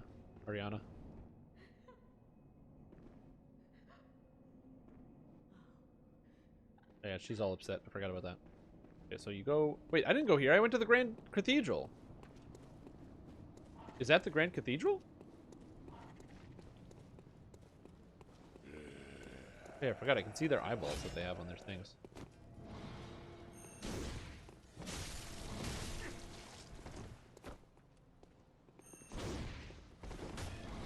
Whatever. Screw this guy.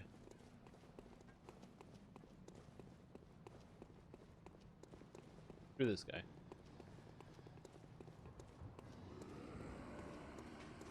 Screw that guy. It's here. I remember there's like a door here that I can't figure out how to get through. Damn, this place is so good. I love Yharnam. I would never want to live here, but the city itself is so like beautiful and stylistic. It's so cool. It is so good. No. Don't take that away from me. Him. Somewhere around here there's a bad guy. Oh, there he is. Is this the guy that gives me the Tonitris? Probably.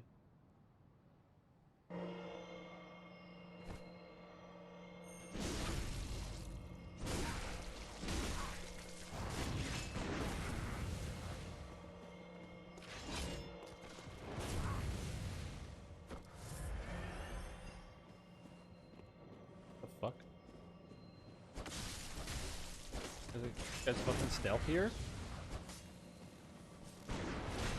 No, don't hide behind your friend, dude.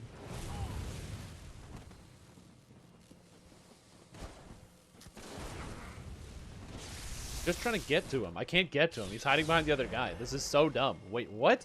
He just stays at range? I didn't even know he did that.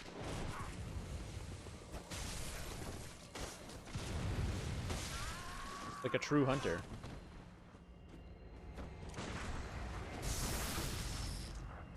Get out of here, jerk.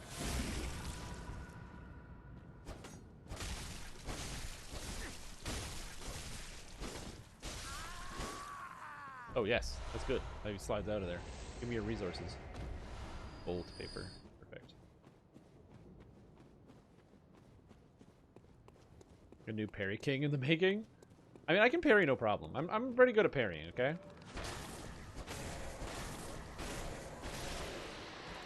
I can parry like a friggin' madman, okay? What I need is over here. Yeah, I can parry, not this thing. I can't parry that. It's not parryable.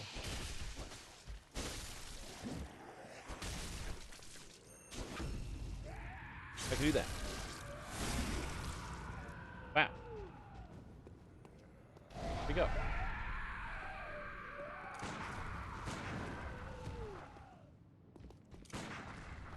Do that. That's not worth it. My bullets.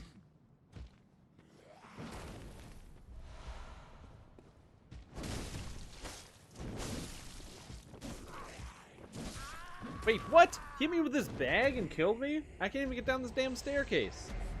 But yeah, I don't know how to, there's a door over there that I don't know how to open.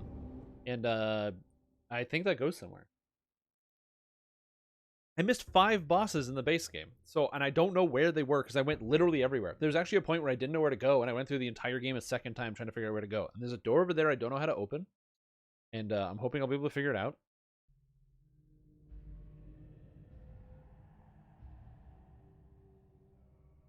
Oh, shit. Not that this happened. Oh, I forgot that this happens.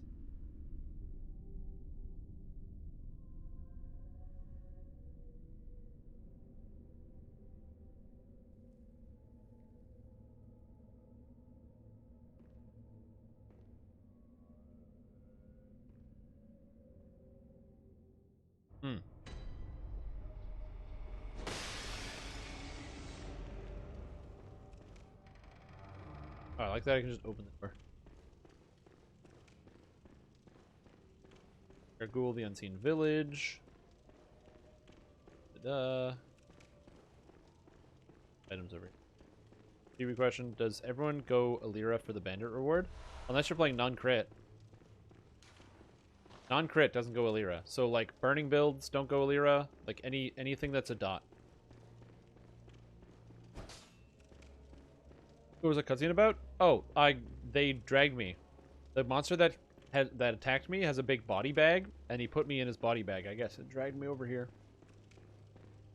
Now I'm here. Gargoyle. The hidden city. Fuck! No! Not the rock, man! No! Oh, my face! Stop. Stop. I beg of you.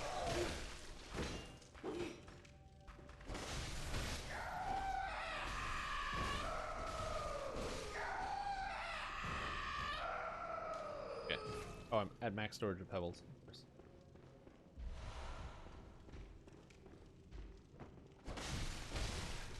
Yeah, so they take people and they bring them here. I don't know why they do that. I feel like I could know why if I wanted to. Why would they do that?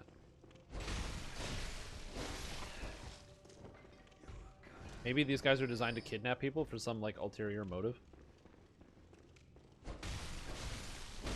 Like they kidnap people because they're doing an experiment? I don't know. Question. I feel like I should know why people are getting kidnapped and brought here. But I don't. Anyway. So it's because I died specifically to this creature.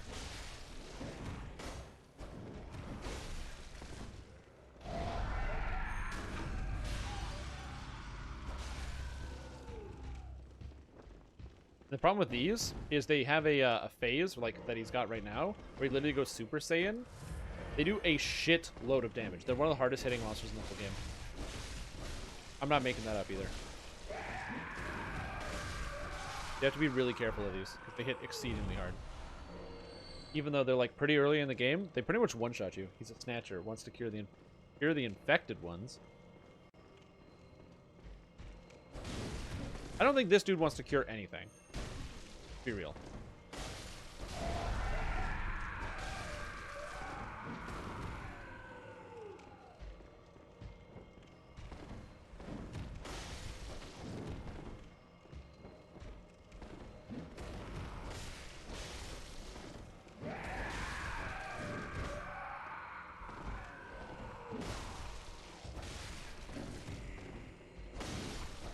Woo! Infected new zombie. No, it's the Beast Plague. It's what people get infected with in this game.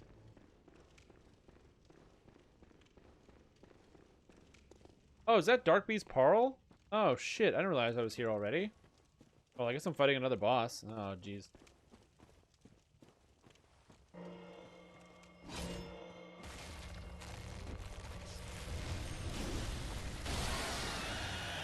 Damn it.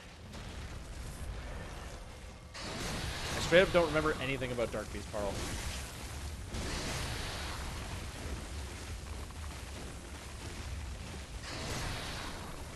I don't even remember how we beat it.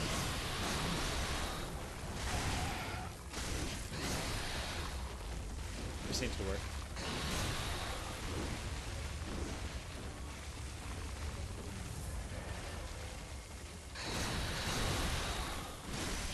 Halo Announcer, best announcer. Infected. I remember playing Halo 2 before it became in a game mode in Halo 3, where you'd actually join like a lobby and you'd have to swap sides.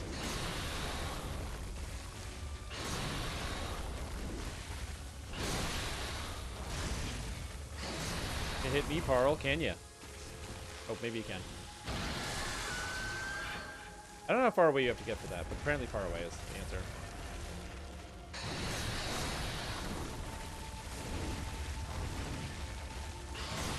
I think targeting this guy is the incorrect answer to this problem.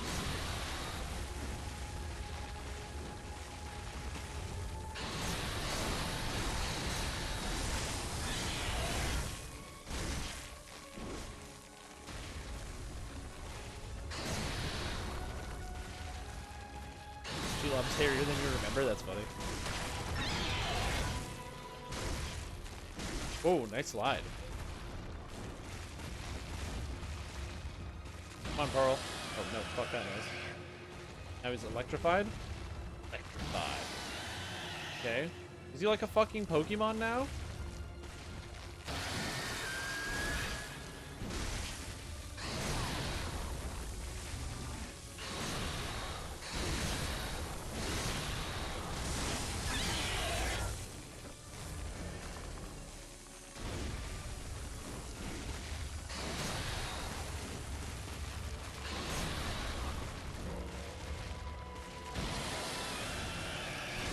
One, two, get a leg. I'm gonna get hit. Sucks. Okay, he's dead. You can't beat me, Dark Beast Parl. You don't do enough damage. Not for lack of trying, though.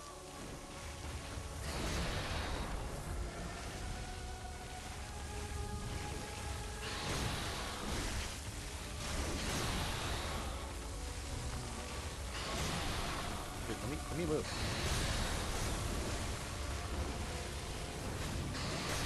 Okay.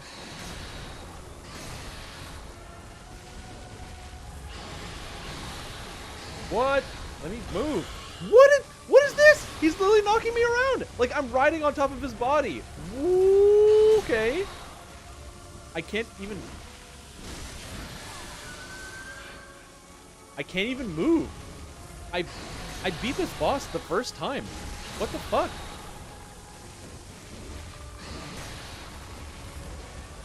What is happening?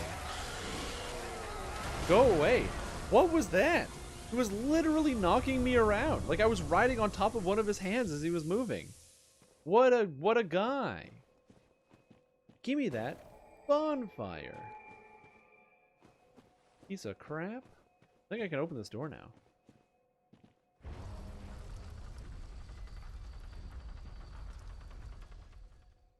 And this is Old Yharnam right here. I do not need to go that way. Already been there. I don't know if you're supposed to do Dark Beast Parl before you do Old Yharnam, because Dark Beast Parl is definitely harder than the Bloodstarved Beast. I don't know what's up with that. Oh, I beat a boss in the first try, which means I gotta do a shot.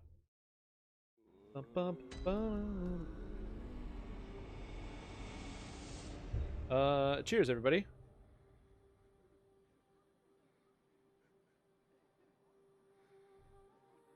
You stunned him all fight long? Oh yeah, probably. It's purchase blood vials. Thanks. There we go. Oh, don't go here yet. Old abandoned workshop. Oh.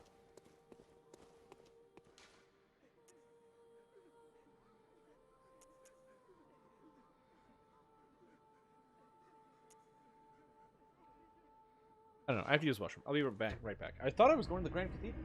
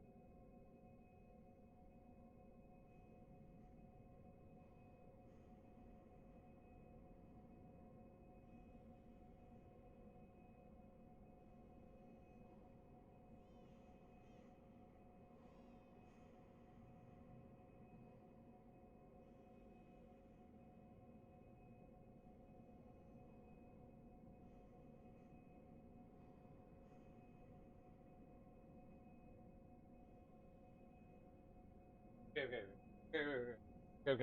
Listen. I just want to share something with you guys. I am a fucking genius. I just thought of something that you guys wouldn't have thought of in 100 years. We've talked about this before. We've talked about, if you were to add a new class to DDO, what would you add? And they added Alchemist. It was hard. I did the Strim work back in the day, where I got a really detailed explanation about Epic Destinies and stuff from Durocan. It was actually really impressive. I still have it. It's great. And we talked about what would you change about all these different things. If you want to add a new class DDO, what would you add? You know what I would add? Fucking hunters, dude. What hunters? These ones. The hunters of Yharnam? Yeah, that's what I'm talking about. I'm talking about these guys. Not the guys I'm attacking. Could you imagine if you had a class that had like special weapons and stuff, or could use like different types of weapons and had guns and trick weapons? Yeah, we need hunters in DDO, man. Straight up.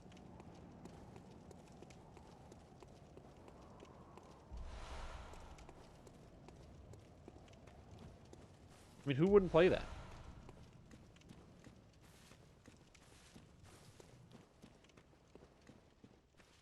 Oh, this is it. This is where you go to Canehurst. Because this is where the Witch of Hemwick is.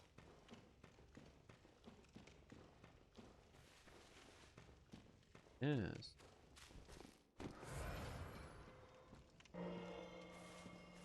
Hey, buddy. What's up?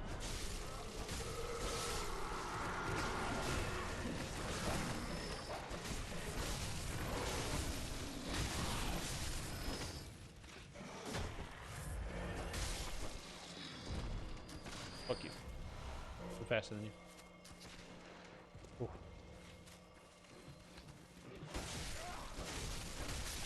Look at this guy. Also, I love that these like demon dogs have like spikes coming out of their faces, and yet they still use their claws to attack. What idiots. Oh, this thing is terrifying. What the hell is this?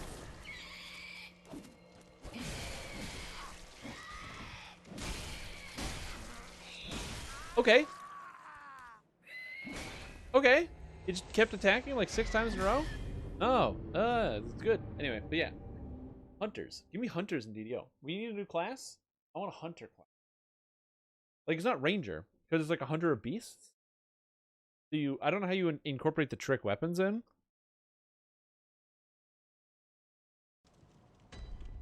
What if the whole tree is built off of a multi-selector where you have guns, hunter tools, and trick weapons, and oh my god, okay. Hold on. So here's the idea, right? Guns, hunter tools, and trick weapons. How do you make this work in DDO? Here's the trick. You have one enhancement tree, which is literally for guns, right? That just makes sense. That question answers itself. How do you have guns? You have guns as a weapon, and you have an entire enhancement tree dedicated to guns. Cool. But wait. Then you have an enhancement tree which is dedicated to trick weapons. The idea is that the first weapon, like the first core, you choose your weapon, and then when you choose your weapon, that determines all the cores for the rest of the tree. And your trick weapon basically applies a skin over top of your weapon, so no matter what you equip, it actually just has the visual effect and styling of the trick weapon. So you equip like a dagger. It doesn't matter what weapon type you equip. Then you have the saw axe or whatever.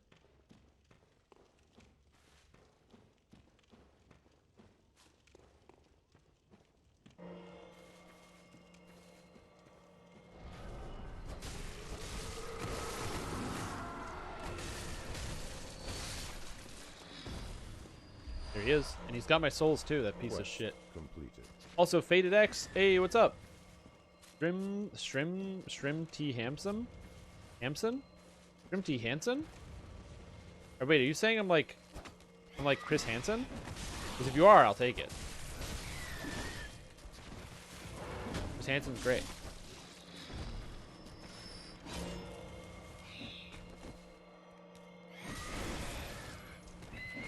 This thing is horrifying, by the way. I hate this.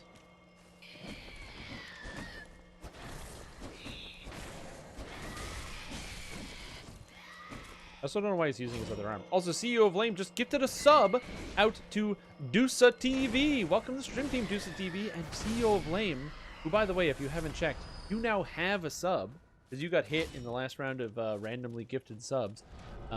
Welcome to the stream team, and oh my fucking god, there's more of them. Okay, that's a problem. Oh, there's so many hunters. Oh my god, oh my god, oh my god, oh Jesus.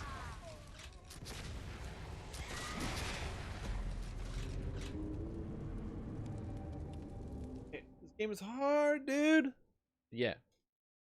That's what I'm saying. So you have one tree, which is guns. You have one tree, which is hunter tools. And the hunter tools are all the different hunter tools you get in the game. So like the roar and like the tentacle attack. And it's just general, all the tiers, there's like 8 hunter tools you can pick as actives. And you can like buff up the hunter tools by taking them.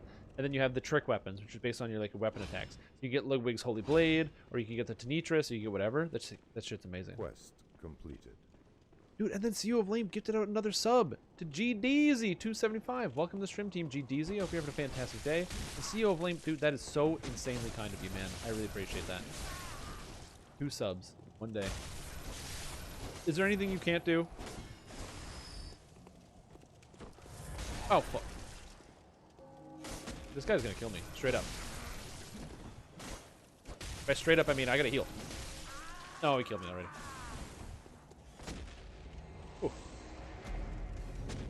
Yeah, I don't know. I think that would actually make a really sick character class in Dungeons & Dragons Online. The hunter of beasts.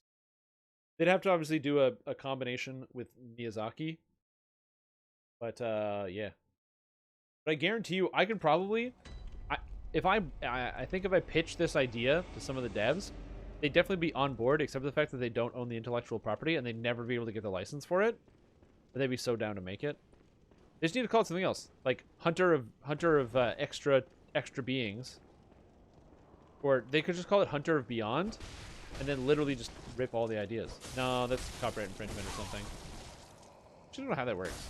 I assume that's some type of infringement, like that's definitely illegal. You can't just like use somebody else's idea and then call it your own, right?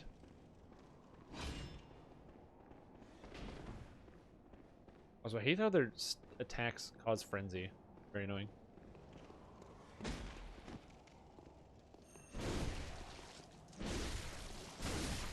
See you later, buddy.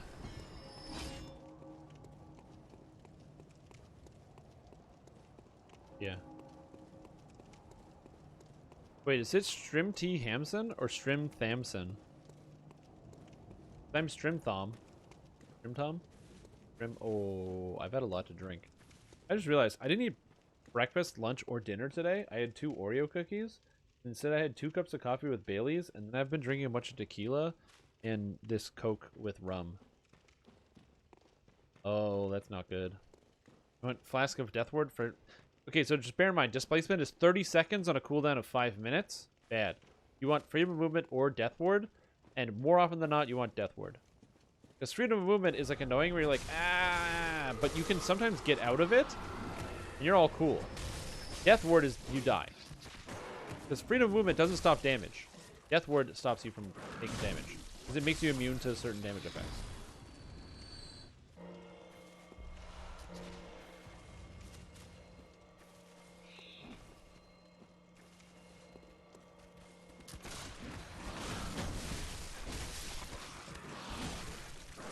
I don't think Harry Potter is Star Wars. Is it? Or are you making a joke?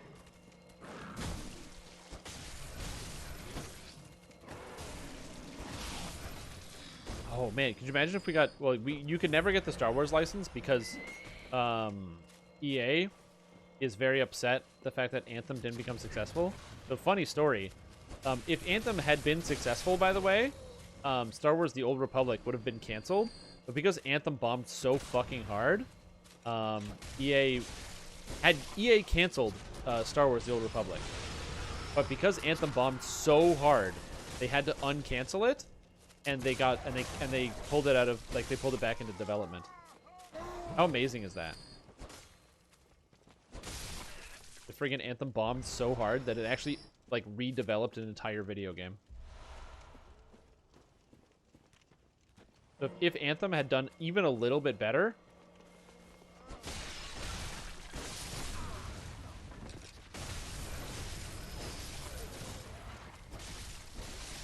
God, I'm so happy I have so much stamina. No, no, ignore me. Ignore me. I said ignore. I said ignore. Ow, fuck. No, ignore. Ignore. I called ignore. I called ignore. I call ignore. 1, 2, 3, 4. I call an ignore war. Shit, that guy's shooting at me. That guy's shooting at me too.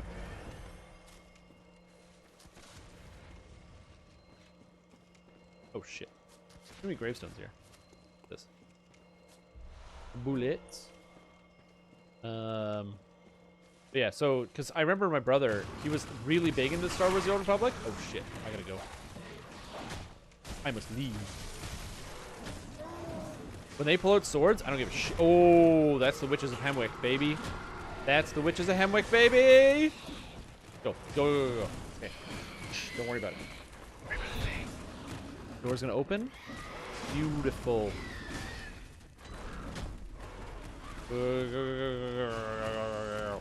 Ah, beautiful.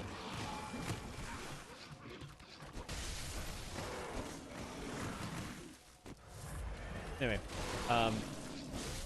yeah, my brother was really big into Star Wars at the time, and he got really upset that EA was sunsetting Star Wars. They were saying that they were going to keep the servers open, but they were ceasing active development. There's a bunch of posts. A bunch of people got upset. They're like, I can't believe it. Star Wars The Old Republic was like one of my favorite games, blah, blah, blah. And a bunch of people got really upsetty spaghetti. And then it was like, oh, yeah, but Anthem. Guys, you got to play Anthem. This is EA Games we're talking about. We got Anthem. And you guys know, you know what happened with Anthem? You guys know what happened with that? You guys got the experience? Hold on. If you don't have the experience, I'm gonna have to educate you if you don't know what happened with that. Here, let me hold on. Let me just go up here. I gotta show this off because I know what happened. I was literally in the room. You guys might not know this, but I actually have deep ties with an EA. I got to be in the room. No joke. All serious. In the room. Okay? And I want to show you guys what happened. Let me see if I can pull it up here. Let me pull it up. Let me just pull it up. Because you guys will see this, and you'll be like, wow, this is unbelievable. Literally impossible.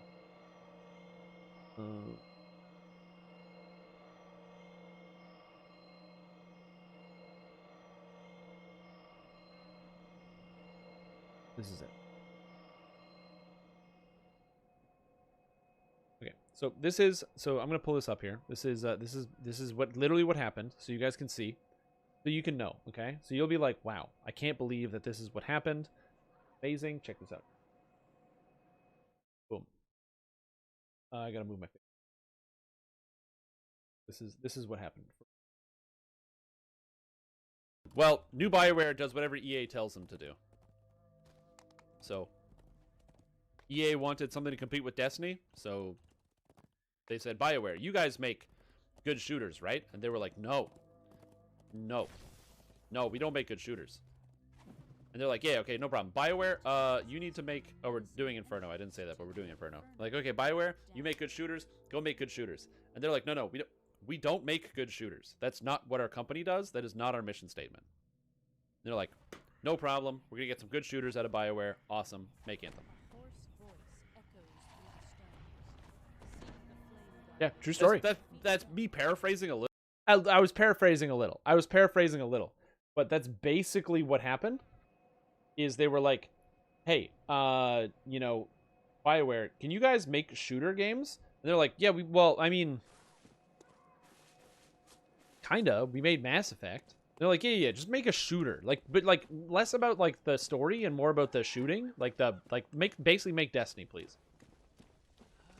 Who's that idiot in the bottom left? I don't know. It's the fucking guy that needs to shave. I'll tell you what.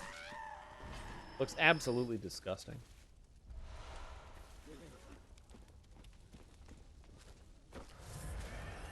Go say something to get you sued by EA? Bro, as if EA would sue me. Yeah, they're gonna sue the dude with 42 viewers on Twitch. Ooh, I'm so scary. I'm intimidating to entertainment arts or electronic arts. Also, lol, electronic arts. Really funny.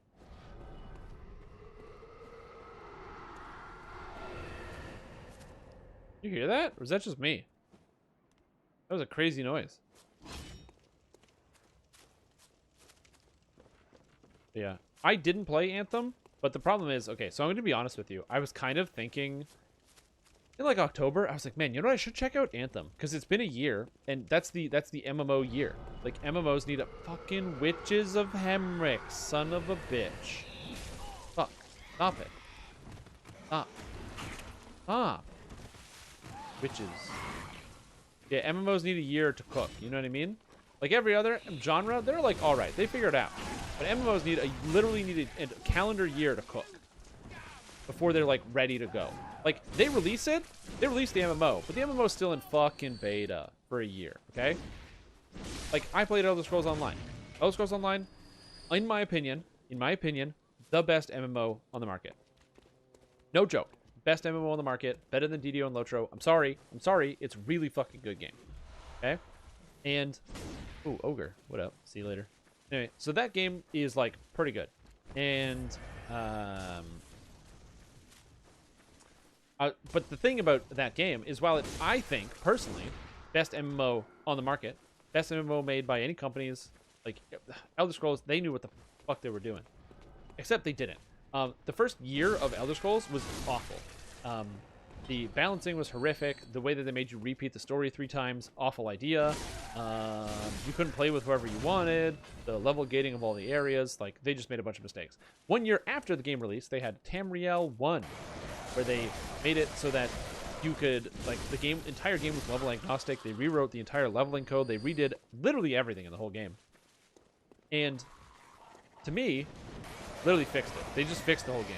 They were like, hey, whole game, done, boom. Oh, you guys, you know, like our game, but you want to play like a better version of it? No problem. We're just gonna make the whole game again and fix it. And they did like an unbelievable job of fixing the game. But the first year, dude, game sucked. If you played it in the beta and you were like, man, I didn't like this, and then you played it in the first year, guess what? It was the same game. They didn't have time to fix any of the feedback that they got. They had no time. Because you know how long it takes to make big adjustments and sweeping changes like that? They were probably 6 months into development of a worse service or system. No, don't shove me off the ledge, you piece of crap. Excuse me, you go off the ledge. No, you go off the ledge. Go off the ledge. Yeah, take that. Anyway, you're probably like 6 to 8 months in on some development of a feature based on like what they thought was good. And then they realized, oh, our entire business model sucks. And now they need to figure it out. Right? Oh, shit. Fine. Okay, what are you doing here? Go away. Leave me alone.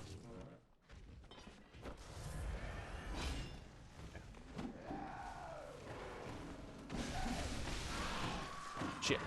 Anyway, they figured that out. But it takes a long time. And I feel like Anthem was the kind of thing that needed to be that needed a little bit of time in the chamber. So Destiny came out, and it was like, MMOs on consoles. Check it out. Even though Final Fantasy XIV already existed. But it's like shooter games. Because do you like Call of Duty? Do you like Battlefield? What came out? Battlefield 1? I don't know. Anyone else? Yeah, we got Battlefield 1 and other games. And they're like, guys, if you like Battlefield 1, you're going to love this Destiny game. You got to come play it. And Destiny was 2014, I think. And they had no idea what they were doing. They made an awful video game, but they had raids in it for some reason. Oh, shit. Oh, this is bad. This is bad. I'm faster than you, lady. Oh, get stabbed to death. I should feel less proud about that, but I feel pretty proud. Anyway,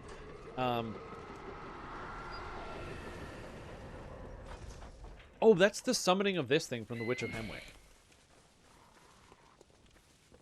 Anyway, they were trying to capture on this like FPS audience, which like, you know, makes sense. And so then they added raids, and eventually they figured it out. Okay, Destiny 1 was a fucking sick game, man. I remember when like vanilla Destiny raiding Vault of Glass. I bought a PlayStation 4 because I went to a friend's house and he showed me Destiny, and I was like, holy shit, this game is good. That's why I bought a PlayStation. My PlayStation is the white Destiny edition of the PlayStation. Right? And so for me, like, I thought the game was amazing when it first came out. But it takes time to evolve. MMOs need a year in the chamber. Oh, really? That's interesting. But yeah, it needed time in the chamber. Then when Destiny 2 came out, these guys, these fucking idiots. So, Destiny used to be under the, I think it was under EA? I think it was EA. No, it was Blizzard. They used to be under Blizzard and Activision Blizzard. They are no longer under Activision Blizzard, but they used to be. And they had this problem where Activision Blizzard was like, no. You have a contract. You must make Destiny 2, and then you must make Destiny 3. Problematically, the main issue that Destiny 2 had on launch was that there was not enough content to actually make an entire video game. They didn't have enough. So people played through it, and you had posts on Reddit of people being like, the game's been out for a month, and I put 170 hours in, and there's literally nothing left to do. Which means, one, go outside and take a shower. But two, they're right. There was not enough video game. So take that time, spend it over 3 months, and congratulations, there's not enough time in this video game. So you made an MMO with no content. The problem of MMOs when they release is that they have no friggin' content. So this was an issue. How did they rectify this issue? Destiny, for their part, 2 took like 2 years and then eventually figured it out. But it was not a fast 2 years. It was not an easy process, and it took them a while to get to where they are now. And even where they are now is arguably not that good compared to where they want to be. How am I talking while doing this?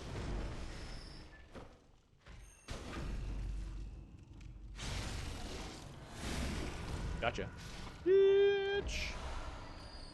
But anyway, they got out of the Blizzard agreement because they didn't want to make Destiny 3. Because they're like, Destiny 3 is going to literally ruin our entire game. Like, they knew it was going to happen.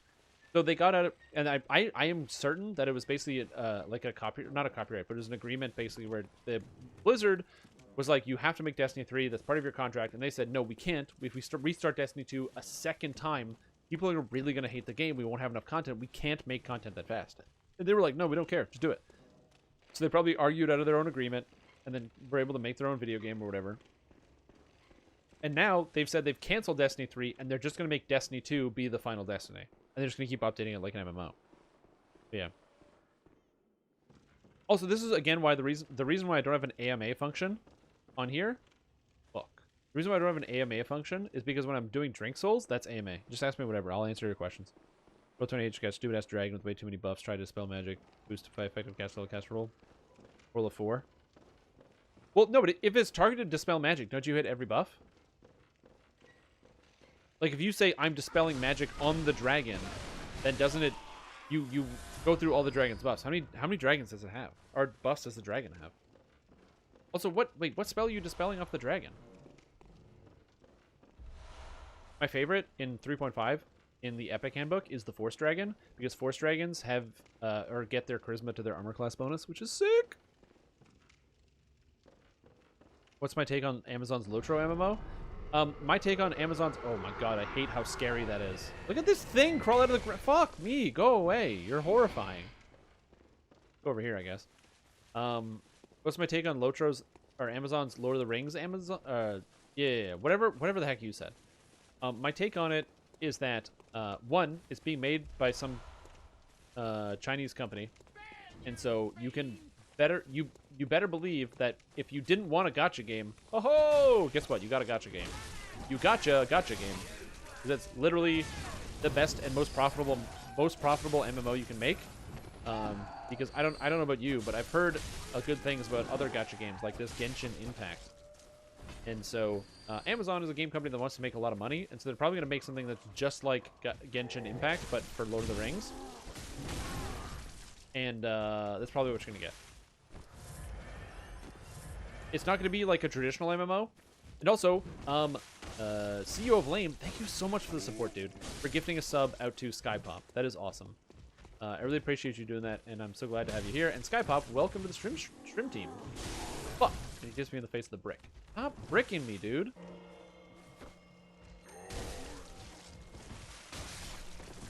Woo! Middle-earth waifus? What, was Arwen and Samwise Gamgee not enough? Wait a minute, I'm confused. I don't watch anime. So if you're like a girl, what do you call like the opposite of a waifu? Or is that just still a waifu?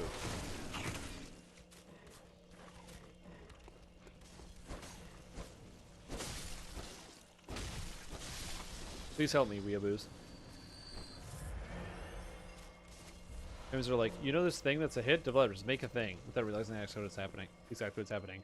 Headcanon, that's what happened with the Turbine.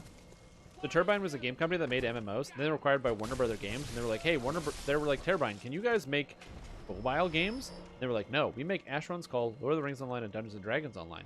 And then they were like, you should make games. You guys remember Infinite Crisis? The League of Legends fucking the MOBA, the DC Universe MOBA? If you don't, that's fine. It got canceled very quickly. Also made by Turbine.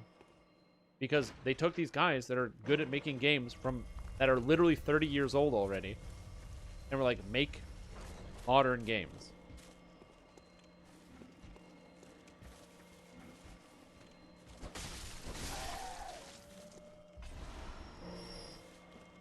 Mirror images, displacement, stone shield, skin shield. Wait, but you hit each one independently, right? Like, that's the rule?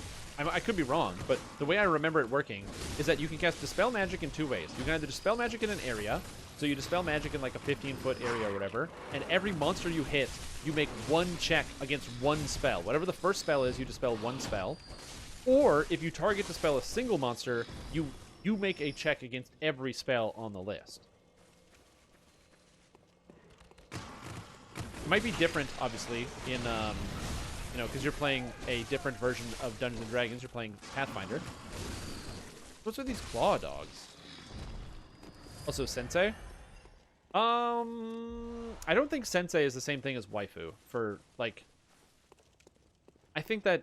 is that the same thing? Oh, God. Oh, I hate this.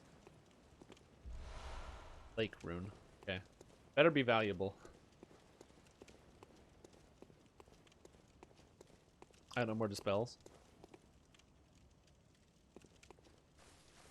Wait, senpai? Okay, so here's the major problem, right? This is the thing that I don't understand. So I'm an equality of opportunity person, right? You know? So waifu, I don't think waifu and senpai are the same terms. Because isn't senpai similar to teacher or master like sensei is, but in a different context? Yeah, sensei is like teacher. I remember that, because I watched Dragon Ball, and Goku had senseis. This is a bad place to be. I think senpai is something else. Again, not a weeb. Certified, not a weeb. So I have to trust you guys on this. You guys are my weeb advisors.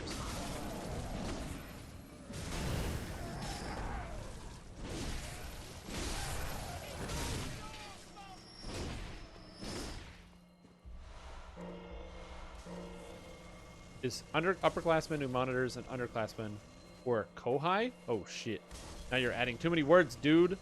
Also, I'm being hit by fireballs, and I don't know from where. Oh, this guy. Nice slide. Okay, but isn't that like male fantasy versus female fantasy? I don't watch a lot of them Japanese cartoons, but I was under the impression that it's like male fantasy to have a girl or a woman call you senpai or something like that. I didn't think that would work the other way around. Is when you're hungry for some pie? Deep, this is something I can get behind. I'm in. Let's go. Give me some pie, dude. Oh, crystal lizard. Get it. Get it. I'm trying to understand.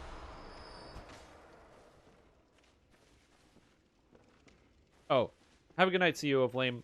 I appreciate you stopping by. I always appreciate you tuning in. And thank you so much for the support, man. That's awesome. Jim hasn't watched enough anime. I literally have watched no anime.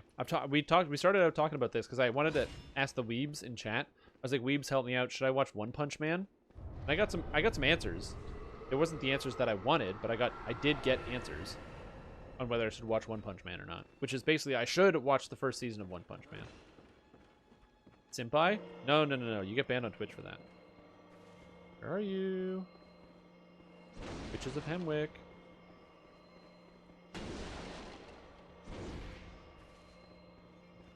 Wait, where's the witch? Huh?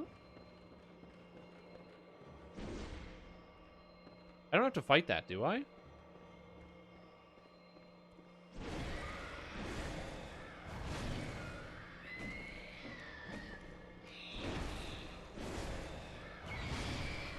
Good to watch and read? Dude, I'm not going to read anything. Get out of here.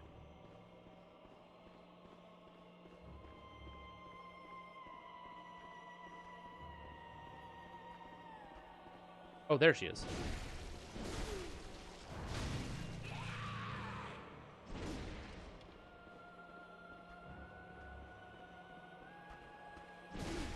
Is she covered with eyes? Yo, Willem would be proud. New version of waifu is Oni-chan. Okay, gotcha. Oh, no, that's bad. Shrimp-sama, did you beat Oz? No.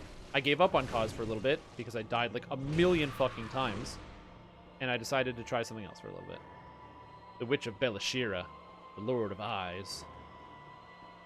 Does she have to teleport over here next to her minion? The answer is probably yes, she does. Or she doesn't. Excuse me, where'd you go? Seriously, where'd she go? Huh? Oh, there she is.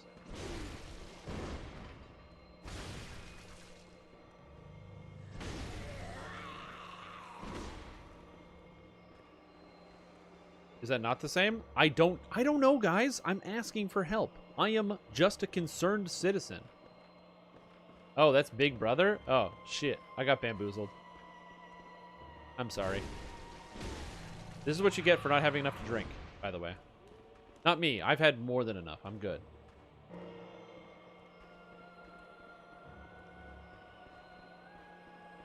Okay, where are we going here?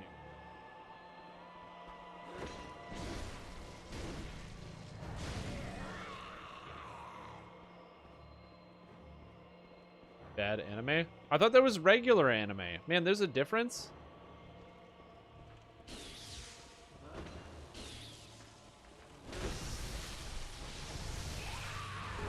Oh, that was a fake?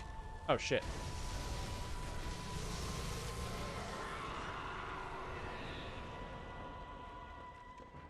Hello. I see you. I cheated. Oh my god, I beat the Witch of Emmerich on the first try another time. That's twice in a row I beat her on the first try. Excuse me. You're supposed to disappear. Oh, there's two Witches of Hemwick. Oh, I see now.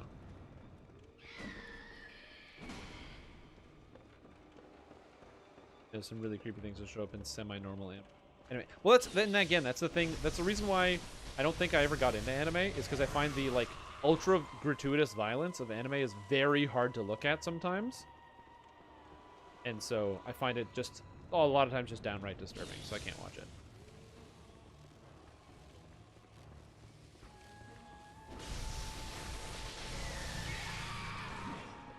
I definitely have a sensitivity for violence. Like crack. Like, minus the filler episodes. Isn't that the whole point of watching TV, is the filler episodes? Like any type of show. Yeah, for sure, 100%. Yeah, I make the assumption that, you know, not every episode is going to be like, or not every TV show is going to be, just because it's like animated, it's going to have the same art style or just direction. Uh-oh. That. Go. Stunt, move. Wait, did she just kill her own guy? Hilarious. What are the odds? Filler and anime blows? I have zero intention. That's because somebody recommended that to me. They're like, oh, you should watch this show. And I didn't know what it was. So I did watch the first episode of Goblin Hunter. And that is literally exactly what I'm talking about. I don't understand why this is on my television. You know what I mean? I'm like, I don't get it. Why am I watching this? That's the other thing I've heard, is that Cowboy Bebop is apparently really good. I don't like gratuitous violence. I don't. I very much don't.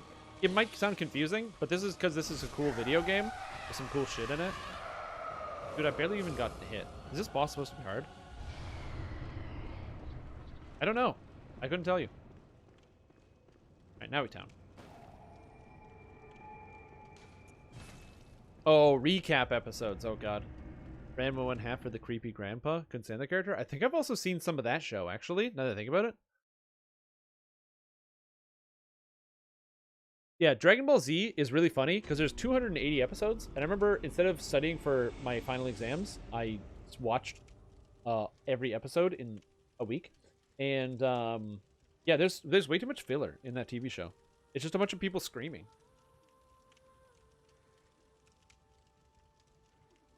Anyway, this was a first try boss. So cheers, everybody. Have a tequila on me. I'm gonna be so hungover tomorrow. Ah, shit. Oh. But yeah.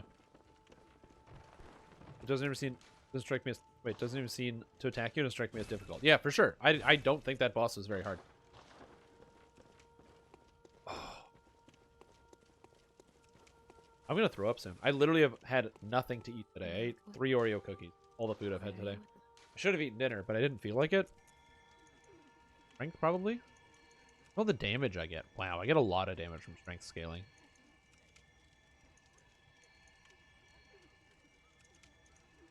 Up goes the strength, I guess. No, I'm busy. I don't have time. Now I need to make an adult beverage. Oh, I'm busy. You guys don't understand. I have a video game to beat. Frontier. The Witches of Boo. Yeah, I can't tell you why. Someone recommended. Watched it. From Sama. That's funny. Japan has a lot of honorifics. Some, has a lot of honorifics, some gender specific. Yep. Never too busy for food. I'm straight up too busy for food. You think these witches of Hemwick Lane are going to kill themselves? No, I don't think so.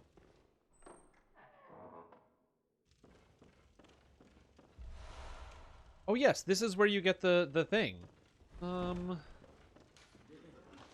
This is where you get the toolkit for dealing with the runes. That's Carol, Runesmith Carol.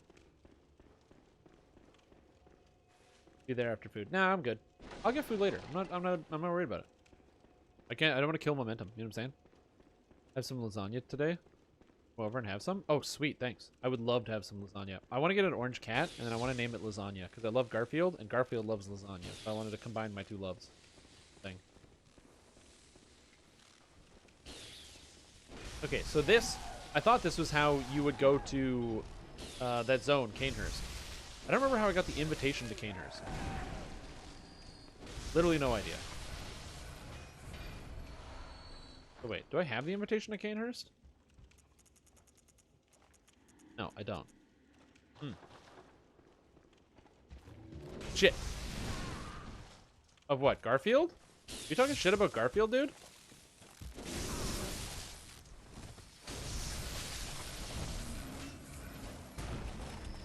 I will not have it. I'm a big Garfield fanatic.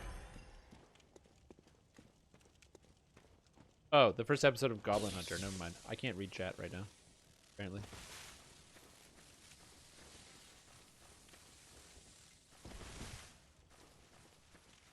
Interesting. Okay, so I don't need to go up this way, because this goes nowhere. Yeah, Goblin Slayer. Yeah, Goblin Slayer.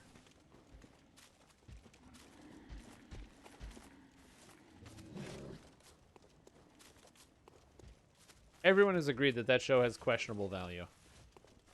As far as I can tell, anyway. Everybody has agreed. Yeah.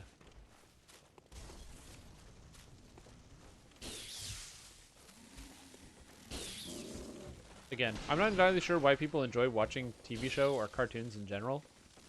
That I don't really watch those Japanese cartoons.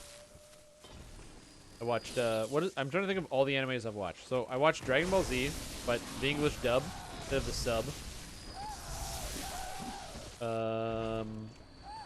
I watched, what other animes have I watched?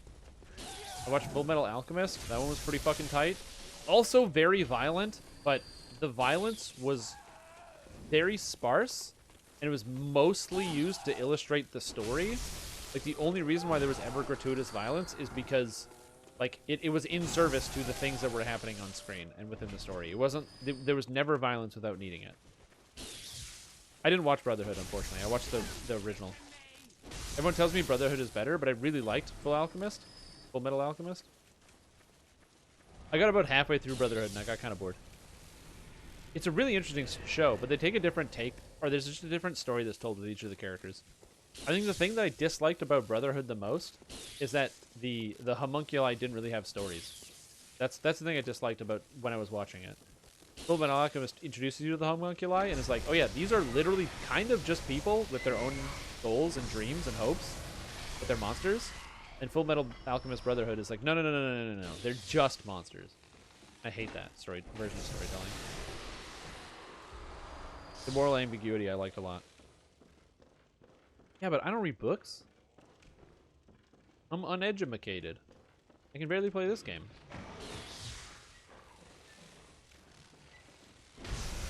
Anime is not immune to sturgeon, 9% of everything is crap. Yeah. Orphan? No, I couldn't beat Orphan. So I'm taking a break to do other stuff. And then I'm going to come back to Orphan later.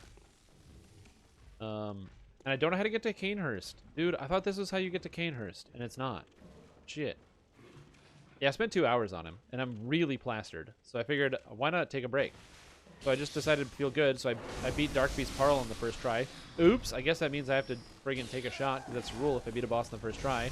Then I beat the Witches of Hemwick on the first try. Oops, I guess I gotta take a shot. Because that's the rule. I don't know why I make these rules. But I do.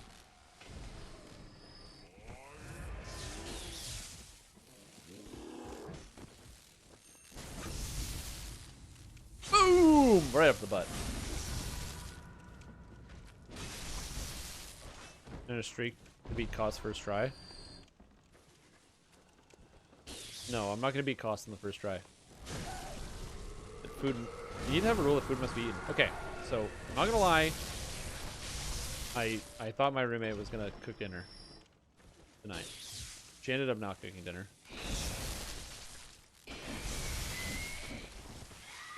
No, no, no, no. Go away.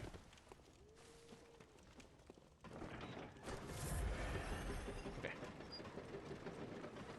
Which is my fault. I made a mistake on that one.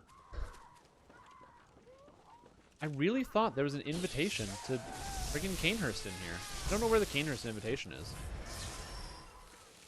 Expecting nachos? Yeah, dude. Because that's what happens. Because last few times on the Drink Souls, he's like, yeah, 100%. I'll like take care of the food, and I was like, no problem. And then nachos just show up. No cooking gets made because it's Friday and everybody's having drinks. Yeah. So I watched Fullmetal Alchemist. What other animes have I watched? I think I watched. I don't remember any of it, but I know when it was on YTV, which is one of the Canadian youth television programs, I watched. I'm pretty sure the first season of Inuyasha, but I don't remember anything about it. I remember there's a guy with cat ears. That's all I got. And then what else did I watch?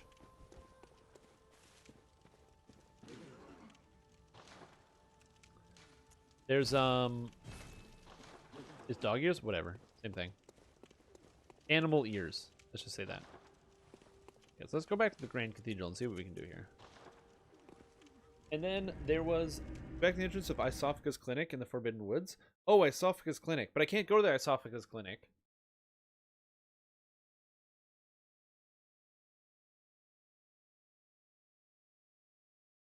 But I can't go to Isophagus Clinic until the third act. Wait, does that mean I can't go to Canehurst? Because I have to kill Rom first and then go to Isophagus Clinic to get the umbilical cord. Does that mean I can't go to Canehurst? If I want to get the real ending?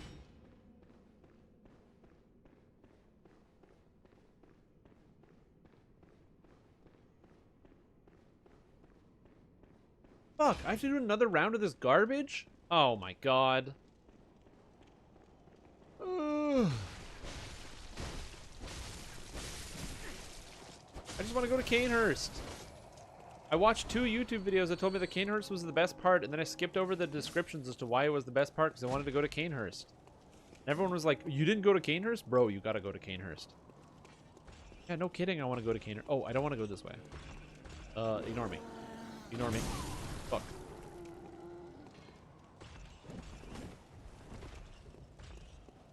Actually, I really like this game. The visuals are amazing.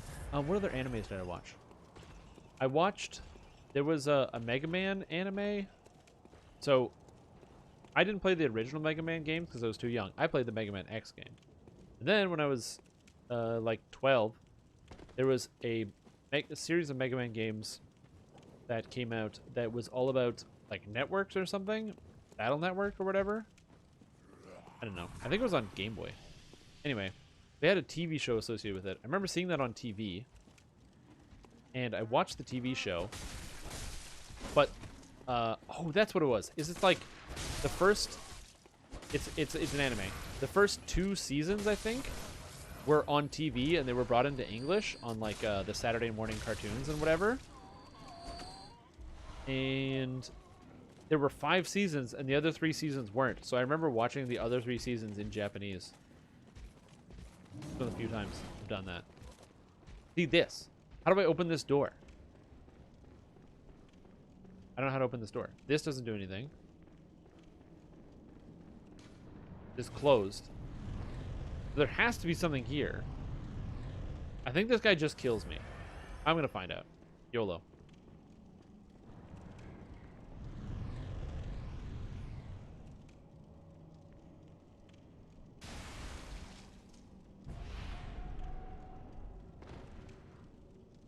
I live. I'm a fucking god. Okay, so this is useless. This could literally takes me nowhere. So I don't know how to get here, but I want to. Mega Man 2. Well, there's the Wily stage of Mega Man 2 that everybody knows. It's like, you know what I'm talking about. You know the song I'm talking about. I've never played the game, but I've watched enough videos on the internet and listened to enough remixes that I know what that song sounds like. Ooh, execution style, baby.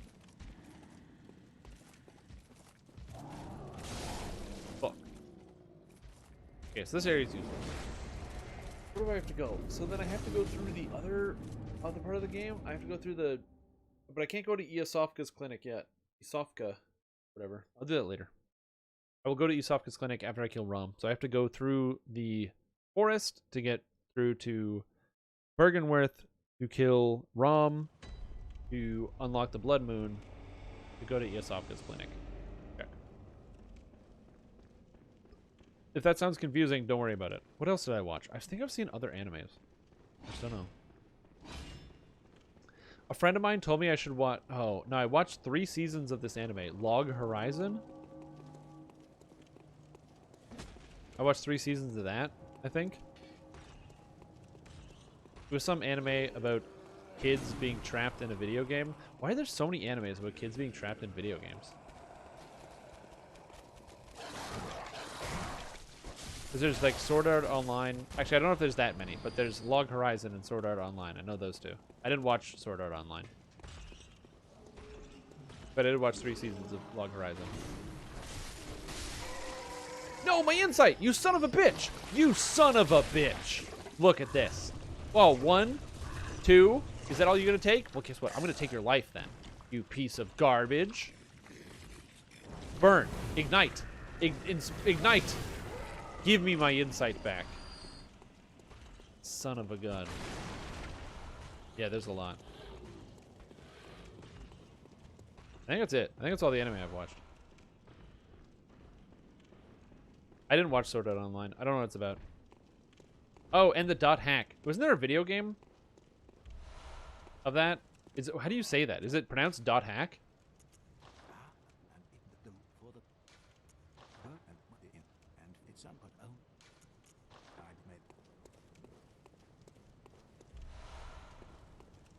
The god, it shows up in shit, turns dark. Yep and yep. Is it dot hack? Okay. How do we go here? I know the password. It's fear the old Bart. Fear the old blood. That's what fucking Willem says. Also, this dude's fucking dead. Bro, this dead dude opened the door? I think I knew that. I think I saw it the first time, but it's shocking me now because I'm like very in the bag. I'm in the bag. I will say, not eating anything is straight up making this a much cheaper endeavor. The problem with alcohol is it costs real dollars. I don't want to spend money. But if I can just get drunk on like 4 shots. Hell yeah. Whoa. I do not love this distance. Alright, I already know where to go, so it's all good. I'm just gonna skip Iosofka's clinic. Or Isofka's clinic, however you pronounce her name. Yeah, it's very cost effective. Same with giving blood, dude. Giving blood is the best. If you're like, if you want to drink, just give good blood. Ooh, goddamn.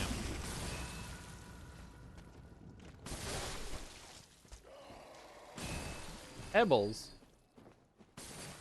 Screw you, buddy. Cover me with oil, you die.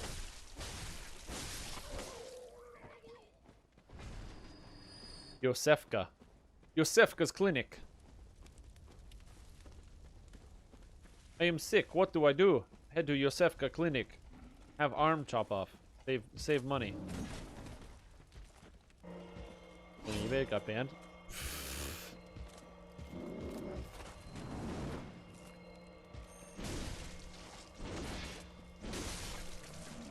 Get out of here. Bitch. What the hell's in here?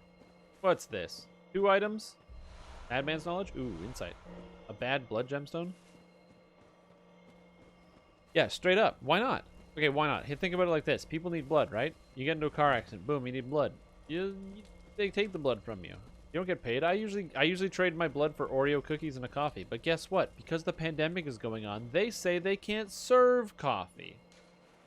Not even joking. I've been. They go, I'm sorry, we can't serve you coffee because there's a big pandemic going on.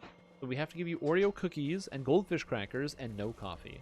Which to me, kind of sours the whole experience. 0 to 10. Would not recommend. Value factory for a plethora of sauces. Especially unwanted ones. Unwanted ones are the most common.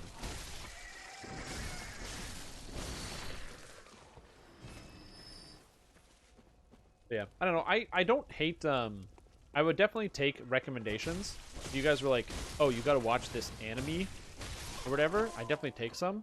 But then there was also the argument that was going on earlier in the chat of whether Avatar: The Last Airbender is actually anime or not. So, like, I don't know if it's something I even want to pay attention to. I think the part of anime that makes me feel the weirdest is, like, sort of like the exclusionary culture, where I feel like, not from people I've talked to, because I don't know a lot of people that just generally watch and enjoy anime, but from seeing about it online, I know that there are groups of people who are very particular and picky, and there's like an exclusionary, like, oh, well, you know, you have to know everything about the anime if you want to participate. And it's like, I don't know if I want to do that.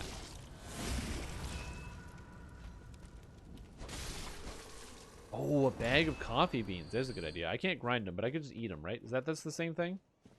You just eat the coffee beans? You gain their powers? Is that how that works? That's true. Dungeons & Dragons Online is no exception. I love the DDO Discord, and I'm a moderator there. But there are individuals and players that can be very strong opinion without having either a lot to back them up or understanding of the variety of player that might begin or start playing the game. Yeah, exactly. As you just said, we said kind of at the same time. You might have said it before I did, but I was looking at the screen and not looking at chat. Yeah, exactly. Elitist gamers are kind of the same thing.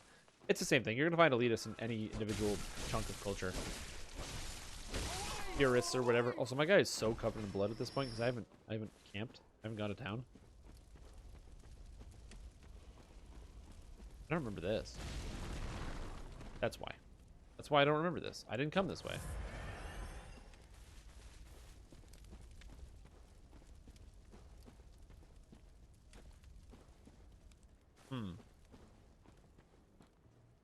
I remember that. I know that there's a big pit there.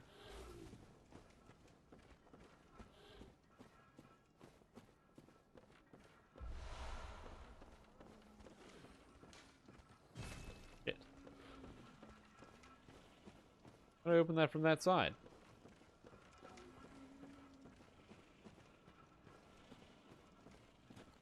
Hello.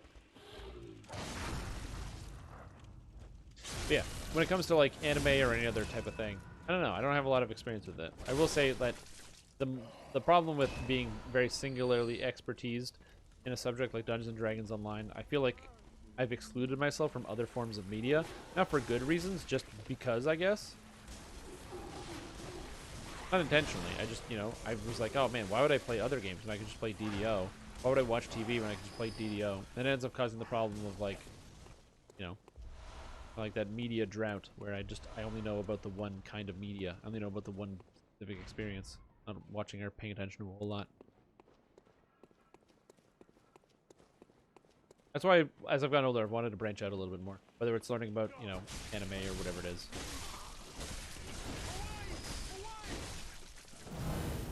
You know, the desire to be more worldly, which is not unique to me. I think that's a very, very general sentiment. The desire to be more worldly in general. Being worldly is good. You can talk about all sorts of shit. You can communicate and friggin', you know, make contact with people.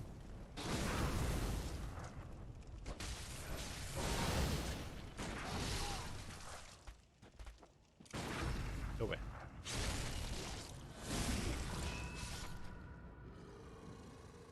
Wait, really? Well, wait, can't the dragon see through your illusion? It can make a save or something, right? Or is mirror image just they have a percent chance to miss?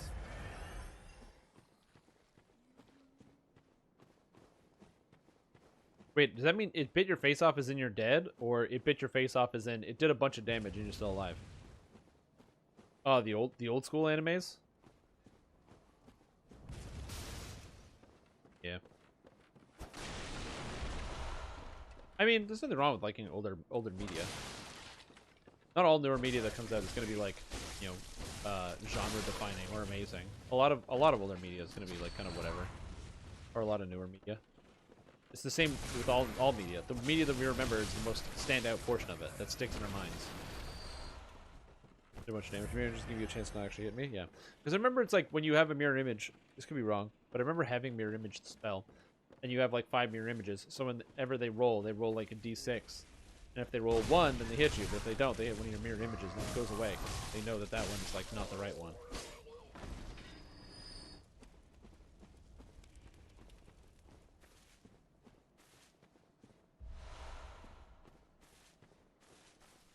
All this overt sexual overtones. In older anime as well?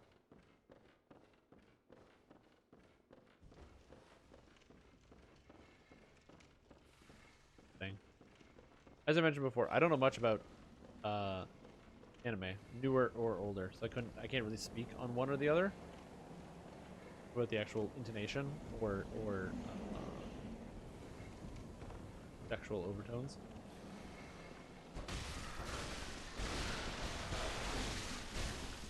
Oh, they're snake guys. I forgot about the snake guy part.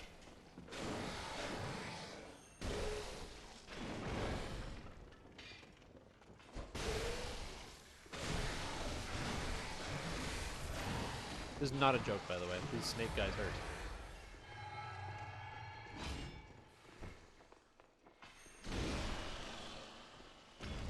Forgot about the snake guys. Right. Seen much of the Ghibli movies? What the fuck is a Ghibli movie? Ghibli? No. I've never seen this. I do not know what you're talking about. 26 from your head? Yeah. I think you guys have not forgot about me. Yeah, I know. Studio Ghibli? What the heck is Ghibli? Ghibli? Hold on. I need to look this up. But did you have Goku looking up Bulma's skirt and dragon? Or, that's true. Yeah, that did happen. Studio Ghibli? Ghibli. Japanese studio. Films they produced: Spirited Away, Howl's Moving Castle, My Neighbor Totoro, and Princess Mononoke. No, I have heard of all of these movies. Those first 4 movies that came up, I have 100% heard of them. I just haven't watched any. Let's do that. I'm not familiar with Studio Ghibli, but I am familiar with all of the movies.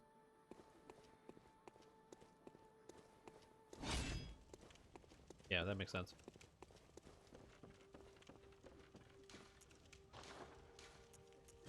Yeah, no, I haven't watched these.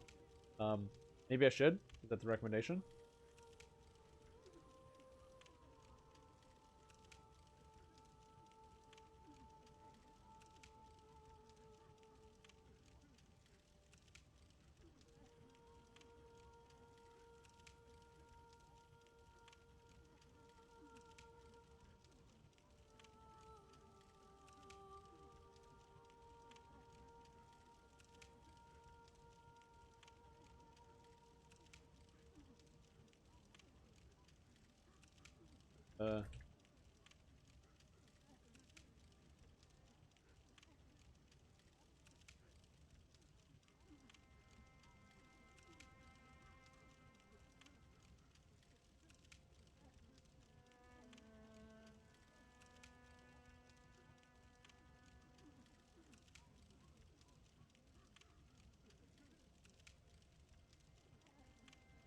Sorry, I had to respond to something.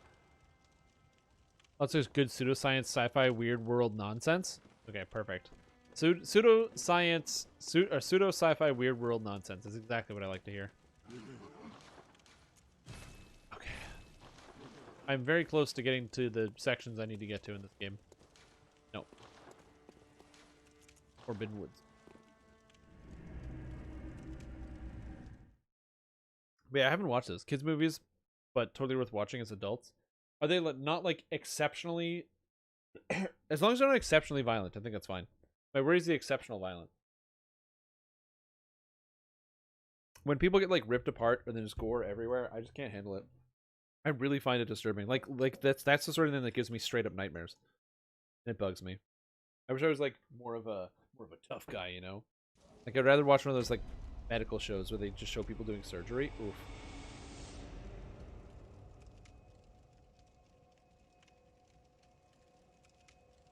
Yeah, well, it's because I swear to God, half the time I get recommended watching an anime, and like in the first episode, somebody gets like ripped in half or something. There's blood and gore everywhere, and I'm like, I can't. I don't want to watch this. I want to watch cartoons. I just want to watch cartoons. You know what I mean? That's usually where my brain is at. Okay, I have to go to the Shadows of Yharnam, which is in here. Ask the Snake Men. I don't need to kill all these, because that's irrelevant.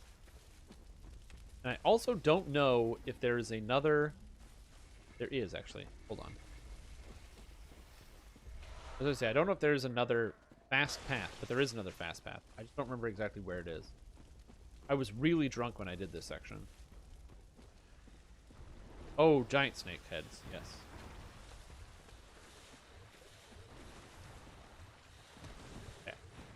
I remember this, I think. Where's the red alert? Where's the beef?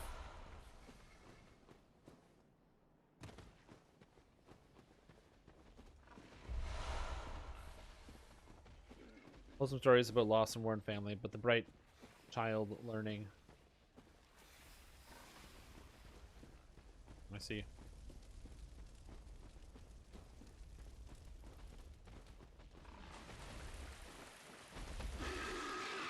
Hey, this way? I think I'm going the right way. Oh shit! My brain is kicked in! Oh, I'm on autopilot now. Oh fuck! Shit! Oh no! No, no, no! No, no, no, no, no, no, no! I'm like, I remember where to go. I did it.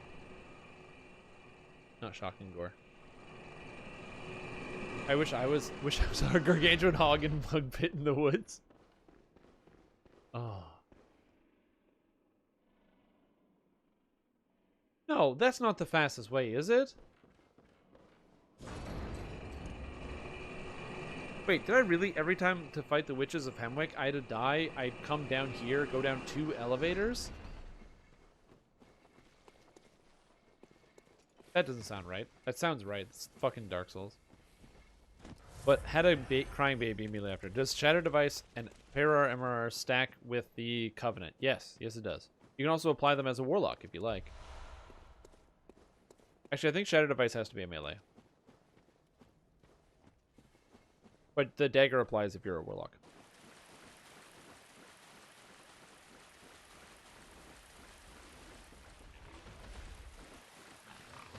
Pig in the swamp. I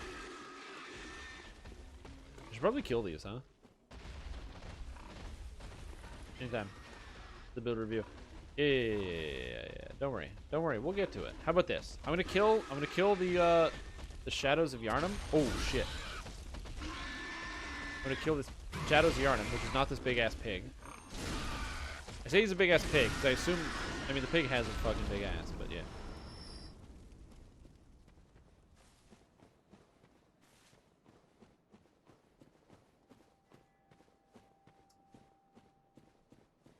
I feel like there's maybe a closer campfire, but I don't know. I'm just gonna double check. I think there's a closer... No, there isn't. That's the closest campfire. Yeah. I'm certain. I'm certain that that's the closest campfire. Here's the Shadows of Yharnam. Let's do it.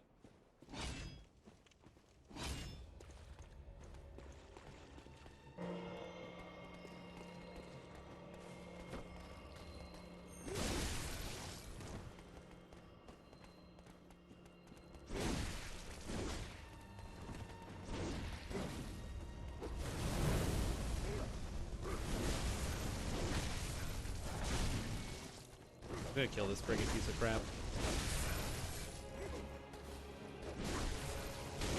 Oh, you're gonna hit me? Good, no problem. I'll get my health back. Thank you, Rally. Oh shit. That one's like half dead, which is good. Oh, hey.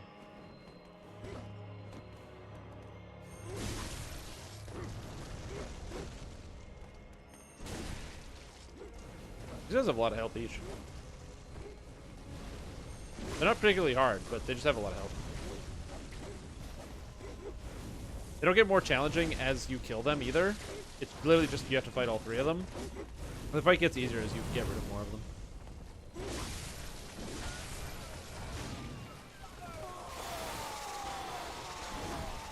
Oh, apparently they do get harder. Oh, they have snakes coming out of them. Hilarious. I don't remember that happening.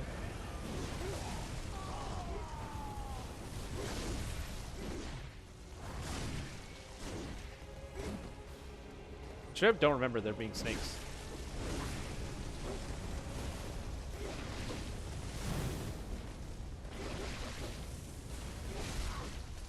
Oh man, I don't remember this. Did they change this? Like, I know that there wasn't been a patch, but like, because I'm in game, but I don't remember this part of the fight. I literally don't ever remember there being snakes.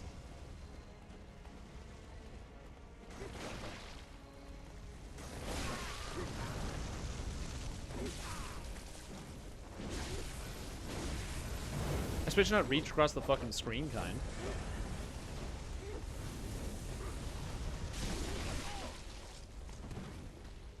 Huh. Okay, this fight is slightly harder than I thought it was.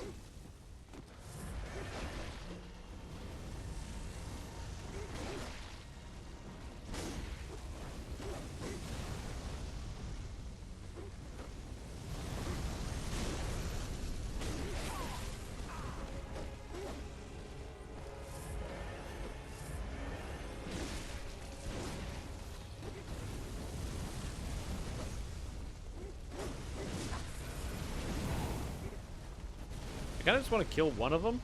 Instead, they all come at me at different times, so they all have like lots of health.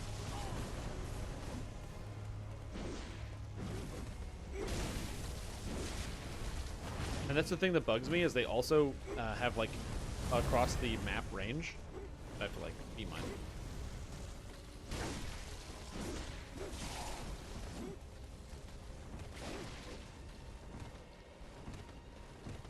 Go away.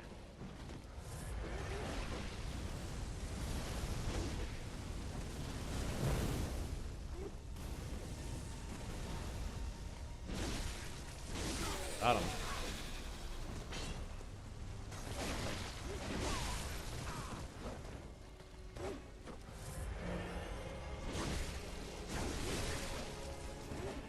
Why is it this extended snake reach? It's so weird.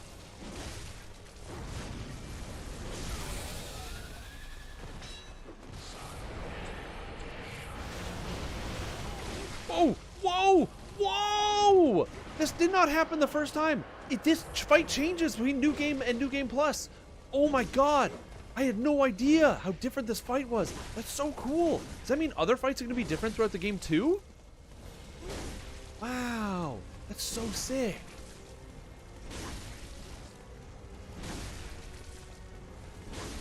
Whoa.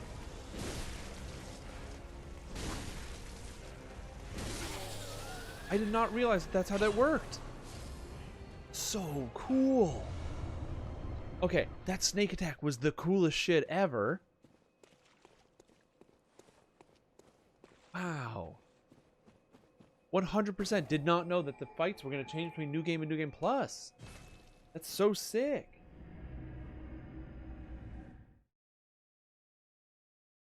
One was left alive last? Maybe. I think the last one I left alive was the spellcaster the first time.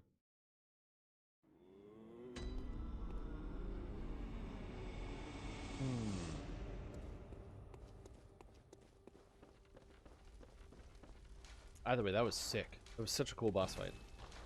Super Ornstein and super Smo. Yeah, maybe. Well, the giant snakes coming out of the ground was definitely an impressive display, tell you what. Okay, I'm at 534 blood vials, which means I'll be prepped for next time I go fight the the guy. I'm literally, no, I'm not even leveling up. I'm just literally getting all of my points spent on, spending all my points. Oh, I beat a boss. Oops, sorry, my bad. My bad. Hey, cheers, everybody. Oh,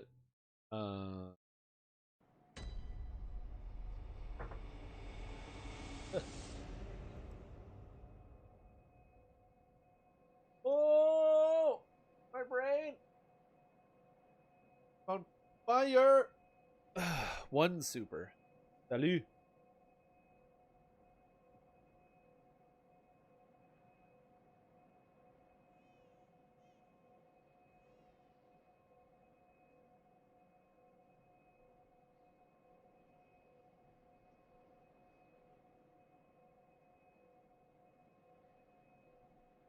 Campai? What's campai? Is that another term? Oh no, is this one of those? Are you feeding me more incest terms? You know I don't watch anime, man. That's not fair. This is basically cyberbullying. Go away, Jeff Bloom. Jeff Goldblum. Jeff Bloom.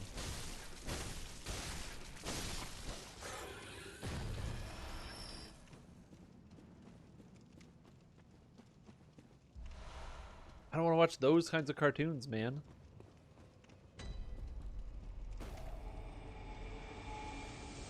Campai? Oh, just regularly or in anime? Close by device. Right. I opened this up.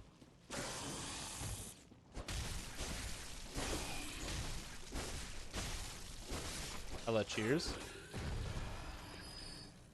It's because we were saying senpai and stuff regularly. Oh, man. Really? I'm missing out on words.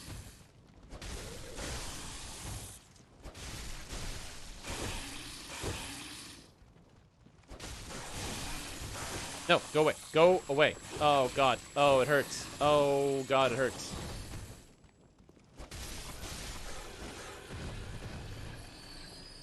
Ow.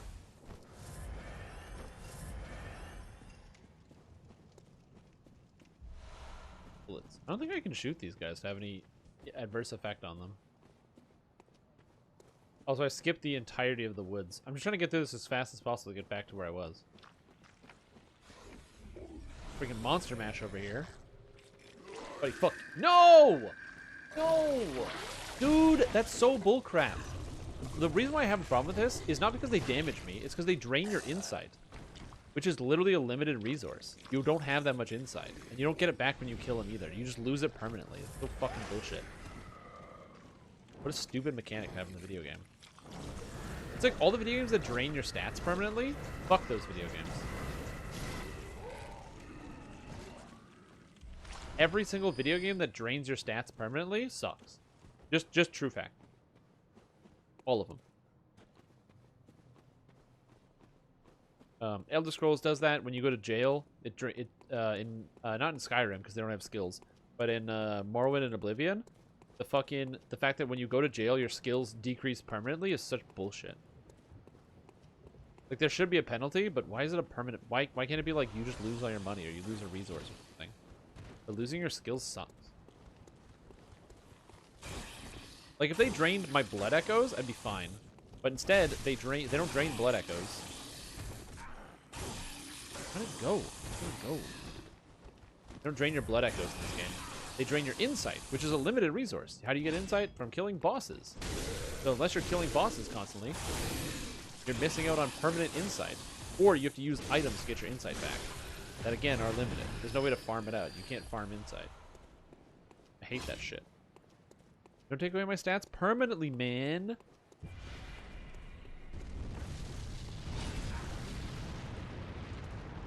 Also, I don't like this creature either.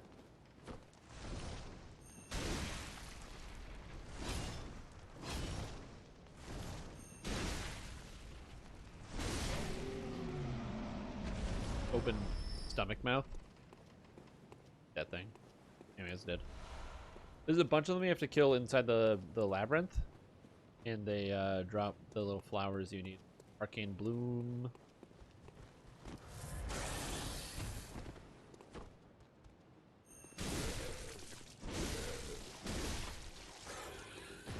Gotcha. Oh, sedatives. That's actually really convenient. Again, I don't know how to get to Canehurst, so I can't buy sedatives. So that's actually very nice that that would drop there. Cool.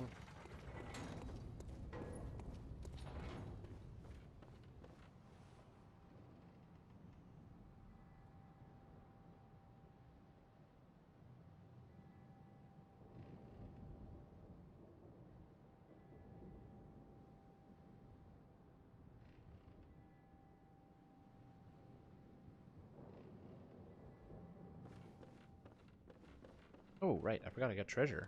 I love treasure chests. So satisfying. Doesn't matter what video game it is. I kind of love treasure chests. It's just the best. Okay, I know there's some jerk off in here. Upstairs.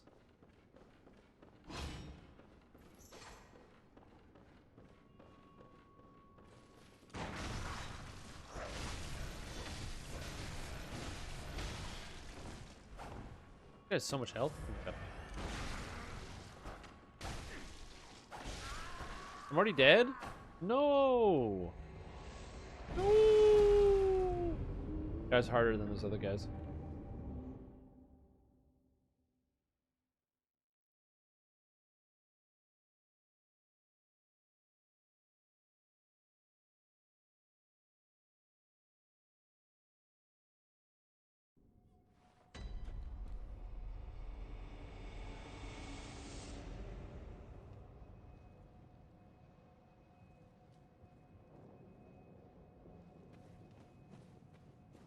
What's your guys' favorite breakfast food?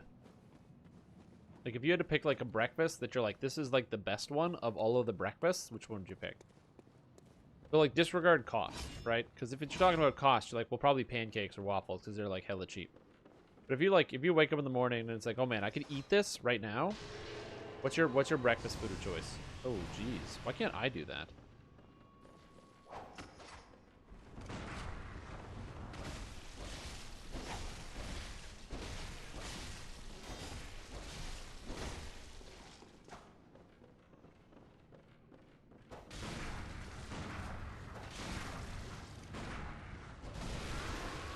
Fuck. Huevos Rancheros? Yeah.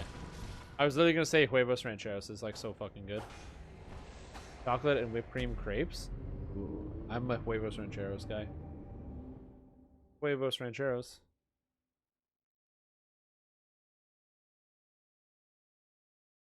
Oh no, I can't eat Huevos Rancheros because I don't eat meat anymore, so I can't eat sausage. Oh no. Oh, because I haven't been to breakfast since like a calendar year ago, which is way before they stopped eating meats. Steak and eggs. Not lame. That's a good breakfast, I assume. I've never been a big steak guy. I find steak exceedingly boring. It's just a big hunk of meat. There's so many better things to eat than just a big chunk of meat.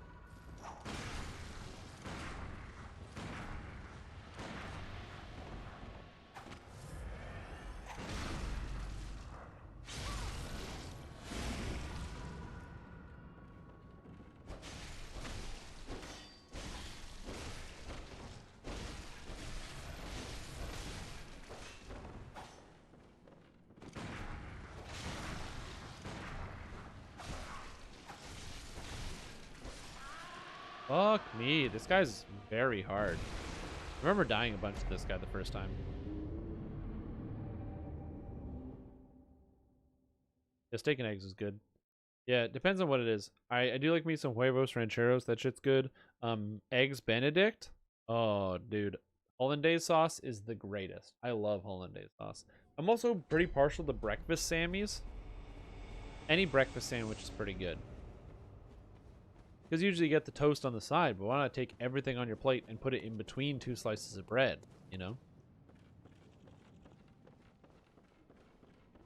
Like at BELT or just an omelet sandwich. A Western? Oh, hell yeah. A Western sandwich, not a Western omelet. Although Western omelet's also some good stuff. Although I will say, omelet's not my favorite way to eat an egg.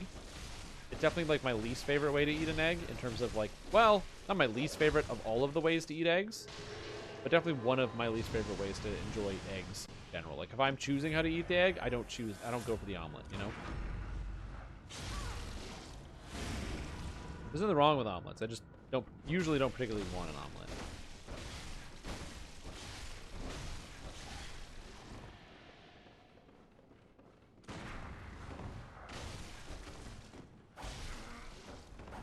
Oh my god, make this big ass animation.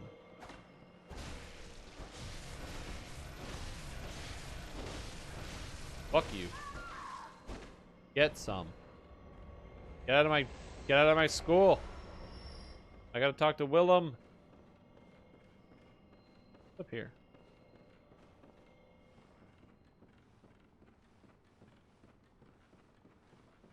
Waffles and syrup? Yeah. I do like waffles. Waffles, in my opinion, are better than... The waffles are better than...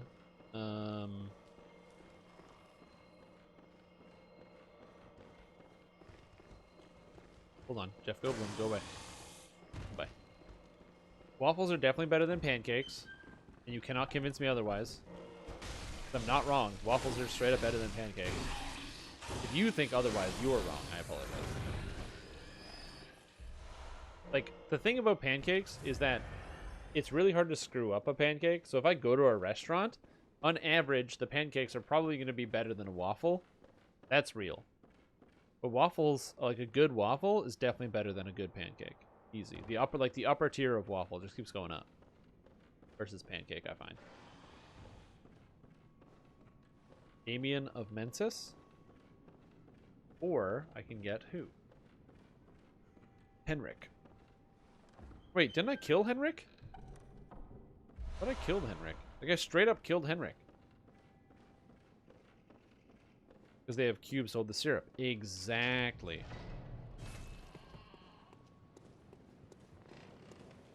Hate that Willem doesn't say anything. Fuck you, Willem. Fuck you. That's what you get. I didn't kill him the first time. Oh, he has an item? Oh, he has an eye rune. Oh shit. Okay, cool. I don't know why I did that. Secret symbol left by Carol symbolizes the truth Master Willem sought in his research. Disillusioned by the limits of human intellect, Master Willem looked to beings from higher planes for guidance and sought to line his brain with eyes. He used the eye rune. Oh, interesting. Well, I don't know if I was supposed to kill Willem. I didn't do that the first time. Yeah, absolutely.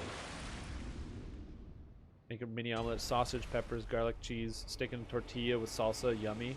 Oh, hell yeah. Absolutely. I'm in.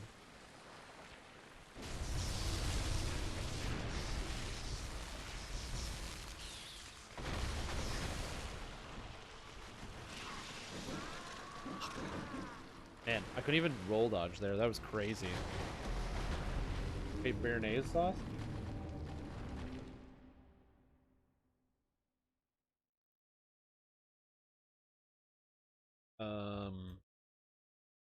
What's the sauce on Eggs Benedict? The friggin' Hollandaise?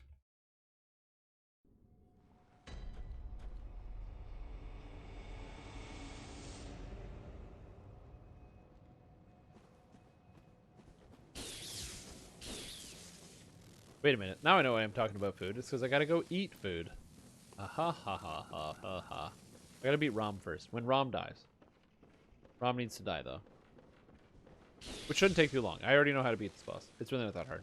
If you just stay in front of it and hit it, Interesting story. You can actually kill all the ads one by one, and as long as you clear the waves one by one, you actually don't have to deal with any waves throughout the entire fight. I didn't know this. People kept telling me they respawn infinitely and you just rush Rom.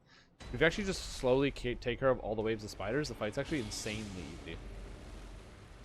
Oh yeah, French toast? Good toast. I agree.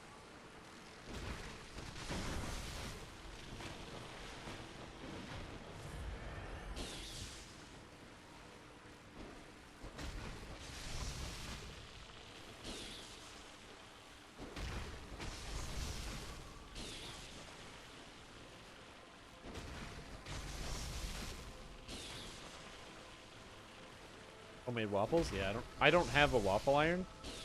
And I'm also crazy lazy. So I'll tell you what I'm not doing.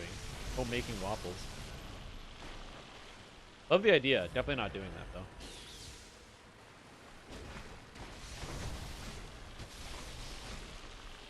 There we go. Now it's just Rom.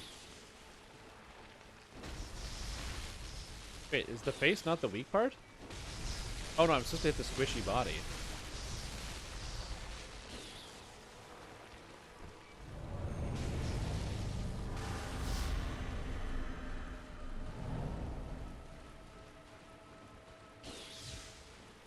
It's over there. The wipe isn't? That's the secret. Yeah, yeah, yeah. Fuck, shit.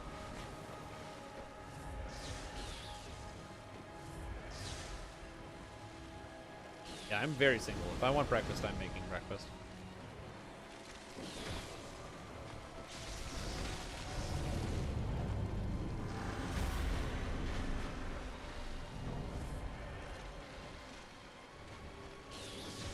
And I usually do want breakfast. Breakfast is the bomb.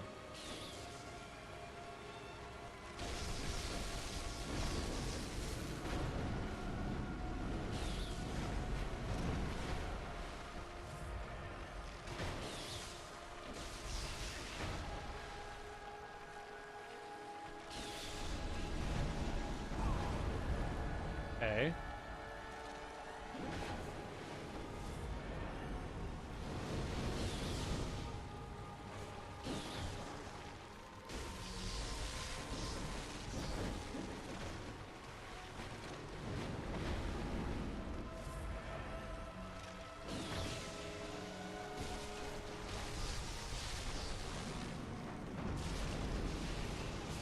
Got it.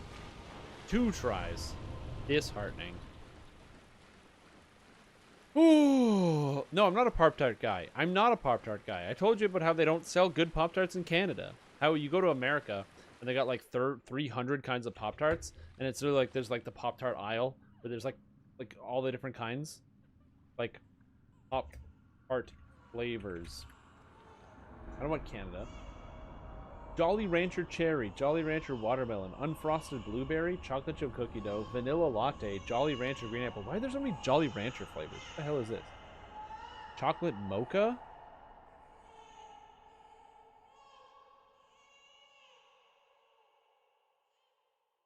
Chocolate Chip, Cookies and Cream, Cinnamon Roll, Chocolate Cupcake, Simply Frosted Harvest Strawberry, Raspberry S'mores, Strawberry, Simply Frosted Orchard Apple Cinnamon, Unfrosted Strawberry, Unfrosted Blueberry, Wildlicious Wildberry, Pop-Tarts Pretzel Chocolate, Pop-Tarts Fruit Loops, Pop-Tarts Pretzel Cinnamon and Sugar. I'm just on the website. I'm just on the website. Nowhere else. I don't have Pop-Tarts. I don't buy Pop-Tarts, dude. Why would I buy Pop-Tarts? This! How do I open the door? Oh, wait. The door is open.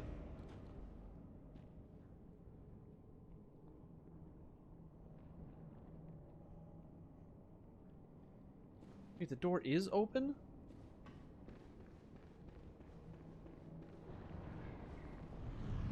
I don't know how to get to... I need to figure out how to get to Upper Cathedral Ward then.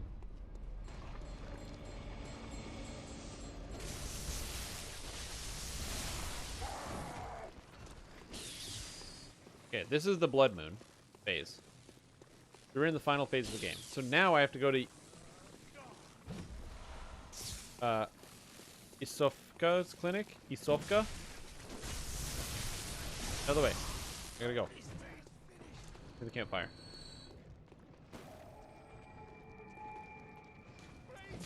Oh, fucking you piece of crap. Go away. I'm busy. Yeah, I gotta eat. I gotta do that. It's so much to drink. My brain is falling apart. I'm gonna be sick. I'm gonna level up though. I think I have some souls I can probably use. Ooh, 40k. That was too much. Welcome. Channel Blood Echoes thing. Strength 40. Life? 40 seems good. Probably. Level 117. I'm supposed to be level 150 to do this, to do New Game Plus. I looked it up. They're like, you should be around level 150 before you do New Game Plus Orphan of Cause. Well, guess what? I'm 117. I'm going to kick his ass next time.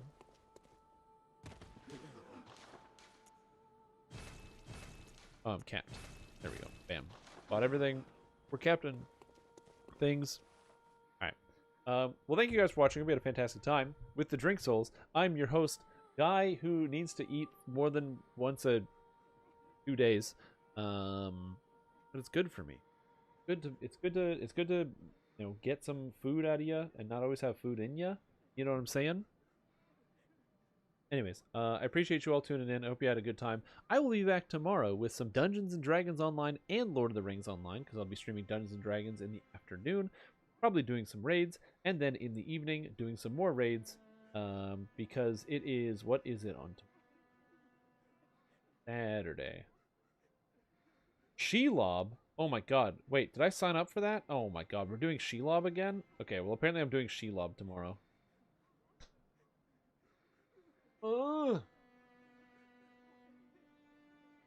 Good night, guy who wants to eat more than once every 2 days, or stream time for short. Oh, build review! No, I'm not done. I'm not done. Build review. But Zentombed just asked me, and I've had a lot to drink. Therefore, the sacrifices have been made. Congratulations. We're undoing. Control. Undo. Oh, I couldn't figure out where I was. I need to move stuff. Uno memento. I have to clean up my screen. I have to get rid of Discord and all this other stuff. Yeah.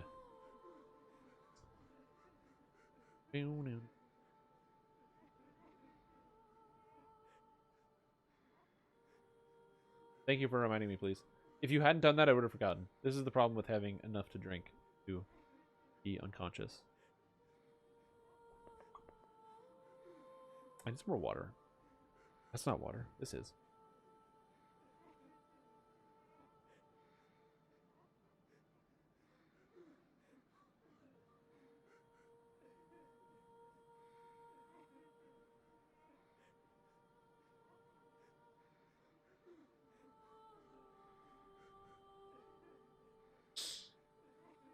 Okay.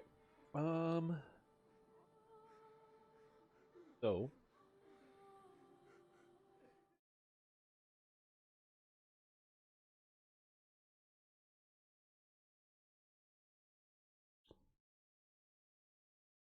Here we go. Build review time. Everybody, welcome back to the thing. I'm your guy. I'm just going to change the thing from Bloodborne DDO. That way people don't join the Bloodborne stream like, what? You're streaming Bloodborne? What is this? I'm going to go start a fire. Okay, so welcome to the stream. And today, this build wants to try right after I finish... Wait, this is the build I wanted to try after I finished Racial Completionist. The idea behind it was to have a solo-friendly melee build that could utilize the strike through for clearing packs while having shield bashing to assist in raid boss / single target DPS. Something that would allow me to sit comfortably at in-game while farming Reaper XP while being somewhat off-tank if need be. I would honestly love to dip into Sacred Defender more, but I don't want to give up Vanguard cores, and I don't know what to pick, whether to pick Knight of the Chalice Capstone or Vanguard, to be honest. There is an answer here, and I can tell you the answer, and we'll go through it together. Alright, so here's Paladin, Dwarf, Zento, odd numbers, but I see the +7 tome. I respect. Mad respect. Also, importance, strength. If you play Paladin, you have to play strength if you play Vanguard, so just remember that one. Strength is the most important stat for strength. So we'll be going through this as hit points. Oh, there's no items on this. Anyway. Okay. So this is a Dwarven Paladin. There's a reason why you pick Dwarven Paladin is in fact the best Vanguard. If you don't like it, guess what? Too bad. So sad. Eat your gelatin and toast because two-handed fighting effects or strike-through effects work with a Dwarven War Axe and a shield. They get Dwarven War Axe and they get it as a favored weapon, which gives the most amount. Very exciting. Precision. Perfect two-handed fighting, blinding speed, perfect two-weapon fighting, dire charge, completionist. I mean, look at all these feats. Beautiful feats. Also, completionist is so good on Paladin. It gives strength, it gives charisma, it gives everything you want. You know what I mean? It's a great choice of feats. Don't take any spellcasting feats, which makes sense. You don't need spellcasting as a Paladin. You need kill casting as a Paladin. All the feats look beautiful. I can't see anything out of place. Obviously, you want to take everything else. Improved Shield Bash is tough. It depends on the shield that you choose. And that's really going to impact whether you want improved shield bash or not. I'll explain to you why. But this is an optional feat. I would say improved shield bash is good here, but you could probably replace this with literally anything you want. Possibly quicken if you want to get some extra spell casting in. Whoops, not negotiator. That's for damn sure. Yeah, possibly, one of the feats like Force of Personality if you wanted, which is not the best idea, but it's something. But yeah, there's definitely other feats you can put here, and I'll show you why. Isn't kill casting just bash things with weapon? Kind of. Yeah, it is. It is. And here's the reason why. Oh, this isn't the reason why. I have lied to you. I've told you falsehoods, and you believe me. Oh. This is the general tree. We've got Knight of the Chalice and Vanguard. Tier 5 Knight of the Chalice with the Vanguard. So this is the way you do it, by the way. This is correct. You want to go Tier 5 of Knight of the Chalice, and you want to go with 41 in Vanguard. That is the way that you do this tree. Precision. The character has precision. You don't want to use power attack with Vanguard. Precision is significantly better. On top of that, this character build is also able to go up here to get Axe training, which is really important. I'm not sure. I feel like you could definitely you'd want to get Child of the Mountain over a lot of this other stuff. Because that would fit into your 15 points, I would think. And it's better than that. This is 5% hit points, which is really good. And it's way better than the armor class and maximum dexterity bonus from shields. Even for tanking and DPSing. On top of that, this takes strike through, smite chances, and sunder DCs. You don't need sunder DCs. Your sunder DCs will be high enough. Exalted Cleave, not enough points in Divine Might. Also, why would I use Cleave attacks when I have Vanguard attacks? So I wouldn't even use this at all. Exalted Smite is good. Lead the Charge is God tier, and so is Shield Charge. Both these things are not taken. Shield Charge is better than Cleave, yet it's not taken. Yeah, we're going to clean up this tree. I like a lot of the stuff. Does it cost 2 per rank? Don't worry. It'll sort itself out. What we call sorting itself out. So, yeah. I like a lot of what you have. Oh, you don't have Shield Smash. This is one of the best Vanguard abilities because it's plus 3W, and shields have extremely high base damage. This is really, really good. So you want Shield Smash. Significantly better. Unbalancing Shove is basically useless. Because you don't need this. You don't hit monsters multiple times with shields unless they're bosses, and if they're bosses, characters are removing their own saving throws. Like, if you're playing with an alchemist, they're dumping the reflex saves themselves. Necromancers are dumping the fortitude saves through the Curse Keeper set. So you don't actually need to have unbalancing shoves. This doesn't help you because as a Dwarven Paladin, especially with Racial Completionist, dude, you press Divine Might, this Stunning Shield is like 3,000. You will never fail this save. Do you take Dire Charge? I didn't check. I just kind of implicitly assumed a Dire Charge was here. Yeah, okay. So yeah, so I would make a couple adjustments to these trees. So let's adjustify these trees a little bit. I'm gonna justify this tree. And this one. Oh no, don't freeze.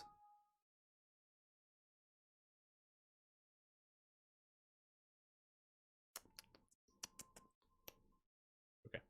So obviously you want to go shield. Well, not obviously, but there's Champion of Good is one choice with melee power and charisma, as well as the +2 saves, as well as your Aura of Courage for 3% melee damage and your Ascendancy stacking up.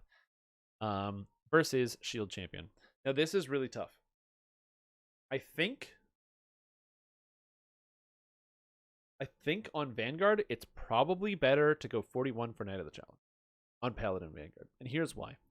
This gives 10 melee power versus this, which gives 0. It only gives +2 to hit and damage and double strike. It gives +1 W in your shield, which is good, and 5% attack speed bonus, and the 10% shield bash. But the 10% shield bash isn't as reliable versus this, which gives 3% melee damage to you and your allies when soloing. It also gives additional...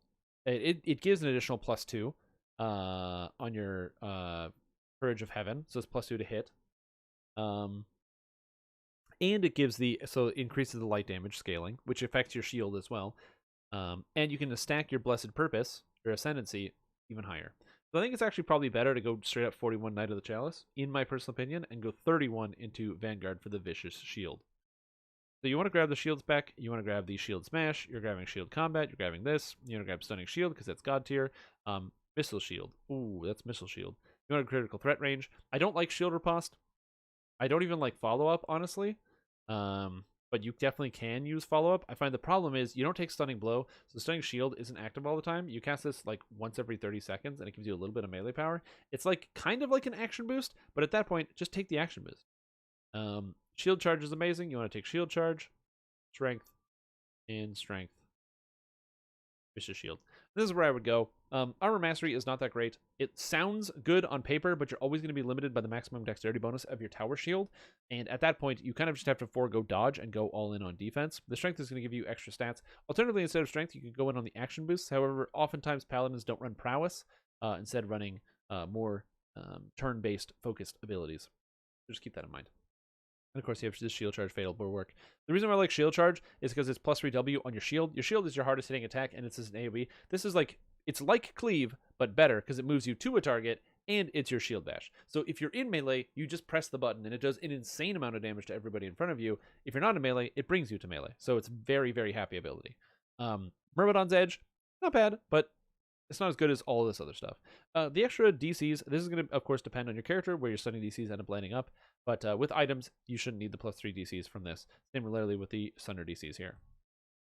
So you want the extra smite. You want the improved Sacred Second Strikes. You don't need Lead the Charge here, because Lead the Charge is the same as Shield Charge and actually shares a cooldown. You don't even need both of them. You just use Shield Charge instead. You can grab all those points. You grab the Exalted Smite, because that's really good. Grab the Holy Combatant, because it's not too bad. Grab extra Strength. Strength is good. Grab this. Grab extra Strength, because Strength is good. Melee power, bum bum bum. You have all this good stuff. This is the 30 healing amp. This is the Vorpal on Outsiders. This procs all the time, so you want that. And you want Knight's Training, because again, good. And you have extra points here. Grab Divine Might, because I forgot. Tendency, everything. You pretty much take everything. I don't know if you need the Cleave specifically, but you have the points left over. You take Holy Retribution, because this ability is really good. It gives you a huge instant kill with your Cleave. So basically, it's a frontal cleave that is an instant kill based off your Sunder DC and your Charisma modifier. This character will still have a good Charisma modifier because you stack in all the items. The hard part about Paladin is you want to have Charisma and Strength and everything else. You're trying to fit it all together, but you can. You definitely can with this type of character. You just don't have as much Charisma as you would love. But you make up for it with the Sunder DCs, which you get from Divine Might. Yeah, you want to take full Divine Might. As far as whether you should take Avenging Cleave, honestly, I don't think Avenging Cleave is that good. I don't think it's worth it. I would rather take pretty much anything else, and at that point, I would rather take something like either grabbing 1 point in Divine Sacrifice, because it's an attack with +1 crit multi, which is just an attack that you can just use, which is why I like this ability, and you go 41 in Champion of Good. Which then leaves you with 8 points left available, which is where I want to reset the Dwarf Tree. You want to grab Axe Training, because you're a Dwarven War Axe kind of guy. Grab Constitution because it's good and it stacks, and this other stuff is not that good. Again, I don't recommend Shield Mastery or Armor Mastery. The problem here is, again, you're adding max dex bonus in your shield, but I don't think that will impact your character as much as you might want it to. So you grab Child of the Mountain plus Weapon Training, plus the Weapon Training. It's the same 15 points that you spent before, but now you have 5% bonus hit points. You don't have the Shield Mastery, so instead of gaining possibly 2% dodge if you itemize for it, you're instead gaining 5% hit points, which will help you all the time, including against spells, which is very useful as if you wanted to do off-tanking. Now, this is where it gets hard. You have the points left over, and you have some other stuff you could take. If you like the idea of off-tanking, I would say you should spend the rest of your points in Sacred Defender, and you should go into Sacred Defender, here, grab the extra physical resistance rating, especially for soloing. Grab a little Lay on Hands and grab the Sacred Defense Stance. And then with this means you can hold aggro while you're solo. While you're in a group. And it also means that while you're solo, you get the extra stats. So this is not too bad.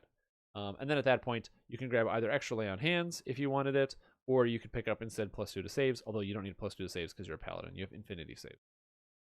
This is probably how I would do this if I was you. So essentially the changes that I made, I swapped your attacking ability. I gave you the extra Divine Might because pressing it every 60 seconds is really tedious. You can obviously take a point out of this if you can manage it. Only 1 point Divine Sacrifice. The extra point adds light damage, but you only take this for the critical multiplier, so that's all you really need from this. And then here you got Shield Smash for the +3W. This also gives you PRR and MRR as well, and it's always up. So this is 6 PRR and MRR, and it's an attack, which is amazing. And this is, again, your shields are your hardest hitting ability. So like your base damage rating of your shield before equipping it is going to be, I think it's like 120. After equipping it, because you get the +W from this, you get +W from this. Your shield after equipping is going to be base damage rating like 230. And then on a +3W attack, that makes your base damage rating almost 300 base damage, multiplied by everything else. So keep that in mind. So Shield Smash, you want to be pressing this on cooldown. Also important note, this is off of attack animation. You can Shield Smash while doing other stuff. You can Shield Smash in the middle of Holy Retribution. This is off of the global cooldown, off of the attack animation. You can always Shield Smash as long as you're not casting a spell. Mid-attack animation, you can be Shield Bashing at the same time. So always you want to press this on cooldown 100% of the time. There's never a time where you should be avoiding this. There was also a horrific bug that is patched, I think, that was with Fury of the Wild, where you could use Fury of the Wild and then press Shield Bash, and it would do the Fury Shield Bash, and this would do like 500,000 damage or something stupid, but I think that got patched. If it didn't get patched, you can do that, but I think it did. And then again, just making sure you're picking up extra hit and damage, because you want that shit. Divine Sacrifice, Exalted Smite. Again, you don't need the cleave just because you've got the shield charge. You just do enough single target damage that it doesn't matter. You just murder everything. And you have all the strike through. So you don't need to have cleave attacks when you're already striking through. You strike through Smite, strike through Divine Sacrifice, and then kill somebody with Shield Smash. Bada bing, bada boom. Eastside Mario's.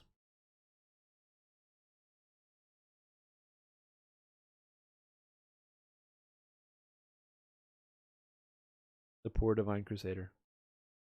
Doesn't it look so good?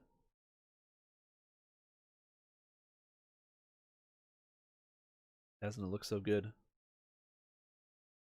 It's the problem here is the Virgin Divine Crusader next to the Chad Legendary Dreadnought. That's the problem.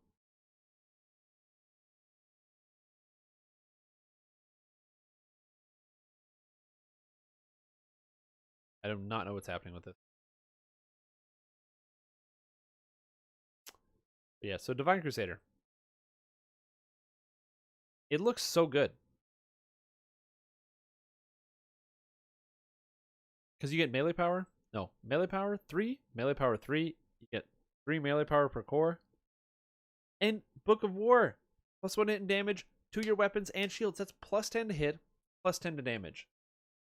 You're like Shrimp Tom. Don't tell me that this is bad. Don't. It's not bad. In fact, Divine Crusader is, and I quote, sick as fuck. It's actually super good. But what's bad is this. Zeal of the Righteous. What this says is you get 50 stacks of Zeal, which gives you, and each stack is 1% spell power, double strike, double shot, melee power, range power. So basically you get 50 melee power and 50% double strike for the Righteous Zeal. Here is the problem. I'm a Vanguard. Shield Mastery, 3% double strike. Improved Shield Mastery, 8% double strike. Legendary Shield Mastery, 7% double strike. I'm 15% deep and I have equipped no enhancements. I've used no spells. Now we cast Zeal. Now we're at 25%. No items, 25% double strike. You don't think that we're not going to cap out? Of course we're going to cap out. This ability would be way better if it did something else. Or, again, if double strike was multi-strike and you could go over 100%. Because you can't, Zeal of the Righteous, sorry, everyone, you want to be, like, with this character, with the gear, you will be at 70 to 100% double strike all the time. This ability sucks. So, Dreadnought. Now, this is one of the few classes where Dreadnought actually makes sense. Here's why. Number one, action boosts. Action boosts are good, and even though you get them pretty much just out of Dreadnought and not out of the Paladin tree, it's good enough. Number two, this. Headsman's Chop. While you have an axe equipped in your main hand, you gain +1 multi on 19 or 20.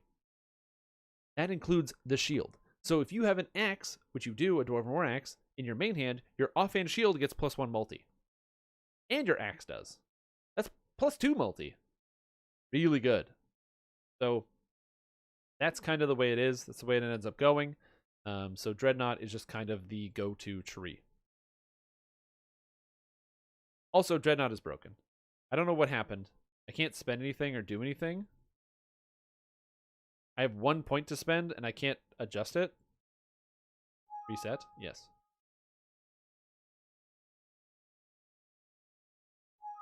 Yes.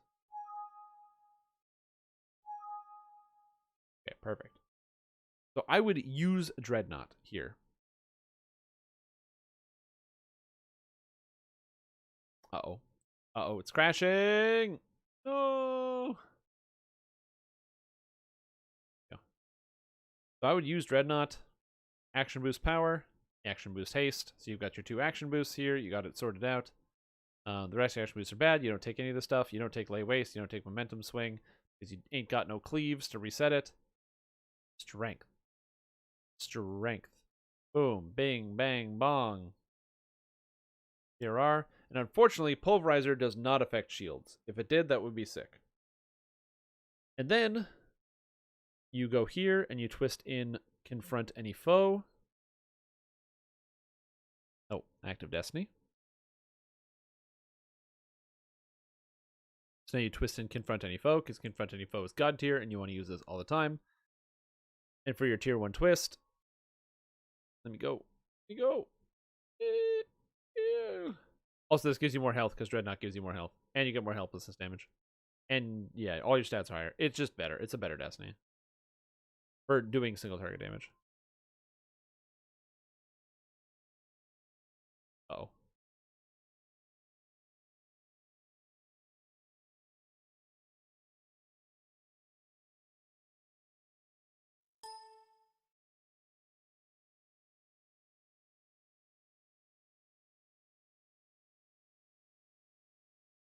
Yeah, I'm going to try closing it and reopening it. See what happens. Uh-oh. See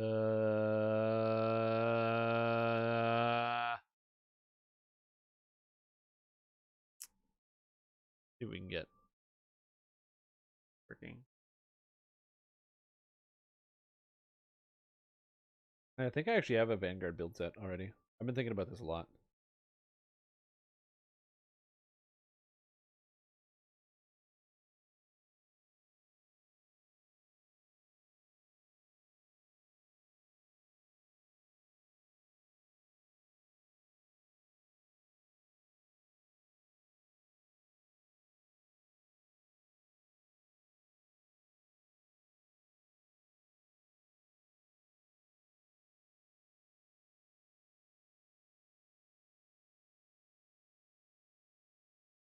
No, I don't think I have an item set.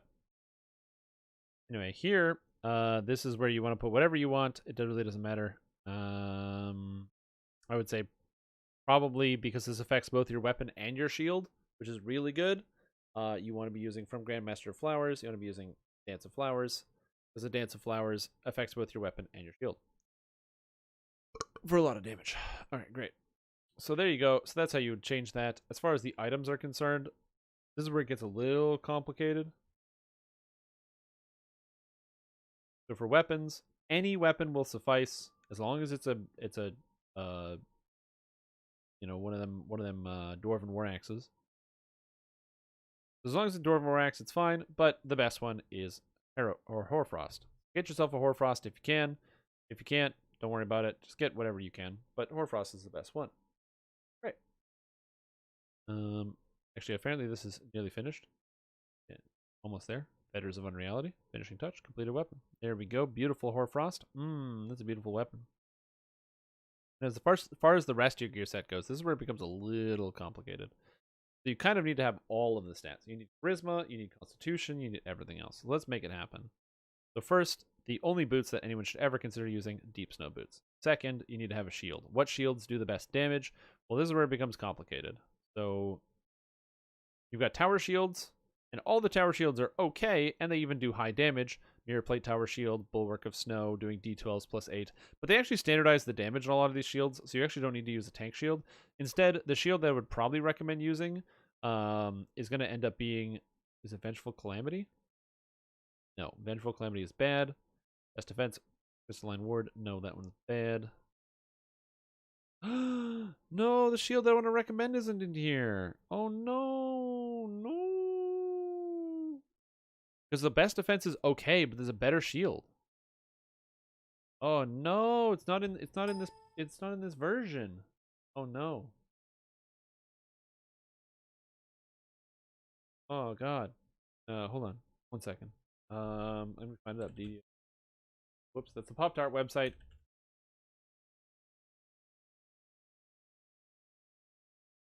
Yeah. Confront any foe is really, really crazy. Important note, confront any foe counts as a smite. Oh yeah, we gotta talk about this. Filigrees. You have, by the way, congratulations, you have 10. I don't know how many filigrees you need. Doesn't matter. Let's give yourself the resolute. Whatever. Here's what you want to use. You want to use... I don't remember the name of the filigree set, because I've had too much to drink. Can I...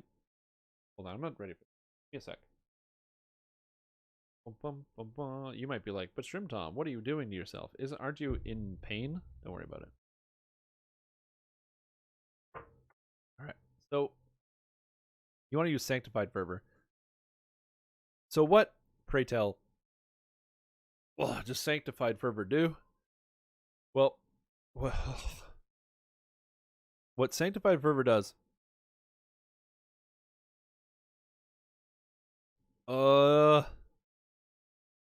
is the 5-piece set. When you actively smite evil, greater/improved smite, or consecrated ground, gain martial grandeur, blah blah blah. Actually, that's not what this does fucking at all. That is completely wrong. Let's just fix this. So hold on. Eofiligree. Oh god, my fingers. Eofiligree. Gen 2. Sanctified Fervor. Okay, so what Sanctified Fervor actually does, when you activate Smite Evil, gain 5 melee power plus melee power per religious lore. So that's 25 melee power when you activate Smite Evil. Important to note, this activates on Confront Any Foe. Confront Any Foe costs turn charges. So you have like 10 smites and like 50 turns. So you can get both of them to work. So you'll always have this buff up, Sanctified Fervor, which is basically 25 melee power, which is sick. Plus you get the double strike, melee range power, healing amp, plus you get extra Smite Evil uses and other stuff. Shields. The shield that you want to use, in my personal opinion, is this one, the Pharaoh Crystal Shield. Not in the builder, but it's entropic, it has shield bashing, and it has impact, so it gives you increased threat range, and has quality magical sheltering. This number is wrong, it's not 4. But yeah. The reason why is because this gives you a bunch of shield bashing on it, so you don't need to get anything else. The only other shield that would be a contender for this shield, by the way, is the Best Defense. Legendary Best Defense, which has Vorpal on it instead of this. But the reason why I like the Pharaoh Crystal Shield, one, it looks fucking way better. It gives Entropic instead of Fiery, so it's going to do a little bit more damage. And two, Quality Magic Sheltering, in my opinion, is better than Vorpal. The Vorpal is half a W, which is a lot of damage, but Quality Magical Sheltering is Quality Magical Sheltering. You don't die. You know what I'm saying? You don't die. So, big fan of the Pharaoh Crystal Shield. Get your hands on one. I don't know where it drops. Apparently it's combating corruption, so fine. So, notes. Go get the Pharaoh Crystal Shield from combating corruption. Great. Oh, another note. Fucking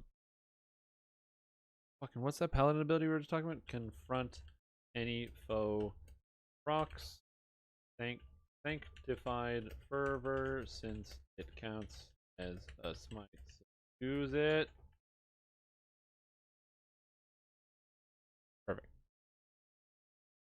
That's good. Go away, notes. All right, so as far as the rest of your gear is supposed to go, you want Paladin, Strength, you want Charisma, you want everything else. So where do we fit this in? Let's see here. So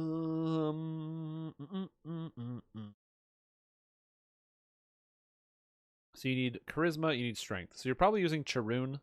Charoon is like crazy good. Using Charoon, Grand Burden of Fury. Charoon is a Strength artifact. It gives armor piercing, raging strength, and all sorts of other stuff, which is good. On top of that, you're also using the family's blessing, because this is like a god tier necklace, and this gives insightful armor piercing and double strike. Look at that. So now you pierce all the armor. Paladins naturally don't do this. You're also using the part of the family. Congratulations. So you are a part of the family. So you need the part of the family chest piece, which is called Enforcer Plate. You got that. Great. Perfect. Sweet. Now all you're missing is your charismas and your strengths and your insightful charismas, your insightful strengths, and all that stuff. You also want to get the cold set. So let's get the cold set in here. The winter set. Get yourself some cold iron bracers. You have Feywild, right? I'm assuming you have Feywild. If you don't have Feywild, this gear set's gonna suck. But if you have Feywild, it's alright. Then you want to go over here. You want to get yourself a dire bear / dire wolf belt. All of them are good. I'm going to recommend Dire Bear in the meantime because it gives you insightful sheltering, which is pretty good. This build is heavily reliant on the collective sites, and you're going to need to craft these. Oh, baby, you're going to need to craft these. That's important. As far as actual stats go, you should probably have some real stats. You want to be an off-tank? No problem, because you need to have a Nocturne Ring equipped. The Nocturne Ring is a winter item that gives you winter stats. Can you get the winter set in here? I don't know if you can. For real. I feel like you can't. This is an interesting problem that I had not considered.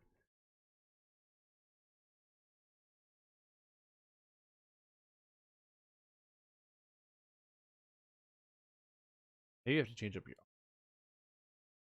You don't use Charoon. Instead, you have to use Bright Lord.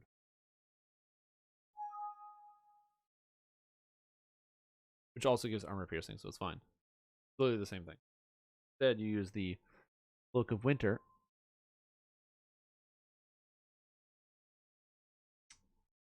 Oh man, this set is one piece away from being perfect. You have Cloak of Winter for the False Life and all the other stats. You got this for the Charisma. You got this for the Strength. You got all this other stuff. You need Constitution on here. You need Insightful Charisma on here. And then you want to have Titania's Glory, because it gives the extra smites Hallowed Crown of Summer. It's godly. It has Ram's Might too. Damn. And then all you want is the trinket from the raid that's not out yet. So I guess you can't use the winter set. Oh. That's kind of sucks. Then how do you get your stats up?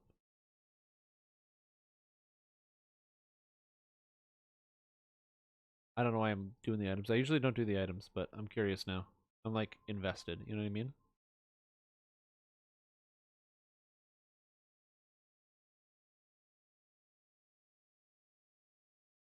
There's a Celestial Sapphire ring, I think. It is well-rounded and improved deception as well as dodge bonus. You can craft Con on this.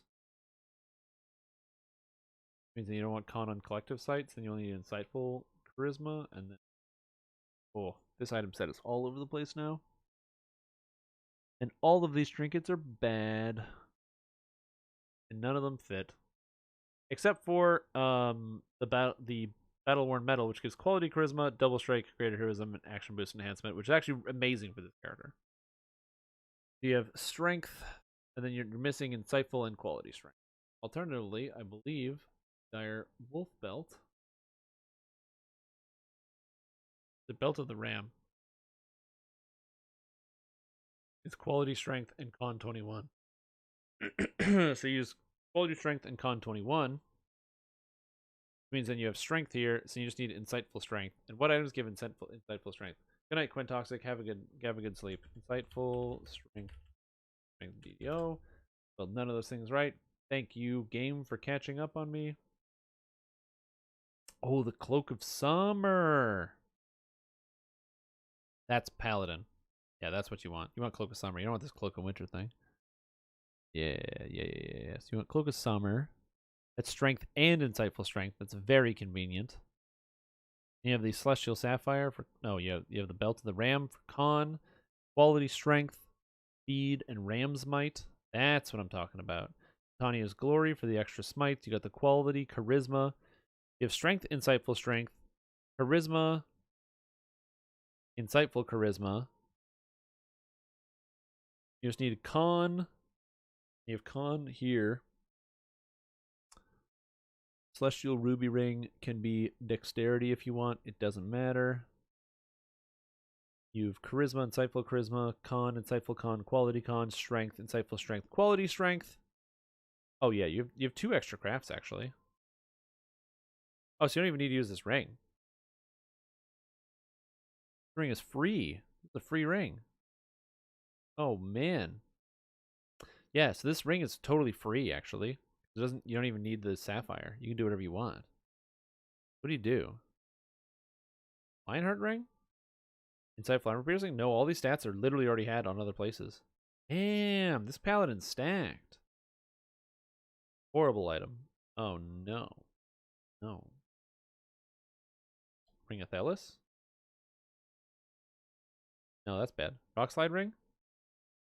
Shatter, insightful dex, insightful combat, earthen guard. You don't need the insightful combat mastery. The shatter is okay, and the insightful dex is okay, but you don't need insightful combat mastery. But this is not that bad. This is not that bad. It's not that great either, though.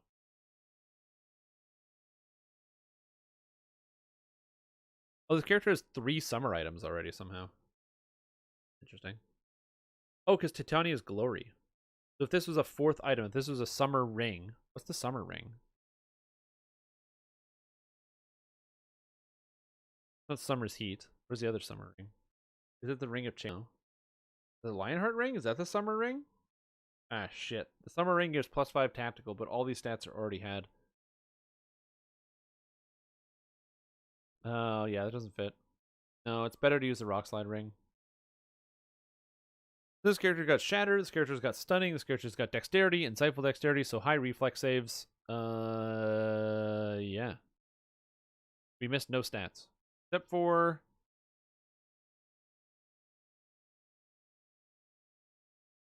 magic resistance rating, probably? Oh, wait, that's on the shield, though.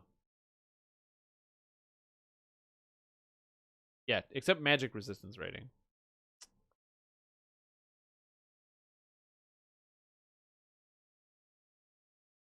Is it?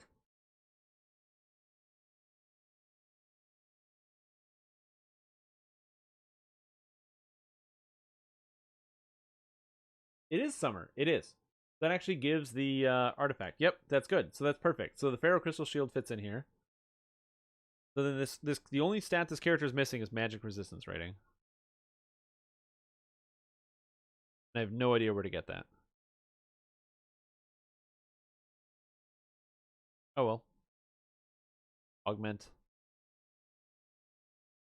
Sapphire of physical resistance. It's also magical as well. 32. Problem solved. Bing, bang, boom. Done. There you go. Item set's done. You just have to actually put on the Shield of Summer. So this character is going to have a 3-piece part of the family, a 4-piece Evidence of Summer for the magic resistance rating, Fort Bypass Tactical bonus. It's got Sanctified Fervor. You can put whatever filigrees you want in outside of here. I would probably go with a Shattered Device. Shattered Device. Probably grab like melee power. Grab like Shattered Device. Strength. Oh, and your collective sight. You don't even need this Insightful Charisma. Are there other goggles that already give Insightful Charisma on here? They give other stats. Lenses of the Orator. Those goggles are horrible. All these items are horrible. Yeah, so you're still using collective sights because you really don't have another option. So collective sight. Yeah, you just don't have another choice. You have to use Insightful Charisma on your collective site, and then you have to use something. All these stats are covered, so I guess you take Wisdom. And then here, the cool thing about this, though, and the reason why you want to keep the collective site is because this gives quality bonus to MRR per religious lore. Oh, you actually don't even need that, so it's just Insightful Charisma. Wow, is there a better way to do this?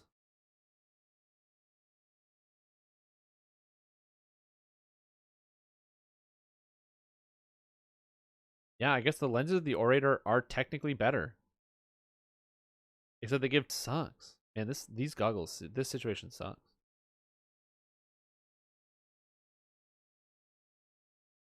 Acolytes lenses, collective sights, dragon eyes, dusk lenses, experimenter goggles, fear gaze, starstone. No. Oh no. Intelligence, enhancement, insightful quality. Gross. Yeah, you're stuck with a collective sight with insightful charisma and nothing else. Because you realistically can't replace anything. You've got dexterity here, con, quality, strength, unless you want to replace the boots, but you don't, all the other boots are bad. You have the best boots in the game on. There's no reason to use anything else. You could also use the red dragon scale boots if you wanted even more Somerset, but you already have all those stats. This is the best I'm going to get for now. Important note, there is certainly a better item set that does not use part of the family in summer pieces because of how good summer pieces are and would actually make your character better. But I've drank a lot of tequila. There's almost none of this left. I had nothing to eat, and I gotta go eat now. So this is what you're gonna get out of this build review. So I hope you enjoyed it. I hope this character's way fucking better. That was rude. This character is an improvement over what you had originally handed me, and I hope that you're able to use this. How are you?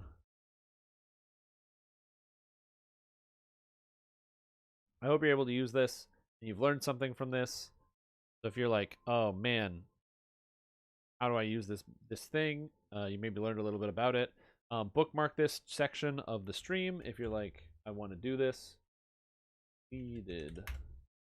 And then I will and then I can get that for you. Builds for folks completed.